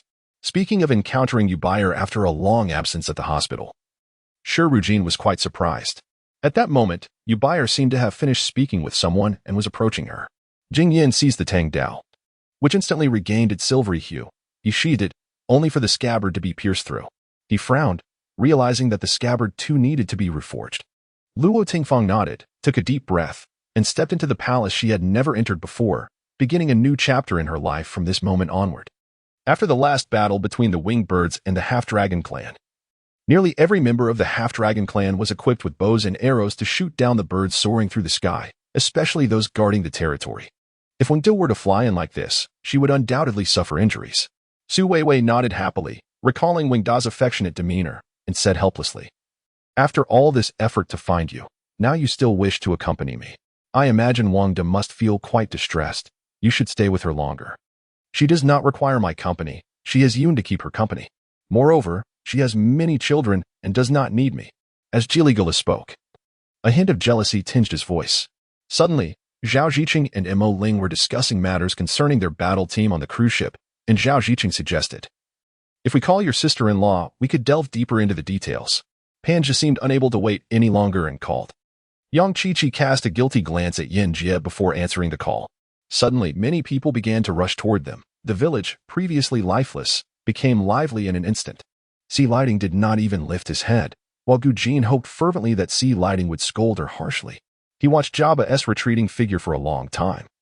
This girl was clearly the one who opposed their engagement, yet it seemed she truly held a grudge against him. Fu Jiabe prepared tea and offered a cup to Fu Yichen, her expression slightly anxious. The comments predominantly revolved around this matter. Yang Qiqi merely glanced at them without paying much heed, responding to a comment unrelated to the topic. Before arriving in K-City, Su Yuanfang had already spoken with Song Yu over the phone, thus their meeting was remarkably smooth. Little did she expect that the enigmatic monarch would turn out to be an Eastern man. Gu Jin and Gu Nansong both bore Eastern features, which indirectly confirmed that their father was of Eastern descent. Su Fifan warmly welcomed Fang Rue and Lan Rua, seating them across from Ba Dao at the circular table. It would be a one-on-one duel. Whoever scored 5 points first would win. Fully armed, Jiang Tianhao gazed at the equally equipped Qian Sanyi and spoke. Suddenly, strands of both visible and invisible light surged forth from his hands, piercing directly into the dantian of the surrounding terrified practitioners from the Spiritual Affairs Bureau. "We merely sat for a few minutes. Who has the inclination to scrutinize so meticulously? We are not law enforcement officers," Rinzhong interjected. This left boss Ye Yongfan quite disgruntled, as he consistently suppressed the prominent families in Ning'an City, both overtly and covertly. He held a deep admiration for Li Yi's hypothesis regarding the intermediary Shen Jibin, who utilized the controversial topic of homosexuality to steer the police's focus, suggesting that whatever was concealed must be a matter of great consequence. Chen Nan, finding himself at a loss with his overly energetic mother, retreated to his room to play video games. Old Chun was frequently relegated to the role of a laborer by his mother, tasked with carrying groceries from the market.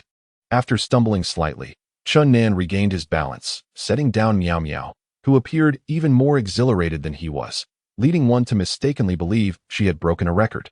In the blink of an eye, the sun dipped below the horizon, casting a warm orange glow upon the earth, cloaking the world in a vibrant attire. The youth, guided by their breaths, took deliberate steps, following their shadows into the grand tomb of the Tang dynasty.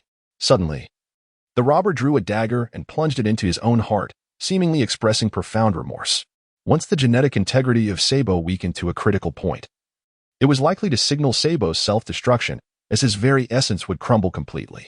At this juncture, Jiose rose, nudging Qin Beiyang with his nose, his eyes emitting two glimmers of glazed light in the darkness. Beneath the Versailles, the delicate sounds of the juvenile Qilin guardian permeated through the skull, penetrating deep into Qin Beiyang's mind. Indeed, as the elder brother among the fourth-generation disciples, his reputation and prowess overshadowed all others, unexpectedly revealing him to be a direct disciple of Master Jingmian. At an elevation of 300 meters above Paris, atop the Eiffel Tower, Qin Beiyang inhaled sharply. The crowd knelt in reverence, bowing to the heavens. Huang Rong and Su Weiwei observed their kin with a mix of emotions akin to a cauldron of vinegar being overturned. Muda's actions undoubtedly cast Huang Rong into a position of injustice. They stood in stunned silence, watching as Qingji led their kin in kneeling and worshipping, rising to regard Huang Rong with unfamiliarity. Huang Rong opened his mouth to speak, but it was evident that Qingji was unwilling to grant him the opportunity to defend himself. She merely waved her hand, pursed her lips, and declared, "We acknowledge you as our king." With that, she extended her hands forward in a gesture of submission and promptly knelt down. The others followed suit, kneeling alongside Qingji. In an instant, the scene that had been engulfed in swirling yellow dust transformed, revealing a clean ground devoid of scattered debris. The tribal forces then realized that all 8 passageways had been blocked by massive rocks that had rolled down from the cliffs, with red blood seeping slowly from the stone pile, hinting at the number of cavalrymen crushed beneath. The whereabouts of Baiyu Lu had become a closely guarded secret, known only to Wang Yu. Outside Baiyu Lu, a thick blanket of snow covered the ground, and flakes continued to fall from the sky. Those who had resided in Baiyu Lu for an extended period were well aware that the snowfall outside was unceasing. "Ignorant girl, we shall meet under the sword. Choose a venue for our contest." Wang Hao was incensed by Enrant's attitude. He had merely intended to intimidate those who bullied his sister. Yet this girl displayed such remarkable fortitude. Lu Li smiled, finding the situation quite agreeable, though she noted that her adoptive father appeared somewhat different than usual. Naturally, should the black bear spirit take action, it would likely target only the weaker adversaries, leaving the formidable foes for the savage ape.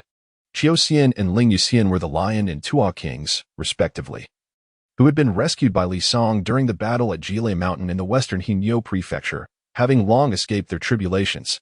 After exchanging a few words, Li Yinyu's trusted aide hastily took his leave, his mind elsewhere, while Shi Sa plotted in the shadows. With his worries alleviated, he stealthily made his way into the northern Sa army's encampment. Shi Fei and Yang Tian had yet to rest, diligently analyzing the information gathered on officials and their families. Upon seeing him, they greeted him without a hint of fatigue. Li Mingxi was quite taken aback, wondering why, upon entering the heart of the Kangi forest, he had encountered not a single beast to contend with. "Brother, do you miss home?" Xu Fang, understanding her husband well, could tell by the narrowing of Xiao Han's eyes when he mentioned the villagers that he was feeling nostalgic. Pei Dang decisively flipped his phone over, slamming it onto the table with a loud bang that drew the attention of those at neighboring tables. What a clever maneuver. He nurtured the corrupted beast lord with his own blood and subsequently consumed all the corrupted beast lords. In Yulin's eyes glinted with malice. However, she harbored grand ambitions, evident from her daring control over the Lord and his son of fire beast city. Yichu's cousin, Su Mingzhi, was a notorious playboy, frequently frequenting nightclubs. Su Mingzhi indeed had some acquaintances among the managers of MGM, which provided Yichu with an excuse to keep Fu Tian around. Such reactions can only emerge after crawling out from a sea of corpses and blood, having escaped death. The youth, belatedly realizing, recognized that the name Lilith was none other than the alias used by Lin Lang and the council. However, the demigod of the purple fish had come prepared, fully aware that this transaction would not be concluded hastily, thus not rushing to finalize the deal. Due to her impatience, Yi Jiao's fingers twisted desperately at the hem of her garment, appearing to have endured considerable grievances. The Phoenix King nodded repeatedly.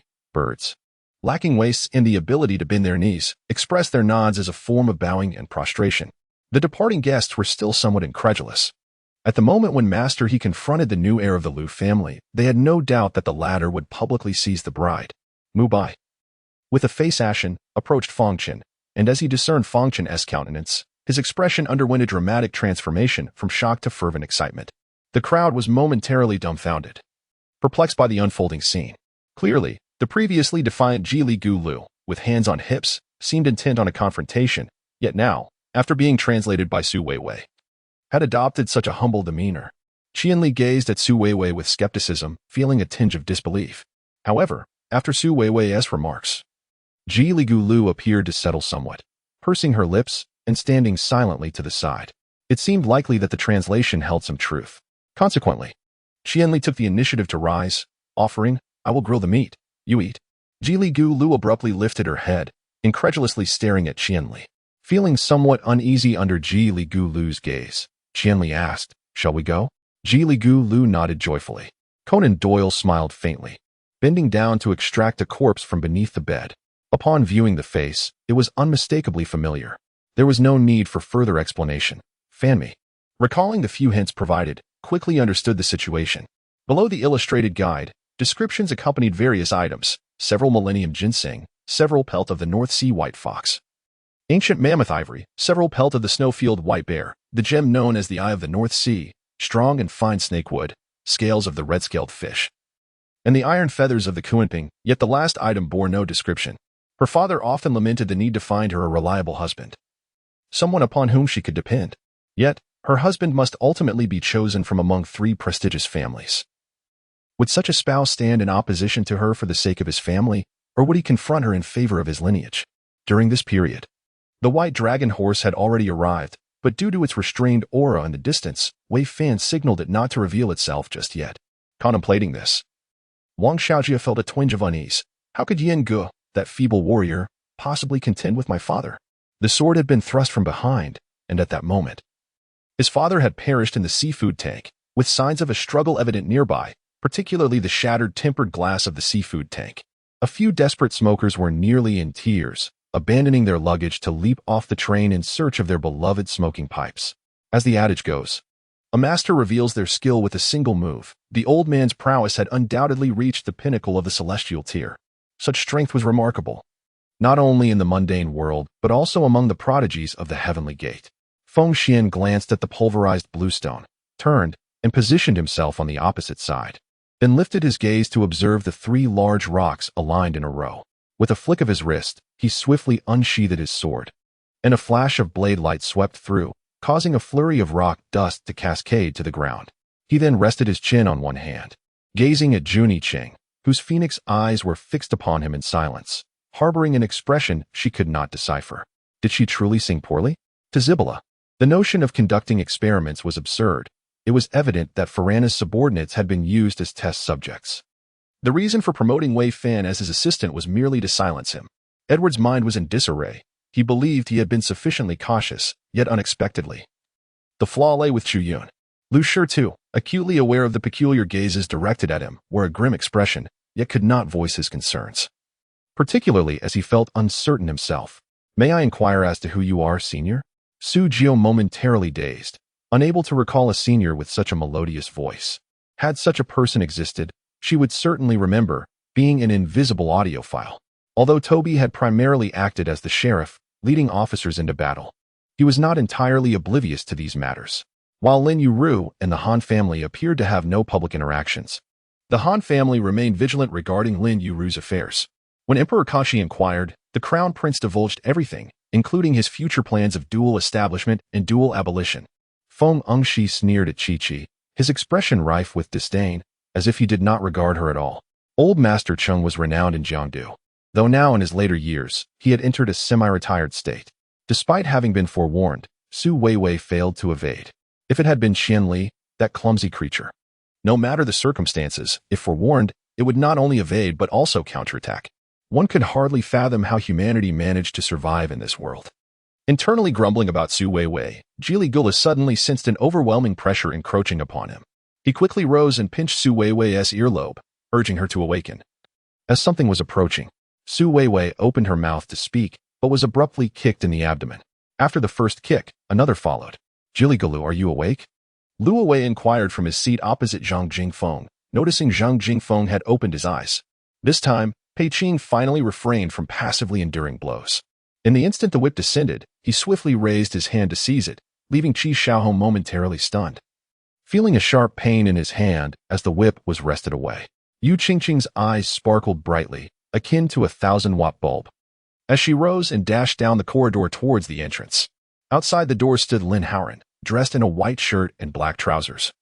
The morning light cascading over his dark hair, casting a warm orange glow around him. Lin Bei stifled a yawn, nestled in Yu Qing's embrace. She had never witnessed a man so utterly unable to let go of a heartbreak, drowning his sorrows in alcohol. Listening to Long Mingzhao's words, Yunxiao felt a surge of unwillingness and, upon meeting Lang Mingzhao's smile, felt increasingly inadequate, as if all her hidden shortcomings were laid bare. Shui Yuhan turned away to stifle a laugh. Yang Jing, who had previously been at odds with her, now unexpectedly proved to be of great assistance. The butler hesitated, clearly wanting to articulate something, yet ultimately restrained himself under Arthur's gaze. The general manager wiped the beads of sweat from his forehead. When he had been summoned by Yi Nanxing, he had noticed Yi Yunqing's presence as well, and the aura was indeed somewhat intimidating. Feng Lingxi, ever self-assured, regarded the alliance with Zidane as perfectly ordinary, not pausing to consider anything further until he heard Chunyu Yofeng's remarks and finally grasped the situation. Presently, the number of natural humans is exceedingly scarce. Since the reckless misuse of gene editing technology, the entire human gene pool has been tainted.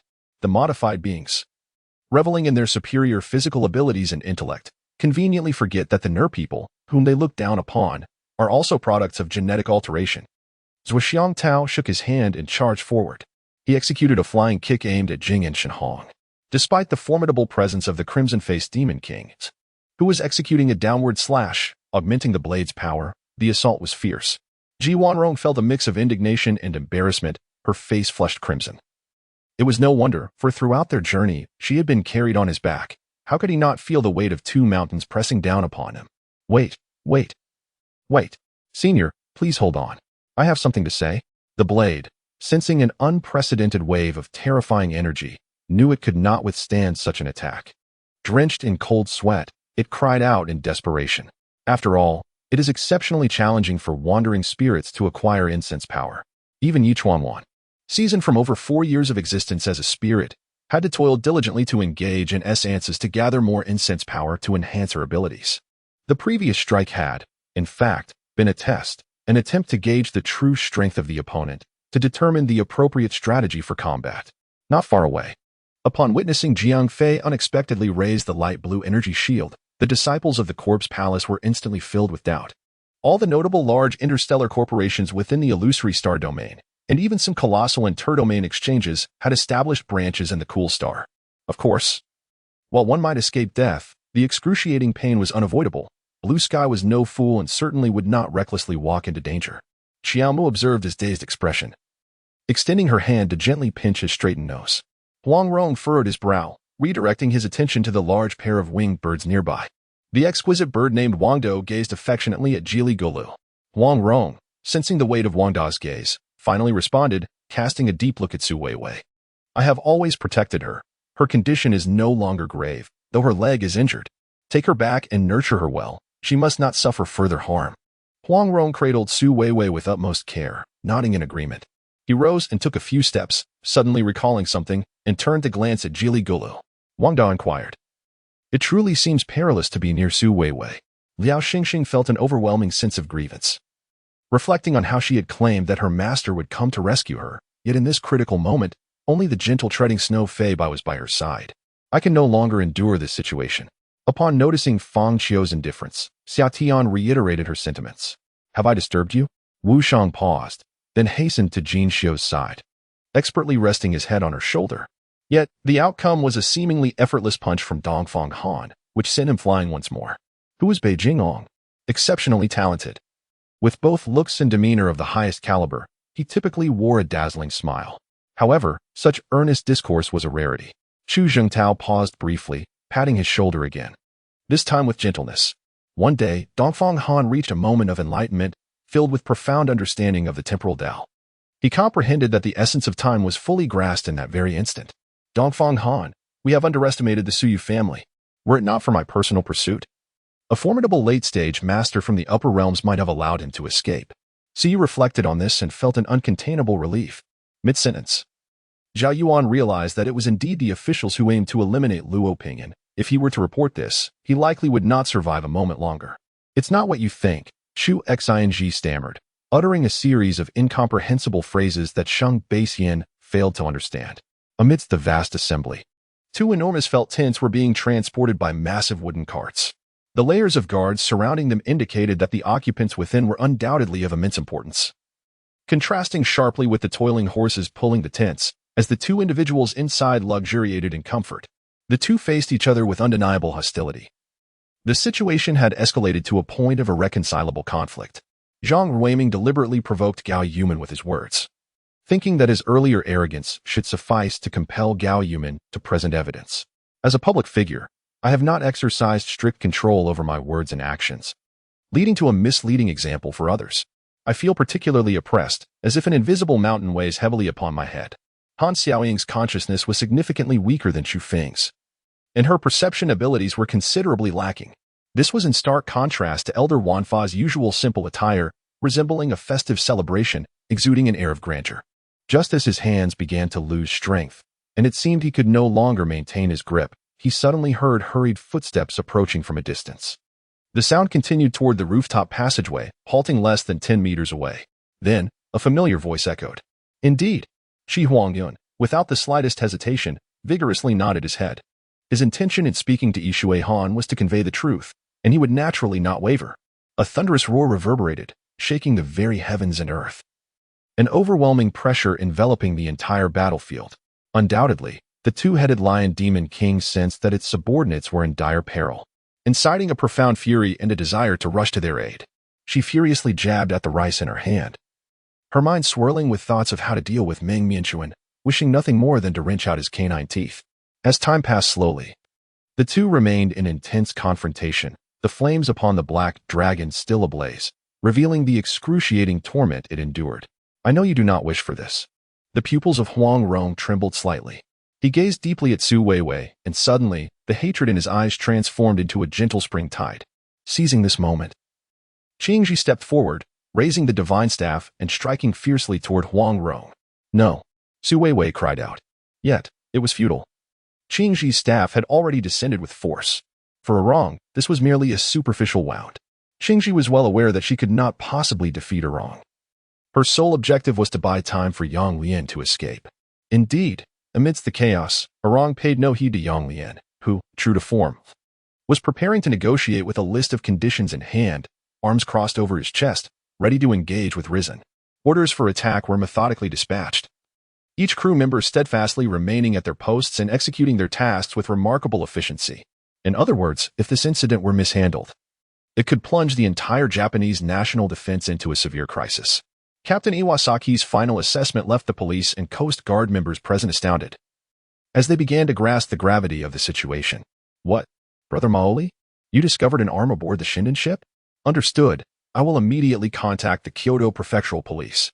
Once we obtain boarding permission, we can swiftly proceed to the Shinden. Far away at the Metropolitan Police Headquarters, Officer Mumu was also involved in this operation. Although he recognized his own limitations and understood that he was unable to break free from Li Xing and Wang Bo's control and arrangements, he held on to the hope that a clever individual could assist him in navigating these challenges. He intended to share his concerns with Gao Yutian, seeking his counsel. The troubles of Mingguan were no less than those of Yongdu. The course of events had unfolded entirely beyond their control.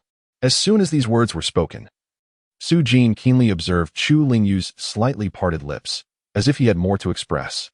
Greetings, Mr. Maoli. I am the officer in charge of law enforcement, King Ku. Introduced a man carrying a tray, which contained the discovered left arm. Li Yanyan remarked, Well, very well. However, Shiner, you must promise your mother.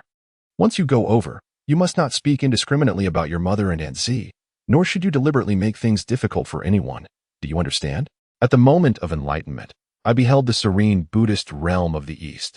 As the son of the Dharma King, I served the Buddhas of the 10 directions, my body and mind radiating the brilliance of wisdom, capable of penetrating all that is concealed. After assaulting the city of Mamaya, Zhou Long and Zhou Wu, among others, settled in the vicinity of the canyon. They were quite familiar with the terrain here, allowing them to navigate swiftly through the canyon even in the face of a military invasion. Imoli was buffeted by the winds generated by soaring through the sky, struggling to keep his eyes open. Since breaking the seal, the thick clouds and mist began to dissipate, revealing an indistinct scenery ahead. Duan Lang accompanied the seventh prince, DeLong, on horseback to a distance of one arrow's flight, where a general from the opposing side also approached on horseback. With trembling hands, she conjured a fine stream of molten lava to dissolve the ice that bound them. Having been tied to this pillar for so long, both of them found their legs somewhat unresponsive. The portrait, whose artist remains unknown, bore an uncanny resemblance, perhaps 7 or 8 parts true to life. Yunjin involuntarily lowered his head, quietly focusing on their discourse.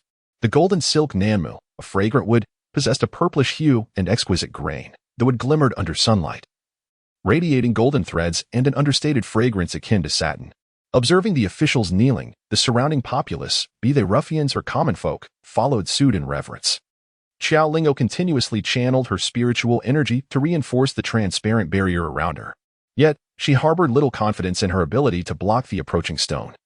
And hesitation was no longer an option. Given her speed in sword manipulation, evading the onslaught of stones seemed an unfeasible task. One must admit that after Su Weiwei's meticulous training, the broth crafted by Huang Rong was remarkably delightful. A pot of soup was soon presented, brimming with mushrooms, wild vegetables, and minced meat, its aroma and appearance most enticing. Perhaps due to their prolonged hunger, they devoured several bowls with fervor. Su Weiwei, with a slightly smaller appetite, ate less. However, Huang Rong, concerned she might not be satiated, served her bowl after bowl. Ultimately, she patted her round belly and vigorously waved her hand, exclaiming, "I truly cannot eat any more. My belly feels as though it might burst like a balloon." Huang Rong turned back, gently touching Su Weiwei's belly. And after confirming her claim, he nodded slightly. Not long after, Changgu, upon arranging for personnel, called for Zhang Haochu. Suddenly, Mars felt an odd sensation. He discovered that the magical energy in Wind Fortress was exceptionally rich, particularly the wind attribute energy, which was almost overwhelming. If a wind element mage were to cultivate here, their efforts would likely yield extraordinary results. At this moment, Zhuge Xin had ceased eating and was now diligently collecting the soul beads. Li Lingyu, unaware of the intentions of these two individuals, pondered the identity of the young man from earlier that day. How wonderful. If that is the case, it would be the best outcome. Our dynasty would not fall into the hands of outsiders. According to His Majesty, Emperor Chu is a dragon among men, wholly deserving of our beautiful daughter. This is the hallmark of a high-level sorcerer. He has endured great suffering yet remarkably ascended to such heights. His intellect is sharp enough to concoct a lie that leaves no room for doubt. Yet he seems disinclined to engage his mind, even slightly. What? You have actually allied yourself with the great Chu dynasty? And taken up an official position? Upon hearing her son's words, Gao's heart was a tumult of joy and concern. Perhaps vast expenditures could procure sustenance and comfortable lodgings, but to obtain resources for cultivation, one must rely on academic credits. He had previously gleaned some knowledge about Mars, such as its volume being merely 1/3 of Earth's, with a diameter of 800 kilometers. Consequently, its gravity is also only 1/3 of that of Earth. However, he was acutely aware that the individual he must contend with was no ordinary practitioner at the late stage of Qi veins. That person had once effortlessly neutralized a barrage of flying projectiles through sheer mastery of magical energy. Now, after more than half a year, even if he had sustained injuries, he would likely have fully recovered, and his strength would be unimaginable. In truth, Fang Yu held no confidence in overcoming Mo Shang, who wielded magical artifacts. Yet he was indifferent to the prospect of defeat, for according to the initial circumstances, he was meant to lose. Everything you know is likely beyond reach now, if possible. Could you succinctly recapitulate what has just transpired? The man took a sip and spoke slowly. Though the earth-based abilities occupy a lowly rank within his current framework, they have nonetheless transcended the constraints of the virtual realm. Chu Hengzi cast a casual glance at Yu Huilan, then tenderly addressed Li Wei, "Since my beloved has spoken, I shall naturally heed her words." With that, he took the bowl of soup from Li Wei's hands and drank it down in one go. "Do you believe I will immediately drop this bag and we shall perish together?" Zhang Pan declared furiously. "Countless powerful beings have entered the Tower of Heaven and Earth. Yet the vast majority only gain a slight enhancement in their strength through the inspiration of faith. Those capable of wielding the power of faith are indeed rare. And there may be but a handful on the entire continent. What is this? A divine ability? Or a secret art of primordial spirits?" The onlookers gasped in astonishment as they beheld Li Hongfei, who had transformed into a towering figure. At that moment, John heard Wan Lin's command through his earpiece and finally noticed that the bullets whistling past him had suddenly diminished in intensity, and the once deafening gunfire ahead had become sparse. Xian Yuanhao, the ninth prince of the Baiming Kingdom, held captive in the West Qi Kingdom as a hostage since the age of 15. Yu Qi rubbed his eyes vigorously and, upon focusing on the nurse, could not help but inwardly lament the irony of fate. How could it be her again? That same capricious and unruly Chu Bing? The recent ceremony appeared to deviate from those of previous occasions.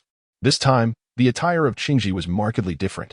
In past rituals, Qingji would merely conduct the ceremony on the spot, and at most, would press some green leaves to extract their juice, fashioning a verdant pattern upon her forehead. However, as Su Weiwei approached alongside Qianli, she observed that not only was Qingji adorned with green, but a hue reminiscent of cinnabar red adorned her visage, seemingly applied with red earth. The expression on her face struck Su Weiwei as somewhat eerie. Furrowing her brow, Su Weiwei stood aside, contemplating her status as an outsider to the half-dragon clan, especially given the recent tensions that had arisen between them. Her disposition was gentle, dignified, and virtuous, with a singular desire for harmony and stability within the harem, striving to protect all the concubines equally, radiating an aura of maternal grace. Hans endeavored to maintain his gentlemanly demeanor, wearing a charming smile, as if nothing had transpired moments earlier, greeting those ahead with amiability. Now, with Mord in such a state and his biological son having departed, he, who once wielded immense power, now found himself in a pitiful plight, grasping at the last remnants of opportunity to avoid complete ostracism. Memories surged forth, and Lu Xie felt the aura of Gao Wutong, a mingling of emotions overwhelming her. Lin Zhaoju was no Na'vi player. She had established herself within Hongyu, and it was inconceivable that Lin Enian would continue to linger there, threatening her position. Sensing the oncoming tide and the energy surging across the white silk, the three individuals exchanged glances, realizing they had indeed encountered a formidable obstacle. Qian Jin had begun to master the dynamics between them, rendering Lu Ziyun the passive participant, lost in contemplation.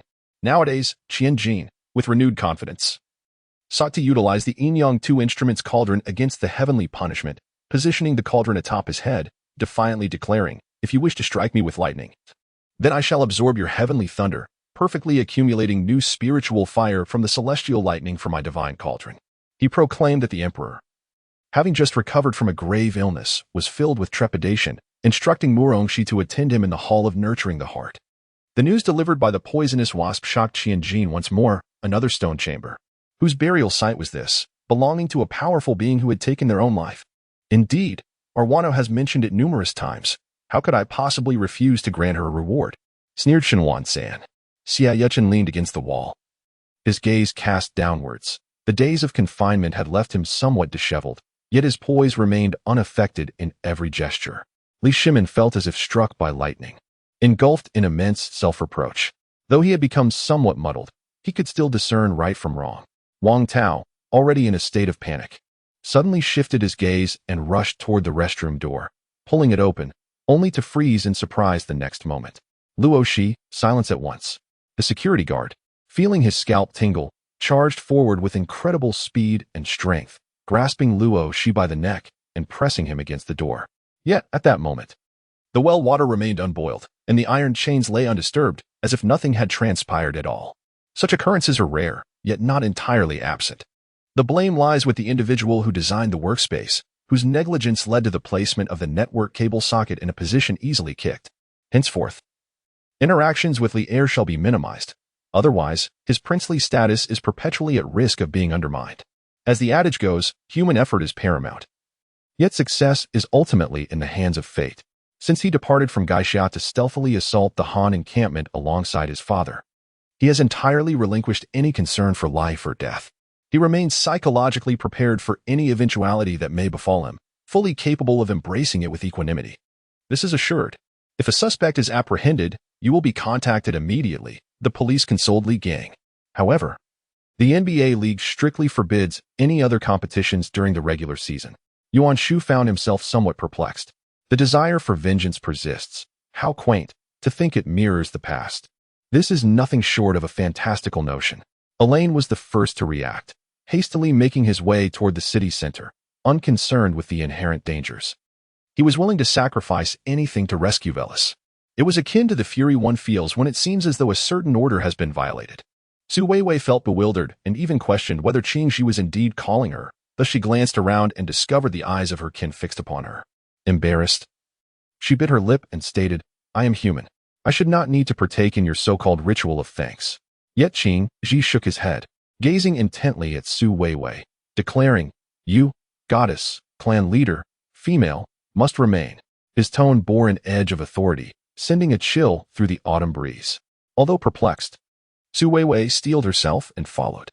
Li Miyu dared not lower his gaze, for he instinctively sensed the multitude of eyes akin to those beneath his feet. He did not pause, yet the slickness below made each step increasingly arduous. Mr. Yin evidently did not anticipate that Yin Lu would make such a desperate struggle. He was unable to evade in time, allowing the dagger to pierce him directly.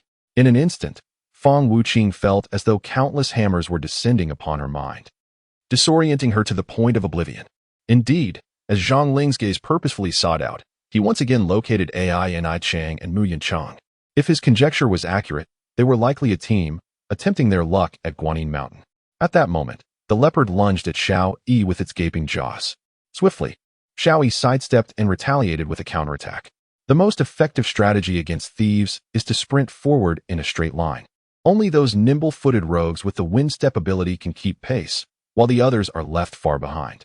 In the minds of the onlookers, the once formidable 7 dragons and 6 phoenixes seemed to be teetering on the brink of collapse. "Do you know?" Observing that Li Wei had ignored her, Bai Jing nudged his side and began to speak again. The humiliation and frustration were almost unbearable, even for Du Hongshuang, let alone for Xiao Shi and himself. Lin Xiao approached the forefront of the Hurricane Eagle, gazing into the distant, overcast sky, feeling a sense of serene liberation. Xiao Yu appeared to be in good spirits, though a hint of fatigue lingered between her brows, cradling the Jing Wuqin in her arms, and her gaze sparkled brilliantly at the moment Xiao Hang appeared. The tales of the foreign spirits from 4 centuries past flowed endlessly in the eastern Jiangnan road, a mix of fact and fiction. Yet they could not serve as a reliable basis for judgment. The young scions of Jiangnan began to quarrel among themselves, each convinced their own hearsay held the most credibility. The once vast and azure sky was now shrouded in a myriad of demonic mists, the air thick with the stench of blood. Lin Tianxian, stripped of all pretense, resembled a Na'vi young neighbor, occasionally revealing an ethereal grace that was disarmingly deceptive, evoking a sense of fondness. Yun Fan's footsteps glided lightly, his aura shifting in a mysterious manner. He danced upon the surface of the lake, his form flickering like a specter, elusive and directionless, before he consolidated his essence, standing tall and imposing, reminiscent of a celestial being. The notion that one might encounter a world-shattering celestial treasure simply by meditating at sea seemed implausible to Mido, who shook his head dismissively. Yet, this matter would have to wait until Su Qi could leave this realm. If that could not be achieved, all discussions were mere empty words. It was evident that if this individual were not marred by that scar, he would be an extraordinarily handsome man. Moreover, such wisdom and composure were not mere tricks of sorcery, but rather a testament to his innate disposition. With such character and innate talent, he was destined to achieve at least the status of a Yuanshan master in the future. Of course, the 9-swallowing evil dragon had resolved that should Gu Feng never emerge, he would dedicate his life to guarding Lian Air, a promise made to Gu Feng. However, until the conclusion of the ceremony, it seemed nothing of significance occurred. The subsequent blessing ceremony proceeded smoothly, yet this time, Qingji's dance bore a subtle difference. As the crowd dispersed, Qianli could not help but lean closer to Huang Rong, inquiring, "Has the ceremony changed?" They had performed blessings before hibernation, but this one felt distinctly different. Huang Rong nodded gently, stating, "The shaman spoke of a dream from the heavens. The ceremony has deepened. The half-dragon clan shall find stability." Perhaps due to the overwhelming events of the past 6 months, not only Qingji, but even Huang Rong felt a twinge of trepidation. A slight alteration in the blessing ceremony, however, was not alarming. Wen, realizing the necessity to abandon this assault, instead wielded his Wolf Fang Club to shatter the invisible sword energy unleashed by Leah, preventing himself from being severed. Yet now, the western city wall was saturated, with 2,000 to 3,000 troops amassed upon the less than 230 zhang wide barrier. Dispatching more soldiers would only leave them staring helplessly, achieving little. Ling Yusen, upon hearing this, couldn't suppress a smile. After Wen Yiming's jest, she felt relieved about the prospect of consuming frogs. The entire platter of meat was submerged in a vibrant, aromatic broth, exuding an irresistible allure. Lin Yu's spiritual perception expanded, capturing the flow of cold air within a 10-mile radius.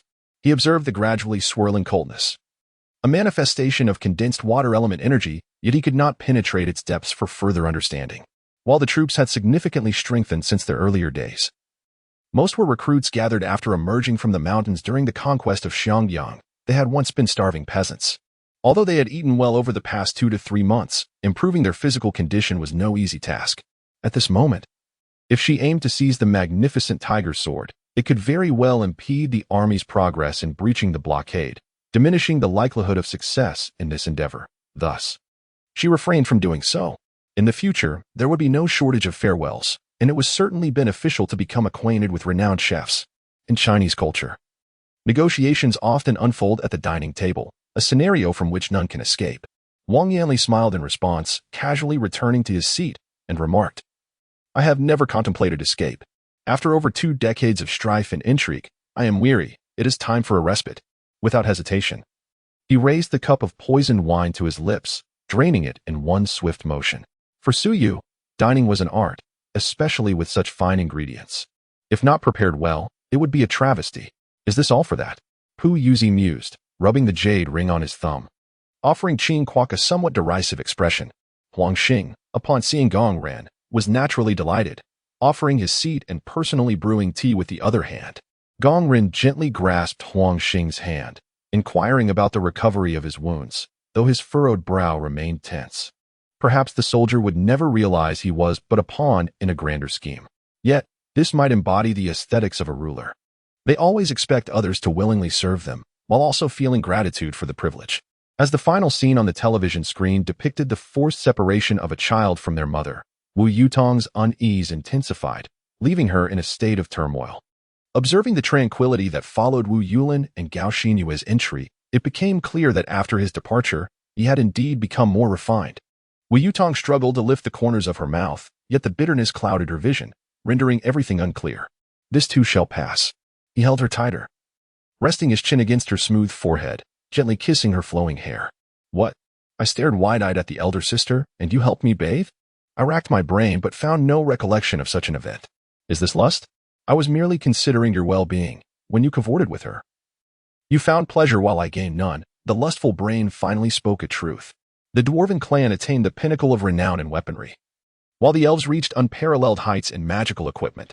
However, the elves' mystery and might bestowed upon them a reputation that eclipsed that of the dwarfs. The Rudiger mobile device should be exactly as it is, with nothing to conceal or obscure. It matters not what Li Ji or Wang Rudiger claim, nor the advertisements from Bing Hun Corporation. Only the users, the consumers, hold true authority. At this moment, Yang Lian brimmed with joy, eagerly anticipating the blissful days to come after Su Weiwei's demise, envisioning herself alongside Huang Rong. She firmly believed that through Qingji's efforts, they would succeed in eliminating Su Weiwei, freeing Huang Rong from her enchantment, and allowing Yang Lian to reclaim her half-dragon heritage. As the two exchanged glances and shared a cunning smile, Su Weiwei, eavesdropping nearby, found the situation amusing. When Qingji had initially deemed herself human, she had held herself in high regard, believing her nobility would bring fortune to the half-dragon clan, even elevating herself to a divine status. Now, in the mere span of 6 months, she felt herself to be a sinner, even contemplating her own demise. The sudden emergence of such thoughts startled Wei Feng himself. Yet, once this notion ignited, it blazed forth like a flicker of flame, compelling him to take necessary actions to extricate Chen Mei from the Murong clan. As he spoke, shadows began to descend from the sky, and more than 10 disciples of the ghost-devouring shadow sect landed behind Li Sun. The experiences of Han Ming'er are quite similar to those of Qing Xiener. Lacking the strength to rescue Xiener, he still possesses ample capability to assist Han Ming'er. He is unwilling to witness the tragedy that befell Xiener repeat itself in another's life. Shark City, an emerging town located near the ruins of Samba City, has formed a vacuum due to the city's destruction. Although the human population has dwindled to a number that is negligible compared to other life forms on Earth, humanity's creative potential remains undiminished. At this moment, another resounding call, equally powerful, echoed forth, distinct yet as soul-stirring as the previous one, likely indicating the presence of yet another formidable beast. According to prior intelligence, upon joining the Alliance, one must first complete a probationary task. followed by a requisite number of alliance missions each year, commonly referred to as ongoing tasks. In addition, the alliance provides various special missions for different factions to undertake. Having long since tempered his former temperament, he now sees Mui and is reminded of his younger self, seemingly just as impetuous and unaware of the virtue of humility. However, he does not harbor resentment towards Muyi's demeanor, believing it to embody the essence of youth. Yet, Duoluo holds a different view. Even if the grand establishments in the mortal realm are backed by noble influences, how much more so in the depths of the endless abyss? Even if she were truly dead, she would not depart, and gazing into the unnamed one's eyes, a glimmer of murderous intent flickered within her. The concubines entering the palace do so for various motives, some for fame and fortune, while others out of necessity. She is reluctant to be too ruthless, thus offering them a choice, to leave the palace for a mundane existence or to enter a monastic life. The consequences of their choices, however, must be borne by themselves. How absurd. Even less capable than her own disciples, yet they dare to overstep their bounds, regardless of how desperately one might unleash their inherited power. It cannot safeguard his life. If that is the case, then let him perish first. Qin-Chi's figure emerged, a grimace upon his face. Vegeta clenched his fist. Transforming into a Super Saiyan, and with a disdainful huff, he ascended to the second form of Super Saiyan. Unsurprisingly, they did not anticipate that a mere song could incite such a frenzied uproar, moving over 30,000 students and spectators to tears, wailing uncontrollably. Majin Buu's round head was adorned with a sinister smile as he suddenly thrust 2 fingers toward Dubra's eyes. Zhang Shui shot a fierce glare at Zhang Bin. Feeling somewhat helpless in the face of his reckless demeanor, he would propose a foundational theoretical clinical case study, enabling individuals to more easily embark on the journey of learning traditional Chinese medicine, rendering it as accessible as Western medicine. Only by simplifying it can it gain acceptance in the broader world. By the way, how did I faint earlier? My memories are a bit hazy. I can't quite recall. Yuli furrowed his brows, appearing deep in thought. It wasn't until they left the territory of the Dragon Clan that Su Weiwei finally reacted, struggling in Yi Song's embrace. She urged, "Let me down." Perhaps due to her heart already having followed the desolate warrior, being held by Yi Song felt exceedingly awkward. To put it bluntly, Yi Song's hold was less of an embrace and more akin to a grip. Perhaps her weight was too light, her frame too delicate. Regardless, being held by Yi Song felt fundamentally wrong, his hand resting even on her leg. His hands were coarse, reminiscent of claws that had yet to fully evolve into human hands, with thick, calloused pads and tufts of hair nearby. Shin Xian clutched her body, trembling uncontrollably, desperate to escape this unwanted situation, yet unsure how it had come to this. Speaking of which, Feng Mo's irritation flared, though he was accustomed to maintaining a chill demeanor. Even in anger, he merely lowered the atmospheric pressure around him. The third batch involved grappling techniques, commencing their studies from the ground up. The second batch had all sparred with Mo Shanjuan for guidance. "I can pay you. How about this? I'll share half of my earnings with you daily from now on," Chu Cheng proposed with a smile. She was also curious about what kind of person Mo Xiaoying favored. The thought of him having someone he cherished for a long time nearly drove her to madness. Once the staff cleared the scene of the bodies and blood, the medical conference resumed. "Mr. Shi, my situation is quite complex," Nan Xiao acknowledged her convoluted circumstances, feeling that she needed to speak up to ease the tension, sensing that Lu Chenhao might be displeased. "Sister Yakin, see? I told you." "Chu Qing is clearly no honest man," Lu Xinxin remarked with gossiping enthusiasm before rapidly accessing the other party's information. She pressed her hand against her chest, her heart racing abnormally. Qin Shou stood with his hands clasped behind his back, maintaining a calm demeanor as he slightly lowered his head, casting a sidelong glance at the chair before slowly lifting his gaze and disregarding him. "Lin Han, do not overstep your bounds." Qian Zhaoyang found himself in dire straits, cornered by 10 ferocious battle beasts with no means of escape. At this moment, Nie Feng had yet to uncover Xiang Ba's true nature. While Chen Xingyu prepared to unveil the ensuing plot. "Which day do you wish to change?" His voice was deep, gazing at her with a serious inquiry. "Regarding the matter of Lioli, you have yet to finish your tale." I subtly redirected the conversation back to the unfinished story. However, compared to the myriad of profound martial arts techniques, his physical skills were undoubtedly rudimentary. Though his mastery of blade techniques and fist techniques may not surpass that of his opponent, it was hardly inferior. Perhaps. Yet he truly could not fathom how any human could possess such immense power.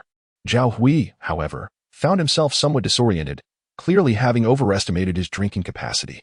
After challenging Suku with 7 or 8 bottles, his mind felt as muddled as porridge, unable to comprehend anything. Suku's words echoed like a distant rumble from a valley, reverberating against his scalp before fading into silence. Speculation is one thing, but hearing it from others is quite another, leaving him profoundly shaken. Thank you, cousin. I understand that as a student from a second-tier university, I cannot enter Tianchi group. But I will not bring you shame. Li Tsong downed his beer in one gulp, repeatedly assuring him. Then we can establish a contract first. I will help you break the seal. Mui stated, his consciousness drifting over the ceiling chains, faintly sensing the lingering flow of mystical energy emanating from them. Mui observed the spirit beast's demeanor, noting that it seemed to withhold complete honesty. The following morning, Li Jianping rushed to the hospital without pausing for breakfast. He conveniently bought breakfast for Yang Man and helped her switch shifts. As the green light intensified, Su Weiwei's heart fluttered with anxiety. In this damp and dark place, could it be that she truly encountered something supernatural? Although she was quite skeptical about ghosts and deities. The lack of security stemming from her upbringing instilled in her a deep-seated fear of the supernatural. Upon witnessing the eerie scene before her, it was disingenuous to claim she felt no fear. Su Weiwei's complexion paled slightly with fright, compelling her to muster the strength to rise. She struggled to reposition her lower body back onto the vines, but the action, though simple in description, proved to be exceedingly difficult in execution. Her strength fell short. And Ouyang Yun also had many flaws, such as being willful, flirtatious, and arrogant. Jealousy and suspicion were hard to suppress. Merc, with his robust 2-meter frame, approached Emo with an unmatched ferocity, his wild aura starkly contrasting with Yemo's composed, regal presence. The former exuded blind chaos, while the latter was driven by purpose, showcasing the difference in rationality. The assistance of the snowman allowed Krell to maintain a degree of agility even after losing his steed, hinting at the potential outcomes of their journey. Nangong Tianlon gently placed his slightly calloused hand on Feng Tian's shoulder, while his other hand softly patted her back, presenting an image of tender affection. Yet, the subtle disdain etched on his brow silently revealed his true feelings. Master of the Divine Emperor. Open the portal to the Divine Emperor's realm. Following the completion of Yemo's appraisal, eternity fused into his right hand, leaving behind a peculiar and mysterious golden mark on the back of his hand. Yet, Yemo was too preoccupied to ponder further, immediately activating the spatial gateway. However, a hint of skepticism flickered in his gaze, undeniably questioning the true relationship between Tianbai and Ruyun. The divine and demonic war erupted, fundamentally a battle for the source of energy between the two mightiest races. At this moment, Long Daoling despondently knelt beneath his mother's lifeless form, exuding a profound sense of defeat, his willpower waning, as the zero-boundary force protecting him began to emit an unusual glow. Shang-Chi, witnessing his unfiltered remarks, opted for silence. In such circumstances, speaking further would only lead to greater disadvantage. After Luo Yichen changed her attire, she returned to toast with Shang-Chi. The final table included Lu Yusin's family and a group of Luo Yichen's classmates, including Xia Luo.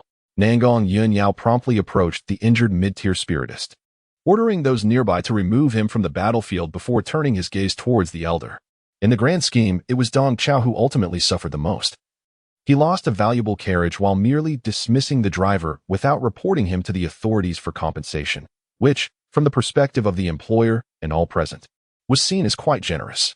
Suddenly, the cave erupted with rolling magma, resembling a volcanic eruption, transforming the landscape into a molten tableau for miles around. Ningxiu, lacking a thorough understanding of the Ming dynasty's official system and regulations, found himself in need of assistance to devise a plan. Nangong Yunyao glanced back at the others and instructed, "Everyone, come down and follow him." With that, he leaped off the back of the ping, closely trailing the young man. Countless cultivators, upon hearing this, experienced a moment of clarity, instantly connecting the two matters. Who, then, could remain? It would be those who cared little for appearances and possessed limited skills, capable of scraping by under the employ of Zhang Mingda. As for Manager Shiman, Li Riji posed the same question, substituting Wang Po with Manager Shiman, and inquired once more. However, what astonished him even more was the celestial treasure in Yi Chunyang's possession. A sight he had never encountered before, the unleashed power leaving him utterly astounded. The long night felt interminably dull. Su Wei lay on the ground for a while, but ultimately could not endure the monotony any longer. Straining to listen to the sounds outside, she surmised that night had indeed fallen, and that the half-wolf clan members had likely drifted into slumber. With great care, she cautiously emerged from the small cave. Outside, Darkness enveloped the surroundings, with only a sliver of moonlight casting a faint glow upon the area. She proceeded slowly, feeling her way in the obscurity. Once she confirmed that the coast was clear, she dared to poke her head out, followed promptly by the rest of her body, carefully navigating along the rocky wall as she ventured outside. However, upon stepping out, she encountered a predicament. Listening to Pauline's soliloquy, I couldn't help but mutter a curse or two. It seemed that Catherine had indeed extended an invitation to me. But due to Pauline's underhanded machinations, the invitation never reached my hands, leading both me and Song Cece to mistakenly believe we were uninvited. I found it utterly inconceivable to articulate the sensation of kissing my cousin. Moreover, Kennan's question about who the finest pianist was among us drew the collective gaze of the attendees toward Zhao Lin. Upon reaching the dining hall, Song Yi pounced upon the dishes like a famished beast, devouring voraciously, much to Yi's amusement as she covered her mouth in laughter. My child, it is I who have wronged you. Following me has subjected you to too many grievances. The mother's inner remorse evoked a poignant ache in the hearts of onlookers. Rukia, Oraheim, and Chad gasped in unison, with Oraheim immediately rising to employ her shun Rika to heal Ichigo, while Rukia unsheathed her Zanpakuto, swiftly striking towards Tsukishiro Hisoka. Yin Wuxuang sat in solitude until a sudden sound broke the silence. A cluck. She turned hastily to see Yin Shan, now clad in ordinary attire, stepping out alone. I was oblivious as to how the man in black could have his mouth agape at Kiki's flower-dusted visage. All I knew was that at that moment, my own mouth was unable to close. Fourth brother and the various brothers-in-law gathered generously at the Ted Hall, united in spirit, ready to commence their feast and revelry. Even third brother-in-law Fang Shirong and fifth brother-in-law Qin Yusheng had secured their places. Indeed, my interactions with Pan Ning had been plentiful, revealing her profound affection for her son, Wang Qiushi. Especially during that incident when Wang Qiushi had sprained his ankle and sought my assistance, what I witnessed was a mother's unwavering concern for her child. The other side, indignant and intent on seeking a new host, unexpectedly encountered Sammei, the soul guide. Following the direction of their gaze, they spotted a mountain not far off. Though the mountains here bore a striking resemblance, it was their home of millions of years, and thus they recognized it immediately. Jiang Yuanma casually nodded, the evening breeze lifting his bangs and softening the sharp angles of his sculpted profile. What prompted this desire to purchase such items? Zu's lips curved into a smile, his demeanor lightening amidst the cartoonish ambience of the room. Though laced with irony, there was a sense of reluctance, a friction that coexisted with camaraderie. I am unlike you. I am unable to be my true self, and at times, I find myself envious of your authenticity. The gaze from the other side remained fixed upon it, until the crimson glow intensified, ultimately illuminating the entire broadcast room. Nua Yu gazed at the letter in Lai Feng's hand, a flicker of guilt crossing her eyes. Lai Feng, encountering you in this lifetime is a blessing from the heavens. Yet I fear I must betray you. I am truly ashamed. Nua Yu lowered her head, uncertain of how to face Lai Feng before her. Having known Di Ting for eons, despite frequent disputes over various matters, he believed Di Ting to be a loyal divine beast, one who would not covet the master's position. I mistakenly assumed my sister-in-law was merely fatigued from her daytime labor, her body weary and mind clouded, so I did not inquire further. In an instant, the world was shrouded in a thick veil of darkness, the clouds buzzing ominously as if a carriage were bearing down upon them. Among the 9 ministers, Wang Wan, the head of the Fengchang house, witnessed the old man and silently shed a few tears. At the moment a tiny paw of the cub rested upon her hand. Her initial reaction was one of surprise, followed swiftly by a reflexive withdrawal, as if she had been shocked. The little wolf pup appeared startled by her sudden movement, trembling slightly as it took a few steps back. Its round, glistening eyes remained fixed upon her, yet within their clarity and curiosity lay a hint of wariness. After all, it was merely a cub. For the time being, it posed no threat. Contemplating this, Su Weiwei felt a semblance of reassurance, forcing a bittersweet smile onto her face before retreating further into the cave. The young wolf cub, observing her, grew even more curious. The Logan was similarly navigating through the pirate ships, with Jason and others bearing injuries. However, their condition did not impede their activities or threaten their lives. The group gazed at the tranquil sea, their hearts laden with concern. In truth, for the young Wang Xinan, merely securing a qualification for the World Championships was a commendable achievement worthy of pride. Though you may be a singer and a pianist, can your piano skills even rival a fraction of Smith's prowess? Before long, over a dozen figures appeared atop the mountains, swiftly making their way along the fractured stone path. Wang Tsong, well acquainted with the task of commentary, effortlessly delivered a humorous narration with the aid of his superbrain, though his thoughts were preoccupied with the fact that, as the head of the planning department, he had yet to devise a new program. Additionally, there was Luo Qin and his group. The Navy's deployment regarding them had reached a critical juncture. In just a few days, all preparations would be finalized. The television in the studio's living room lingered on the capital city's satellite channel, and as Wang Tsung sipped his water, he caught sight of a promotional preview for a comedy competition. "My friend, it seems that Lu Mingmei will not pass this assessment. And no amount of luck will change that now." Tang, the elder, contentedly tucked his pocket watch away, smiling as he spoke to Zhang Jiang.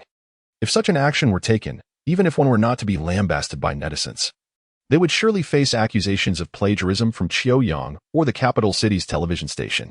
Nevertheless, after a brief moment of disappointment, Merit still exhibited the composure befitting a world-class athlete, smiling as he approached Feng Quan, who was celebrating victory not far away. With the QQ software, Li Zhitian found his work more convenient, enhancing his control over the company. Qin Xiang, hidden within the wardrobe, was captivated, realizing that Ali was truly an enchanting spirit. It seemed necessary to engage her in meaningful conversation that evening. Valdi's strategy proved successful, as he had no intention of resolving the match within the first half, allowing Barcelona to wander for a while. After handing a test tube to a nearby researcher, Ouyang Ming walked to the glass window, gazing down at the matches below. Upon entering the sword sect, Ouyang Ming beheld 12 massive ice pillars arranged according to the celestial stems and terrestrial branches. Suddenly, a wisp of ethereal light flickered in the distance, and an overwhelming sense of impending doom quickly enveloped his heart. Li Jing regarded the suddenly provoked giant spirit with a knowing nod, contemplating that this individual might still ascend further. Qin Xiang shrugged, initially thinking he could stretch his limbs today, but it appeared that opportunity had slipped away. Observing Ophelia's indifferent and astonished expression, she pursed her lips, flicked her hair, and remained silent for a moment before offering an explanation for the indifference. No, there were indeed gains to be had.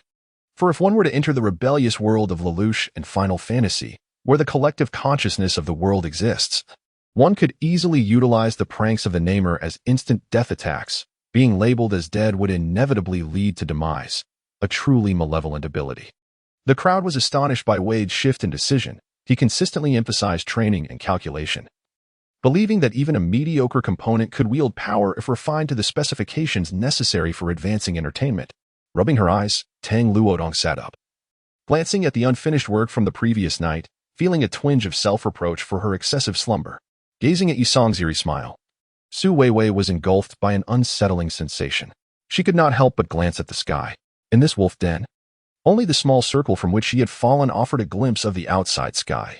Here, she was akin to a frog in a well, watching the birds soar beyond, and she couldn't help but feel envious. She longed for freedom, pondering when Huang Rong might arrive to rescue her. Musing to herself, she slowly followed Yi Song out of the small cave. The current state of the wolf den bore no resemblance to the territory of the half-wolf clan. The ground was strewn with gravel, yet we ventured forth together. I held Tang Jinhua with my left hand and Tang Jinhua again with my right, stepping into the ethereal blue glow. As soon as the words left my lips, a gourd shot forth from Jindong Academy like lightning, arriving before the man clad in gray in an instant.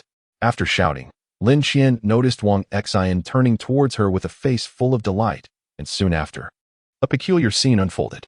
Lin Zhan, the instructor responsible for Shui Tao's class, received news of the incident promptly and was incensed. Theft was a heinous act that starkly reflected the character of the student involved.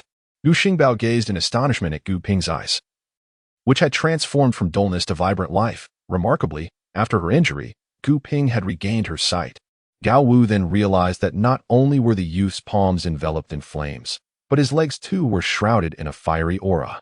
The two generals embarked on their journey westward with complex emotions, secretly wishing that the road to Chang'an would never reach its end. We drove our vehicle through the collapsed cemetery gates and halted in an open space. Let us not speak of anything else. The Nighthawk gang would undoubtedly seek vengeance, Xiao Mufeng remarked as he, alongside Chen Fifan, lowered a corpse downwards. After rendezvousing with Jiyu Fortress in Yutian town, Su Tian requested patience as they awaited news from Qijia and his companions. The four members of Lianqing descended to the ground, and the overshadowing swords dispersed, obediently recalled by their master's will.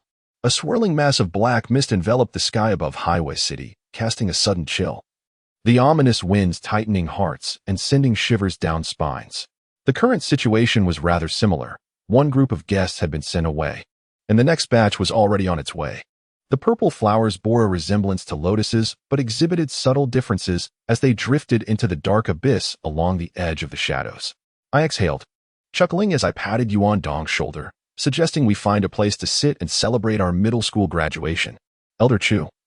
The situation is as follows. I wish to leverage connections at the police station to secure the arrest of Shu Shixiong from the right-hand gang for 10 days to half a month. Lu Yiping stated.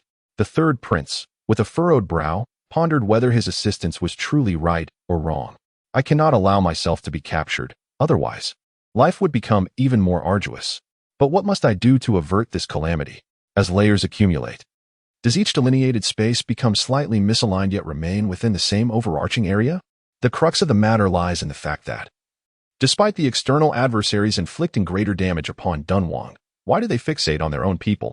Jing Chansheng wore a grave expression, and as he spoke softly, Mo Dongqing's countenance also darkened. Is it pleasing to the eye? Yunqi noticed his unwavering gaze upon her, and a surge of joy blossomed within her heart.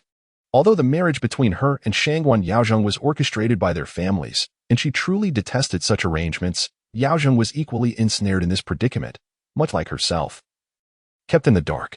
Thus, upon hearing that Zhang Yi had not only bestowed upon her 5 pieces of stinky tofu, but also presented a piece of the secret recipe stinky tofu, a delicacy only tasted by the Jade Emperor and the Queen Mother, the delight within her was utterly indescribable.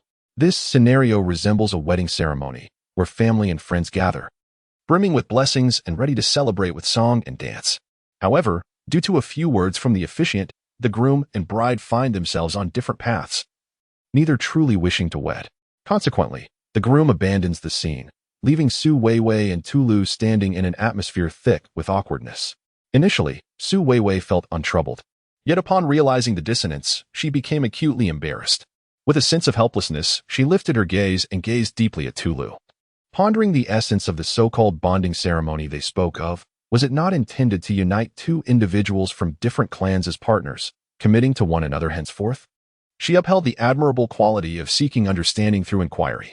Tanshin, a man of considerable drinking prowess, indulged freely in the convivial atmosphere, clinking glasses with Xiao Han and enjoying a hearty drink, nodding in appreciation. The thickening gray mist enveloped them, rendering visibility nearly non-existent. This unusual darkness heightened Zeiss's vigilance, prompting him to command a halt to their advance. Gradually, the black mist began to undulate, soon forming shifting silhouettes, causing the cavalry to brace themselves. Startled by this strange phenomenon, since the onset of reform and opening up, the capital has flourished more each day, illuminated by countless lights, which significantly uplifted Zhao Jing's spirits. After their casual conversation, Lax sat at the experimental table, her interest in Chai Omping's affairs driven not solely by goodwill but also by her ulterior motives. Upon learning of Chai Omping's commendable alchemical abilities, her impatience grew. Subsequently, he spent several days recuperating at the manor, while the physicians of the Feng family could not ascertain the cause of his ailment. Ultimately, Madame Xia had no choice but to seek the assistance of Feng Lianji, the pulse reader of the Feng family. At this moment, Su Dongqing's commanding demeanor became apparent. He slightly tilted his slick-back head upwards, hands clasped behind his back, and strolled forward with a deliberate grace. This posture elicited a quiet chuckle from Zhao Zhangzi, who, unhurriedly, mirrored Su Dongqing's rhythm. The actions of the demon clan are not governed by emotion, which, from the perspective of the human race, renders them seemingly cold-blooded and unfeeling. However, Mr. Jiang, donned in a tailored suit, appeared quite spirited, his vibrant leadership complemented by a rosy complexion. Not only the Simi, but also the disciples from our family have utilized this. Wan Ruan's voice resonated at the door as she followed a middle-aged man, her expression solemn. Brother Jinsa, please assist me right away, she implored. Her gaze filled with tenderness that made Zhao Jing's heart flutter. Subsequently, due to the divine summons from the sacred palace, talents from various races united to construct a colossal sea barrier. After painstakingly recovering from the injuries inflicted by the paladin, she received disheartening news. Ma Huading's confidence in the online gaming business was not particularly robust. He eventually succumbed to pressure from 4 partners and Wei Dongsheng, agreeing to a wager. The weakest among them, Du Zhe's avatar, was uniquely a manifestation of heavenly generals, facing Jin Suhong's mastery of ghostly arts, experiencing an overwhelming suppression from rules to spirit. The sharp strikes of numerous blades left the root scarred and bleeding, yellow fluids mingling with crimson lifeblood flowing forth. As the lifeblood drained away, the tramp became feeble, its roots and verdant fists ceasing their assault. The development of a CPU may be straightforward, yet garnering support from all the world's renowned manufacturers is a Herculean task.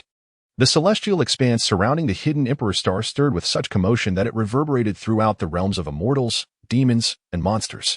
However, considering the multitude of surprises Lu Xuan had already bestowed upon her, the occurrence felt entirely natural in his presence. Yihao understood that Lu did not wish to attract attention, thus he withdrew his hand and quietly took a seat. Is everyone prepared? We must swiftly approach within 2 zhang of that beast to maximize our tactical advantage, pure natural advised. He lowered his head, unable to continue. And the thought of his often hysterical second brother made his nose tingle with emotion. What evidence do you possess? Jiang Binxin pressed for proof, insisting that without evidence, you should confront Pei Qin. Nevertheless, ruminating over these matters proved futile at this juncture. No matter how she pondered, she could not conceive an answer. Consequently, she raised her head once more, meeting the bewildered gaze of the Tulu, and with a resigned smile, inquired, "How did you come to know of humans? Have you ever encountered a human?" Observing Su Weiwei's anxious demeanor, the Tulu earnestly shook his head. "No. Humans, as legends say, the previous generation of Tulu informed me." The previous generation of Tulu? Su Weiwei's eyes widened in astonishment. Aren't you called that Tulu? The Tulu shook his head. Ceremony, ritual, that Tulu. Upon further reflection, Su Weiwei grasped the situation. It became evident that the witchcraft emanated a faint fragrance, reminiscent of both Zen incense and floral notes. As I leaned closer to inhale the scent lingering on the handprint, Huang Yin and his companions, along with Leon, stepped forward to express their gratitude, bowing once more. The herald had already bestowed the noble metals upon them, assisting in their adornment. Although he was not a Navi rustic, this was indeed his first venture into such a bustling locale, akin to Lu Laolao entering the Grandview Garden. Howard nodded in acknowledgement. Though he had never engaged in battle, he perceived that Lei Gong had devised a commendable strategy. In scenarios of ambush, a large contingent was unnecessary. Otherwise, the commotion would undoubtedly alert the yellow-haired individuals. Regrettably, Han Qianrong and Yao Fei were both popular singers, frequently appearing in shows and well acquainted with many. Thus they could not disregard the greetings extended to them. As dusk descended, after traversing a considerable distance, we encountered several children frolicking on the grass. Among them was Tai Dan. It appeared the children were searching for something within the verdant expanse. The plan was not overly complex. It merely required 2,000 individuals to don disguises, with a portion infiltrating the capital while the remainder stood by outside. Consider the vast population of 6 million in the capital. Even if 1 or 2,000 entered in batches, it would be challenging for anyone to notice. It was not too late. Not late at all. Lady Hui beamed radiantly, extending her delicate hand to caress Chu Ji's cheek, her gaze unwaveringly focused on him, oblivious to the 2 faint tear tracks marring her fair visage. The heart of a parent is indeed tender, with a gentle sigh. Chu Ji retrieved a handkerchief to softly wipe away the traces. After calling his sister, he learned that their father was in the observation room of the county hospital, prompting him to hasten to summon a vehicle. With unyielding resolve, Zhang Juhun executed a swift maneuver, tracing a perfect arc as he approached Fu Ling's side, subsequently delivering a precise strike with the sword of order upon its shoulder. Despite Lan Di's attempts to maintain his footing, he had now drawn near to the malevolent spirit. Over the past few days, he had acquired some understanding of the rules of the Earth Demon sect, particularly that when individuals of notable status were present, food and drink must first be offered to them. Qin Kefu, clad in resplendent silver Qilin armor and wielding a long spear, sat astride the figure of a striking purple fire, his silver cloak billowing in the wind, while the white tassels of his helmet danced gracefully. He embodied the ferocity of a tiger and the majesty of a dragon. Remnants of flames still lingered in the air as Ling Xiao hastily teleported away, the deep purple giant sword slicing through the inferno. Listening to the trivial matters of his mother's life, Ing Xiong, who had long suppressed his tears, could no longer contain his sorrow. He recalled his mother's fervent admonitions to achieve greatness and become a hero, yet he felt he had squandered that legacy, rendering himself a mere shadow of what he could have been, leaving him with a profound sense of guilt towards his deceased mother. Having abstained from indulging in his own concocted wine for an extended period, he found himself impatient. Yet, just as the cup neared his lips, urgent knocking resounded at the door. Are the witch clans easily provoked? Is Zhu Jiuyin not to be trifled with? Even if the saints no longer feared the edicts of the heavens, would they dare to confront Zhu Jiuyin and the witch clans head-on? And if they did, what chances of victory would they truly possess? Is this mere coincidence, or does the Buddha statue truly possess awareness? Genuinely harboring fear towards the awe-inspiring power that shakes the heavens and terrifies the spirits? Qin Hu sighed inwardly, recognizing that Qinan was entirely entangled by his own misfortune. If matters were to progress as such, their demise was inevitable. Although Yang Lian had erred in the past, after all these years of growing up together, there remained a foundation of affection for him. Witnessing Yang Lian injured and lying there stirred a sense of obligation within him. "You, how?" Huang Rong exclaimed as he lifted the bloodied Yang Lian. Upon seeing Huang Rong, Yang Lian initially felt a surge of joy, only to be overwhelmed by a wave of grievance, crying out, "Huang Rong, I'm sorry, I shouldn't have." A flicker of complex emotions danced in Huang Rong's eyes.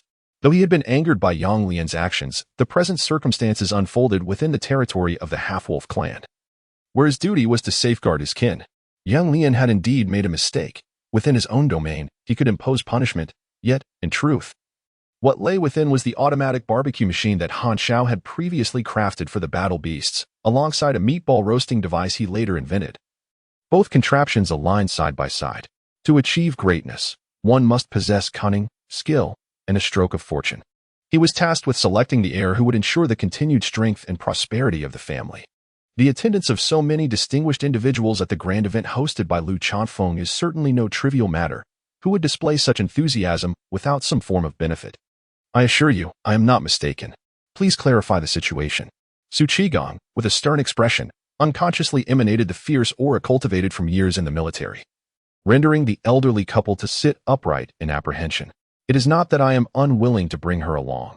Rather, she refuses to venture out, claiming she must stay home to care for her younger brother," Yao Xinluo remarked with a smile.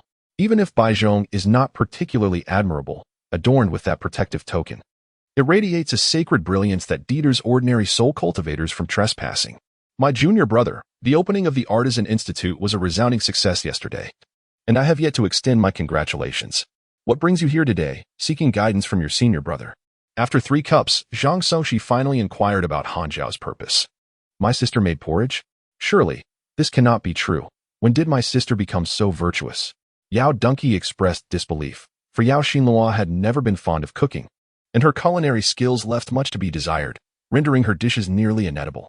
These practitioners of the arts typically remain aloof from familial ties. Ordinarily, Zixian's tribulation celebration would scarcely warrant their presence.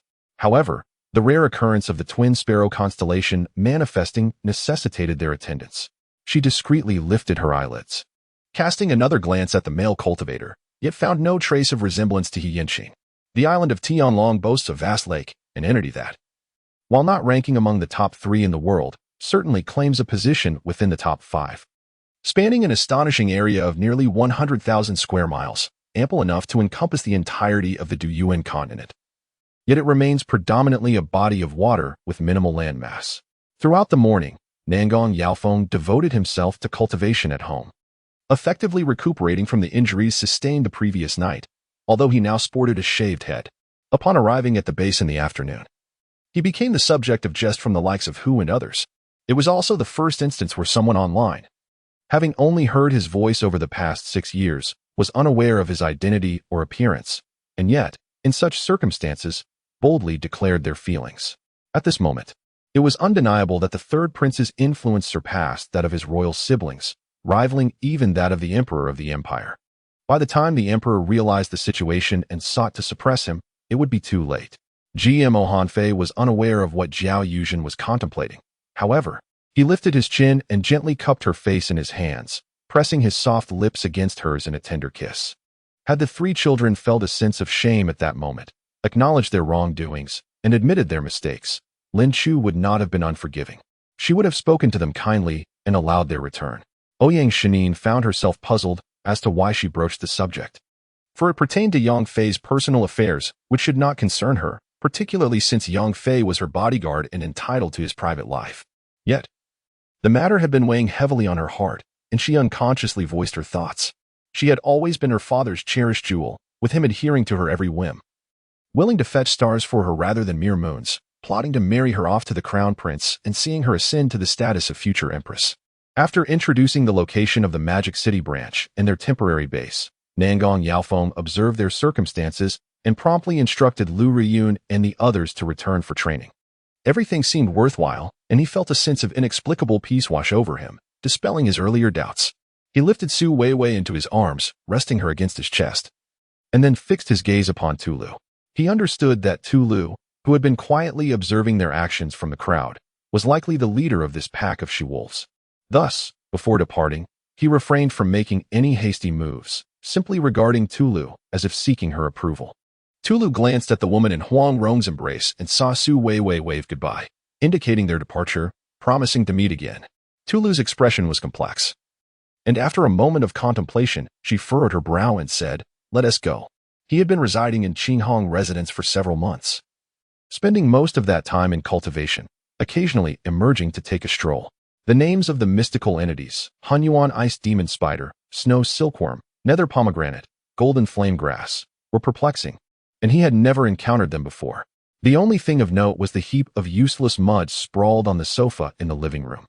She had always harbored an almost obsessive fixation on Lu Yuqing. Once an obedient child, since meeting him, she had begun to make her own decisions, resolutely sticking to them. The two beds laid out on the tatami were separated by less than a meter. Perhaps due to the fatigue of their journey, Yan Cheng fell asleep early, while Lin Xiaoyang found herself unable to doze off, listening to her steady breaths. The streets were deserted as the populace returned home for warmth. Shop doors were shut tight, and even those that remained open were securely closed. Xiaoyan deliberately rolled up her sleeves, revealing the mid-grade spiritual artifact adorning her wrist. Lifting her arm high and waving her fists, the 9 calamities of heaven could only be attained at such a level, earning the title of a superpower. In the myriad realms of the 10,000 beasts, it was said that no one possessed the prowess of the 9 calamities of heaven, while in the core regions, those esteemed beast clans undoubtedly had their share, likely in considerable numbers. We departed from the first prison directly to the airport, preparing for our return journey, only to find that our expedition to the coastal city yielded scant rewards, with our target of investigation unexpectedly deceased. After leaving the CAF, Sherman Wei wandered the streets for quite some time before finally squatting by the roadside to dial Qing's number. The moment Mu Lichuan stepped outside, Yu Xingchen took a seat by the balcony, quietly observing as he entered the vehicle. However, she missed the conversation between Misaka Makoto and Chunshi. As Chunshi caught up with her before she could reach their original position, Ingyuan knelt on one knee, responding in a serious tone, the usual flippancy absent. His demeanor unusually resolute, seemingly unafraid of the punitive measures the man might propose. It was worth noting that despite his frail health, self-defense was a mandatory course in the training regimen for inheritors of the Yu family. At this moment, Qin hurriedly approached, limping awkwardly, appearing utterly disheveled. However, Mu Lichuan found her state to be rather irksome. Mu Rishu's eyes brimmed with grievance and innocence. She suddenly perceived a striking resemblance between the man before her and her foolish cousin from earlier. There, Luo Huaishi delicately raised her fingers, her gaze as deep as autumn waters, seemingly fixated on something she wished to forget. Jiang Wei dashed forward a few paces, only to turn around and discover that Pang De had fallen behind, detained by Guan Yu. Jiang Wei initially suspected Pang De of harboring a lingering reluctance to depart and promptly shouted again. Chao Ren, standing nearby, found his spirit stirred by Cao Cao's words, yearning to compete with these prodigies. Upon regaining his composure, Chao Ren hastily selected several large green plums from the pile, anxiously arranging them on the chessboard as embellishments. Upon arriving at this high school, he was struck by the realization that his once prized academic achievements were utterly insignificant here, overshadowed by students of far greater intellect. He then shrugged off his sleeves and exited, first retreating to his room upstairs for a brief respite before departing with a loud clamor. Due to his dark complexion and short stature, people referred to him as Black Song Jiang. Moreover, his filial piety and generosity earned him the moniker of filial and righteous Black Sanlang, as well as a reputation for wielding weapons skillfully. Huang Rong understood that this signified a bond among the half-wolf tribe. The two half-wolf clan members were bound in a manner akin to partners within their societal structure, indicating that Su Weiwei was no longer pure. Huang Rong's expression shifted, disbelief washing over him as he reached out and grasped Su Weiwei's wrist, his fingers brushing against it. He hoped against hope that he was mistaken, that Su Weiwei was not as sheepishly described.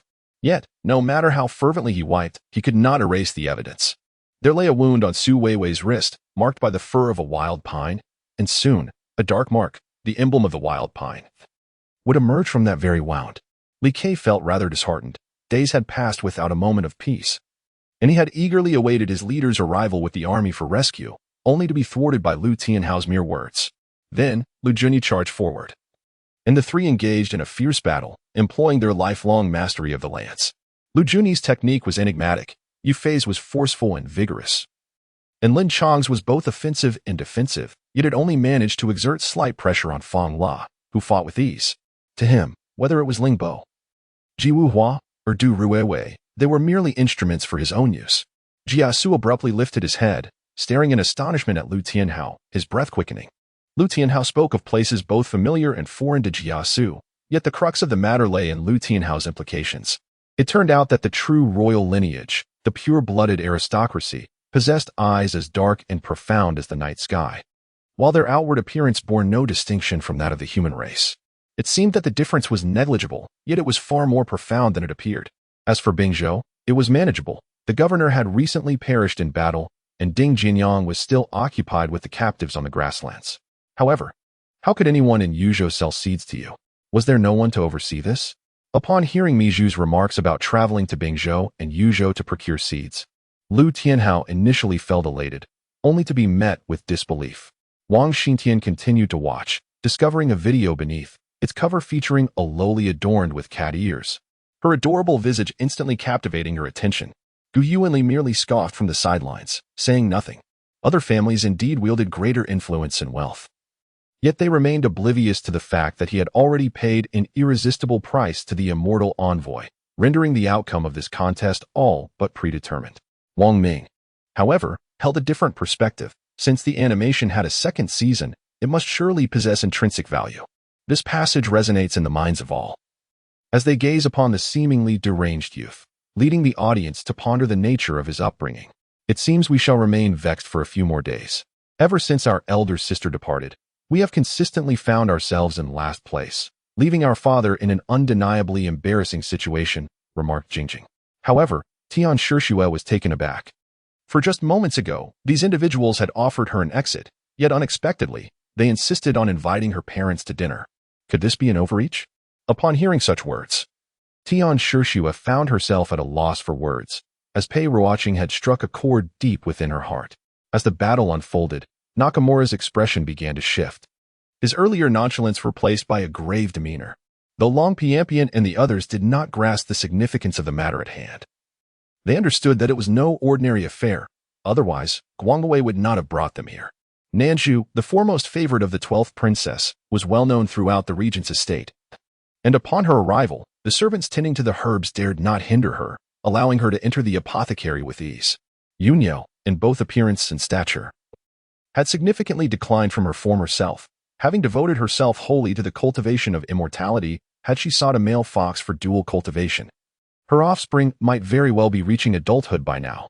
Qinglan's hand hesitated momentarily as he observed Walingluo's smiling countenance. He subtly returned the rouge to its box. Clearly, Huang Rong had not anticipated that Su Weiwei would charge forth without regard for danger. After Su Weiwei delivered 2 resounding blows to the serpent deity, it writhed in agony, bloodied and howling in pain. It began to contort its body near the ground, and with a flick of its tail, it sent Su Weiwei crashing to the ground.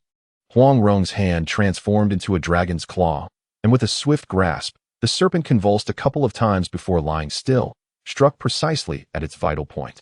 Noticing the serpent's stillness, Huang Rong extended his hand, discarding the creature's corpse before rushing to Su Weiwei's side to assist her. Weiwei? As Yun Qinzno stood quietly observing the unconscious Fengzi Huang, Mo Changxing remained at a distance, silently watching him. The previously tense crowd, who had dared not relax their postures, exhaled in relief, cheerfully accepting milk tea or cake to savor. However, one thing he could now affirm was that the illicit affair between Lang Zixio and Yu Ling and was indeed well established.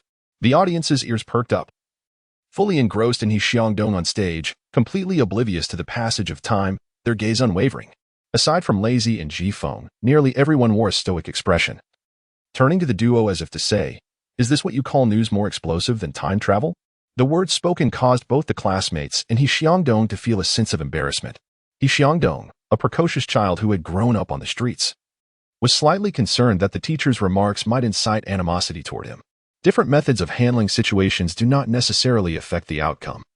Those who dislike fighting can still become renowned figures, celebrated in their own right. As a scholar of magical studies who created this instrument of truth observation, the miraculous event that unfolded brought him immense joy, igniting not only his thirst for knowledge but also a profound new understanding of the universality of truth. What was his state? When Wang Xiao paused the criticism for a break, and only Huartzong and I remained in the venue, I couldn't help but look nervously at my fellow ally, seeking counsel on the earlier events.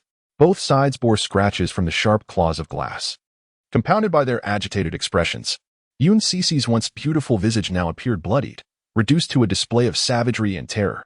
Meanwhile, on the square, He Yin, wielding the formidable power of the sun, charged towards Dai Yunfeng, who advanced aggressively. After delivering a statement that resembled both a warning and a courtesy to Qin Zhen, she shifted directly to the matter at hand. The audience, a sea of dark figures, waved thousands of glow sticks simultaneously, with the fans displaying his name scattered throughout. However, she was acutely aware of her ordinariness and the gap between herself and the esteemed Lu Xiaoqiao, so she had never harbored any extravagant expectations. Jiang Li carried his own fishing rod, while Shui Qinghe and her sister utilized rods provided by the production team. After much deliberation, he lifted his gaze and saw Shi Yaming, whose eyes glowed red like a demon, storming onto the podium. A dark, malevolent aura enveloped the area, akin to an overwhelming celestial force, sweeping across the entire sky. Outside, the Duke of Jin wore an expression of indifference, commanding the courtyard to be sealed. Without his orders, no one was permitted to exit. If these creatures were organized and documented, it was difficult to fathom what the future of Blue Star would become. During Elbu's speech, he could immediately sense the skeptical gazes from the king of Xiliang and Sima Zhong. I can't be bothered to elaborate, Madison scoffed lightly, turning on her heels, but just a few steps later, a sharp pain shot through her ankle, causing her to cry out and collapse to the ground. Tyrion's plan was to wait until everyone had mastered the techniques before commencing the next phase. I will not sacrifice my own well-being, for I know the hardships of my past life. Therefore, in this life, I will cherish myself even more, I declared as I ended the call. My heart swelled with emotion, affirming that my initial judgment had been correct. He was indeed the most principled and upright young man, a paragon of virtue. Is it beautiful? Suddenly, Su Weiwei's face flushed crimson. However, as the red glow danced upon her features, Huang Rong seemed oblivious, merely perceiving her as particularly endearing, almost irresistible. Weiwei noticed a shift in his gaze, which became somewhat unsettling. Gradually, he reached out, placing his hand on the back of her head, gently pressing her down. Hey! Su Weiwei's words were swallowed by his kiss. She began to question whether this fellow had traversed time itself. Although she had never had a boyfriend and was experiencing her first kiss, she felt as if it was indeed a possibility. Huang Tianwang nodded. Yet he remained unaware of what scheme Lu Fei was concocting. Was it a matter of kinship? Did he seek to exploit connections? Shortly thereafter, the sounds of gunfire erupted. Accompanied by the cacophony, wooden targets and marked earthen mounds were systematically obliterated from several paces away. The officials of Hongnong County felt unburdened. Yet within the stronghold of the Hongnong Yang clan, the atmosphere remained palpably tense. Amaba, I am Master Bacha, Chen Emo murmured solemnly after disguising himself, hidden within the woods. Lin Tao initially intended to clarify that he was human, but upon reconsideration, he found it more convenient to be mistaken for a demon, allowing him to transform into the Green Giant and unleash his full combat potential. Thus, he chose silence, recognizing that the human-demon relations in this world were relatively amicable, devoid of constant conflict. Zhang Qing maintained his control over the old cat, remaining utterly still as he steadily shot arrows at the approaching snow rats, eliminating one with every 2 arrows, while the others exhibited varied reactions. Just as his words were about to escape, Zhou Emo lowered his volume, gently coaxing Adam's emotions. It was not easy for someone to travel all the way to Jiangqing. One could hardly allow him to leave empty-handed. He transferred the Wang family's assets into his own name, thus the Qin family's Tang Dynasty nightclub and the Long family's Lonting Chemical were certainly within his sights. Anji's words held some merit and were endorsed by his companions in Yi and in Guang. However, the final player, in Ling, had a differing opinion. He arrived as the instigator of this parade, the one who initiated the call for participation online. Zhou Mo could not possibly miss this moment. Not only was he bound for the Stray District, But today he also intended to visit the 77th Street, the Salvadoran gathering area, and even the Russian enclave. Uncle Zhang, who had been waiting in the courtyard, and Aunt Zhang, upon seeing El Hong's condition, gasped in unison and rushed to assist him into his room. In the living room, Wu Qingsong and Zhao Xia stepped out to investigate. Upon seeing El Hong's worsened injuries, Wu Qingsong's gaze flickered, yet he maintained a stoic demeanor. Not long ago, she had received news from Xin Quan and the Gumo sect that made her realize this was an excellent opportunity. Hence, she had stealthily slipped out, awaiting Tianxing. Lu Yi's cold expression reverted to the frail state it bore upon their initial meeting, as she recounted the details of the situation. Yumi stared at me in astonishment, her pupils reflecting a face radiating with confidence. The once delicate Yunhua now painfully clutched her head, repeatedly banging against the wall. The sound of thuds echoed from her actions. Branijin and Si Yun collapsed nearby, both bleeding from wounds on their foreheads. I never considered that the deputy director, though lacking in capability, was an old comrade who had contributed in his own right, whether through merit or effort. Weiwei continued to resist, yet his previous convictions had begun to waver. On Lu Qianwan's fate ledger, this day was marked in vibrant hues, for it was the day a token of Dian was uncovered on her. The enigmatic El Xianger whispered something under her breath but chose not to inquire further, instead gazing at the opposite side. In truth, Song Yuan had arrived at the El residence ahead of time to ascertain whether El Hong and El Xianger were at home. If the three were present, he intended to concoct an excuse to take them out. To his surprise, El Xianger was unwell and resting in her room, while El Hong had gone to help her manage the shop. Observing Su Weiwei's gaze, Huang Rong's cheeks flushed slightly, and he began to smile shyly. He sought to catch fish, motivated by Su Weiwei's admiring glances and a simple word of gratitude. As long as she was happy, he felt inexplicably elated, finding motivation in every endeavor. Moreover, Su Weiwei's inventive ideas never ceased to amaze him. For instance, yesterday's grilled snake meat, and now having caught 2 fish. He seemed to have guessed her next thought, inquiring, "Fish to eat? You truly are clever." Su Weiwei, much like a mother, clapped her hands in sheer excitement and broke into laughter, followed by a gentle caress on Huang Rong's head. She took hold of 2 fish, utilizing the capabilities of the tool man, Huang Rong. In an instant, as Xian Yuan Mo made his move, a silver figure approached, exuding a chilling aura. Suddenly, a crimson light array materialized beneath their feet, and in the blink of an eye, the 2 vanished without a trace. Why would the aura of the demon emperor manifest on this individual? Was there some hidden secret at play? Upon a large bed adorned with light gray sheets and a still gray blanket, 2 pillows and several cushions lay neatly at the head. Yixinghua, who relished engaging with successful individuals, planned to foster communication with Wang Feng after the conclusion of this competition. "I want to go home. Let us return," Milu wailed, curled up in Guchen's embrace, adamantly refusing to stay. Though uncertain of the precise mechanics, after numerous experiences, she had gleaned some understanding. When Li Huwei finished his tasks and turned to discuss matters with the trickster Lu, he found himself utterly unable to locate him. The term light bulb refers to the kind that dangles between a couple, shimmering brightly. Observers gazed in astonishment as Lu Pian and Tang Yu effortlessly triumphed over 4 boys, their expressions akin to those who had seen a ghost. Nods of agreement spread through the crowd as their gazes returned to the flickering teleportation portal, each revealing an expression of excitement. Chu Qian glanced over and noted that the newcomer appeared relatively young, around 28, with a handsome face, clad in a meticulously tailored suit, and possessing a tall, slender frame. Upon his arrival, voices nearby erupted, indicating that not all present were merely there to gamble. Some had come specifically for him. Just as Ji Wushuang intended to request Yi Jinglong's assistance in preparing the materials for the upcoming competition, a voice suddenly echoed from the summit of Phoenix Mountain. Above the array of symbols, chains sprawled like thousands of colossal serpents across the cliffs, each bridge guarded by sentinels, rendering the vicinity inaccessible. A wave of panic surged through Gao Yao's heart. Was it possible that Su Tianqin's audacious demeanor stemmed from some hidden assurance?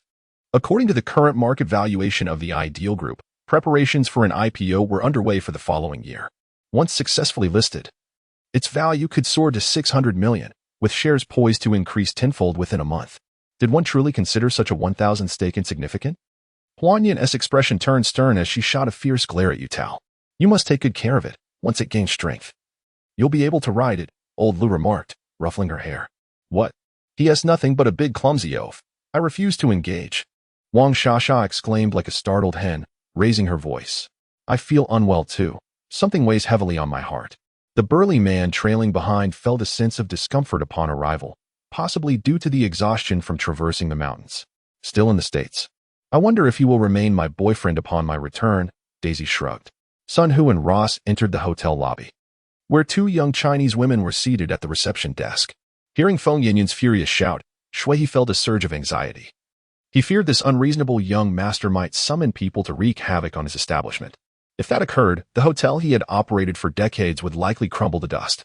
While chaos had yet to erupt, should someone incite trouble, panic might indeed ensue.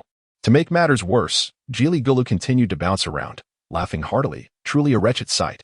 Already unattractive by nature, it had somehow become even more so. It was indeed a grotesque creature. Although Qianli could not comprehend the words of Jili Gulu, she could infer from its antics that it was reveling in her misfortune, and thus shot at a fierce glare. Jili Gulu playfully twisted its body toward Qianli before retreating behind Huang Rong. Qianli could only turn her gaze towards Huang Rong, her eyes reflecting a sense of disillusionment. Huang Rong couldn't help but chuckle, feigning sincerity as he remarked, "Quite the sight. Quite the sight." The position of the minor prefect was akin to that of the emperor's steward, a chief administrator within the inner court.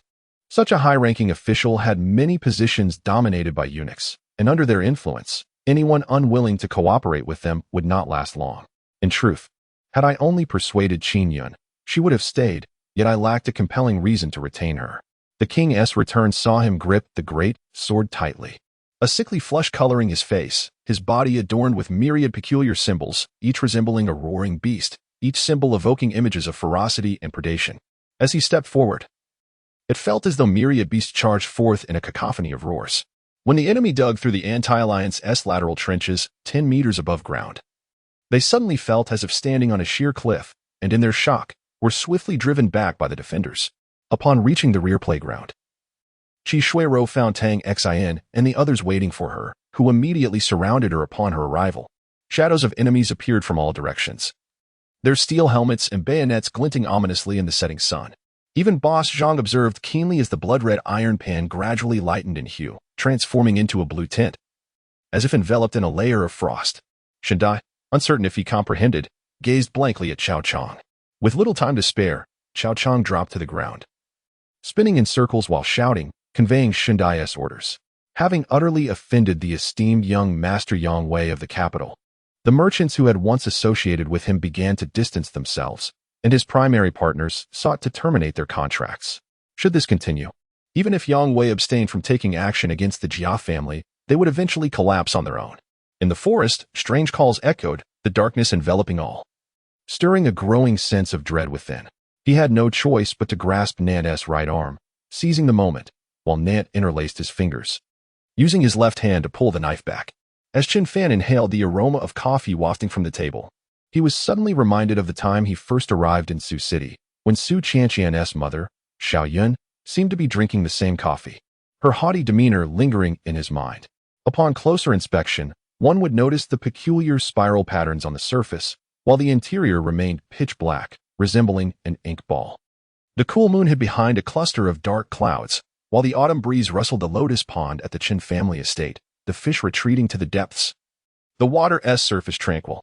Qin Fan was not mere wild grass. He was Qin Su.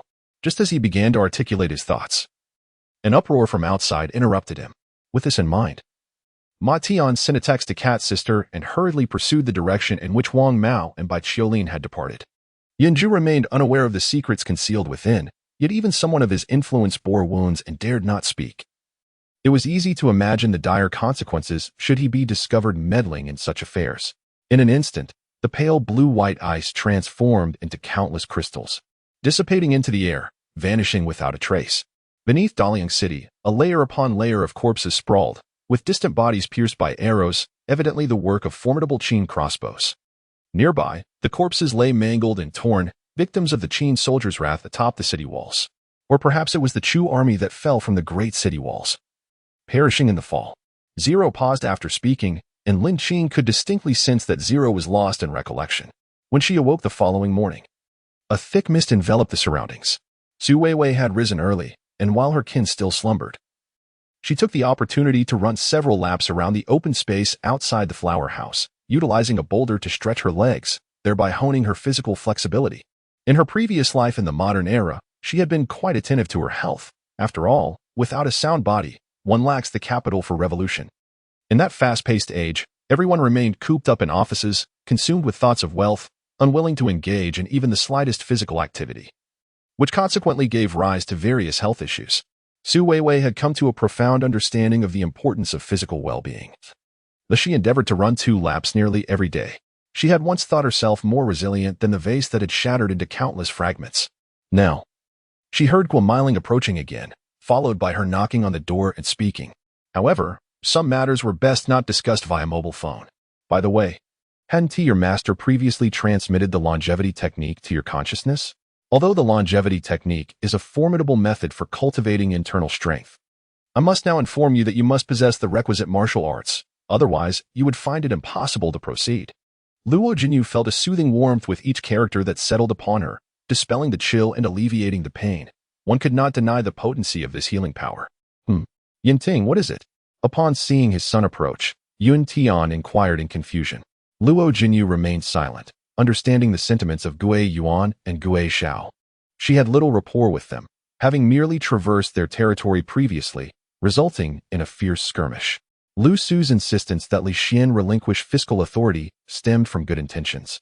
And Li Xian was well aware of this, willing to place his trust in her. He was not adept at managing finances. Entrusting them to his only reliable sister was the most reassuring option. I ask you, can the currency used by aliens be interchangeable with that of us Earthlings? However, from his tone, the Demon Emperor could distinctly sense a change in Long Fan's disposition.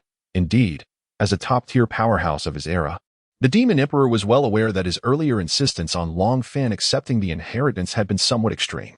When Yi Chuang spoke these words, both his gaze and expression conveyed a sense of helplessness. Luo Jinyu, regardless of who had captured her or their intentions, knew that her immediate priority was to restore her soul body and prepare to confront the master of that colossal hand. The tone of this individual was imbued with an air of triumph as he spoke, simultaneously retracting the dark garments and mask that had previously shrouded him. With a mere flick of his hand, these black vestments dissipated into ashes, scattering upon the ground. The golden cicada fluttered its wings in agreement, before retreating into a serene silence, for it was in dire need of repose. In his heart, Hui cherished Chang'e and resolutely declined Mi Fei's request, continuing his journey towards the palace to report back. As he approached the imminent sight of his beloved, he could not suppress his excitement. Yet, before he could meet Chang'e, he must first pay his respects to Emperor Ku of the Gaoxing clan, for only with his approval could he proceed. Though his heart ached, he was powerless. Cold Mirror was not a true deity, incapable of resurrecting the father of the virtuous phoenix. She was acutely aware of Long Xinlin's recent sentiments, not just him. But anyone encountering such a predicament would either bleed profusely, descend into madness, or collapse in a faint. If it were an imperial artifact left by the great emperor, it would compel all to act without hesitation, for apart from a handful of celestial artifacts, imperial weapons were the most formidable relics in existence. Their mere extraction could instill such fear that no one would dare to confront them, as even the residual power could obliterate one's essence and form. The interior of the tower was vast, with a ceiling soaring over 20 meters high, suggesting that the first floor was the highest tier. Little did the Heavenly Emperor know that the fiery temperament of the fire god Zhu Rong remained unabated. He had not even spared his own son. Upon witnessing Gong Gong's collision with Mount Buzhou, Zhu Rong's heart remained unyielding, and without a flicker of remorse, he unleashed a torrent of flames upon Gong Gong. In the memory of Huang Rong, such malevolent sorcery was deemed exceedingly potent. Previously, Qing Ji had spoken of the necessity to eradicate malevolent deities using such methods when they threatened the very existence of the half-dragon kin. Listening to Qing Ji's accounts of this dark sorcery instilled a sense of dread in Huang Rong, which he etched into his memory, never anticipating that one day this very sorcery would be wielded against the woman he cherished most dearly.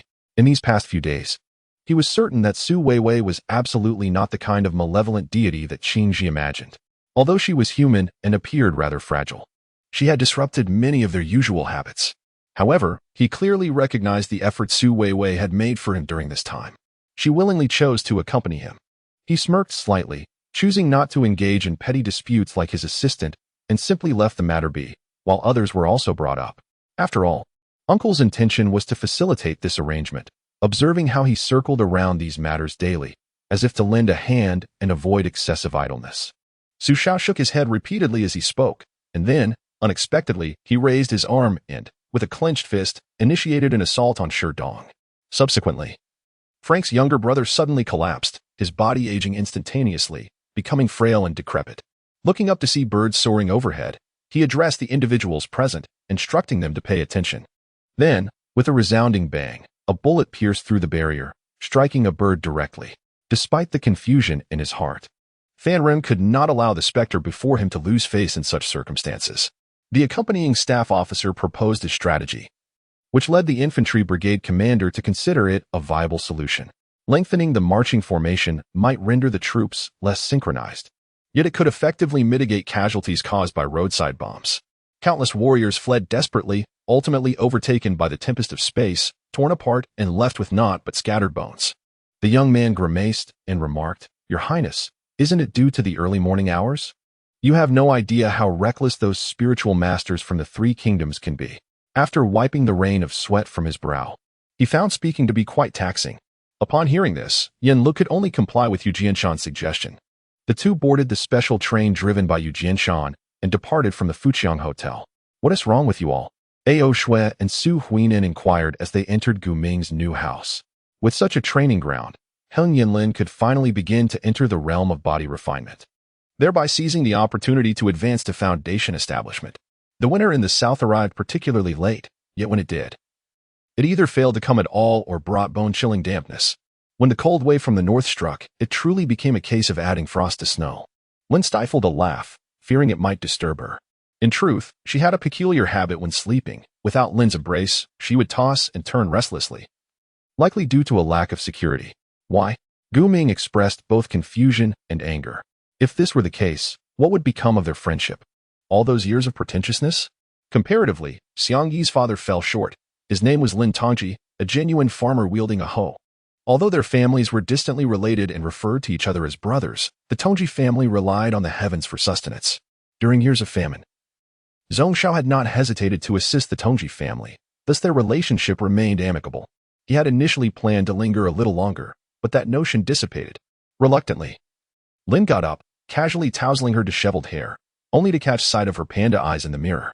Zhao Xiaocheng then rose, aware that given his current identity, staying in one place for too long was undoubtedly unwise. It was better to change locations frequently. A few muffled sounds echoed, and Mo stood up again. Nothing had changed, as expected. If it were nothing, there was no need to boast. Of course, it had previously hunted numerous professionals and humans, thereby enhancing its strength within a certain range, yet it would not exceed the level of LV-28. In the spring of Xinglin, everyone gathered around Xiaobing to clarify the situation, all incensed, vehemently condemning the current merchants who, in their greed, resorted to unscrupulous measures and madness. Following the emergence of the Scarecrow incident, the Half-Dragon clan members expressed their dismay. In an apparent bid to assert herself, Qingxi stood before the crowd, earnestly declaring, "I, Qingxi, for the sake of the Half-Dragon clan, toil selflessly. She, Su Weiwei, a human, incites chaos, exiling Yang Lian and slaying Muda. She cannot be trusted." After speaking, she raised her divine staff, aiming it directly at Su Weiwei. It seemed she truly intended to expel her. Observing the crowd incited by Qingxi, Su Weiwei let out a cold laugh. "I have already stated that if you truly cannot accommodate me, you could have made it clear sooner. I would not linger among your Half-Dragon clan for even a second longer." Immediately thereafter, she turned. At that moment, the human race would also give birth to the final human king. The dance of Taiwa and the Nine Suns soul settling technique were devised to seal him and simultaneously protect him. Su Chun remained oblivious to the thoughts of Yi Shaoxiong and others. Even if he were aware, he would not be overly concerned. At this moment, his eyes were solely fixated on slaughter, halting only after eliminating the last fleeing Japanese warrior. Lu Fei shook his head, reiterating, this decision was made by Zhao Lushan. Zhao Lushan deemed it necessary to recruit this many, and that is non-negotiable. Having long grown accustomed to life in chains, this situation felt akin to just beginning to fight in chains, creating a significant disparity between him and the unrefined Shinfu, whose lightness was not yet proficient. His gaze was solely upon the dagger before him, glinting with a frost-like brilliance. With a clang, the dagger struck the curved blade, the collision generating a force that threatened to shatter his wrist. Shinfu did not respond, pulling Rui aside to leave, but Xing Yin relentlessly obstructed her path. Two pinnacle cultivators of the Ninth Order, one named Jiang Lini from the Daoling sect, and the other named Feng Yu from the Holy Spirit sect, sat together. Although lacking seasoning, they devoured the rabbit meat with fervor, leaving nothing behind. Fei, observing Jin Zhongwan's demeanor, couldn't help but smirk internally. Fully aware of the hypocrisy of these individuals, having engaged in dealings with them for many years. However, her expression remained serene and cheerful. Uncle Tianming, greetings. Lin Bao said politely, bowing slightly as he slid off his chair. Chong Jin took a sip of holy blood water, then retrieved several frozen vials to hold in his mouth. I know, but even so, I cannot extract it with my military might, Xiao Dian admitted. Troubled as he spoke to Yin Wu. If the lady feels it is a pity, she may tame it, Ling Lu offered. Handing a cup of warm water to Lan Rongyue. You are right, Oh Yang. Take it slow. This fellow can be considered a top-tier boss, not so easily dealt with. We must maintain our fighting spirit and not allow ourselves to falter. Chong Jin attempted to channel all his energy into the energy holy armor, only to find it wholly rejected, absorbing not a single trace of energy. They have taken it. Combined with my points, we have nearly reached 100 points. My task is complete, Mui nodded, recognizing their intentions and preparing for potential failure. Caught off guard, the super dream was struck by two divine birds, crashing violently into the wall, which began to crack and ultimately collapsed, burying the super dream beneath the rubble. Chong Jin manifested a dragon horn composed of lightning, exuding an aura capable of shattering anything. The tides have turned, indeed, he mused, observing the discomfort on Shu Yi's side, who had not anticipated that even after Jinya employed her charms, she could not subdue Mui. Wang De returned with Huang Rong and Su Wei to their home upstream. Mimicking Su Wei's previous actions, Huang Rong gathered some herbs nearby, tending to Su Wei's wounds with careful application of medicine. The injuries on Su Wei were severe, indicative of a brutal assault by a tribesman. As Huang Rong applied the medicine, Su Wei let out faint groans, her brows furrowing, yet she remained remarkably resilient, refraining from tears or cries. Once the treatment was complete, Huang Rong could no longer hold back and embraced her tightly, filled with remorse for not having protected her better. Since discovering Su Wei, he had. The fractional calculus, often referred to as fractional order calculus, finds applications in viscoelastic mechanics, stochastic processes, dynamical system control, and optical signal processing, rich in theoretical depth. In the chessboard controlled by Su Lang, both sides incurred losses. However, on the surface, it appeared that Cheng Nua's side suffered more severely. The third aspect concerns alliances. As Zheng Chong spoke of a coalition of nations, including Korea and the Netherlands, sending troops to Japan, highlighting the internal turmoil in Kyushu due to a Catholic uprising and the benefits of subduing Japan for the Ming dynasty. 6-1. And you still haven't sent someone to replace you? That would only lead to counting backward. The elder brother smiled, though he made no move to be replaced. What use is it to think of such matters? Others will not support you forever. Self-reliance is inevitable, Li Huanfei reassured himself. Jin Hong called for a brother, then drove to the eastern edge of the village, where he spotted his brother limping towards him, a golden short-haired dog trailing behind. The very one that had injured his two beloved pets. Isn't the dueling revelation just a high-priced hype? Since it's a competitor, we should engage in close combat, leveraging its popularity for our own gain, he mused, simplifying the concept to opportunistic marketing. A delicate, pale leg stepped forward, treading upon a layer of frothy foam, immersed in warm water. Their organization frequently held such events, so they were well versed in the proceedings. Du Fanchuan wished to say more, but Uncle Du patted him, signaling that there would be ample time in the future, prompting him to leave reluctantly. Had Xia Luo not heard from Xia Yu that Xiang Ben's Hai had swallowed over 3 billion from the Xia family, he would have regarded Xiang Ben's Hai as a true benefactor. This man exuded an aura of kindness, making it hard for anyone to perceive him as cunning. Zhao Zihan, Chen Qinghao, Tian Guangguang, Bai Tianhua, Yuanzhou were all downstairs. Yet they did not see Song Ku. Currently, Song Ku was in her room, fixated on Yu Sanmei. Since Xia Luo had indicated that she posed a problem, Song Ku was convinced of its veracity. But surgery is imperative. Without it, father may not survive. I'll borrow money, Fan Xingmei said, nervously pulling out her phone and scrolling through her contacts. She needed the funds tonight, but who would be willing to lend money at such short notice? The following morning, Tyro and Jima arrived at the school as usual. Upon reaching the entrance, they spotted Wang Shuani peeking nervously from behind the door and rushed over to greet him. He still had many words unspoken and numerous confirmations pending. Perhaps even when Ruatio himself had not anticipated that he was here seeking his fiancée, only to find himself ensnared in this situation. Guanjua smiled, retrieving several sheets of white paper from her room and laboriously placing them under Chiao Yingying. Qing Jin leisurely parked by the roadside, exited the vehicle, and walked gently to the spot where Su Yuan had fainted. The divine phoenix fire bestowed by heaven bore a striking resemblance to Nian Yun's abilities, thus making Tian Xi's victory a formidable challenge. Despite his possession of an alluring charm that was hard to resist, Xiao Mo's actions yielded favorable results, and Tian Kaijiang's gaze towards Xiao Mo softened. Previously, he had been compelled to submit due to Xiao Mo's threats, but now he had begun to accept him. Uncertain if it was due to hearing Jili Gulu's mention of Dragonmate, about half an hour later, as Su Wei and Jili Gula shared stories by the fire, Huang Rong and Qianli awoke. Their first words upon awakening were, "We're so hungry." After sleeping for 2 full days, it was no surprise. Su Wei had prepared food, feeding them each a bit. Huang Rong devoured his meal while gazing at the raging blizzard outside.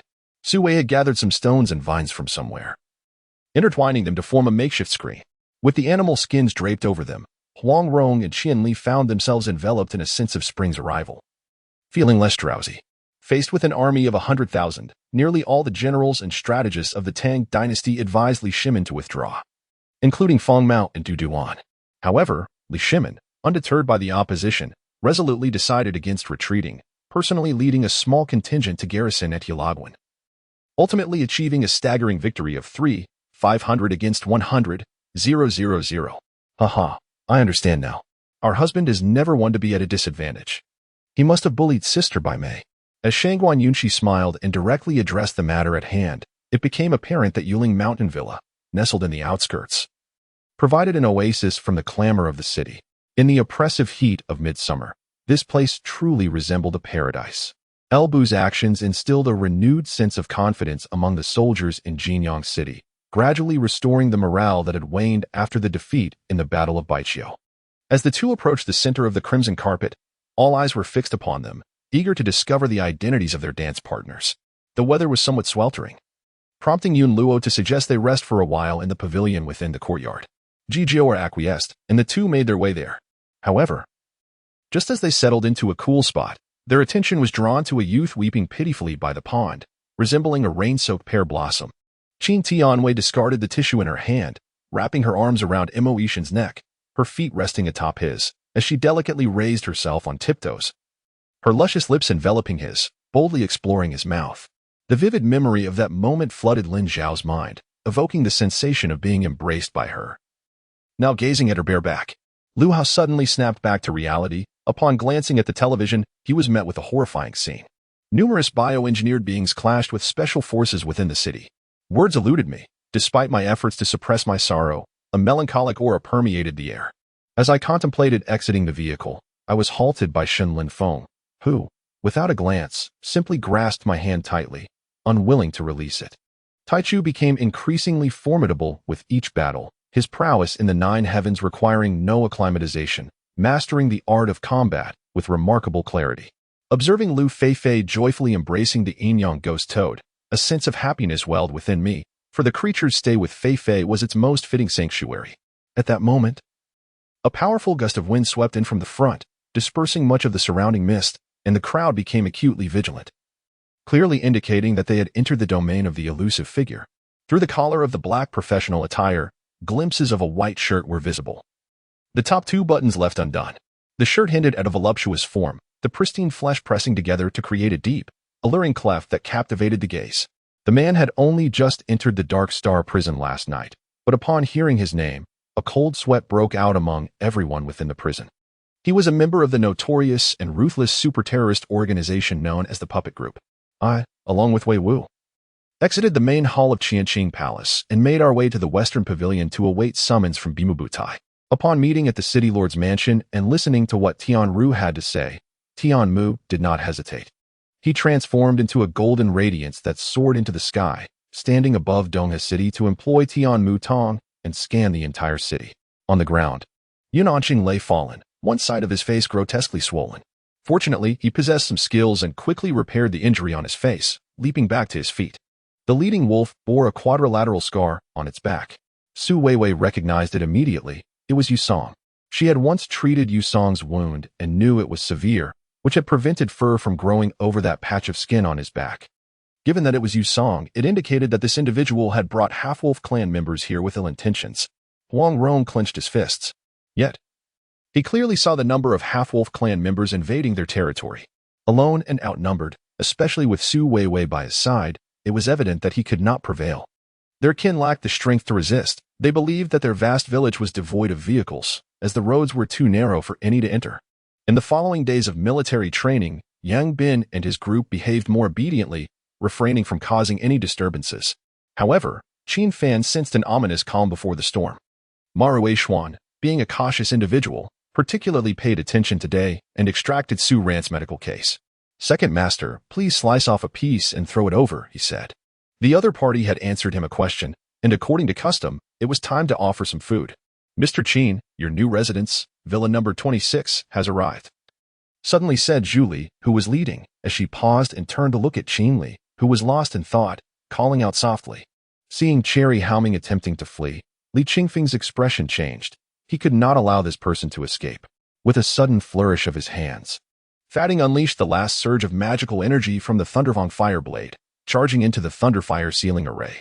The crowd gathered closer, and upon a detailed inspection, confirmed that this was indeed the iron stone given by old Lu just moments ago.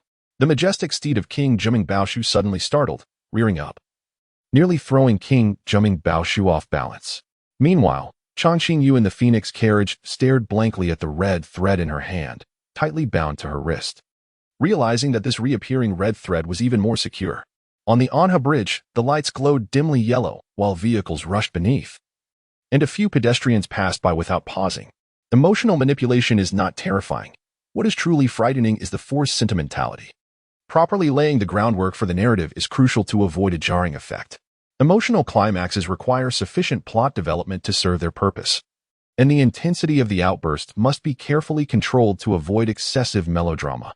Otherwise, it may lead to an imbalance of feelings. One could only fear that they might indeed fall into the hands of the monsters, to be torn apart and have toad eggs planted in their brains, used as fertilizer. Once, this had been one of the largest capitals of the upper realm, but now, like other places in the evil domain, it was left with nothing but desiccated corpses and white bones. Fortunately, at least 2 among the 5 were not ordinary top-tier powerhouses. Faisi and Buck's combat prowess clearly exceeded their apparent levels. Speaking of epic-level equipment, Luo Yi immediately recalled the newly acquired epic-level magic stone that had just survived the Great Calamity. "What are you doing?" Hong Yin was evidently startled. Even though Zhang Jing had lowered his gun, he still maintained his earlier posture, nervously inquiring. At this moment, Bai wished she could conjure 1,000 hands to fend off the attacks from the black old demon. The black smoke not only obscured her vision, but also caused her discomfort. With so much power at play, the 9 immortals would need to prepare adequately for retaliation. That army of 100 billion was composed of elites drawn from the 9 major star systems. Their annihilation had severely depleted the vitality of these systems. Gathering again to exterminate Wu Fan and others within a short time frame was simply unattainable. Yet, such a ruthless individual, faced with Lin Yi at this moment, seemed utterly compliant, not daring to breathe a word. However, Hua Jieyu never anticipated that her relationship with Wu Suyo had deteriorated to such an extent that, at the critical moment of life and death, the latter showed no impulse to lend a hand. Yilan hastily embraced Lin Yin, only to feel her body was chillingly cold. Su Weiwei let out a startled cry. "Yu Song, what are you doing?" She rushed forward, seizing the lifeless body of the young creature, cradling it in her arms, watching as its breaths grew faint and then ceased. She could hardly believe it. Holding the young creature, "Hang in there, please don't sleep." Yu Song approached, towering over Su Weiwei, and let out a soft chuckle. "Weakness comes at a price. You've gone too far," Su Weiwei exclaimed, springing up and forcefully pushing Yu Song away. However, Yu Song appeared unfazed. His intentions, beyond Su Weiwei, were primarily to refine the corpse of Shebi, deepen his powers, and sense the presence of the other ancestral witches. Yet, with the decisive battle imminent, he had little time to focus on his own cultivation. Reluctantly, Yuan Hong had no choice but to invite the 3 to join him in refining the corpse of Shebi Mountain first. Zhang Ingenuity had yet to catch his breath when a figure clad in silver hair and white robes appeared at the corner of his eye. A chill ran through his heart. It was the black-winged old demon who had been transmitted by the sword of Finjing into the 3,000 great worlds, returning from the great cycle of reincarnation. Yue attempted to redirect the magical energy within him to break free from the wind binding of the hidden mage. But before he could properly adjust his magical energy, he found himself ensnared by several more bindings of earth and wind. Among them, Zhuang Wangu recognized the figures, including the Toad Dragon Demon King of the Black Water River, the Tiger Strength Immortal, the Goat Strength Immortal, and the Deer Strength Immortal, with many unfamiliar demon kings. Most bearing green faces and sharp fangs, exuding a terrifying aura, unmistakably demonic. "Xiaohan, why do you care about me?" Tang Li inquired, poking at the bowl of silver ear soup with her chopsticks. "All right, Yin Yin, gather your belongings, and I will organize my daily necessities as well." "Doctor." Fang instructed Zhuang Yin in the inner room, while he began to tidy up some usual supplies. As a doctor, he was certainly no stranger to preoperative preparations. This time, Zhao's policy aims to have the Dali Group lease the North Korean seaport under the guise of a private enterprise, which is the most viable solution Zhao could conceive. This individual does not exhibit the typical dullness of a fervent zealot. On the contrary, Samuel possesses an innate talent for combat, a talent that has been honed through experience. Perhaps due to the numerous lives he has taken. The invincible heart pondered silently. Early this morning, Li Qingmu dispatched Shiri to inquire about matters concerning the witch star at Jilu's place. When Yuan Hong recounted events from years past, it was as if he spoke of someone else, devoid of any emotional fluctuation. "Are you implying they are also engaging in blind dates?" Tang Zhongkai's eyes blazed with indignation, clearly unable to accept such a rationale. "First, you cannot be called Gaoming Yuan. That would be too conspicuous and could lead those surveilling you to your location." Lu Hu insisted emphatically. Observing the calm approach of the young man from outside the hall, the emperor seated on the throne smiled with satisfaction. Gradually, Su Shan's spirit began to wane, his body growing cold and rigid from blood loss, even appearing somewhat emaciated. Yet, unbeknownst to him, Gaoming Yuan was a master at the foundation establishment stage, while even the formidable abilities of Badi Pan were limited to the same stage of cultivation. Initially, it was merely a matter of bringing someone over to teach Zhanning a lesson, to impart the meaning of regret and the folly of meddling in others' affairs. The more he thought about it, the more convinced he became. Upon returning to the inn, Du Zhangxiu promptly penned a memorial detailing the difficulties faced by the coolies, warning of potential crises should the court respond inadequately. Ultimately, he suggested relocating the surplus coolies to nearby idle lands for reclamation and cultivation. It appeared that he had no choice but to take a risk. Resolute, Lu Qin rose and opened the door to the pressure chamber, making his way to the 8th level. 13 years old. Perhaps out of gratitude for Lu Qin's life-saving act, Zier remained unguarded and answered candidly. It was only then that Li Yuanhao, as if awakening from a dream, slapped his forehead and repeatedly apologized, before stepping away to grant an Xin her personal space. She strained to pull on Huang Rong's arm, persistently directing her efforts toward the flower house. However, she was simply too frail. Huang Rong's stature dwarfed hers by several magnitudes, rendering her incapable of moving him. However, what should be done now? Su Weiwei not only failed to pull him up, but also stumbled and fell to the ground with great abruptness. She gazed at the desolate scene before her and began to weep sorrowfully. In this frigid weather, where snow blanketed the earth and human presence was scarce, if she were to return to their dwelling to fetch help, the round trip might very well result in the demise of her companion from the cold. What could be done? At that moment, a frail voice emerged from behind. "Where are you going? Wasn't I residing at the Prince Regent's residence all along?" Yunxi dismounted from the carriage. Only after speaking did she realize she was in Lu Lingjuan's courtyard, and the servant was inquiring about the mistress. Qin Feng originally intended for the headquarters of the Jinui to remain as clandestine as possible, especially now that Beishi County was under intense scrutiny, posing considerable risk. Yet, since this was Mo Li's decision, Qin Feng ceased to dwell on it. After all, in this domain, others were the experts, and he, as an outsider, should refrain from voicing unqualified opinions. Yunxi sat nearby, assuming the role of a scribe, diligently noting down whatever needed to be recorded.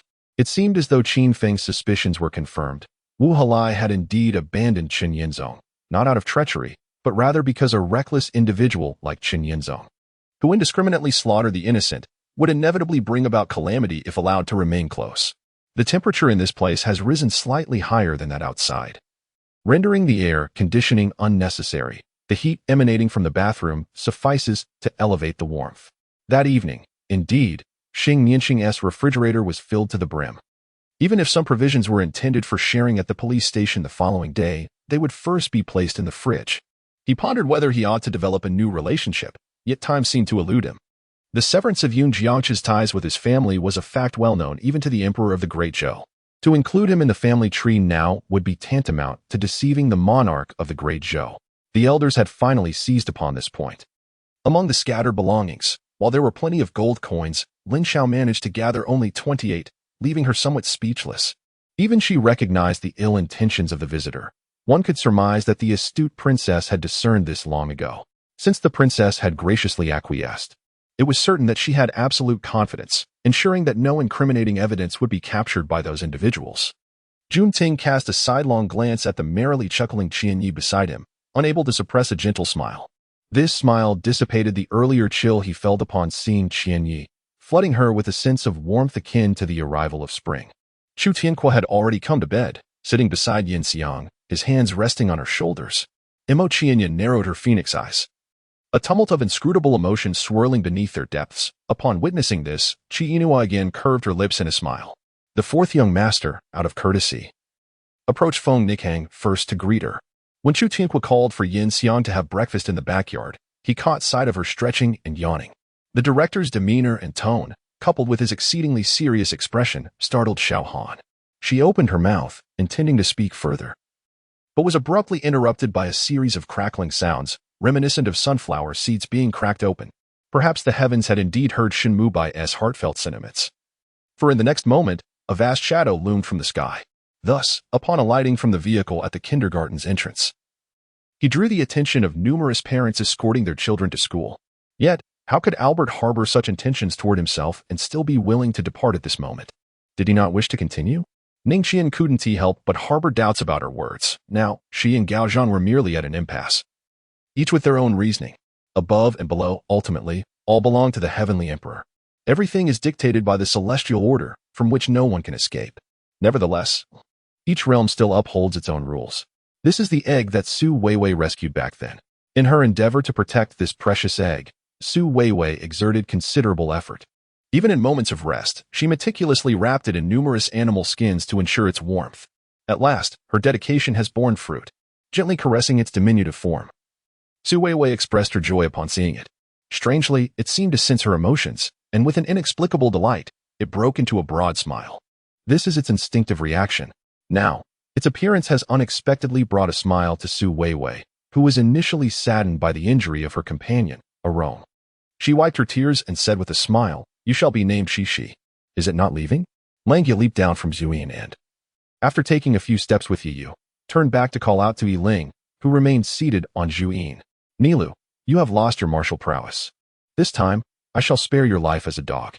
Should you return to the kingdom of Tianzhu without proper reflection on your mistakes, and again stir trouble in the western regions of Huaxia, I will not hesitate to take your life." Lin Fei spoke to Nilu with an imposing tone. Such a wondrous array naturally attracted all martial artists who yearned to learn it.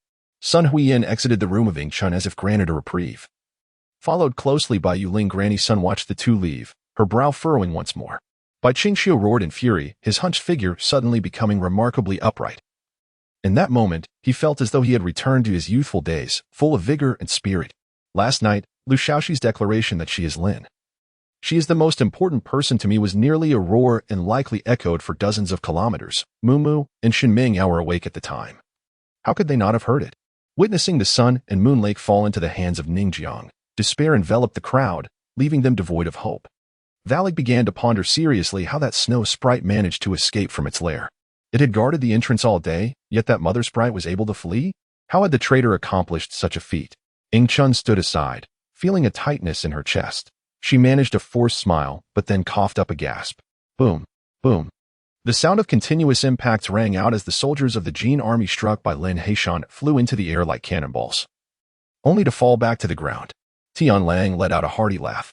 Two heavily armored infantrymen rushed towards him, and Tianlang swiftly circled to the other side of the defendant's bench. There was no choice but to persuade her gently and then release her from the palace, allowing her to live well, Dong Heng stated. Furthermore, given the relationships among those in the room, even if the conversation became unpleasant, it would never escalate to violence. In that regard, Shangguan Ruoxue was indeed far more capable than himself. To die in such a manner, and to have such a resting place after death, is undoubtedly a matter worth celebrating. As the residents watched the fleet retract its formation, resembling a sharp arrow charging towards the shallows. They first turned in fright to flee, but upon reaching a safe distance, they stopped to gaze in excitement. After an evening filled with laughter and joy, the guards of the Shangguan and Xiao families gradually dispersed under the guidance of the two elders, leaving only Xiao Rubing behind. For a moment, Shenhuan felt as though she had been brainwashed by Feng Jingqing, yet this was a form of persuasion she willingly embraced. At that moment, a sudden violent tremor shook the floating bridge, and simultaneously, a water column over 20 zhang high surged up from approximately 300 paces north of Jiangxin Island. Are you truly saying this? Are you really willing to spend your entire life, through life and death, devoted solely to me? Shui Jian inquired with a light, drifting voice, biting her lip nervously as she turned her head slightly to look at Zhou Bo. At this time, the three were still engaged in battle. Though Fan Jianqiang could no longer hold out, while Zhao Yun and Elbu grew increasingly bold in their combat. Yu Yao's expression darkened. The doctor said it may be within the next couple of years. The old lady's health has never been particularly good, and the blow of losing a child has left her utterly weakened. If this continues, by next winter, we will truly need to find a new place to settle down. What else can we do? At this moment, two bears were fervently engaged in a discussion about their relocation. Su Wei speculated that they might have assumed she was dead after falling asleep by the pool, which explained their indifference. Bears possess a peculiar trait. When they lie still as if lifeless, they tend to refrain from attacking. However, remaining in proximity to these two bears felt akin to carrying two ticking time bombs, with the uncertainty of when disaster might strike. Thus, seizing the opportunity while the bears were distracted, she resolved to stealthily make her escape.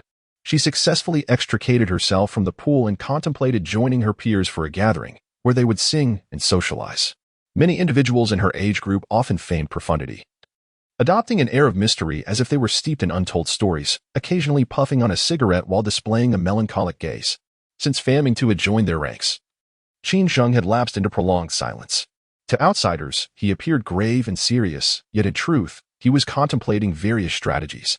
In the blink of an eye, Wang Ning had been in Jiangning for over half a year, having grown accustomed to life there. Whether he had previously been able to let go or not, he had largely moved on internally. In other words, this was now his existence. Before departing, Yi Xiaofeng noticed the sorrowful sight of 9 dragon leaves on the ground, stirring something within him. In the presence of a sage, revealing that the Taoist sanctuary had 2 eminent figures as allies would be excessive. Thus, Yuan Shenjizhen had never acknowledged his relationship with Zhang Haoyan, instead claiming to hail from an obscure place known as the Hunyuan Taoist sanctuary.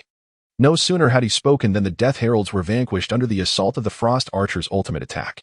Within the dark expanse formed by the Hunyuan black hole, only the Dragon King of the North Sea remained, laughing uproariously, evoking an inexplicable sense of desolation.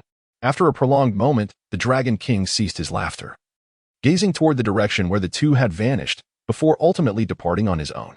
Consequently, the aircraft would adeptly safeguard the Crystal Nexus, preventing the enemy's 3-pronged army from seizing any advantage, while simultaneously earning gold by attacking the adversaries. Nevertheless, Bai Kuan had no intention of dispelling this delightful misunderstanding and could only temporarily impose upon Han Juanshou, which left Bai Kuan with a tinge of guilt. After all, he had reaped the benefits, yet Han Juanshou bore the brunt of the blame, which felt somewhat unjust. This quaint CAF, modest in size and lacking in prestige, elicited a furrowed brow from the affluent Mom Mingy upon his entrance. "It is of no concern to me. Only strength is of significance," remarked Morongfeng with a light chuckle, a sentiment echoed by his companion, Ming Ao, who nodded in agreement. What transpired today must remain a secret, otherwise there shall be no mercy. In truth, Hua Shangling's final words were superfluous. How could Debraz allow the incident of being slapped to be divulged? Dan Igufeng believed that should Lu Sahan choose to shoot him with that arrow, he could certainly defend against it, yet would undoubtedly sustain grievous injuries. Even more astonishing were the dozen or so leaves swirling around. "The commander has summoned you all for a discussion," announced Dan Mingfei, his expression somber. Feng Li was taken aback. Although he had anticipated this outcome, the confirmation still left him in shock.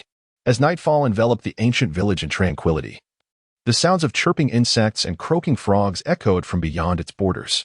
A full moon ascended to its zenith, casting a silvery glow upon the earth, shrouding the village in an air of mystery on this moonlit night. The execution of this 9 deaths, 7 injuries technique has cost me 400 years of my life. Yet, I still have a century left to live. Moreover, With some time for recovery, I may regain a portion of my vitality. Feng Li offered a reassuring glance to his companions. Is it permissible to carelessly sever the flesh of such an unparalleled existence as the heavenly path? How audacious of the rotund fellow to entertain such thoughts. Truly, he is blinded by greed. As she wandered along, lost in thought, she was suddenly startled by her own musings, prompting a quiet chuckle and a shake of her head. In truth, Su Weiwei had long been prepared to face the chill before stepping out. Yet now, she sensed that the cold was not as biting as she had envisioned. Glancing around, she noticed that this place was distinctly different from its surroundings. It seems that this is a valley. Outside the valley lies a thick layer of snow, while within, perhaps influenced by the hot spring, it feels remarkably warm. Shortly after the snow falls into the valley, it melts away due to the valley's warmth, gradually transforming into water, which collects at the bottom of the valley, forming a river that traverses the entire expanse and flows deep into the mountains. Sparse patches of weeds grow here and there on the ground. Unable to resist, Ouyang Ju spread his arms and cheerfully called out to me, "Well, it's just the two of us old fellows left. How about we head to the tavern for a drink?" The large-mouthed sparrow darted forward in a flash of light towards the water turtle but was rebuffed by the turtle's rapid spinning. Watching those 9 figures vanish, an imperceptible fervor ignited within Wu Ming's heart. Want to leave? Do you have the courage to act but not to admit it? Are all you men so irresponsible? Meng Zhaojun scoffed. The owner of the North Gate did not appear, not even the manager. If it burns, it burns. I walked away directly after seeing Zhu Zhu, who glanced at the North Gate, then towards the distant elderly care home, and left on her own. A deep, warm voice, rich in resonance, dispelled the terrifying fog of her dreams, reaching her heart step by step, grasping onto Xiaoho Qinxiao's sleeve tightly. When Yuko was unsure whether to let go or hold on even tighter, she remained frozen, her mind devoid of thoughts, blank. Upon hearing their names, when Yuko was puzzled, had they not died for theft when she was 12? Why was she suddenly sitting up, wearing a snow-white nightgown, her body unmistakably that of her 12-year-old self? There truly are many monsters who wish to tear me to pieces, but their fates are not particularly fortunate, and you shall not be an exception to this blood-soaked tale. Seeing the furious expression on the demon wolf leader, I responded to his demand with action. His audacious tone nearly ignited my fury. Let us hold off on talking for now. Once Ouyang Ju returns with news, we can rest here, I suggested, shaking my head at Chi Tian Pillar. Are you mistaken? His name is Yin Xiao, and he is a formidable emperor-level fighter. Han Shui exclaimed, coming to her senses. Currently, the werewolf's health bar had dwindled to half. With a total of 3,000 health points, it was now down to a mere 1,400. Perhaps in 2 minutes, it would be completely exhausted by the mercenary regiment led by Fenghui Yutian. Hu Qinyan felt as though something were lodged in her throat, rendering her speechless, merely dazed as she sensed the gradually cooling body in her arms. Just then, Cheng Haifeng and his companions caught up, without a word, unleashing a wave of water towards Linfeng. Lost in thought, Chunan recalled a popular phrase from the century's internet, just yield to the old monk. With economic development, many traditional aspects have naturally undergone commercial exploitation, revealing some of humanity's darker sides driven by profit. Her meridians, like countless rivers, slowly absorb the unfathomable power, guiding it to circulate. Wu Ming and others, led by a servant, walked toward a grand villa. After exchanging pleasantries with the host in the villa's hall, the 3 men retreated to a corner. At that moment, a thunderclap heralded a downpour, however, within a 10-meter radius on Valentine's Day. Not a single drop of rain could be found. Sue's mind conjured a memory from a recent evening spent with Annabella. At that time, the Feng family did not object, exhibiting a graceful demeanor, evidently having hired someone for guidance. Did you not notice her walk? Her steps are distinctively dignified, she paused, her gaze flickering uncertainly. Regarding Jili Gulu's seemingly indifferent attitude, Sue felt quite irked. Yet, considering Jili Gulu was still a child, she forgave some of the behavior. She stood at the door, waiting for Huang Rong's return. Outside, snow began to fall gently. The feather-like snowflakes, carried by a biting cold wind, fluttered down, steadily accumulating on the ground, gradually covering the footprints before the cave, making it seem as though none of the earlier events had transpired. As dusk approached, she finally spotted Huang Rong. Overjoyed, she dashed towards him and leapt into his embrace, exclaiming, "You're back? Jiang Feng, what did Tian Luo and Glory say? Haven't they replied yet?" Zhou Hua called out to Jiang Feng. Gui Yin laughed heartily, saying, "I thought my beggar's sect would be unable to escape disaster this time. But it seems heaven has eyes."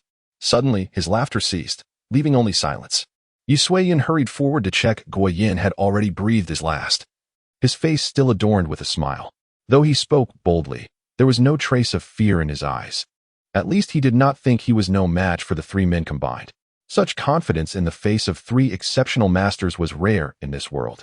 Eat if you like. My skills are merely at this level. He who rolled his eyes and tossed a chicken leg into the other's hands. Seeing Yi Sui-yin rush about like the wind, Yang Laosen called out, "There's no need to be in such a hurry for the wine. Take it slow, child." Before he could finish, the figure had already vanished. Yi Sui-yin thought to herself that this situation was reminiscent of her previous experience in Yangzhou. She remained burdened by her past sins and should avoid encounters with Karen. The fewer people who knew of her presence in Chang'an, the better. Fortunately, this time she was far enough away that it was unlikely she would be discovered as before. Do you not find your words quite ludicrous? Zhang Yifan coldly regarded the shield wall.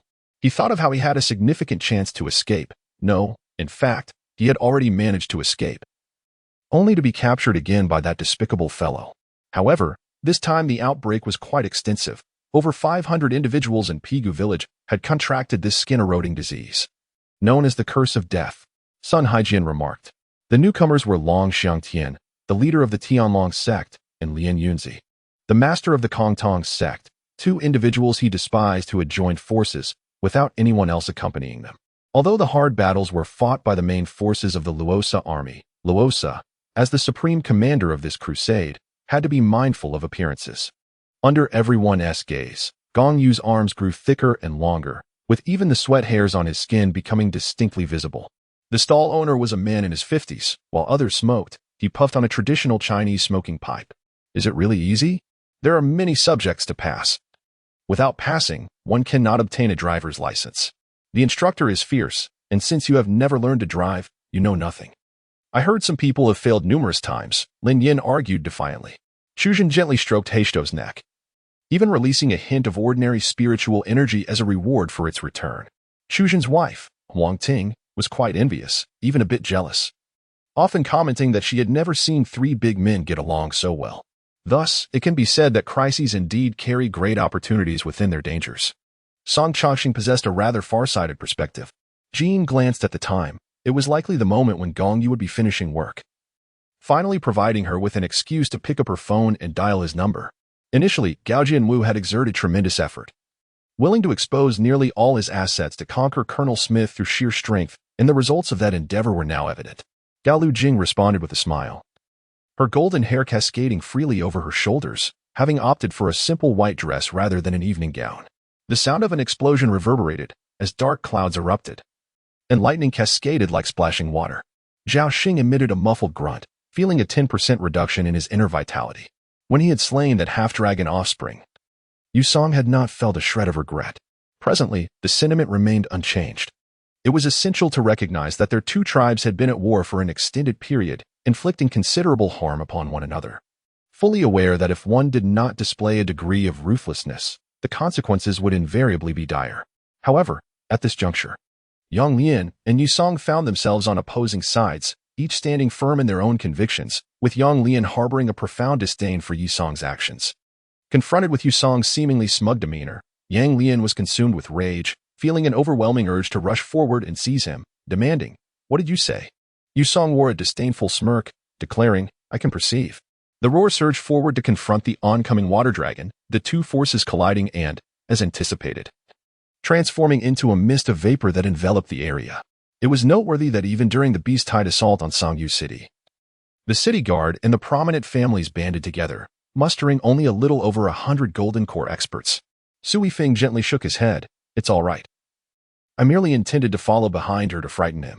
Who would have thought that Gong Qianqian's sister-in-law would mistake me for a villain?"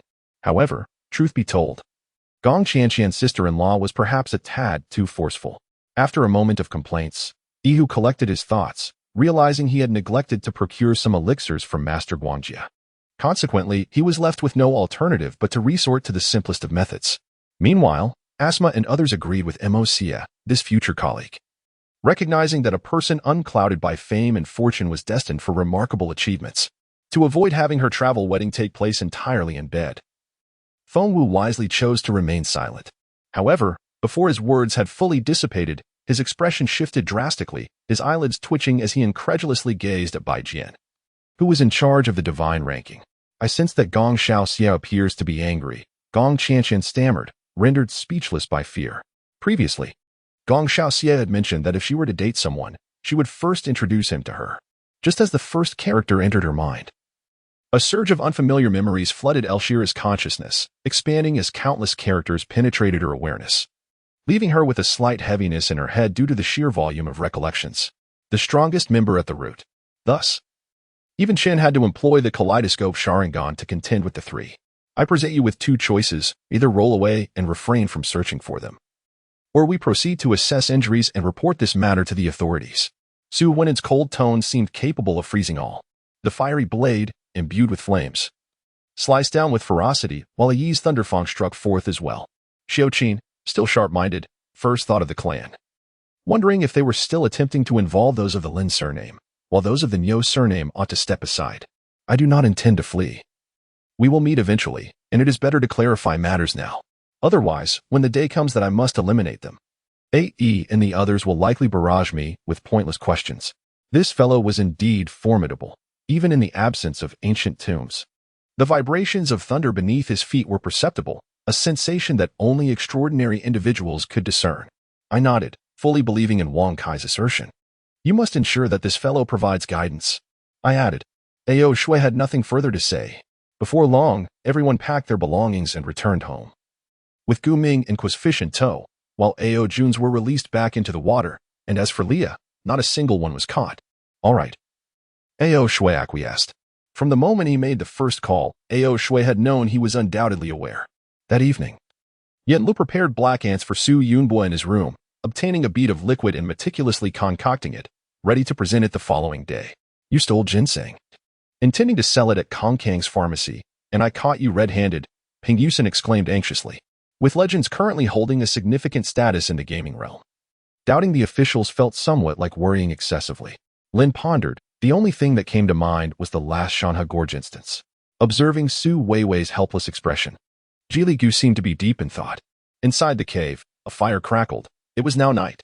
Although the deep winter nights rarely allowed for the sounds of various beast roars, the howling wind and snow outside carried a haunting, ghostly resonance, compelling one to remain on high alert. Just as Su Weiwei was preparing to urge Jili Gu to rest, he suddenly turned towards the approaching Huang Rong, inquiring, So, why did you become the leader? Was it due to ability or innate talent? Indeed, Huang Rong stood as the mightiest among the half-dragon clan, a leader without question. For many years, he had guided the gnomes in engineering, mining, and alchemy. That's the answer to flying pants. With mining and alchemy, gnome craftsmen could effectively secure the necessary materials for their products. Indeed, coupled with the words spoken by Tang Yue the previous night, Morong Zhao's heart grew increasingly irate. Du Liushi failed to notice Gao Jun's unusual demeanor, lifting her head slightly to gaze ahead, where Wu Wei's figure gradually faded into obscurity amidst the wind and sand. Clap. Clap, clap. In the midst of silence, several claps suddenly resonated. Two familiar figures emerged slowly from behind a low wall at the entrance of the town. My gaze fixed, unable to suppress a beaming smile. The scenes from the film materialized in reality, evoking a sense of disbelief. Hua Wui felt a sense of relief, finding everything to be quite normal now. However, Insu did not respond to Duan Qing's words, but continued to wield his high-tier ice-based magic in a relentless assault against the necromancer. As General Gu and the others approached, the falling rocks from above hindered their ascent, and a few subordinates, unable to evade in time, were struck by the boulders, tumbling down the mountain amidst cries of despair. Wang Rong was aware of her good looks and figure. In her eyes, all men were the same, their gazes filled with uncontainable desire. Even if this young teacher pretended to be virtuous, she was certain his intentions in extending a helping hand were driven by such desires. A faint sound seemed to echo in her ears, those voices frail and weak, penetrating Qing Zhan's ears, yet becoming an unintelligible melody. Rest assured, senior sister, I am not so easily defeated. Besides, even if the autumn winds turned chilly, I doubt they could catch up to me now. Farewell, and I shall see you again at Qingming sect.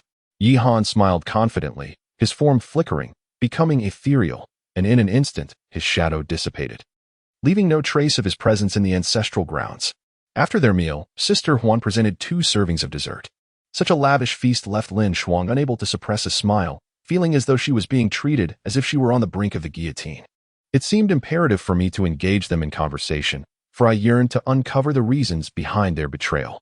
A middle-aged passenger approached the elderly lady, bending down to rummage through her pockets in search of emergency medication. Were they heading to the airport? Could it be to fetch Mrs. G? Lin Shuang pondered, uncertain whether to feel elated or troubled at that moment. You can't even clean your own thorns, yet you dare to pick at others. Shen Being remarked sarcastically as she distributed the utensils.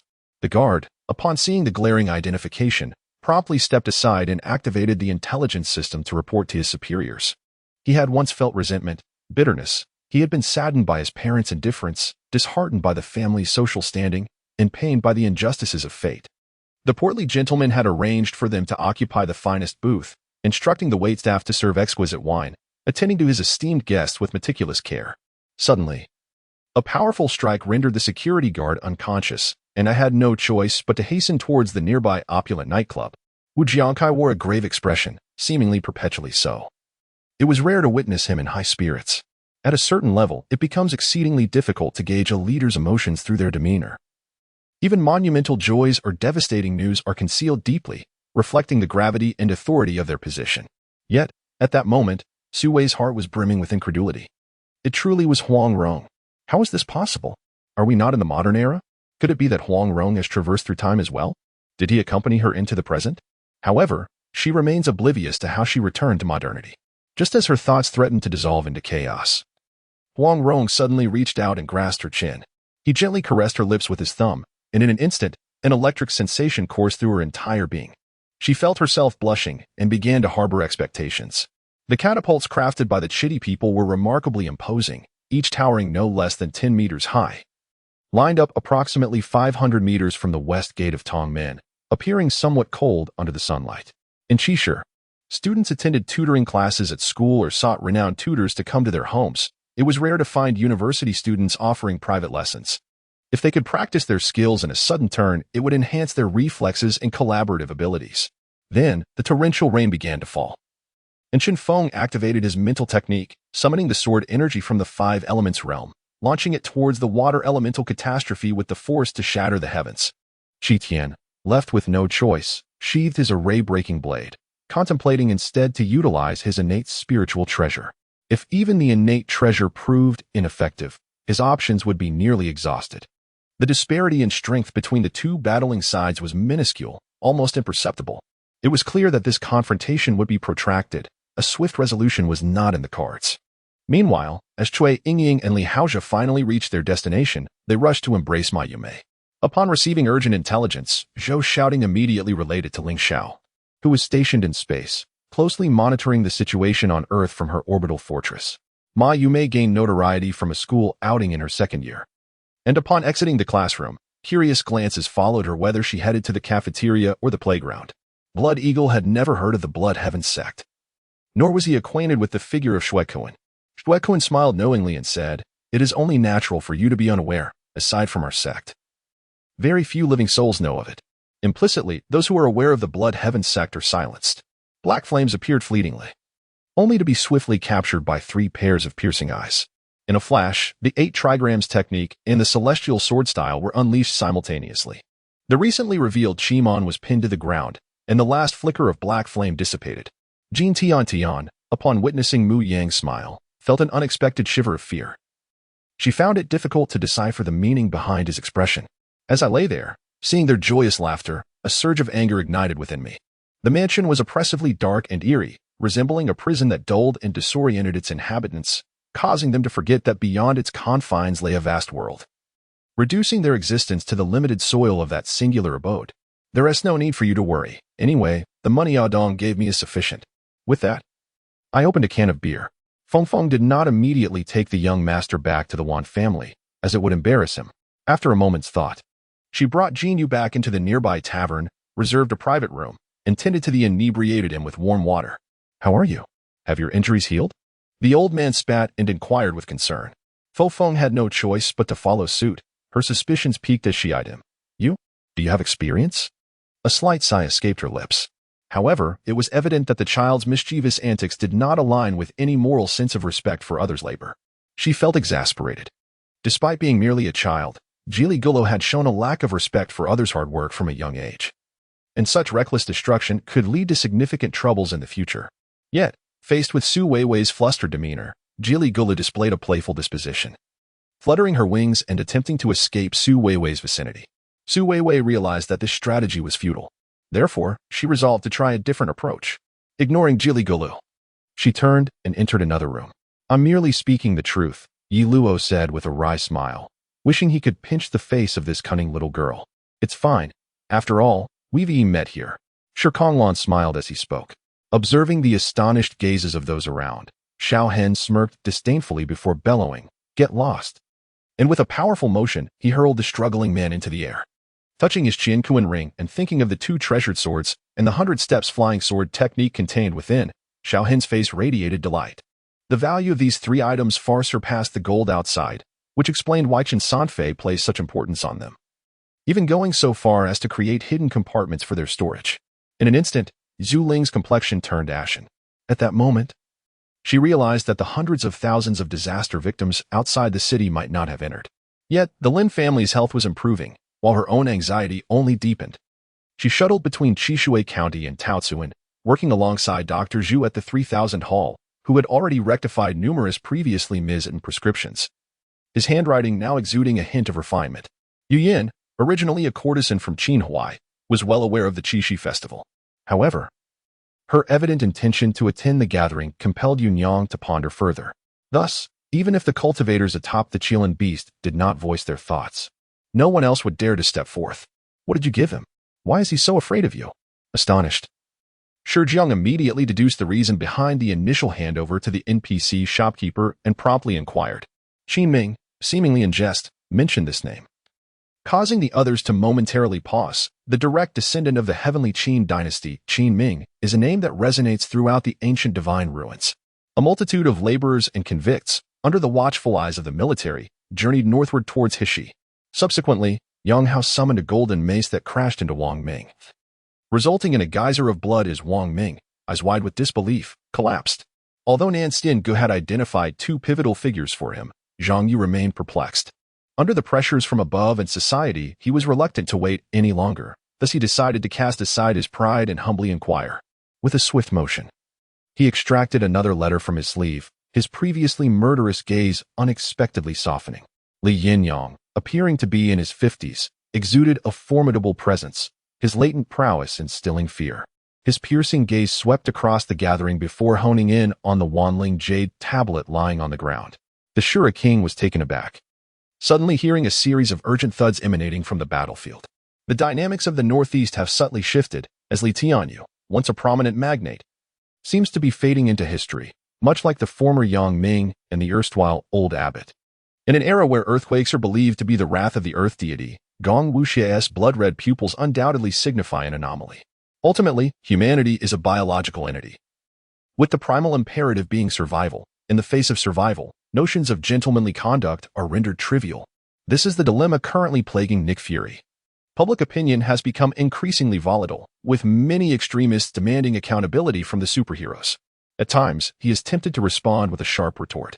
Su Weiwei remained vigilant, her gaze fixed on the snow leopard.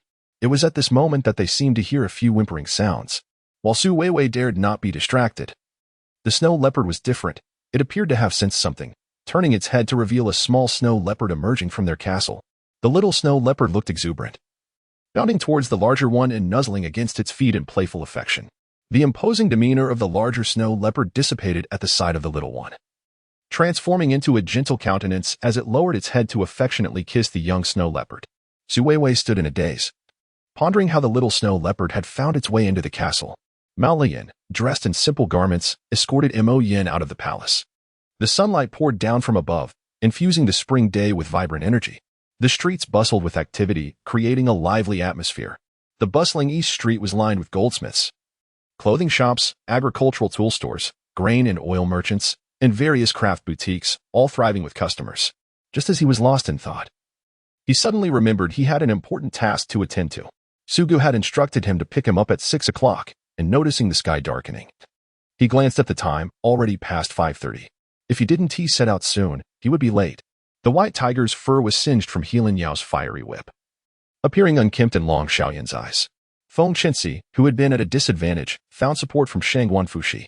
Together, They executed a mesmerizing combination of the three absolutes needle and the stunning sword technique, finally managing to counter Li Jiannan's overwhelming second-level attack of the demonic shadow annihilation. The expression on the black-clad figure's face was one of despair, as a capable member of the dragon team, tasked with the jungle role. He had never encountered such an embarrassing predicament.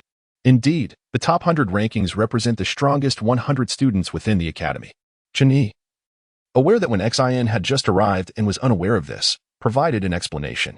This time, a few individuals, upon introspection, clearly heard the words spoken. However, apart from the enlightened Nantian, the other three were left in a state of bewilderment.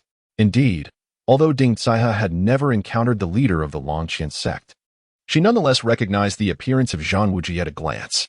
Wang Yu, despite hailing from Hunan, spoke with almost no trace of a regional accent and exhibited a fluency in Mandarin.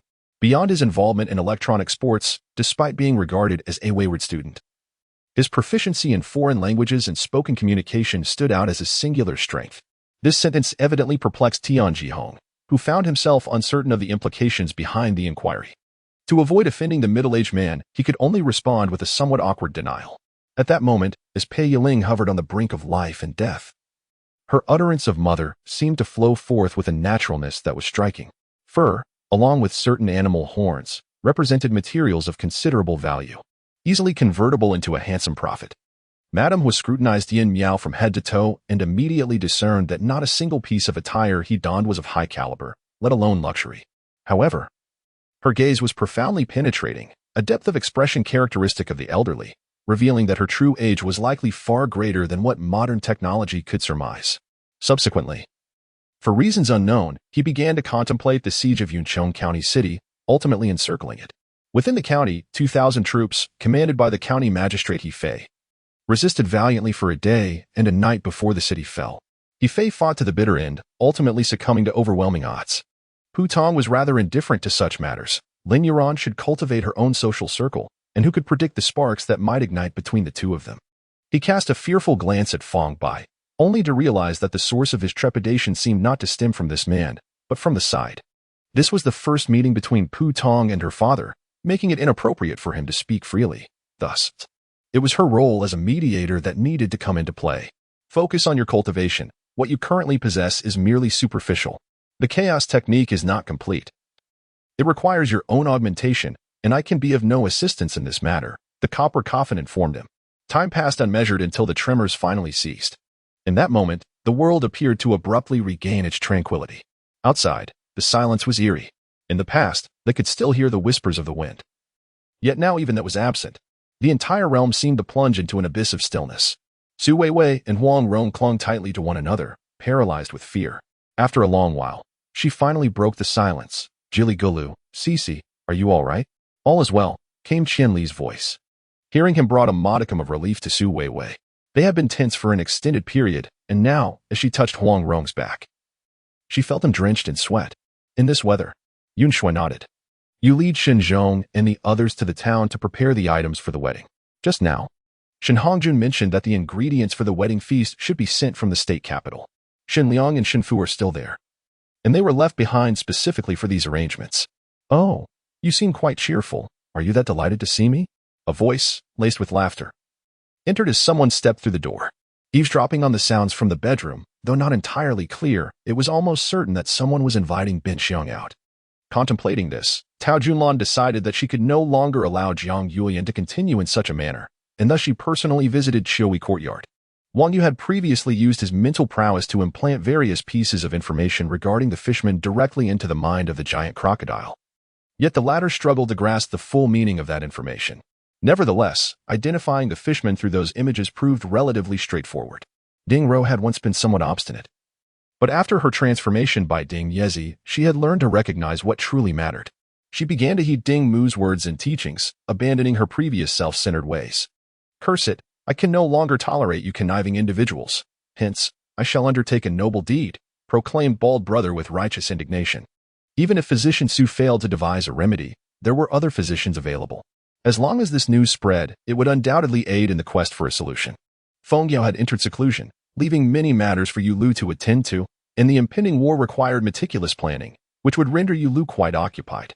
Jin Xiu, being with child, found it inappropriate to attend such an event, not solely for her own well-being but also for Baoju's. Therefore, Yin Shui brought Jinshuo's share on her behalf. It is worth noting that, regardless of the tarnished reputations of hospitals and governmental institutions during these times, their official status still held considerable allure. The objectives of the Beast Army seemed almost to deplete the mage's magic while eliminating the artillery that posed the greatest threat to them. Earlier, Yaoman had felt disheartened for not being selected as a sniper, yet witnessing the unfolding scene. He suddenly felt a sense of gratitude for still having a position to rely upon, albeit such reliance appeared naive in the eyes of seasoned veterans. At this moment, Fang Yichen seemed to have disregarded herself. If she wished to depart, she certainly could. However, biting her lip, Jiang Yanqing did not turn to leave. Instead, she approached and circled around to the bedside, observing Fang Yichen and Jin from the side. Chen Ping's remark caused Du Xiaoyan's pupils to constrict sharply, as he evidently grasped the crux of the matter. Shidewas cast a unanimous vote in favor, and the other officers responsible for industry, cuisine, and maritime surveillance raised no objections. Thus, Lin En reported both the situation and the plan to the imperial authorities still residing at the refuge base. "I am weary," Haida replied softly, perhaps unaware of how unfair this was to the officer who had once saved her, despite her previous enthusiasm in crafting chocolates as a gift. The dawn breeze was fresh and invigorating, with only the distant sounds of mules and the occasional snorts of livestock remaining in her ears. After conversing for quite some time, they gathered again for dinner in the evening. Sumo's parents then departed to stay at a hotel in the city, while Suemo was escorted back to her dormitory at JL University by Fang Yichen. The fish in the river were evidently oblivious to the impending peril, swimming joyfully until, before long, they were ensnared by a pair of large hands and lifted from the water. One particular fish was firmly gripped within those hands. Clearly reluctant to submit to its fate, it thrashed its tail vigorously, striving to break free. Yet little did it anticipate that the predatory claws would pierce through its flesh with such ferocity. It merely twitched once before falling silent, though still alive. Its demise was surely imminent. This fish is quite plump, appearing more robust than the few caught previously by Huang Rong. After Su Weiwei dispatched the fish with a stone knife, she cleaned it meticulously. This time, Su Weiwei refrained from directly using a branch to express her displeasure with my surname. She withheld her words, fearing they might provoke the ire of the two officers. After Yang Leffen spoke, he slowly seated himself, sipping his tea while casting a sidelong glance at the expressions of the Shao brothers. Should he triumph over Yuming and vanquish the Zhuo army, it would ensure 2 decades of peace for Goryeo.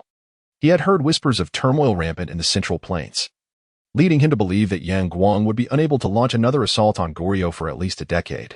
In the depths of the underwater chamber, the buoyancy influenced Xin Yuan Tinji's internal force, allowing him to effortlessly raise the stone coffin. Wu Huan synchronized harmoniously with him, with a flick of the blood silver dragon. The coffin emerged from the water's depths through their meticulous collaboration. Li Dania bent down to retrieve his jacket and donned his glasses, nonchalantly kicking aside Su Jie as he strode towards the audience seats. "Gidge, if you venture out today, do take an umbrella. The weather appears rather inclement." Rongoi, observing Lang Yu's intent to leave, hurriedly offered an umbrella. The vehicle could accommodate over 10 individuals, vast and spacious, adorned with a single luminous night pearl. Yet, the brilliance emitted by this solitary pearl equaled that of more than a dozen, making it truly invaluable. The soul-devouring array was an ancient magical formation. Long forgotten due to its stringent requirements and subtle efficacy, the remaining records were largely enshrined in museums. It was evident that the man before them was the leader of the assassins, his face marred by a vicious scar, a remnant from an encounter with a formidable opponent. He drew forth a large blade, seemingly poised for a brutal confrontation. Huan Luo found herself momentarily dazed. The laceration on her back had caused considerable blood loss, impairing her reflexes. She drove her sword into the ground for support, attempting to maintain her consciousness as the world spun around her. In a fleeting moment of clarity, she glanced upward, witnessing the sun gradually descending on the horizon. Meanwhile, the man she had pushed aside lay half-buried, breathless, as the iron frame crushed into his body, blood gushing forth. "Let us see how long you can endure." Jin Dayuan dared not linger, indifferent to the battle above. With the Lu present, he felt assured of their safety, yet he was concerned for his mentor who had endured much suffering throughout their journey. When Long Yicheng opened his eyes again, he found himself within the realm of the Demon Tail dungeon. Shintu Halong chuckled, patting his shoulder and leaning closer to whisper something. Yuan Yuxiang's eyes widened, as if he were preparing to devour someone. Today's events had undoubtedly dealt him a significant blow, it was best not to speak ill of him. Sun Jingxian shot a glare at Bai Lu, pulling Qin Jinli toward the room. Following the sound, it became apparent that the Black Dragon brother was steadily advancing towards Li Yanyan, taking his time as if to taunt her. That night was nearly sleepless. My mind consumed with thoughts of the immense pressure Gu Qingji must be enduring. By 3 in the morning, discomfort compelled me to rise and sit on the sofa. Scrolling through my phone, fervently wishing for a message from Gu Qingji, yet the device remained eerily silent. Countless individuals associated with Long Yichen, known since the days of Tiandu Longfu, filled my thoughts, including various family elders, cousins, and brothers. Suddenly, I lunged forward, relentlessly pursuing the shortest among them. Unleashing a flurry of blows. This fellow, caught off guard by becoming my primary target, quickly found himself disoriented. The other 6, realizing the situation, rushed over to retaliate. In an apparent bid to assert herself, Su Weiwei even placed her hand on her belly, feigning a roundness that was far from reality. However, the truth was evident to Huang Rong. Throughout the year spent in the wilderness continent, Su Weiwei had only grown increasingly slender and delicate, standing before him in a manner that invoked a protective instinct. Huang Rong's gaze was laden with skepticism and a hint of anger. Su Weiwei sensed his disbelief and conceding, leaned in to sip the fish soup, only to find Huang Rong mirroring her action, taking a sip only after she had. Thus, they shared a bowl of fish soup in this manner. Ah, don't be so curious. You'll find out soon enough. Shang Shiyu teased with a smile, playfully withholding information. It was not that she wished to remain secretive, but rather that she felt unable to articulate her thoughts clearly. After all, they would soon indulge in the meal. She gently pursed her lips, laughing as she settled at his desk, propping her chin up with her hands and gazing intently at him. While Lang Yu diligently pinned a report, seemingly unfazed by her presence. Congratulations, you have acquired a treasure, a remarkably rare one. Shang Guanqing announced as he descended from the helm. The day had been filled with diligent work, with little time spared for anything but meals and restroom breaks. The man before me exuded an air of affluence and power, clearly not an ordinary individual. Ji Zian lifted a spoon, carefully scooping a spoonful of rice soup. Blowing on it gently before taking a sip, her tone commanding. Who cares if you come alone? Shi Jin scoffed disdainfully. You, blind to your own situation, have offended young Master Ling. Surviving this encounter is a testament to your luck. She was unaware of whether Stephen desired collaboration, but the absence of any recent contract with Gu's company signaled that he still held such intentions. The malevolent aura surrounding her was palpable, mingled with an unpleasant scent of cologne, as Lan Xingyan held her breath, locking eyes with him. Wei Guoqiang paid him no mind, instead tracking time. Noting that a minute had passed without Long Xiao uttering a word. Given that the other party had not taken their clothes, there seemed to be no significant issue. Due to Yun Yang's excessive force, she was nearly thrown off balance. Had it not been for Qing Yue's timely assistance, she might have fallen. Director Liu appeared in high spirits, his face adorned with a radiant smile, his eyes twinkling with mirth. Whether they were bank presidents, underworld figures, or tycoons, one could guess that dropping a brick from the upper floors would surely strike an international dignitary.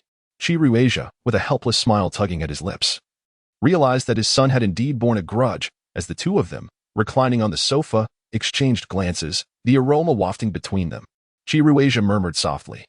At that moment, numerous kiss marks adorned the surface above, all his handiwork, as if showcasing the intensity of their earlier encounter in the bathroom. She lifted her hand, her soft, delicate fingertips brushing against the shadow beneath his eyes, her gaze filled with evident concern. Opposite them, Wu Daoren, witnessing Han Yinlin's response, chose to refrain from further comment, for it was unlikely that anyone appearing at this moment could be a mere illusion. Gao Ming, however, pointed unceremoniously at another camera, demanding its immediate retrieval, his tone leaving no room for dispute. At this juncture, on the revolving stage, the dancer twisted her slender form, serpentine in motion. Clad only in the barest of attire, Xia Yeyu, calm and composed, regarded Nangong Yun, and with a wave of her hand, summoned forth a golden divine beast and a purple flame beast, both emerging from the fabric of space itself. She yearned for freedom. While he understood that her desires were simple, a home, a patch of earth, and a heart to call her own, an aspiration he doubted he could fulfill. Zhao Daxin was fastidious about cleanliness, ensuring his room was immaculate. Thus, the scrap of paper could not have originated from him or Luolai. Bending down, he picked it up, glancing at it with a surge of cold sweat. Should she casually agree to Wang Da's request for fish the following day? It was certain that he would return on the third and fourth days as well. Managing the needs of so many was already a formidable challenge for Su Weiwei. They could not expect her to squander an entire day on such frivolities. even if she had the time to attend to these matters. She needed Wang De to understand that her kindness came with certain expectations.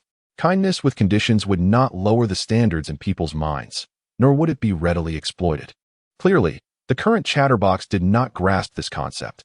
However, Su Weiwei bore no ill will, gently patting his head and softly saying, "All right. I know you cannot comprehend this yet, but this is nonsense." To challenge them? Absurd. They dared to speak boldly before General Jiang and the many generals present. They could come one by one or in a group, and he would be ready to engage at any moment. As for the adversaries here, while they expressed no fear of the puppet army, they dared not act recklessly, for they were awaiting instructions from Qian Zhougang. Should Qian Zhougang ignore them, they would be akin to lambs awaiting slaughter, too intimidated to resist. Any act of defiance would be tantamount to treason. This solitary pursuit of defeat, infused with the whimsical essence of Wudi from the grand tapestry of laughing Jianghu, acquires a delightful touch of absurdity. The formidable defensive line, composed of the stalwart Rock Dellis, the sprightly pompous Lewis, the tenacious Diamond Grosso, and the indomitable Westman, boasts both remarkable speed and strength. Even the substitutes on the bench possess commendable prowess. What a remarkable display of audacity and psychological resilience. Ladington ultimately realized that Wang Fan's most formidable asset was not his exquisite hands, but rather his skin as thick as a city wall. Should such a person venture into the realm of politics, his prospects would be boundless. Lu Ruoyan found herself lamenting the inefficiency of her intelligence department, which had failed to inform her of Wang Fan's cousin, who, judging by their relationship, was undoubtedly Wang Fan's trusted confidant, possessing genuine skills. This is the advantage of nobility. Once respect is earned, there is no need to invoke the name of Weiwei to incite animosity. Even in doing nothing, harmony and joy abound. We spent a considerable time conversing with County Chiefly and his advisor, yet uncovered no significant breakthroughs. Wang Fan remained contemplative, having previously misunderstood Wu Ting's background, believing her merely to be a wealthy woman. However, her effortless acquisition of a billion-yuan real estate project indicated that her connections were anything but ordinary. Although playing mahjong may seem a light-hearted endeavor, theoretically devoid of loss, the consequences of victory remained uncertain. Thus, after the infinite ancestor god vanquished the Jade Emperor, Lao Jun, in Buddha, he became unparalleled, wielding absolute power. Upon learning the full context, Zhang he was even more reluctant to visit Zhufa, fearing it might provoke conflict. Qin Xiang's group, including over 20 members of the treasure ship, were willing to remain, even if scattered to other vessels. It was rumored that more than 80 others were guarding an ambush site alongside Zhufao's soldiers, so they were no longer a concern. Where had the jade-faced gentleman gone? Was he not gravely injured, as you observed? Fire Phoenix inquired, perplexed. At the Chama gang's headquarters, as the lamps were lit, the renowned physician Hua wore a furrowed brow, while Dao Feng remained in a state of confusion, already drifting into unconsciousness. Wang Ho, Lu Hanin, Zhou Qizhu, Zhu Ji, and Dao Feng's master Zhong Xiao gathered around the bedside, unsure how to respond to Hua's expression. Yuan Wei attempted to persuade the Qing Shan Hongzhuang, only to find her entirely indifferent. Her delicate hand plunged into Yuan Wei's body, extracting a cloud-like azure phantom, within which flickered myriad lights, resembling a colossal serpent entwined, a roaring tiger, and enormous wings flapping in flight. Unexpectedly, Mei Shulian was not beside Nie Rong. Instead, Mei Guiyin followed closely behind her.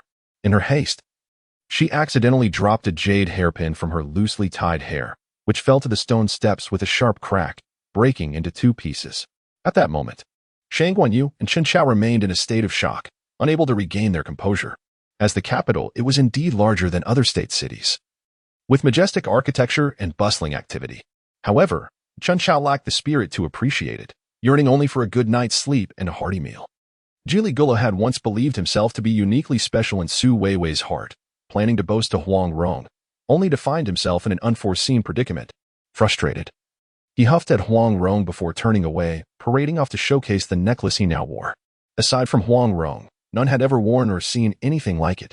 Upon glimpsing the necklace around Jili Gula's neck, envy was etched upon their faces. It was truly exquisite, they all remarked. Jili Gula felt elated, striding with an air of confidence, almost as if the wind accompanied him, brimming with pride. Wang Da and Yun Duo paused momentarily upon seeing the necklace, its vibrant crimson hue coalescing into a blood-like color that painted the entire sky. Above, it appeared as if a colossal visage was gradually taking form, with a power so immense it seemed capable of toppling the heavens, surging down from the depths of the cosmos. The two most agonizing experiences in life are separation and the chance of reunion.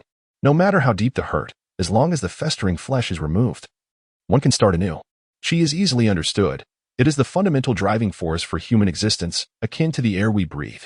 Without the breath of air, life cannot persist, as all bodily functions rely on qi. After consulting with old Shi, Gu Feng learned that the stone used for the walls was not Tianen stone. For otherwise, one could not merely glimpse the first and second floors of the venue without penetrating to other rooms. This joy is not sharp, nor fleeting. Rather, it is profoundly substantial and enduring, as if all the voids and fractures of the past could be mended and filled by its presence. Upon seeing the guardian of the home, Dong Jiani joyfully clasped his hands together, and as soon as the guardian concluded his words, he promptly dialed the phone at the entrance of the Su residence. "Hello, we are here to seek someone," said Xiaoying, who had previously engaged in activities in Japan and was proficient in Japanese. "Do you mean?" Gu Feng seemed to grasp the implication of the elder Shi's words, as a flicker of brilliance danced in his eyes. "With your capabilities, how is it that you are unscathed?" In Wuji's icy gaze swept over the two, as he coldly inquired. Yet, only 10 minutes had passed since the skirmish had begun, and the number of the Emperor's monsters had dwindled to merely 7. Though these 7 were already in a severely diminished state, due to their comparable strength, it remained uncertain who among them had a greater chance of obtaining the breastplate. This matter has stirred considerable commotion in the locality. However, it has gone unreported in the news, and the online realm has seen no ripples whatsoever. Pei Miran's eyes glistened with unshed tears as he wished to intervene, to urge him to rise, yet he remained rigidly kneeling. "Your Highness, you mentioned that you would never bear children again. What has transpired?" Jiao Yu inquired. Yun Yang remained silent in his embrace, before extending her hand to Ji Feng, who stood beside her, wearing a look of concern. At the dining table, Weiwei earnestly expressed her desire for Xingqian and Xie Tenghua to wed during the upcoming May Day holiday, to which the Xie family parents readily consented. Considering that Xie Tenghua and Ye Xingqian were of a similar age, and children of their generation had long since married and started families. Thanks to Dr. Chun's administration of acupuncture, the poison within Liang Chunxiao had been temporarily subdued, allowing the two to converse with ease. Untroubled by the potential harm to Liang Chunxiao's vital energy, they were utterly unaware of how they had been poisoned. They had not taken adequate precautions, and the seemingly inconsequential Su Lingyu from the Su family had cunningly schemed against them with poison, especially after Liang Chunxiao's return. One of his starry eyes remained fixated on his remarkable brother-in-law, diligently honing his martial skills. Time was running short, as the school gates would be closing for the night. The group tidied up and prepared to return to school. The once tranquil Dahe suddenly erupted upon meeting Mu Waka's gaze, charging fiercely towards Qingjun. It was not that the group had abruptly changed their demeanor. Rather, following the battle in the capital, Yiyu's brilliance had become unparalleled. Xia Jinxian feigned ignorance, cradling a jar of wine as she ascended the competition stage, unwavering in her focus as she approached her cooking station. One might mistakenly believe that a battle was about to ensue. Of course, with so many competitors, it was impossible for all to be adequately supplied. Su Weiwei's grilled meat was limited in quantity, available on a first-come, first-served basis. Once sold out, she would promptly close her stall. After a loud call rang out, the winged birds became even more frenzied. Su Weiwei gazed at their wild antics and sighed softly.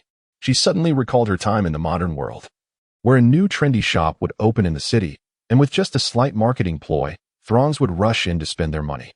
People often find themselves enchanted by something novel, so even if such a thing lacks substantial value, it can still captivate them. Li Ru's face flushed with heat, her hands resting on his broad shoulders, eager to speak further. Everyone was aware of his character, leading them to merely chuckle. The trio was set to meet in reality the following day, which sparked a sense of anticipation among them. Morong Lian introduced Wei Qixing, saying, "This is my close friend. She is called Kening, and she will be staying with me for a while." She then introduced Kening to Wei Qixing. As for Hua Mei, under Lin Mu's purview, it was evident she was merely creating buzz for her entry into the entertainment industry and posed no threat to their livelihoods. The next day, he awoke around noon, and after washing up, he noticed that Morong Lian had called and messaged him numerous times, primarily inquiring about his activities, to which he had not responded. He then enjoyed a bowl of rice rolls at a local eatery. She had prepared herself mentally for this, knowing that even if the performance was subpar, there was a particular song worth the experience. Shi Youqing's appearance was already striking. However, due to her frail health, she exuded an aura of delicate fragility, akin to a porcelain doll. in this ruthless game of survival. Such an innocuous visage often elicited either pity or a desire to inflict cruelty. He revealed a fierce demeanor, his expression devoid of emotion. One side of his robe was stained with a dark crimson hue, a stark contrast to the dried blood clinging to a corner of his chin, layered with fresh splatters. A few drops stuck to his eyelashes, tinting the area around his eyes a deep red. On the eve of entering the dungeon, Shi Yuqing and Bo Huai attended a newly released horror film together. Meanwhile, after a discussion, Su Bai and Li Hao contacted Lei Che to inquire about when his initial plans would come to fruition. Indeed, with such handling from Bian Yajun, the issue of face was largely mitigated. Su Fazhao's affairs were unlikely to leak. However, the complication lay in the fact that Bian Yajun was still aware of the situation, and he was the sole individual privy to it. If his intentions were nefarious, then Shi would find himself completely at his mercy. I am sorry, but if you desire my assistance, it must be exchanged for the essence of the stars. Otherwise, our dealings conclude here, Weiyu asserted firmly. Jiang Yi did not interrupt but patiently waited for what felt like an incense stick estimation before he noticed a change in the expression of the palace master of the Mirage Palace. Fei Yu felt a sense of relief. Though he had lost a child, he did not grieve excessively, only experiencing a flicker of tranquility amid his prior agitation. Perhaps because he had never truly acknowledged the child's existence in his heart. The individual before him was none other than Danny, the guard who accompanied Li Lade, tasked with ensuring his safety. The heavens trembled as the giant spirit was taken aback, filled with trepidation, at the moment the giant spirit's hammer shattered. Taishian Daozun and the others were left in stunned silence. Fortunately, the Shao sect stood apart from other sects, revering the Zaiyayozi, who would dare to resist. Even the disciples of Zaiyayozi need not address the elders of these protective sects as seniors, but rather on equal terms. With a sigh, he found his thoughts drifting towards longevity, and before long, he succumbed to slumber. It was with this hairpin that he had slain his mother, extinguishing the only maternal love she had ever known in this world. Once the army was assembled, Wei Qing led his troops beyond the city gates, charging straight towards the Huron's main camp, proving that after such promotion from Zhu Hu, everyone was now aware that hair could be exchanged for grilled fish. In the early morning, as dawn broke, Su Weiwei had just opened her eyes, contemplating rolling out of bed. However, she was unexpectedly pulled back into the warmth of her blankets by Huang Rong. The spring chill lingered in the air, and at this hour, the sun had yet to illuminate the earth, leaving everything shrouded in a misty, cold gloom. Su Weiwei felt herself ensconced in a strong embrace. Huang Rong's languorous voice drifted into her ears. No, it's too early. I miss you. What do you miss about me? Su Weiwei arched an eyebrow slightly. In an instant, she remarked, it seems this meal will indeed have to wait until you graduate. Then you can treat me. Only then will I be able to truly indulge. Li Lianfeng spoke with utmost seriousness, turning to glance at the one who genuinely held the throne. He bore the confidence of a monarch, while those kneeling before him perhaps possessed little more than ambition. What did he himself truly possess? Let the games begin. With Gu Yisen's command, she proactively launched an attack, splashing water at GMO with fervor. At this moment, I found myself at a loss for words, merely gazing at the gradually darkening sky in silence. Jing Yin mentioned an indefinite leave of absence. However, given the vast enterprise he managed, it was implausible for him to completely relinquish responsibility. She closed her eyes in quiet contemplation, pondering, I yearn for my dreams to include you, yet, separated by the disparity of our realities and the shadow of Qinzixio, such aspirations might indeed be nothing more than a mere fantasy. She reflected, right now, I must appear quite disheveled, as I hurriedly prepared a meal, feeling somewhat flustered. Moreover, even in the most sophisticated of kitchens, the sweltering heat would inevitably induce a sheen of perspiration. At this moment, the strands of hair on her forehead clung damply to her skin. Just then, Fifth Anne approached, gently cradling her belly, her unadorned beauty resembling a pure lotus emerging from the water, accentuating her delicate grace. Huang Sharan was the first to regain her composure, promptly rushing to the kitchen to fetch a bottle of mineral water. She unscrewed the cap and tenderly raised the bottle to Jiang Xiaoyou's lips, as if fearing he lacked the strength to grasp it himself.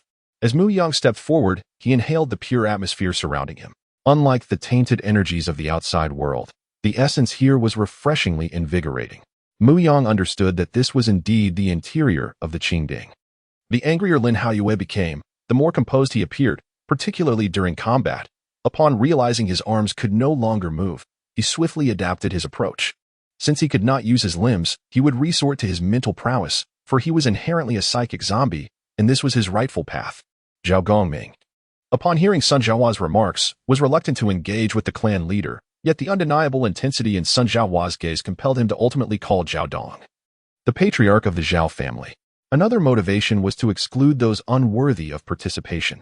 After all, having been caught off guard by Wu Tian once was sufficient. Any further involvement would lead them to question their suitability for the imperial contest. Perhaps one's senses sharpened before death, particularly the piercing sound of a mother's cries. Reflecting on his current status, he realized that attending future business engagements in a pickup truck would indeed be inappropriate. Today marked a stark contrast to yesterday. The trio had undergone a complete transformation, each adopting the demeanor of a gentleman, no longer mentioning their former dominance over the Xianyuan sword. Consequently, King Han acted with increasing prudence, graciously sending the crown prince to welcome the Qin envoy, and later hosting a banquet for the Qin prime minister at the Qin Hall. Observing the array of dark, unappealing items in his hand, along with the ludicrously outdated name they bore, Lin Hao felt a pang of incredulity. Although the name translated into Huaxia was utterly unrefined, in the vernacular of their Ula planet, it sounded rather melodious. Why? Could it be that the Heavenly Sovereign wishes for my brother to become his subordinate? Or does the Heavenly Sovereign possess the ability to absorb others' powers? Mo Yuli pondered this notion. After that kiss descended, Huang Rong suddenly reached out and grasped her wrist, pulling her into his embrace. Su Weiwei felt herself unexpectedly toppled onto the bed, staring wide-eyed as Huang Rong rolled over her, and she was indeed taken aback. Could it be? Was he aroused again? As she gazed into his starry eyes drawing near, she felt herself sinking into their depths, yet at the very moment of their contact, he halted. He appeared somewhat helpless. Weiwei, I will not harm you. If you dislike it, I shall not proceed. These words stirred a subtle emotion within Su Weiwei. She recalled the early days of their acquaintance when Huang Rong was entirely different. The ring that Song Mingyi had brought back was now marred with visible signs of wear. And the synthetic diamonds, having long been exposed to a humid environment, lost their luster. At level 9, she was already at the pinnacle of the late stage of the body refinement realm, just a step away from the Qi refinement realm. Rongjing Shui suddenly grasped her wrist, and she felt her self-esteem shatter gradually within her gaze. Su Ruo turned to the elderly matriarch, realizing that Fan Qin was someone the Liang family had brought in, secretly colluding with them. The Liang family had always been at odds with the matriarch and with the arrival of the Wang family. They naturally had no intention of granting her any courtesy. In such moments, Desonas often felt intense jealousy but could only retreat and continue his research. LV Zhenjun exhibited signs of an impending outburst, while Duan Shui Lu rested a hand on his shoulder, prompting the former to abruptly halt his speech. Staring incredulously at the luminous barrier before the Hall of Heavenly Punishment, Chu Haoran patted number 1 on the shoulder and said with a smile, "All right. I leave this to you. Be cautious and ensure no one discovers your presence. I shall take my leave now." With that, Chu Haoran turned and returned to the hotel. In the minds of these individuals, numerous speculations surfaced, yet none aligned with the circumstances surrounding Lu Xingshi. However, due to Lu's audacious demeanor, they hesitated to act recklessly, fearing to offend those they could not afford to provoke. Was it truly so simple? To behold a world unknown to you, one would expend such vast sums? To invest 100 billion in peril? Are you a fool? Bai Fei had never encountered a person of such ilk. The effects of the innate essence granted by the innate qualities appeared to be a mere tenfold or a single-fold, yet when combined, they bestowed Lu Xingshi with a power augmentation of at least 100-fold. Originally intending to outmaneuver Wang Qin, he found himself ensnared in a counter-scheme, spending 80 million on a painting that he could never truly possess, as it remained firmly within Wang Qin's grasp. Pernua could likely ended up merely purchasing a heap of air for his 80 million. Ling Yu's gaze grew increasingly entranced, her heart, enveloped in layers of protection, trembled slightly. Evading the pursuit of the divine without leaving a trace was akin to scaling the heavens, unless one walked, yet Nzi devised a plan. Returning to the secret chamber atop Anandi Mountain, illuminating the array not for teleportation, but to unearth a stone slab in the corner that led deep underground. Activating isolation and hastily applying soul-revealing paint, ready with a jade slip for the next destination, Nitua Star. Even some celestial beings, when grievously wounded, would opt for prolonged slumber to recuperate. How much more so for mortals, as recovery in sleep is a fundamental instinct of every living entity. In truth, the battle had already commenced, had you not noticed? Yinjin shrugged and remarked. Upon her entrance, she found the bed devoid of occupants. The covers, once lifted, felt icy to the touch, suggesting the occupant had long departed. Xiao Yuehua pondered whether the patient had awakened, as she could hear the faint sound of water from the bathroom. Wang Chun followed, an elderly man collecting refuse not without purpose. He aided in carrying the bags. Driven not only by genuine goodwill but primarily by the desire to extract useful information from the man's lips. Fire. With a command from Lu Yi. The marksman squeezed the trigger, a muffled thud resonating as the bullet soared swiftly toward its target, clad solely in a fall coat. Yi Haochuan sensed an overwhelming warmth upon contact, distinctly different from the usual. In their eyes, Wang De was widely spreading its wings, exaggerating its mouth in a fierce cry, indeed presenting a fearsome visage. Dazhong began to tread cautiously. Xiao Xiao, be careful. Perhaps her demeanor was an invitation for our arrival. As Wang De subtly flapped its wings and called out, the nearby members of the Bai Yi bird clan followed suit, unfurling their wings in unison, mirroring Wang Da's movements. The scene was indeed quite magnificent. Dada halted his steps, and we decided to observe first. Before he could finish his words, Xiao Xiao suddenly rushed towards Wang Da. And simultaneously, Wang Da's cries grew increasingly sharp. The log I had previously used to demolish the cave entrance now leaned upward from the opening, revealing only its head. Su Ranran, do you desire this? Su Qinghan's voice emerged suddenly, tinged with a sense of darkness. Having returned, he pondered why Mr. Xia Chuan was inquiring about this. Zhao Yanhe sat on the sofa, somewhat anxious and uneasy. After all, everyone has moments of folly, and as relatives, their assistance to Xing Liangjun seemed quite reasonable. He then combined several maps hand-drawn by his brothers and instructed those skilled in cartography to recreate a complete version, with annotations only comprehensible to their kin. Based on the battle strategies devised by Fang Yin and Zhao Taizhu, Zhang Yang pressed his lips tightly, unable to suppress the smile tugging at the corners of his mouth. Shui Shendong, curious, glanced at Zhang Yang and, upon noticing his suppressed laughter, realized that he was up to mischief. Although unaware of Zhang Yang's intentions, he had no choice but to feign a look of horror, timidly glancing towards the corner of the wall.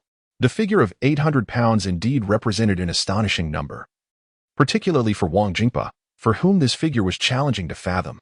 That evening, everyone gathered at the hotel, including several board members from the Paradise Group, whom Lin Wanshi had also invited. The day after Rome Shermian returned from the Monkey Head slope to Zijin village, she mobilized everyone available to rush into the cotton fields for the harvest. A rather enigmatic nation, Wadu rarely interacted with the outside world. The sole route leading out was the Qianzhong Gate beneath the Lingyun Peak Huangning Shrine.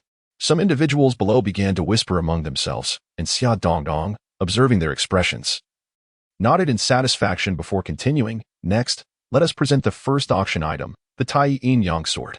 At this proclamation, a stir arose among the attendees, leaving me somewhat bewildered. I noticed that on the young man's table lay a plate of roasted chicken and a pot of wine, as he dined and drank, appearing utterly at ease and content. When Lang Rufing, accompanied by his attendants, returned to the cave where Murong de Tao was temporarily residing, dawn had already broken. He had no choice but to conceal himself within the shrubs on the hillside, waiting for the light of day to brighten, yet no one emerged from the cave. Frustrated, he decided to wait until nightfall to approach the cave. Yinjun lifted the wine jar, pouring into his cup but only managing to fill it halfway before it ran dry. Oh, no more wine. Left Xian Wang was pleased with Princess Jilan's request, as it indicated her desire to continue living within his palace.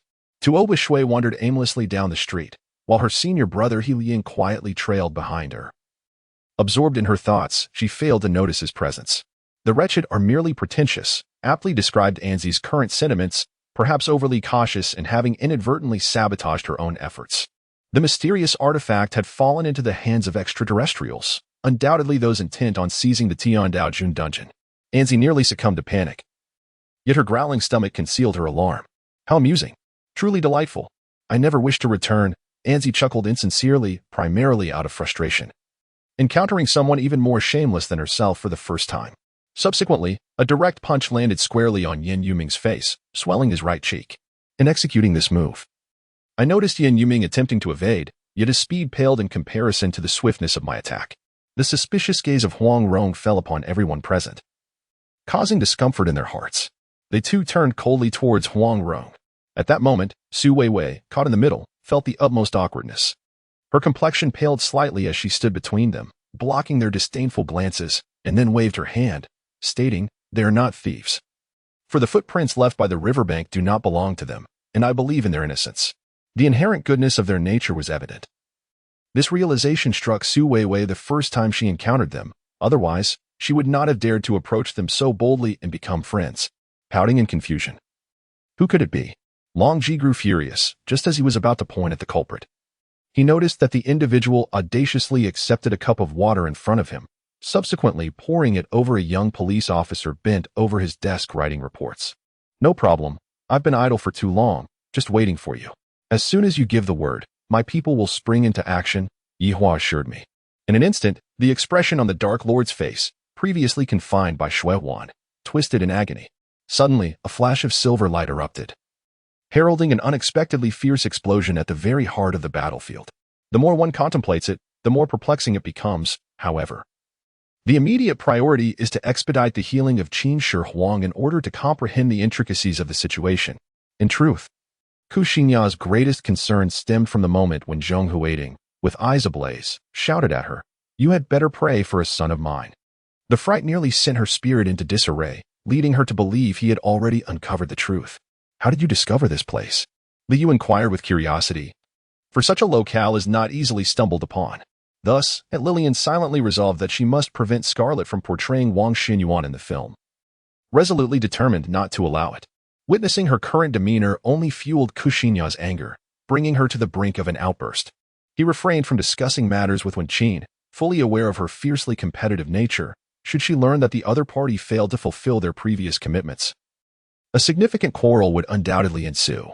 Yet, at this juncture, the Ku family could no longer afford to create enemies, hence even with Ku Xiangbao. He opted not to provoke animosity. In the flower hall, Lin Mushin and Lin Muzhin were engrossed in a television program when Lin Cha entered, prompting them to greet her with friendly smiles. Although Su Heng was equally astonished by Qin Jinyu's earlier performance, he chose to set aside the incident for the moment, recognizing that Qin Jinyu was currently in a fragile state. Despite his excruciating pain, Wei Qinghuai maintained a facade of nonchalance, declaring, "It is nothing, merely a fall. This prince is in no grave danger." Such a captivating presence of Wu Jin instilled in Wei Shi an almost obsessive desire. In the throes of infatuation, the fervent and despairing youth resembled a lost lamb, yearning to gently entice him, to erode his resolve, while simultaneously wishing to bring him to the brink of despair. To induce tears and uncontrollable gasps, he alighted from the vehicle and, alongside Benny, carefully placed Shiza in the back seat. Subsequently, he requested Huaijin to watch over him, ensuring that he would not awaken mid-journey and feel the urge to vomit. The black shroud that had once enveloped him lay shattered, scattered like motes of light, while his white garments were stained with blood, and his forehead and mouth bore traces of crimson, rendering him a pitiful sight. Unbeknownst to him, Shiza had stealthily appropriated the straw from her sparkling wine and, with a glass in hand, was grotesquely sipping the high-concentration Pinot Noir through it. Despite his persistent offering, Shenqi Shui failed to accept, his expression growing increasingly grim, his eyes reddening as he glared at her. As the last words fell from his lips, Ma Tian recoiled as if electrified, retreating in haste. Upon noticing Li Mingxue, who was masked and unwaveringly fixated on him, he inhaled deeply, his countenance darkening ominously. In this lifetime, he recalled the book and yearned to relive its essence, yet despite his efforts, it eluded him. Although perplexed, he relied on the memories of his past life and, through a series of gestures, meticulously transcribed her story, albeit with a transformed style that imbued it with greater depth. "Weiwei, do you recognize the pair of lovebirds that have taken residence at the entrance of your cave?" Su Weiwei was taken aback by this inquiry from Dada, clearly caught off guard. With a serious demeanor, Dada pondered momentarily before continuing. "We seldom interact with the family of lovebirds, but I have heard they are quite fierce and ruthless.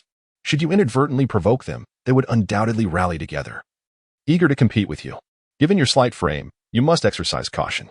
Dada's words were well-intentioned, and Su Weiwei felt genuinely touched. Thus, she offered a faint smile, remarking, "I suppose my connection with the family of lovebirds can be deemed as one forged through conflict."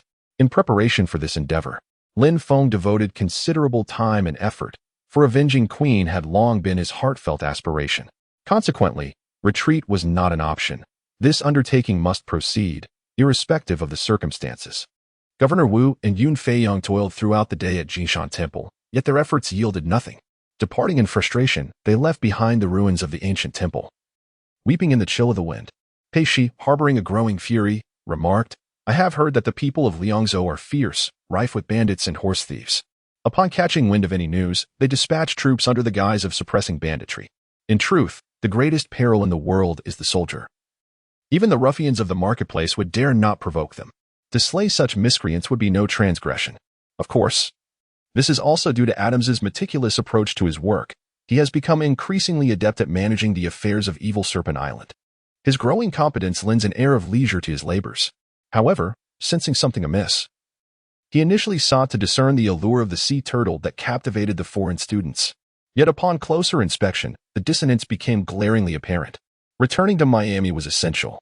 One cannot remain on Evil Serpent Island indefinitely. Although it is the base of operations and a home, prolonged residence can breed tedium. For the island's environment is all too familiar. Zhou Quan merely needed to understand that love and care abound within the family.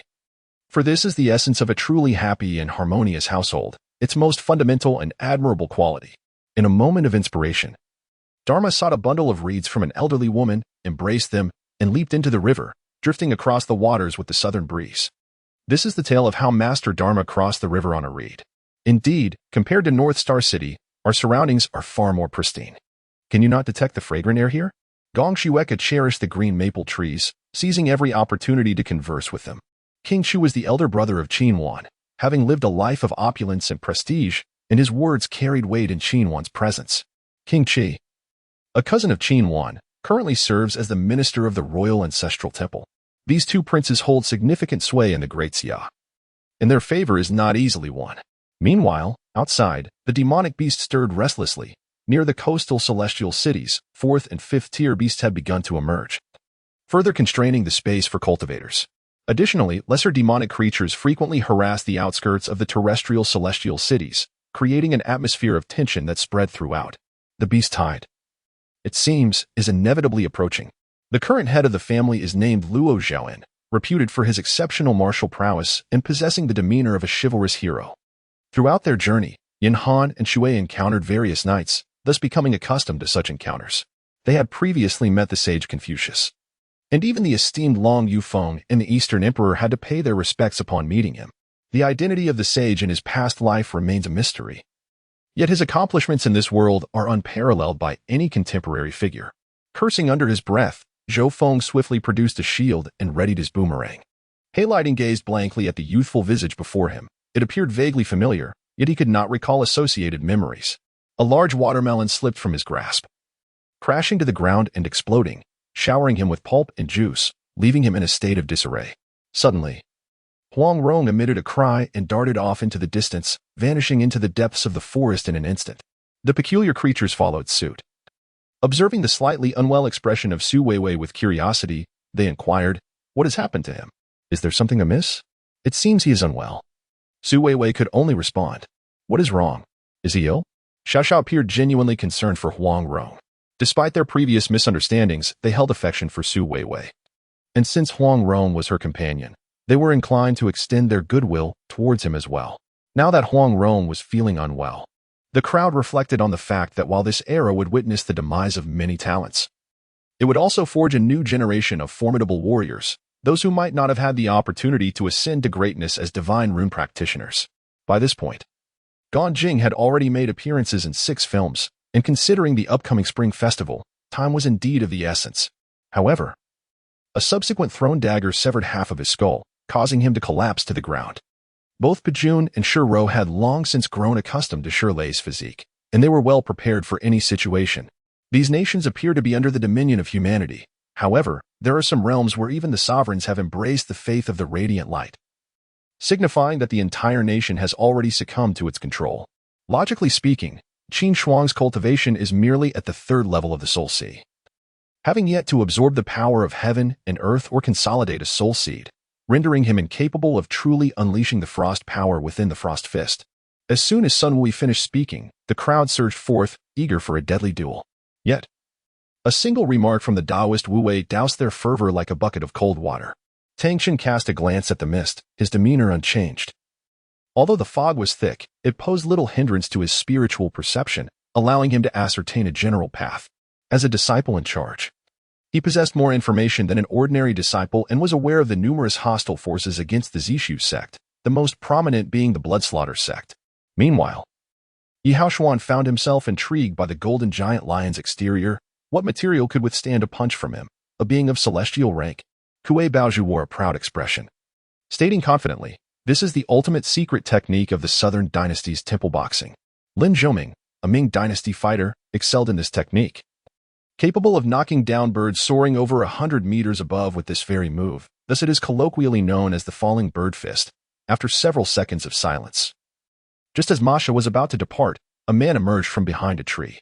Of course, I had already noticed this individual, who seemed to be the instructor for the hidden energy class. Blood dripped from the steel bars, each drop landing on Qinzhao's face. His expression retained a hint of mockery, and despite his muscles contorting in pain, his gaze incited an indescribable revulsion within Qiuyun. Officer Su was at a loss. But with immense patience, he finally clarified the meaning of kidnapping, observing the changing expressions of the child. Moreover, we could procure some kitchen knives and ropes from the farmers. If we could bind the Millennium Shade corpse to a tree, that would be even better. We could all gather to witness and vehemently denounce it, the contemptible man declared earnestly. However, the reality proved that even with Brother Fei's extensive combat experience, a second-tier practitioner was no match for a first-tier one. In less than 5 seconds, Brother Fei was severely injured, having merely been a bystander before retreating to rest.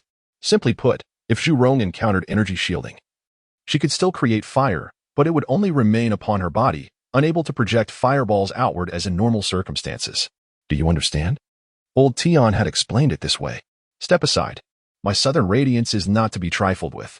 The middle-aged man had a limited impression of Su Bei, merely recognizing him as an undeveloped hegemon being pursued by the Sand Demon Palace. Dida squinted and smiled from the side. Weiwei was simply too adorable. In the past, when he and Xiao Xiao feasted on honey, they never considered the feelings of the bees and even harbored a certain disdain for them, as the bees would always interrupt their enjoyment. One time, while indulging in honey, he inadvertently got stung on the nose, resulting in a lengthy recovery, and even now, he felt a lingering pain. However, upon hearing Su Weiwei's words, he realized that bees also possess emotions. Although in the hierarchy of species on the savage continent, bees are regarded as relatively lowly beings, lacking the grandeur of half-dragon or half-wolf races, Morong Shui blushed and turned her head, feeling somewhat embarrassed to speak these words to her father. It's him. Wu Mei's expression turned icy at the sight of Zhao Yin, momentarily at a loss for words. As one of the 3 major sects on the central continent, the Xuanji sect occupies a vast area, featuring the towering Xuanji Peak and a sprawling forest behind it. Within this forest, few have ventured for millennia, birthing rare and precious treasures. The recent leak has further tarnished the reputations of various European nations, causing many company stocks to plummet, and numerous political figures to face downfall. Upon closer inspection, it transformed into a large cat. Unbeknownst to many, this creature was a Liangqiu, a natural enemy of bats. Now, what he beheld was no longer the fresh cut of a tree, but rather a complete tree. Luca, lacking a background in botany, could only surmise from the shape of the leaves that this was a relatively young willow tree. Many fans present began posting on social media. Domestically, the attention on the Chinese product launch was not inferior to that of Apple, perhaps even surpassing it. Life is not solely about the pursuit of cultivation. Even with the highest cultivation, one remains just a martial artist. Even with great power, one is merely a commoner. The world is fraught with entanglements that disturb the heart. Only when the spirit is maximally relaxed can one truly follow their heart's desires. This was a preliminary examination for the entire senior year of Jiangxing No. 3 High School, aimed at determining each student's review direction in the final stretch before the college entrance examination based on their test scores. After stating all of this, the overall situation was finally conveyed. As for the specific arrangements for the crowded Class B, they would be randomly assigned by Han Xiao and posted on the classroom door. Welcome to the Jiang family. You are all the elite of the Tingwu space and various realms, the most outstanding figures of the younger generation. Today, I, Jiang Yunlong, have summoned you to announce something important. I shall become the next head of the Jiang family. Jiang Yunlong proclaimed this with a face full of pride.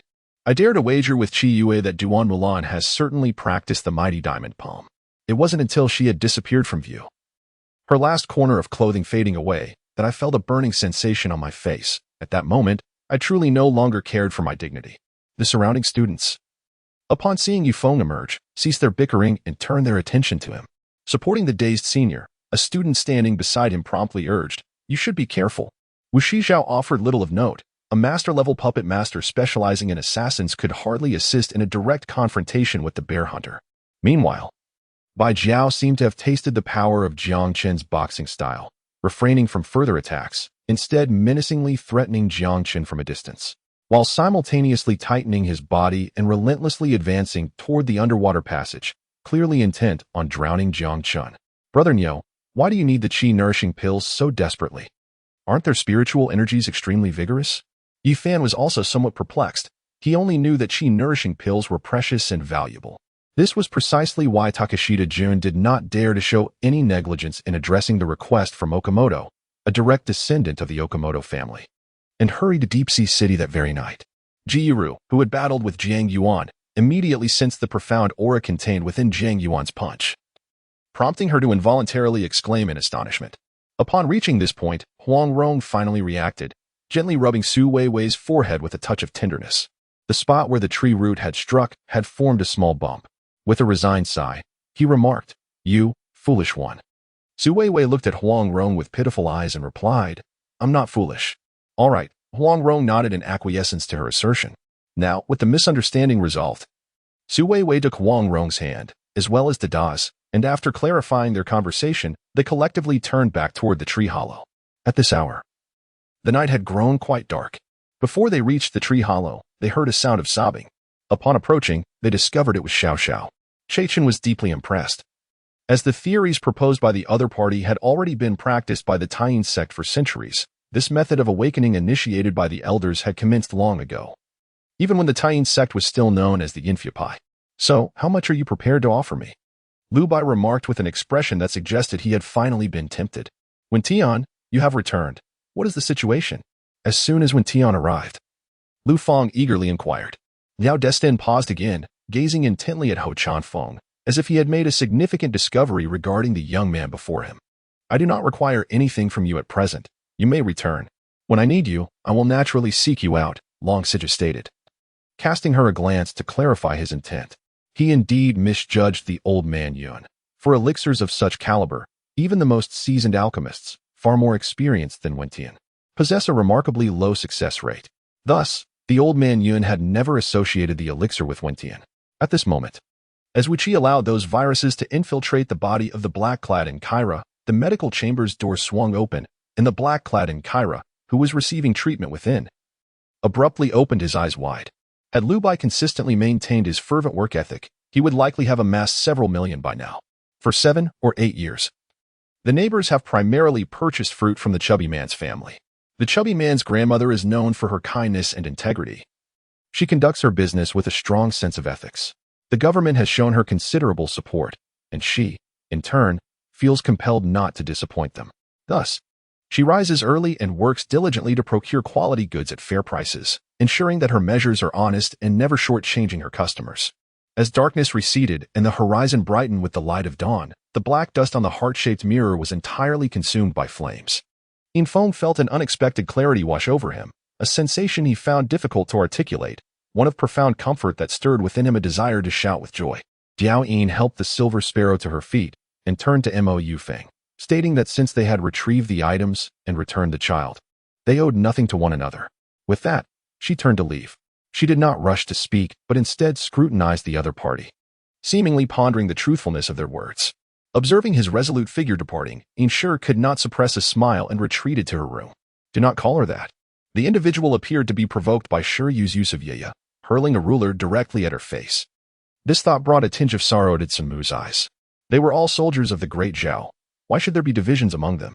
Brazil is essentially America's backyard, and naturally, they would choose American weapons. However, as America grew increasingly avaricious, Brazilians began to resent the military extortion and sought alternative suppliers. Listening to Shang Xuxin's words, Shang Xueqing slapped her palm in frustration, nearly driven to exasperation. Within the ranks of the fierce flame beasts, there were indeed lesser-ranked ghostly creatures, but those with a hint of strength were merely shadows of their true selves. Uncle Zhang entered with supplies, prepared his bed, and began to chatter about how well Lin Yin treated him, advising Sun Mu on what to do upon Lin Yin's return. Releasing his playful spirit was something Ji Yeqing particularly enjoyed, especially now that Gu Shouting had broken up with Air. His liaison with her bore no connection to Gu Shouting. Let him seethe in rage until his veins burst, for all he cared. "My dear BMW, have you felt stifled these past few days? Come, let us venture outside the city for a while." Shuirengue had changed his mind about visiting the military camp and the talent recruitment hall, he decided instead to take his BMW for a ride. Upon hearing Xiao Xiao's remarks, Su Wei felt an indescribable awkwardness. She smiled faintly at Xiao Xiao before turning away. They journeyed tirelessly, swiftly arriving near the location where they had emerged from the hot spring. Now, a vast expanse of greenery had taken root there, vibrant and full of life. The temperature in this area was naturally slightly warmer than elsewhere, and the soil appeared rather loose. The sight of verdant foliage was akin to stepping into spring itself. Seeing this place, Huang Rong felt a hint of surprise. It was warm here. Though it was still spring, the fine wine poured into the nine-dragon glass seemed to reveal swirling dragons within, a truly magical sight. The area was bustling, and the ninefold annihilation lotus had spent half a day in the secret realm, exhausting everyone's strength. Trees and gardens were adorned with blooming peach blossoms in a riot of colors, appearing from a distance like a vast expanse of dawn's glow. Squinting slightly and taking a gentle breath, one could savor the sweet fragrance that filled the air. Such a handsome man could possibly be interested in her. Song Yinyan pondered as she entered the kitchen and snatched the spatula from Hu Shangning's hands. It was rare for Li Shi to display such a demeanor towards them. So Gu Qingwan and Gu Qingxiu immediately shook their heads upon hearing Li Shi's words. They still had to consider their mother's feelings, since she wished to support them. Why should they not assist her in that endeavor? It was nothing. After all, didn't T.A. Fan once claim that my last three-pointer was worth $1 billion? Jiang Haoran started the car, putting on a show in front of Zheng Indi, though he secretly thought that driving this BMW X5 was quite enjoyable. If there were truly any matters at hand, she would communicate them naturally. Things she wished to keep private, given her disposition, would remain unspoken even if pursued relentlessly. The authority to speak or remain silent lay solely with Gu Qin, with no one else capable of influencing that decision. Gu Qin smiled, her diamond-like eyes shimmering with a faintly wicked sparkle in the blood-tinted rays of the setting sun, her lips curving into a perfect arc, exquisitely sculpted. Upon hearing footsteps, he quickly turned around, revealing a look of horror as he awkwardly retreated inch by inch on the ground. Xilan watched as Shui Binglan acted coyly, resigned to complying with her playful antics. She was so considerate that it would be ungrateful not to reciprocate her kindness. At this moment, Lin Yu understood that the ghost relied on the weapon in its grasp to kill. Aside from that, it possessed no other extraordinary abilities. Bai Lian Jiao was a faction that Song Mian had heard of, a chaotic group that emerged 5 years ago in the Great Wei. Initially posing as a sect but eventually revolting after their leader conspired with the chief of the Yuezhi tribe. Because you are the strongest entity in the current human world. Wang Karen's voice echoed in the room, her figure vanishing completely from Lin Ye's sight. As their true chi flowed, the sky seemed to darken further. A terrifying aura emanating from Zhou Chen and Ku He. Suddenly, a slender figure entered, clad in a simple white shirt, her black cap obscuring her features beneath its wide brim. Kong Tai wore a desolate expression, having stripped himself bare for the ancient Shouchuan deity to see. The sound of hooves and bells signaled the approach of a group of young, handsome riders, all dressed in black leather boots and cinched with copper-buckled belts, their faces glowing with vitality as they lined the roadside. Her only concern remained Shou Chen's identity. He was so wealthy that it felt surreal. And such affluence in a man naturally sparked apprehensions. The true king is the divine messenger under my command, just like them. The mountain god pointed at the king of evil spirits and 2 other great monsters. Sister Lanhua at the madam's place also wished to redeem herself. But the exorbitant ransom and the madam's refusal left her no choice but to remain at the Zhang residence as a servant. Xiao Xiao could not help but ramble on about such matters, seemingly proud, as these advantageous experiences were what he could flaunt, possessions others lacked. You have no idea that night when Dada and I were in the forest, we encountered several fierce leopards, each intent on devouring us. Thankfully, at that moment, neither of us was easily intimidated. Xiao Xiao chattered on. However, it was clear that Su Weiwei was not interested in hearing Xiao Xiao recount past events. She hadn't anticipated that her mere prompt would unleash such a torrent of words from the loquacious Xiao Xiao. Sister, who are you on the phone with? Su Zuiyan approached, sitting beside Su Shiyun with curiosity. Under Li Chenghuan's arrangement, the summoned players from Yixiao Mansion found hidden shelters with firing holes as defensive barriers, spreading out fan-like on one side of the eastern city gate, waiting for Li Chenghuan's command to launch a surprise attack. Hu Yuhong raised an eyebrow but chose not to elaborate further, his smile hinting at something unspoken. Tang Yu walked steadily, bringing food into the kitchen, noticing that the breakfast he had prepared for Qiao Xia that morning remained untouched. Sir, there are cameras here. Qiao Xia instinctively flinched, her gaze locking onto the camera in the elevator. If handled impartially, the 3 of them could not evade legal consequences. Yet judging by Li Xiao's expression, it seemed he had no evidence against them. TSK, but judging by the shift in address, it appeared that De and Shaoran were quite aware of the adage that a strong dragon could not overpower a local snake. Thus, the tense atmosphere of internal strife finally dissipated, allowing everyone to resume discussions on how to traverse the magma lake and escape from this infernal place. All right, it's settled then. Dongfang Weiwei reluctantly withdrew her delicate hand from the Zhuke jade pendant. What brings you here at this moment? Xiao Jianyu's tone was laced with displeasure. Success seemed imminent. Yet was abruptly interrupted. How could he be pleased? Upon hearing Sima Zisha's question, Chen Shuangjiang was taken aback, only realizing that Yi Jinbao had brought her a red egg to prevent her hunger.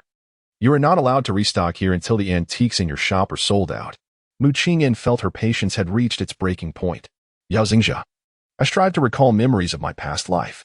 Director Yao? A renowned director, once leading Chinese cinema to 2 Oscar wins. That should occur 7 years from now. I was indeed awed by that film at the time. The blue-clad man was more discerning, relaying everything he knew to Lu Shuang, causing her mind to spiral with a chaotic mix of images. How should I address you, brother? I am known in the Jianghu as Fang Dadu, Fang He. The burly man looked at Lu Ziyu. Left Xiaoyu, do you have anything further to say? Murong Tranqian inquired, putting away her 7-colored flying sword. As for Lin Qingping, Lian Shudao dismissed him entirely. A merchant-focused immortal king had little use beyond showcasing his prowess. Shui Qingxiao left Old Sun's room and returned to her own. Hong Stin had long since fallen asleep, yet her blanket lay on the floor. Shui Qingxiao smiled gently as she pulled up the blanket, covering her. Her life was numb and unrestrained, allowing her to appear so carefree.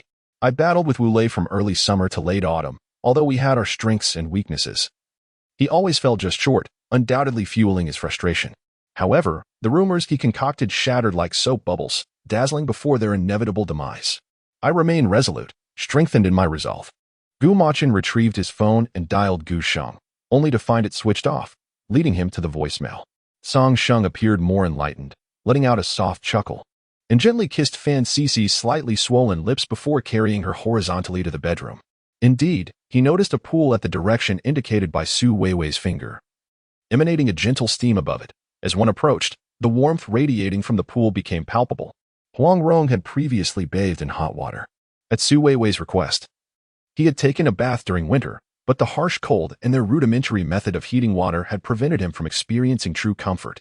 Now, with this hot spring, Su Weiwei intended for Huang Rong to savor the experience fully. Without hesitation, she pulled Huang Rong and leapt into the hot spring. Initially hesitant, Huang Rong soon relaxed within the water. Jiandong sat in the villa's hall with Jia Er watching television, while Tian amused Jia Er with her antics. Observing the astonished expressions on the faces of those present, the smile on Song Xiaqi's lips grew more pronounced. Jiang Nan, you must acquire this golden source liquid. It is imperative, Tai Jin Yuan said with a complex expression, his seriousness evident. Lu Tao chuckled dismissively, having gained a more carefree demeanor after the battle in Luo City. In the Bai Shao sacred land, the trio glanced up at Zhuge Liang, a hint of arrogance in their brows, recognizing that this place was a supreme sect of the western regions. As a chilling aura enveloped the room, everyone's expressions turned solemn, overwhelmed by an oppressive killing intent. This sensation was typically one they inflicted upon others, yet now they found themselves unable to withstand even a lord from the court. Just as Eva was about to speak, Mu Zhao's expression grew increasingly indifferent, prompting her to huff in resignation and withdraw her counsel. This was not a mere split personality, it indicated the existence of 2 souls. And thus, in the future, Xuan Er's spiritual potential would undoubtedly double, her cultivation speed surpassing countless others. Sister, bear with me, I need to draw out the poison, Zhuge Liang said, frowning as he leaned forward to suck the venom from Yin Mingli's chest wound, the smooth skin under his mouth being soft, imbued with a faint fragrance and a hint of blood. At this juncture, Jessica glanced at the 2 travel bags at her feet, feeling a twinge of sadness. She thought that had it not been for rescuing their luggage, perhaps Qin Xing would have had time to retrieve his belongings. Faced with Yi Zishuan's aggressive demeanor, he found himself devoid of any rebellious thoughts, his legs feeling as though they were weighed down by lead, utterly immobile. Resigning from military service? Gab could not grasp the connection between relinquishing his military status and the current situation, contemplating the hundreds of individuals dispersing towards East England. He believed that if they were truly talented, some would undoubtedly stand out. Presently, England lacked talent, especially in the localities, which were predominantly ruled by the aristocracy and gentry. It was high time to disrupt this tranquility. Zhou Xinying was no fool. Having seized a leverage over Zhou Deqing, she was determined to exchange it for something of value. Some insightful individuals quickly and respectfully lowered their heads, adopting the posture of devout believers. During their journey, upon learning that Wu Tianqi was the brother of Qin Yang, the old man repeatedly offered him cigarettes, making Wu Tianqi feel quite embarrassed. "Sister Shan, she is coming. Her complexion seems off today, as if something has occurred," Weiwei pointed out as Kong Shan approached. An email unexpectedly appeared in the inbox. Qinjun opened it and downloaded the contents. Although the internet is notoriously insecure, it can equally be interpreted as exceptionally safe. With a thud, an overly eager assassin stumbled forward, falling to the ground before he could regain his footing. Before he could rise, the guards protecting Zhou Jiping, Goody Li, and Buko were already charging at him with their firearms raised. The envoy had no time to react as the two struck him down with their gun butts. The curly mane lion group not only gained flesh and blood, acquiring sturdy bones and sharp eyesight, but also sprouted wings, rapidly transforming into a formidable interstellar warlord faction. Faced with this outcome, Su Weiwei could only chuckle wryly. What else could she do? The young birds she nurtured were now her cherished responsibility. Reflecting on the days when Huang Rong and Su Weiwei had been away, she realized that Jili Gula probably hadn't eaten properly. Thus, she dedicated a significant portion of her day to preparing a grand feast for them, bringing immense joy to Jili Gulu and Cici, who ended up overeating that very night. Not only did they overindulge, but they also experienced some stomach troubles as a result. That night, Su Wei was in a flurry, tending to them with great urgency. Alas, eating was impossible, yet abstaining was equally unfeasible. As they basked in their modest happiness, the territory of the half-dragon clan began to stir with unrest. She had no choice but to confront the ferocious beast before her with utmost seriousness. Although she had erred initially, the situation felt deliberately orchestrated, as though she were being summoned to account for her missteps. After exchanging a few words, the conversation shifted to other matters. I sensed a deeper meaning in the dialogue, yet I remained oblivious to the specific deeds Lin Shi had undertaken for him. Old Sun's voice, though not loud, resonated powerfully, striking the ears of the gathered audience with each emphatic word. The representatives of various sects were taken aback. A success rate of 10 out of 10 was utterly implausible. This was common knowledge within the realm of cultivation, even for those who were not alchemists. The mist over the lake grew thicker, and two white figures seemed to vanish within the swirling fog. Through the dense haze, scenes began to swirl in Zhong Qing's mind. Her memories of Ning Air becoming increasingly vivid. Was it the stone house of Pig Old 3 or the thatched dwelling of Pig Old 1? She expressed her naive jest with a hint of charm. With a disdainful glare directed at Xiao Rang, he barked a command, and a hand formed of celestial energy shot forth like lightning toward Xiao Rang's chest. The force of this strike was palpable, causing numerous leaves from the nearby silver fire trees to cascade down like arrows. My apologies. I lowered my head, struggling to maintain my balance on my frail legs, nearly stumbling several times. After delivering that punch, Lin Li refrained from pursuing further. He twisted his body and swiftly swung his other fist to the left, while his foot lashed out to the right, though it failed to connect. Curiously, he bore an expression of astonishment at Lin Yun's retreat. My dear sister Wang Ling and I co-founded a yoga studio, and my frail physique began to concern Yanbin. Gradually, he insisted that I no longer worry about the company's affairs, taking my hand and assuring me that he would handle everything.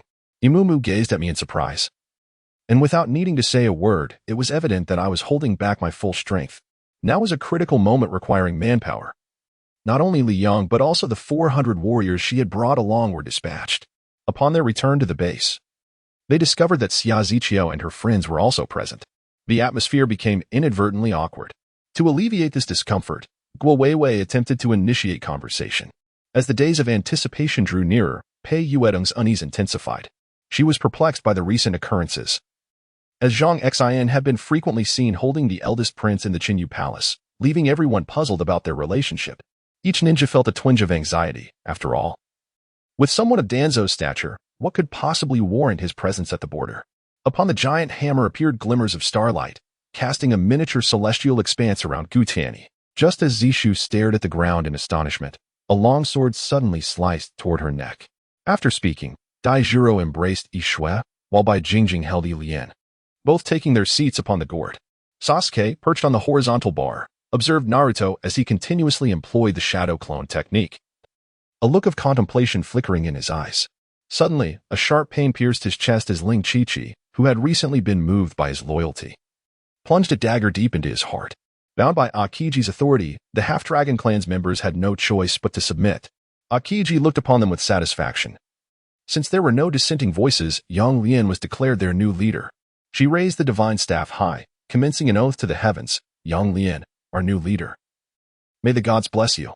The crowd echoed her proclamation, chanting fervently, Yang Lian, our new leader, may the gods bless you. Everyone rose in unison. Hands raised and fingers pointed skyward, engaging in a display of utmost reverence as they bowed toward Yang Lian, proclaiming, Yang Lian, our new leader. May the gods bless the half-dragon clan. Prosperity. They began to dance exuberantly, participating in the ceremonial rites. After a while, Zhang Tianxin, Song Tianquan, Zhu Kaiang, Fan Yaoguang, and other significant figures from the sect convened at the Seven Stars Hall. As they met, a myriad of emotions stirred within each heart, each sentiment unique and profound. This slumber was exceedingly prolonged, extending to a duration where I could scarcely recall the number of dreams I had traversed. Within these visions, I appeared perpetually clad in white garments, engaged in an incessant race, a relentless pursuit that seemed to stretch into eternity. The atmosphere was charged with tension, devoid of any semblance of politeness, and reeked of hostility. Nevertheless, the majority present found no fault in his words. Yet, these two men were not faring well either. One was a drunken wretch, while the other, a bare-skinned runner, had been brutally beaten after indulging in narcotics. Overcome by rage and despair, his face turned crimson, and he expelled copious amounts of blood before collapsing into unconsciousness.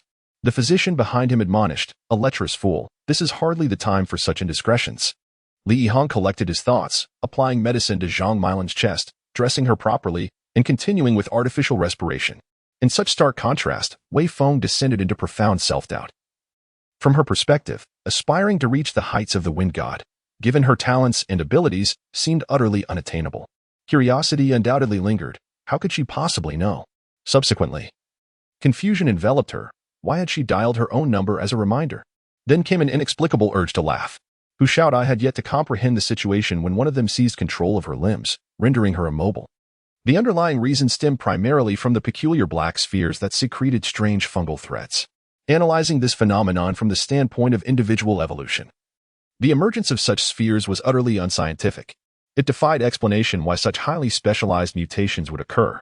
As a descendant of the Uchiha clan, Sasuke possessed considerable talent in illusion techniques. The ability to ensnare him in a trance signified that this adversary must be exceptionally formidable. Their chosen agent was Konoha, and with the rise of the Mist Village, conflict between the two factions was inevitable.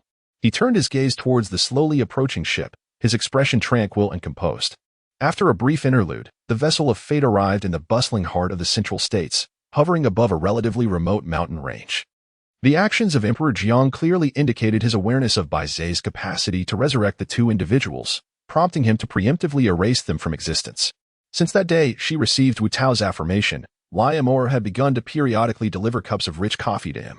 The mansion, though not particularly large, is remarkably well structured. And at first glance, one notices a reflective wall obstructing the view. With a somber expression, Xiang Nida bids farewell to Demu and his sister, then slowly approaches the altar. Upon his arrival, he had utilized the abilities of Baiju to stabilize Uchiha Izumi's injuries, but her recovery necessitates the intervention of Xiang Lin. Rows of unsuspecting foes are swiftly reduced to mere remnants as the momentum of the assault abruptly ceases. The enraged crusaders, turning their weapons around, are met with the shocking realization that they are being betrayed from behind by machine guns, leaving them utterly helpless. Thank you all for your generosity. Henceforth, we may indeed consider ourselves a family, Kohan declares with a smile, extending his hand to shake with each individual present. Xiao Fan mutters to himself, his eyes wide with astonishment. The world before him appears vastly different from what he had previously perceived. The sky is a brilliant blue, with towering peaks reaching great heights, and ancient trees soaring into the clouds, standing at least hundreds of meters tall. It turns out that Huang Rong had been aware of this matter all along, knowing she had been following him. Consequently, Yang Lian felt no need for concealment and stepped forth from the shadows to stand before Huang Rong. She gazes at him, her eyes filled with profound affection. Huang Rong, her tone conveys a similar depth of feeling, tinged with a slight tremor, reminiscent of the Yang Lian of old. Still deeply in love with Huang Rong. Is there something you need? Huang Rong's voice is notably indifferent. However, Yang Lian perceives that, in truth, Huang Rong still harbors some feelings for her, as his gaze upon her is equally tender. He took Xiao Jingwei's innocence, robbing her of her purity. And out of both emotion and reason, he feels compelled to offer his promise. Ji Yuqing responds calmly, having sensed the unusual circumstances. And during his journey to the television station, he had already informed Annie of the events that transpired, hoping she could assist in investigating further. This is the scenario that the black-faced general ultimately hoped to witness, and it was naturally also the aspiration of Xing Tianguan. However, the troops behind them remained resolute in their intentions. They faced a binary choice, either to perish in battle or to surrender. In these times, soldiers are astute. They opted for capitulation. Moreover, during this collaboration, Yuan Qizhu experienced significant personal growth. Given a little more time, she would undoubtedly blossom into a capable designer. Just before Min Angi entered the design studio, Luan Ji had just donned the finished product. She stood before the full-length mirror, assessing her reflection for any areas that required alterations when Min Angi unexpectedly barged in. Sun Chuanfang offered no further explanations, and the others dared not inquire. They merely observed in silence. Years ago, Luo Jiang and Luo Zhan shared a close relationship. When his father went missing, Luo Jiang had ventured forth in hopes of a rescue, only to be suppressed by Luo Zhan. He must possess knowledge regarding Luo Zhan's disappearance. Mu Qiao leisurely adjusted the cuffs of his shirt, a fleeting image of Yin Anshi crossing his mind. As the dawn light grew increasingly bright, he recalled that when the driver departed last night, he instructed him to await his call. Known for his unwavering decisiveness, the driver would never dare disturb him without it. Could Vietnam truly thrive? I have visited several times, and it struck me as profoundly underdeveloped. Moreover, in terms of manufacturing, Vietnam held no competitive advantage. Edward expressed his concerns. What does this imply? Chan Yunqing felt targeted by Yi Yu, yet he could not fathom how Yi Yu had deduced that he would undoubtedly select these two raw stones. It is possible that others might cultivate them as well. Should the rice field crabs become widespread, their prices would naturally decline. Conversely, it is also plausible that next year, more customers would arrive for purchases, leading to a price increase. These outcomes remain uncertain. On the dust-laden road, Yi Feng, seated in the driver's cabin, suddenly straightened his back, his eyes alight with surprise. Observing the man suppressing his amusement while meticulously adjusting his pan zipper, Su Yang's momentary anger dissipated. Meanwhile, Xiaoying Shan, gripping the steering wheel tightly, focused intently ahead, his body trembling slightly, beads of sweat rolling down his forehead. Initially, I had no intention of participating in the national games. However, without participating, I would forfeit my eligibility for the Olympics. I sincerely hope everyone can focus on the long term, anticipating my performance at the Olympics, Tang Feng remarked with a smile. Concurrently, others had already commenced betting to predict the outcome between Yi Yu and Hong Huang. Kolo resolved that upon returning home, he would undoubtedly double his efforts towards Su Yang, even if it meant enduring his reproach. The construction of the production line was in full swing.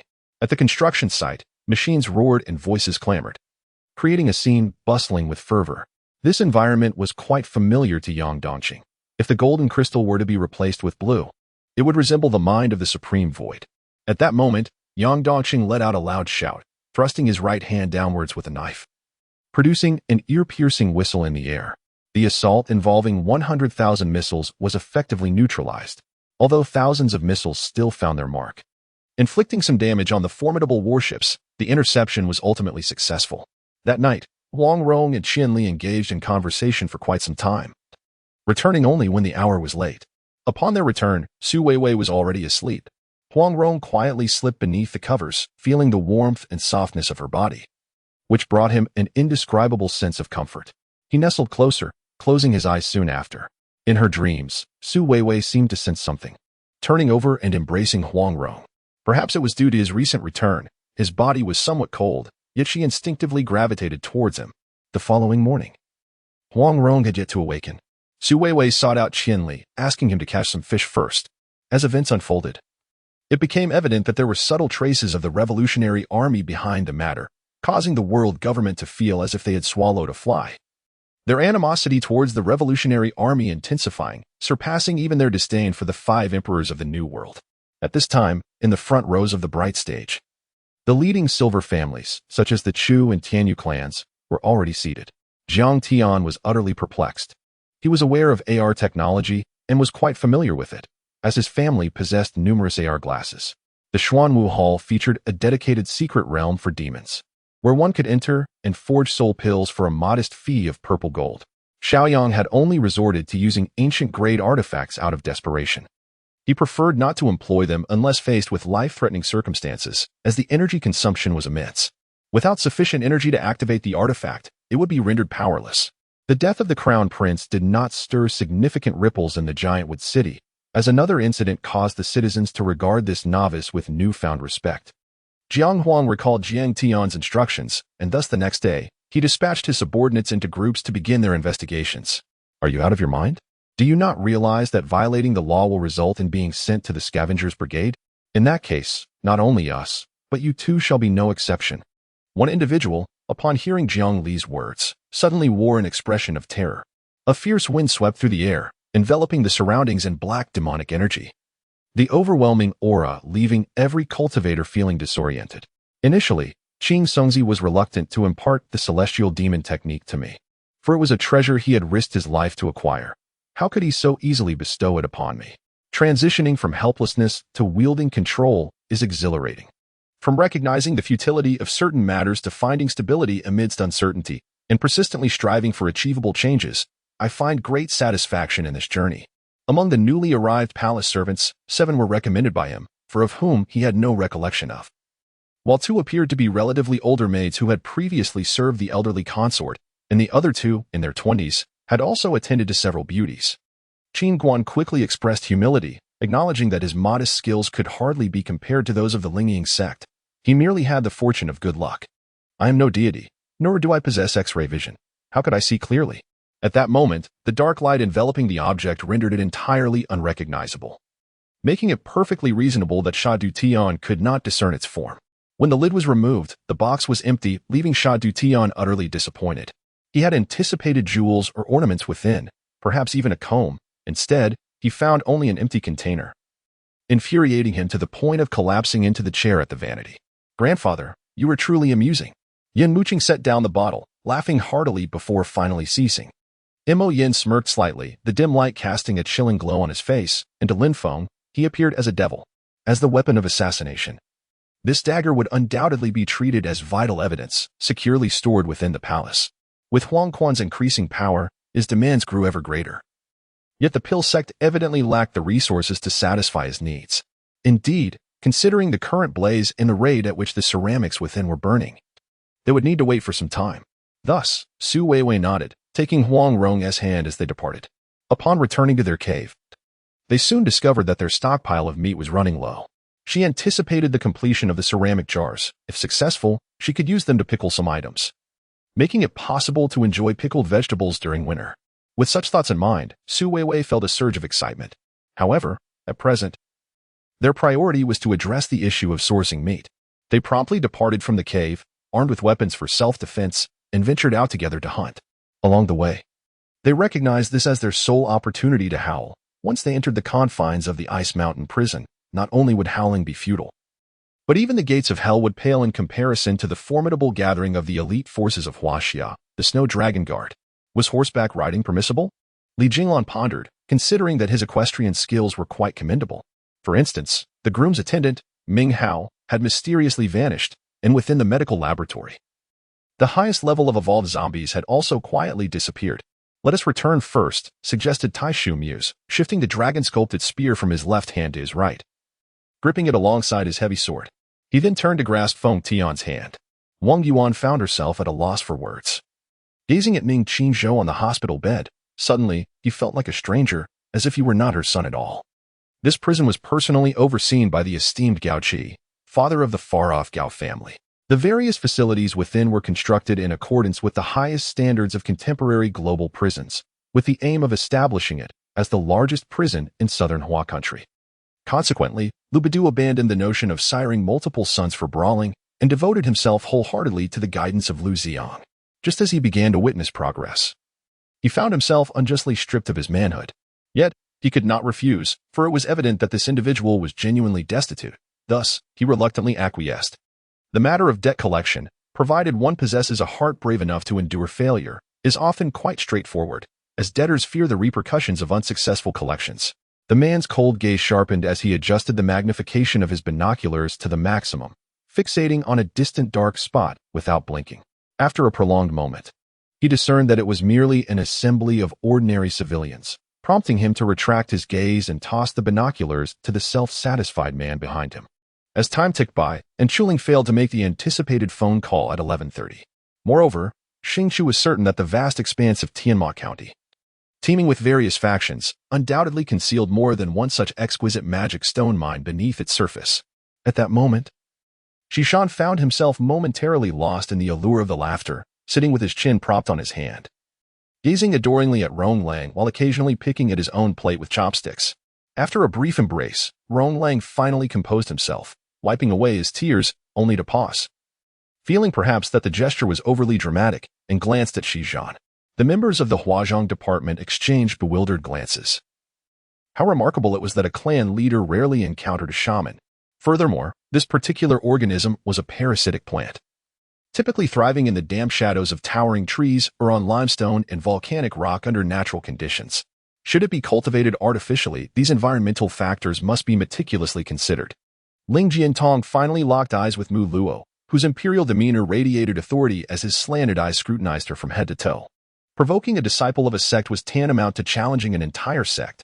This predicament was one that ordinary rogue cultivators could hardly confront, save for those exceptionally formidable ones. Even the formidable silver-armored zombie king and golden puppet found themselves momentarily unable to suppress this ancient ghostly spirit. Qi Hong remained silent. Suddenly, Qi Hong opened his eyes, cupping his hands in a bowl-like shape and striking a particular wall tile. When his gaze fell upon her, capturing the awe-inspiring sight barely concealed by a lace bra, he involuntarily swallowed hard, clearly taken aback by the unexpected turn of events. Huang Rong continued to shout, behind. Yet, it was already too late. Before Qian Li could react and turn to look, the clansmen behind him had already taken action. Those clansmen did not adhere to the tenets that Qian Li upheld. They knew only that the victor reigned supreme. Moreover, Qian Li was merely a traitor, the very one who had slain Muda, their leader. Thus, Qian Li was struck by the claws of his kin and fell to the ground, face down. His back bore several deep wounds from which blood gushed forth, a vivid testament to his plight. It appeared that only a select few were granted the opportunity to attend lectures at the Heavenly Tao Academy. The majority remained deprived of such proximity to enlightenment. Fan Qijun was momentarily stunned, although he could not entirely endorse Jiang Bangxia's words. He found himself stirred by his own reflections. Thus, the veracity of the words spoken by those present remained uncertain to him. What if they were false? The deliberately antiquated equipment emitted a low, raspy sound, flanked by heavy black curtains. Zhu Ji's silver glimmer flashed as he positioned the rake upon his back, barely deflecting the attacks from the two assailants, yet his body was propelled forward by the force. Should the support of the mages and the alliance be forfeited, the situation would inevitably revert to the control of the Temple of Light. While voicing his thoughts, he inwardly mused, "You, Captain Wu, are as cunning as a fox. Would you engage in a venture that offends others without yielding profit? I will keep him," Feng Shui asserted resolutely without a hint of hesitation. This child was the embodiment of her love with Li Qi, and she was determined to protect him, even at the cost of her own life. "My beloved consort, please rest. I shall take charge," the Dragon Emperor reassured, gently patting the Empress Sheng and summoning her personal maid to attend to her. Gong Jian raised his voice, agitated by the close call that Li Ernia had just experienced. As he focused his mind, the azure core within began to swirl with the surrounding water elemental particles, resembling the celestial rivers of the cosmos. After approximately an hour, the mist began to dissipate, revealing the entirety of the second spatial realm before Yi Feng's eyes. How many individuals must have suffered from this calamity? And how many souls have perished in this once-in-a-century deluge? This sudden revelation heightened the vigilance of Yu Chong and Rui Bing. The presence of these skeletal remains was ample evidence of the peril that lurked here. Ninth Brother and Hong Qian were acquainted, and upon seeing Hong Qian, Yu Jia immediately confessed, "Father, I have erred." The sight of Hong Qian caused a tremor in Ninth Brother's heart. It was indeed his own son. What could be done now? They could have annihilated the opposition. Yet they had underestimated Han Xian's ability to escape, particularly in the wilds. Unexpectedly, Ding Wei coldly remarked, with the warmth of spring and little snow, "I am more concerned about next year's harvest." It was a pity that Ding Wei, once a dashing and graceful scholar, had been transformed into a rather dreary figure since entering the political arena. In the midst of the bewildering night, Yifeng walked slowly along the main road of the Xianqing celestial sect, witnessing the fierce wind swirling fallen leaves, creating a soft rustling sound. The surroundings were desolate and forlorn, prompting a deep sigh from him. At this moment, Brother Qian had not yet returned. Had he gone off to work? Rui Shuo, oblivious to her embarrassment, hastily changed the subject. Undoubtedly, the netherworld had suffered defeat, and the Weiwei sect truly possessed the audacity to disdain the other two lesser celestial sections. In the celestial realm, amidst the tumult of countless thunderbolts, distinct from the purple-gold retribution, each bolt here shimmered with the radiance of the stars, yet bore even greater power. Transcending the spiritual realm, piercing the heavens, sweeping across the universe, endless and inescapable, leaving only the option to confront it head-on. As Li Yusen concluded her speech, her phone chimed with a stage prompt. Coincidentally, apart from Lu Qianxuan, another renowned beauty from the Institute of Technology, Huan Shi, was positioned directly opposite her. After placing her basin down, she climbed back to her bunk, casting a disdainful glare towards Ouyangxin. The two sides stood in stark opposition. A war on the brink of eruption. Qingxi was quite irked by Huang Rong's attitude. She glared at Su Weiwei standing behind him, as the mystic struck the ground forcefully, declaring, "You foolish one. Now, kill her, and we shall accept you." To gain the acceptance of the half-dragon clan. Was it really necessary at this juncture to have him eliminate Su Weiwei? Huang Rong could not help but scoff. What gave Qingxi the audacity to presume such? You. Dream on. After speaking, Huang Rong gently laid down the body of Qianli, scanning the crowd, yet failing to spot the figure of Qiao and I. Qiao and I. Where are you? I shall slay, however. Wu Shisan was genuinely curious about what kind of place this could be, wondering if it resembled the fantastical depictions in stories. There certainly is, the Taoist Lei was stated bluntly, but with your capabilities, do you truly believe you can possess an indestructible magical artifact? Dream on. With a resounding crash. The gate had been toppled, and Shinjizi peered through the dust of boiling soup into the courtyard, noting that the layout had dramatically changed from his previous recollection. With a rammed earth wall now separating the front and middle courtyards. It was known that old Master Zhou had dedicated his life to mastering the meteor hammer technique. Yet he had only managed to learn the first two sets of techniques and could not reach a higher level, not because he had failed to comprehend the intricacies of the meteor hammer, but rather due to the limitations of his own body. After such a prolonged battle, the Lich King was severely wounded and weakened. Yangxian's imminent eruption would undoubtedly be fatal. The Lord of the Mortal Realm spoke coldly, as if everything unfolded within her expectations. She had never contemplated that a single blow could subdue Yangxian. If Yangxian were truly so easily dealt with, he would not have garnered such attention from the blood ancestor, who personally brought him to the land of eternal silence. Did you see anyone within that ancient hall? Xiaoquang inquired directly after listening. Director Wang sighed softly. The situation had escalated beyond his imagination. The Wang family had already garnered some criticism for forcibly claiming the favor of the Emperor's sect, and now, with their regrettable retreat, one could only imagine the tarnished reputation they would face. Upon reflection, he felt a sense of loss outweighing the gains. As they rushed forward, it was unclear who triggered the mechanism. Suddenly, countless sharp weapons erupted from the quicksand, hurtling towards them. The entire Blue Stone City was aware that the Lin clan had expelled their most gifted disciple in 2,000 years while also losing two formidable generals. At such an age, he still required a phone call from home to return. How absurd. Hiding this from home while participating in that imperial production alongside Wang Lin. When he returned, he would ensure that a proper lesson was given. His dabbling in music must be curtailed. Su's father seemed to recall something and let out a cold snort. The ears of everyone present in the hall perked up immediately, including the seemingly nonchalant Princess Yin, the haughty Princess Min, and the recently arrived old Lady Luo and Qin Kursen. When dawn broke, the world was enveloped in a blanket of pristine white. The heavens and earth appeared as if draped in silver. The sun rose from the horizon, heralding a rare and splendid day. In the distance, the outline of the town became clear. Lin Feng paid no heed to the intentions of the Huanyu company. He simply observed quietly, contemplating the video playing on the computer alongside the subtitles. In her past life, the Murong and Jun clans had caused her family to suffer a tragic separation and utter ruin. In this life, she would ensure they experienced the very same agony. The anguish he felt was far more acute than being assigned to transcribe 1,000 lines of English words by his teacher or being struck with a whip by his father. One day, while I was browsing the internet, Wang Yingli called me to inquire about my thoughts. I replied that I had made my decision. Mo Yinqing turned his gaze towards Song Ku, surprised by how directly Song Ku had pinpointed the crux of the matter. However, Mo Yinqing had no intention of revealing the truth, for doing so would inevitably lead Song Ku to be with Su Qing. I was unaware of the identity behind that number, but upon returning the call, the line was disconnected.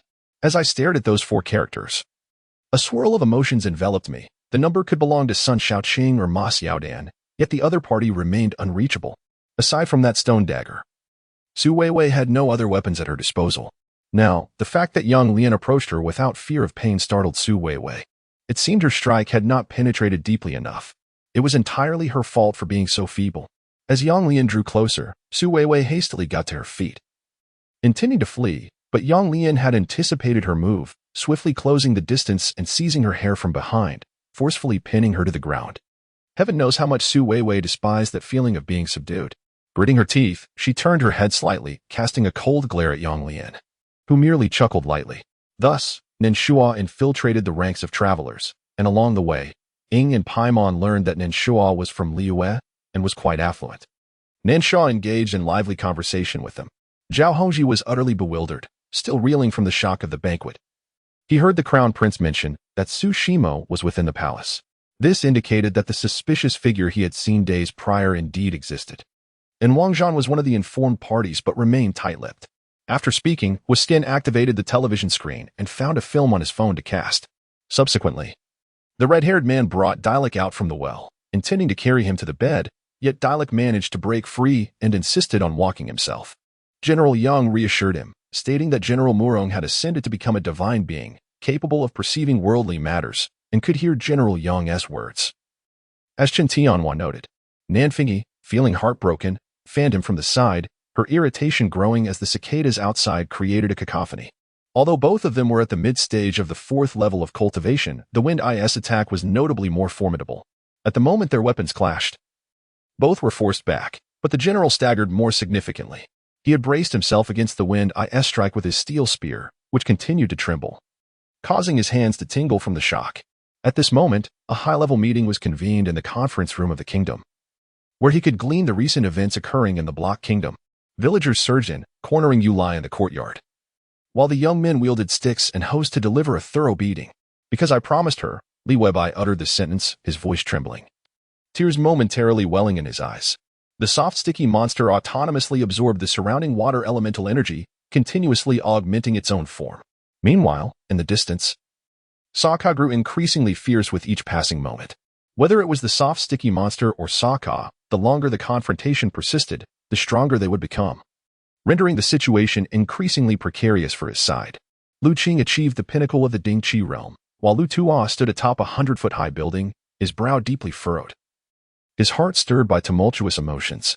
Upon hearing the commotion, old Master Qin involuntarily twitched, and a flicker of panic crossed the eyes of all the Qin family's formidable members. At this moment, Lin Han found himself momentarily breathless, gradually stepping out of the crimson pool that had enveloped him. It dawned upon him why the ground bore such a hue. The staircase was not far from where he stood, and in a few minutes, Lin Han's hand brushed against the steps, causing a surge of joy within him. Wei Xian nodded in admiration, astonished that Lin Han could articulate such penetrating truths. Conversely, the restaurant owner, an unexpected ascendant of the 9th tier, unexpectedly turned misfortune into fortune and successfully ascended. Indeed, Huang Hao's announcement that night about the restaurant's closure came to fruition. Not only did it close, but it also collapsed. Upon returning to the magical metropolis of Earth, Qin Juanqi abruptly roused Hubei from his slumber. Lu Tuo lifted his foot and brought it down forcefully onto the right thigh of Gung Jinlong, interrupting Gung Jinlong's stance. Blood erupted from Gung Jinlong's mouth, his face drained of color, and he promptly fainted from the pain. Yet, Brother Lu, were you not intent on elevating the BNK sect? What shall we do if we bear the stigma of infamy? Lin Mui paused in her watering, casting a guilty glance at Lu Yu. Upon hearing her words, the clan members lowered their heads, at a loss for words. While some harbored thoughts that Huang Rong might not turn against them, the reality was undeniable. Huang Rong had already struck against Chiu and I with brutal force, far more severe than the previous incident involving Muta. The mercilessness of Huang Rong was evident to all, with every blow he dealt to Chiu and I being ruthless. Indeed, seeing the clan members rendered speechless, Yang Lian gritted his teeth. Now, is there truly a distinction between Huang Rong, the malevolent creature, and the half-wolf clan? We must unite. Yusong harbors a grudge against Huang Rong. We can leverage him to eliminate the traitors. We must proceed with this plan. As Yang Lian spoke, the competition for the Blood Rice Lotus concluded, drawing mysterious figures into the spotlight. The most talked about was the masked warrior who, alone, seized a Blood Rice Lotus spirit plant. Mu Lin was not only a New Yorker but also a senior to Mark Jackson, having both played for the Red Storm team at St. John's University. With Mu Lin being 2 years his senior, Yu made his way to the front and found Chun, exiting the palace gates. Suddenly, the sound of rapid hoofbeats reached his ears. He looked up to see a rider approaching like the wind, who, upon reaching the palace, did not dismount but leaped from his steed while it was still in motion. Upon entering the palace and acknowledging his mother, he was welcomed by the various concubines who rushed to congratulate him, bringing gifts as well. Now, Jihao had not utilized the mystical 9 palace clone technique in quite some time. Li Lianyun responded promptly, inserting the jade brush he held into his waistband before taking the charcoal basin, holding his breath out of fear, and carefully placing it at a distance from Kangxi. Reflecting on this, Xiang Qingxi swiftly moved to the stone garden, greeted her sister Yu Ruohua, and then used the teleportation array to arrive at the apricot pear garden. This array had been traversed countless times by Xiang Qingxi and the portly Haida. Given these circumstances, I shall respectfully comply. Yu seized the golden wound medicine, and as their hands brushed against each other, she felt Bai Yi's hand was pleasantly warm. However, Yu's body was precariously positioned on the wall. Too small to descend but too afraid to climb up, on the verge of tears when she noticed someone inside the wall gazing curiously at her with a clear face. According to the 9-rank system, the first-tier officials enjoy a 9-fold increase in their cultivation speed.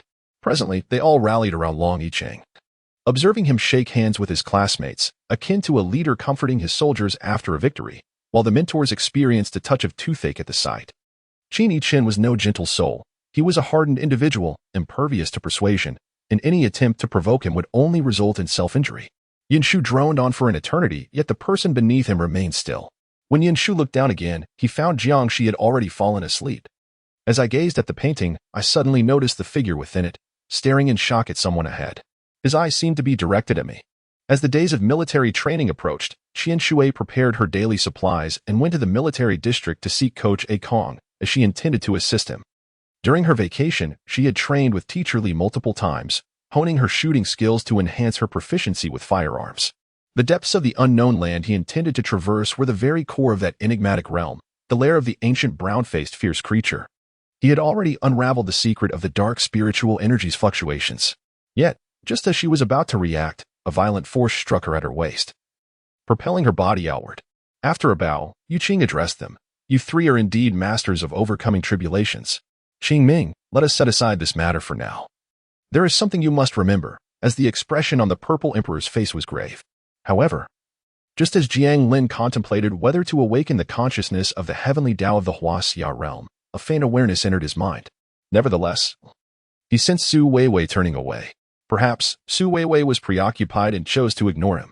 He thought this and sighed softly, not dwelling on it further, closing his eyes to sleep. No matter, perhaps Qian Li was enjoying herself elsewhere, completely oblivious to them. In that case, he need not long for Qian Li. Overthinking was futile. Thus, he closed his eyes and drifted into slumber. At that moment, unbeknownst to him, Su Weiwei turned away, fearing that her tears might be discovered. With her back turned, Su Weiwei lay on her side, quietly shedding tears, anxious about revealing her true feelings. This implies that the current Su Zhe is still quite distant from these matters, remaining sufficiently secure. Having acquired the plant seeds, Li Yunlong has devoted his entire focus to this endeavor. Should he fail to cultivate them, he would not even meet with the brigade commander. Dinshin, having gleaned from Jiang Ming's prior remarks, has subtly deduced the existence and birth method of the alien queen, fully aware of the characteristics of ants. The window frames and dividers in the room have decayed and fallen away, coated in layers of dust, rendering the entire space dilapidated. Among those most familiar with the various factions in the eastern wilderness, none stand out more than this representative of the Dao sect, the Yuan Xing. Presently, his mind is as tranquil as still water, solely intent on finding a place to camp for the night, with plans to descend the mountain the following day. Other staff members on Gudu's side promptly responded to an email, agreeing to the recording of the show. Just as he was about to express his irritation, Xiao Zining collected the imprint stone from Cui Jun and handed over the finished stamp. The pancakes were generously sprinkled with sesame seeds, the dough rolled thinly layer by layer, resulting in what could be described as a 1,000-layer flaky treat, albeit with simpler versions that were not overly thick. Their discontent stemmed from their adherence to Catholicism, while their neighbors next door were devout followers of a different faith. Humph! I had already advised you to restrain your disciples. How have you acted? Jichan scoffed. Upon hearing his words, the youth from the Lei family nodded in sudden realization. having spent considerable time within the elite forces of the Bailey clan. He had inevitably developed a habitual mindset, leading him to mistakenly believe that all military units should consist solely of elite members. Yunmu gradually regained consciousness, instinctively drawn toward the source of the medicinal fragrance. While he spoke, a quiet amusement stirred within him. It seemed the Murong family had indeed diminished in stature, as this individual before him was merely at the first or second layer of the Great Ascension stage. Yet somehow he could represent the Murong clan in the star-shattering trial. His attire and demeanor revealed no extraordinary traits. When Ling Han, slightly dazed, accepted the business card, the middle-aged gentleman promptly turned and left without hesitation. Hearing Yukai's words, Kakashi was profoundly shocked, lifting his gaze to Abido, who seemed at a loss for words. The dual forces collided with a thunderous roar, creating a pillar of fire and air that spiraled toward the heavens. Lei Jun frowned, although he had consumed snake blood before. He had never tasted human blood, which felt quite unsettling. However, recognizing it as a mere experiment, he refrained from voicing his discomfort and silently attuned to the sensations within his abdomen. Bali Furong's eyes gradually reddened. This was the first time she had sensed such intense emotions from Lei Yu since their acquaintance. With Milan Yu's comforting presence, Su Nua ceased to dwell on work matters. As Milan Yu had said, one must witness to understand. No longer wishing to work, her thoughts drifted to the phone call from Lan Engchern. I am not entirely sure, for that was quite some time ago. However, there should be records within the palace, replied Slip, amidst the deafening cries of battle. The Golden Wolf Guards surged forth with a speed rivaling that of the previous Hedong cavalry, charging toward them. Wu Xiang made this remark and then fell silent, returning to his cave to meditate in tranquility. He still had a portion of the spiritual medicine left by the Fire Flood King, which he planned to consume thoroughly, aiming to fully cultivate the second layer of the original body technique. As for the third layer, due to time constraints, it would depend on the circumstances. To his delight, Huang Rong approached with palpable excitement, his rough hands gently caressing the ceramic jars, his eyes reflecting both astonishment and joy. He had never anticipated that these simple clay jars, molded from earth, would transform into such lightweight containers after being fired. They appeared to be even more portable than the stone vessels they had previously utilized. Huang Rong could effortlessly carry the 3 jars, unlike the stone containers of similar size, which required days of labor to polish and immense effort to transport. This was indeed a welcome improvement. To verify the usability of these jars, Zhou Shi conferred with the higher-ups at Lenovo regarding procurement matters and then broached the subject of Lenovo's strategic transformation. Meanwhile, Shakespeare, who often inquired after Leonardo's parents, was now hypocritically assuming the role of host, surprisingly adept in his performance. Seeing her thus, Yinshi did not refuse, after all, until this matter reached a conclusion. She would remain uneasy. Rather than linger in uncertainty, it would be better to let someone she trusted await the outcome. Mishin was momentarily taken aback. After all, even the most remarkable athlete derives their significance from their fans. If no one watches, what purpose does it serve, even if one can soar? The two slowly rose and glided across the icy surface. Before long, with a loud thud, Zhuoletian slipped again, causing Jean Yuner to lose her patience. Upon seeing Xiao Yu, many could not help but recall Plushenko's performance in Sochi, where he faced defeat on home turf. I have long wished to meet you. Yet I never expected to wait until this moment, Cheng Tianzhao remarked, joined by Yao Xiaobuan and Yu Tao among the visitors. The all-spirit star technique can amalgamate all spiritual energy across a vast expanse, yet even so, Yichen could only perceive a few meager strands of spiritual power. The two entered the cave alongside Wang Mu. It was shrouded in darkness, winding and twisting, until after several miles, it opened up to reveal light, accompanied by the sounds of laughter emanating from within. Furrowing his brow, Zhao Fingnian thought this improbable. After all, she was his own princess. Even though he was her biological brother, after such a prolonged absence, surely she would come seeking him. Matters for the future can be discussed later, but for now, I am quite hungry, Zhang Hao remarked as he looked at us. I immediately approached the bus driver's seat, retrieved a bag from the side, and extracted a box of chips, which drew the hungry gazes of Bai Jing and Zhang Hao, akin to 2 ravenous wolves. A single remark from Hua Lao cleared his inconsistency, turning the tables to make Mu Feng appear as if he were manipulating others. Su Zipei intended to introduce herself properly, yet she was rendered speechless by Mei Jing's final words. Glancing at that stunning face, she suddenly felt a chill run down her spine. Breakfast is ready, he lazily called to the two by the sofa, not even sparing them a glance, before turning to enter the dining hall and taking his place at the head of the table. although Du Zitong had suffered at Lin Tianyu's hands previously, this time. With Zhu Fen's assistance, he felt not fear but rather a hint of excitement. Mu Feng exuded a magical aura even more intense than that of a demon, startling the magical creatures into a cacophony of roars. Humph, encountering you today is indeed my misfortune. The day I fully refine the dragon essence shall be the day of your demise, Tang Feng. With a fierce declaration, Duan Lang abruptly cast aside a harsh remark before soaring back in the direction from whence he came. Although obscured by the shrouding black mist, the emergence of this dark luminescence rendered the covered areas nearly within the realm of visibility, allowing Lin Han to perceive clearly. Suspended within the essence of the earth was a stone tablet, adorned with a relief depicting a creature of human form with the lower body of a scorpion, radiating an aura of terror, albeit considerably inferior in power to the immortal God King. After all, even among deities, there exist hierarchies of strength, with the immortal God King reigning supreme, followed by others of lesser might. The implication was clear: they were not human, and thus could not instill the same terror as a human might. Su Weiwei mused that perhaps due to the prolonged company of her companions, Wang De and Yun Duo seemed to have adopted a somewhat cunning demeanor, their tongues ever so slick. The corners of Su Weiwei's mouth twitched as she chuckled lightly, affirming their every word. Subsequently, her gaze fell upon Yun Duo, prompting her to pivot the conversation with a sudden inquiry. "Oh, you've recovered so swiftly? Yesterday, when I heard Wang De mention it, I assumed you had been gravely ill, unable even to fly. Yet now, it appears you are completely unfazed." With a flourish, I withdrew a blue longsword with a golden hilt from the storage ring on my right hand's ring finger and, with a swift motion, unleashed a streak of azure light. At this moment, Shui Robing instinctively gazed at Yu Lu Ming, seemingly filled with an urgent hope that he would acquiesce. Impossible. Shirtong immediately summoned someone.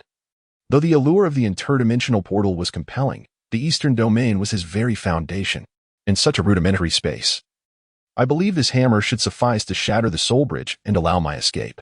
Electric sparks transformed into serpentine lightning, swirling around the hammer's head, flicking its tongue as it accumulated intensity. A flicker of electric light adorned Imo Song's brow, his hair standing on end, exuding an aura of calm authority. The valiant soldiers of the 8th Route Army roared with fervor, surging towards the enemy's stronghold like an unstoppable tide, gradually encroaching upon the enemy's defenses while they charged fiercely, continuously firing their weapons.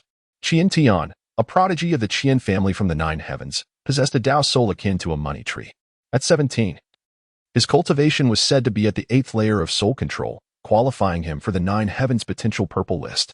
Currently, the average subscription rate for Xianxia works stood at about 20-1, with even some exceptional cases reaching 6 or 7-1.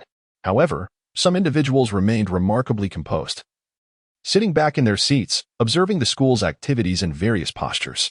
Bai Lang immediately sensed something amiss and promptly ascended the slope, casting his gaze towards the source of the billowing smoke. Sure enough, the thick smoke emanated from the interior of the large house. Guli kicked a chair aside in anger, and still unsatisfied, he stomped on it repeatedly until it was reduced to splinters. "Generalito Yu Hong, what has startled you so?" George Dewey vigorously shook his head. After regaining clarity, he inquired. It was prudent to consider carefully. The officials present had no particular objections.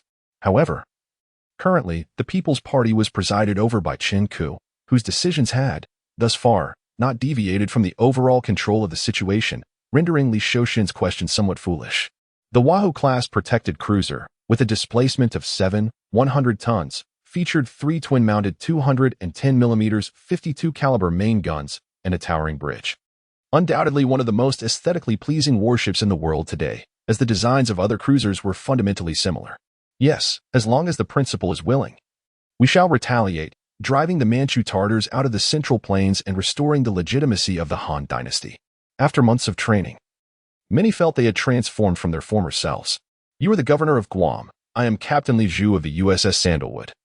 This is our Hawaiian Navy Commander Chen Zheng, and this is Deputy Captain Su Chong." Li Zhu introduced Charles. After speaking, he turned to leave. But the bearded monk across them revealed a shimmering octagonal artifact from his wrist storage, which turned out to be an exquisite magical tool. The business leaders present expressed no objections. After all, the industry had reached a point of no return, and persisting further would only lead to the collapse of their remaining capital. Acting promptly would not necessarily be detrimental for them, as it at least provided a basic safeguard. Su-Han no longer harbored doubts that Droplet was indeed the cleansing water of the demon spirit. He took out the silver bottle he had prepared in advance and filled several bottles before finally stopping. After enduring so many perils, Suhan would not be satisfied without bringing back a little more. Perhaps it was the wild boars that transmitted the news, causing all the wild boars entering the half-dragon clan's territory to scatter in panic. At that moment, the wild boars within the half-dragon clan's domain were still unaware of the situation. They remained tightly clustered around some of the weaker females and youngs, preparing to launch an attack.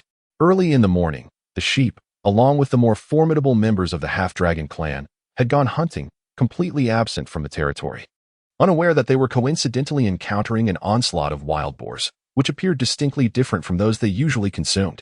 The wild boars before them seemed considerably fiercer, grunting towards the half-dragon clan members within the territory. It appeared that not only could they not leave, but Rongzheng was also closely accompanying them. Even if there were matters to attend to, he would ensure that the old queen or Aunt Shui kept watch to feel at ease. Moreover, I am currently struggling to maintain the yang energy to summon the Golden Eagle. I can only seek assistance from the governor of Lu County to mobilize troops. Upon exiting the hotel, they noticed a restaurant diagonally across the street. The two decided not to venture far and opted to dine there. The personnel department of the municipal bureau claimed they had conducted an investigation. When exactly they did so was unknown, as I had never heard of it. Deputy Factory Director Liang held a bellyful of grievances. Someone tampered with my coffin. Several sections of the lifting pole were broken, and the coffin bottom shattered, making it impossible to lift. Chu Shinji fumed. Upon mentioning Luo City, Feng Sa's expression visibly stiffened for a moment before she reined it in, exchanged a few idle words with the stall owner, and returned home. There are no walls that do not let the wind through. What was initially a secret conversation became common knowledge among nearly all factory employees by the evening, as they learned that Feng Hanmin was under investigation by the disciplinary committee. Qin Xiao conducted a thorough investigation of all circumstances, allowing for this moment for Star to meet her sister, ensuring she did not leave any traces due to Jian Mo's intelligence. Surrounding the courtyard were a ring of phoenix trees, their leaves already turning yellow, many having fallen. Suddenly, a leaf fluttered down from a branch, gently landing on the shoulder of a man seated in a wheelchair below. That afternoon, the factory office summoned Feng Hanmin to the second-floor conference room. Perhaps he arrived a bit late. Upon entering, he found Factory Director Yuan, Deputy Factory Director Wang, General Xia, Section Chief Shui from the technical department, and two leaders from the second workshop, along with the heads of departments responsible for utilities already seated. Previously, he had felt nothing. However, upon awakening, he now experienced intense pain throughout his body. I did not mean that. I just woke from my nap and hadn't checked my phone. So I naturally did not see any messages, Li Chen explained. Should the master have insisted on leaving, according to the contract's effect, they would have been utterly incapable of resistance. They sought refuge in a temple to escape the rain, which fell for an entire day. After the rain ceased, they set out, only to discover that mudslides had blocked the main road. Having gathered Yen Bao and a Zhou, Yimu Hua felt quite satisfied. Returning to the various supervisors, where she found Wu Jinhuan seated inside. No one could pass through. It was evident that the fog concealed something peculiar. While the nature of it remained unknown, it served as an optimal barrier against intruders. Hey, do I look like a wandering cultivator? What wandering cultivator possesses a top-grade artifact? Maguoha replied with dissatisfaction. Li Chen contemplated that the entertainment industry in this world had become so chaotic that it was time for a transformation. I've told you. I have no need for it. Besides, we are comrades in arms now. There is no need for you to be so polite. Chu Chen stated candidly. Su Emoran grasped his meaning, glancing at Brother Zhang, who seemed to be aware that he was their leader. Having a good rapport with Xian Air and voluntarily assisting in tea fragrance cultivation. Upon receiving the decree, Liu Bei was instantly overcome with gratitude towards Liu Xie. And that very day, disregarding the wound on his arm, he set forth with his troops to confront the invading enemy. The Russians expressed a measure of sympathy for the British, believing that the French should cease exporting these dangerous weapons, particularly those that were easily concealable. However, the new Tsar simultaneously urged the British to reflect upon their actions in Ireland. It was evident that Yang Lian was oblivious to the inner thoughts of Yisong at that moment. Presently, her concern was solely for the circumstances within the half-dragon territory. She hurriedly approached Qingxi, her brows knitted in worry as she inquired, "What is happening? Are you all right?" "It's nothing." Qingxi waved her hand dismissively. Although she had recently sustained an injury, it was merely a bump and hardly significant. With a brief period of rest, she would likely recover. Nevertheless, her greater concern remained with Yisong, who stood nearby. She gestured towards Yisong, casting a puzzled glance at Yang Lian, and asked, "Just now?" Yisong helped us to slay. Jun Wuxia knitted her brow slightly. The spiritual fluctuations had dissipated, yet the residual effects left her feeling somewhat weak. While the fragrance that lingered in the room evoked a sense of familiarity. Why did the giant python's skin not shed? Otherwise, how could it have grown so resilient? What was the reason behind this? After narrowly evading the rebound attack of the fallen star flame, Jun Yuqing wore an expression of surprise. When Sumi beheld him, the first question that flashed through her mind was how he had reappeared, her brow furrowing in response. The rain umbrella served as a cultivation aid, reputed to refine the physical body, spiritual energy, and soul to varying degrees. We cannot leave my father here. The people of Tianyun sect are aware that half a soul jade is in our possession, with just a few inquiries. They will discover that the soul jade accompanied my father's burial. At that point, they will not seek us out, but will directly excavate the grave, Jun Wuxia stated. Within the venue, numerous attendees had already expressed gasps of astonishment, their eyes fixated on the flamingo with an indescribable intensity. Yiming Xuan's intent was clear during this third confrontation. The enemy's main force must be annihilated. Even though the vulture's forces still held the advantage, the ferocity of their combat strength might instill caution in the adversary, potentially allowing them to endure until Gru's forces arrived, with the Marquis of Pingbei grievously wounded and unconscious. Compounded by the heavy snowfall on the first day of the new year, it was indeed an omen of misfortune for the year ahead. Below, Yin Wuming awkwardly rose to his feet, and upon hearing Bai Mingying's words, a profound sense of embarrassment and indignation washed over his face. At this moment, Lu Dong grasped the old man's wrist, casually checking his pulse as if playing a part, then pressed on the old man's body before inserting a pill into his mouth. The reason behind the sudden break of the bow eluded him, as he could only lament that he was not by Xian's side when she was injured. As he watched the three depart, Qingling's gaze fell upon me, a look that promised no mercy. Alas, they had left in such haste that they took nothing with them, possessing nothing but the clothes on their backs. Lin Ke helplessly spread his hands. His beloved lyre was getting married, a cause for joy. Yet how could he not feel heartache when the one he had cherished for so many years was departing without a second thought? Consider this. The other party had even revived a person presumed dead, using nothing but silver needles.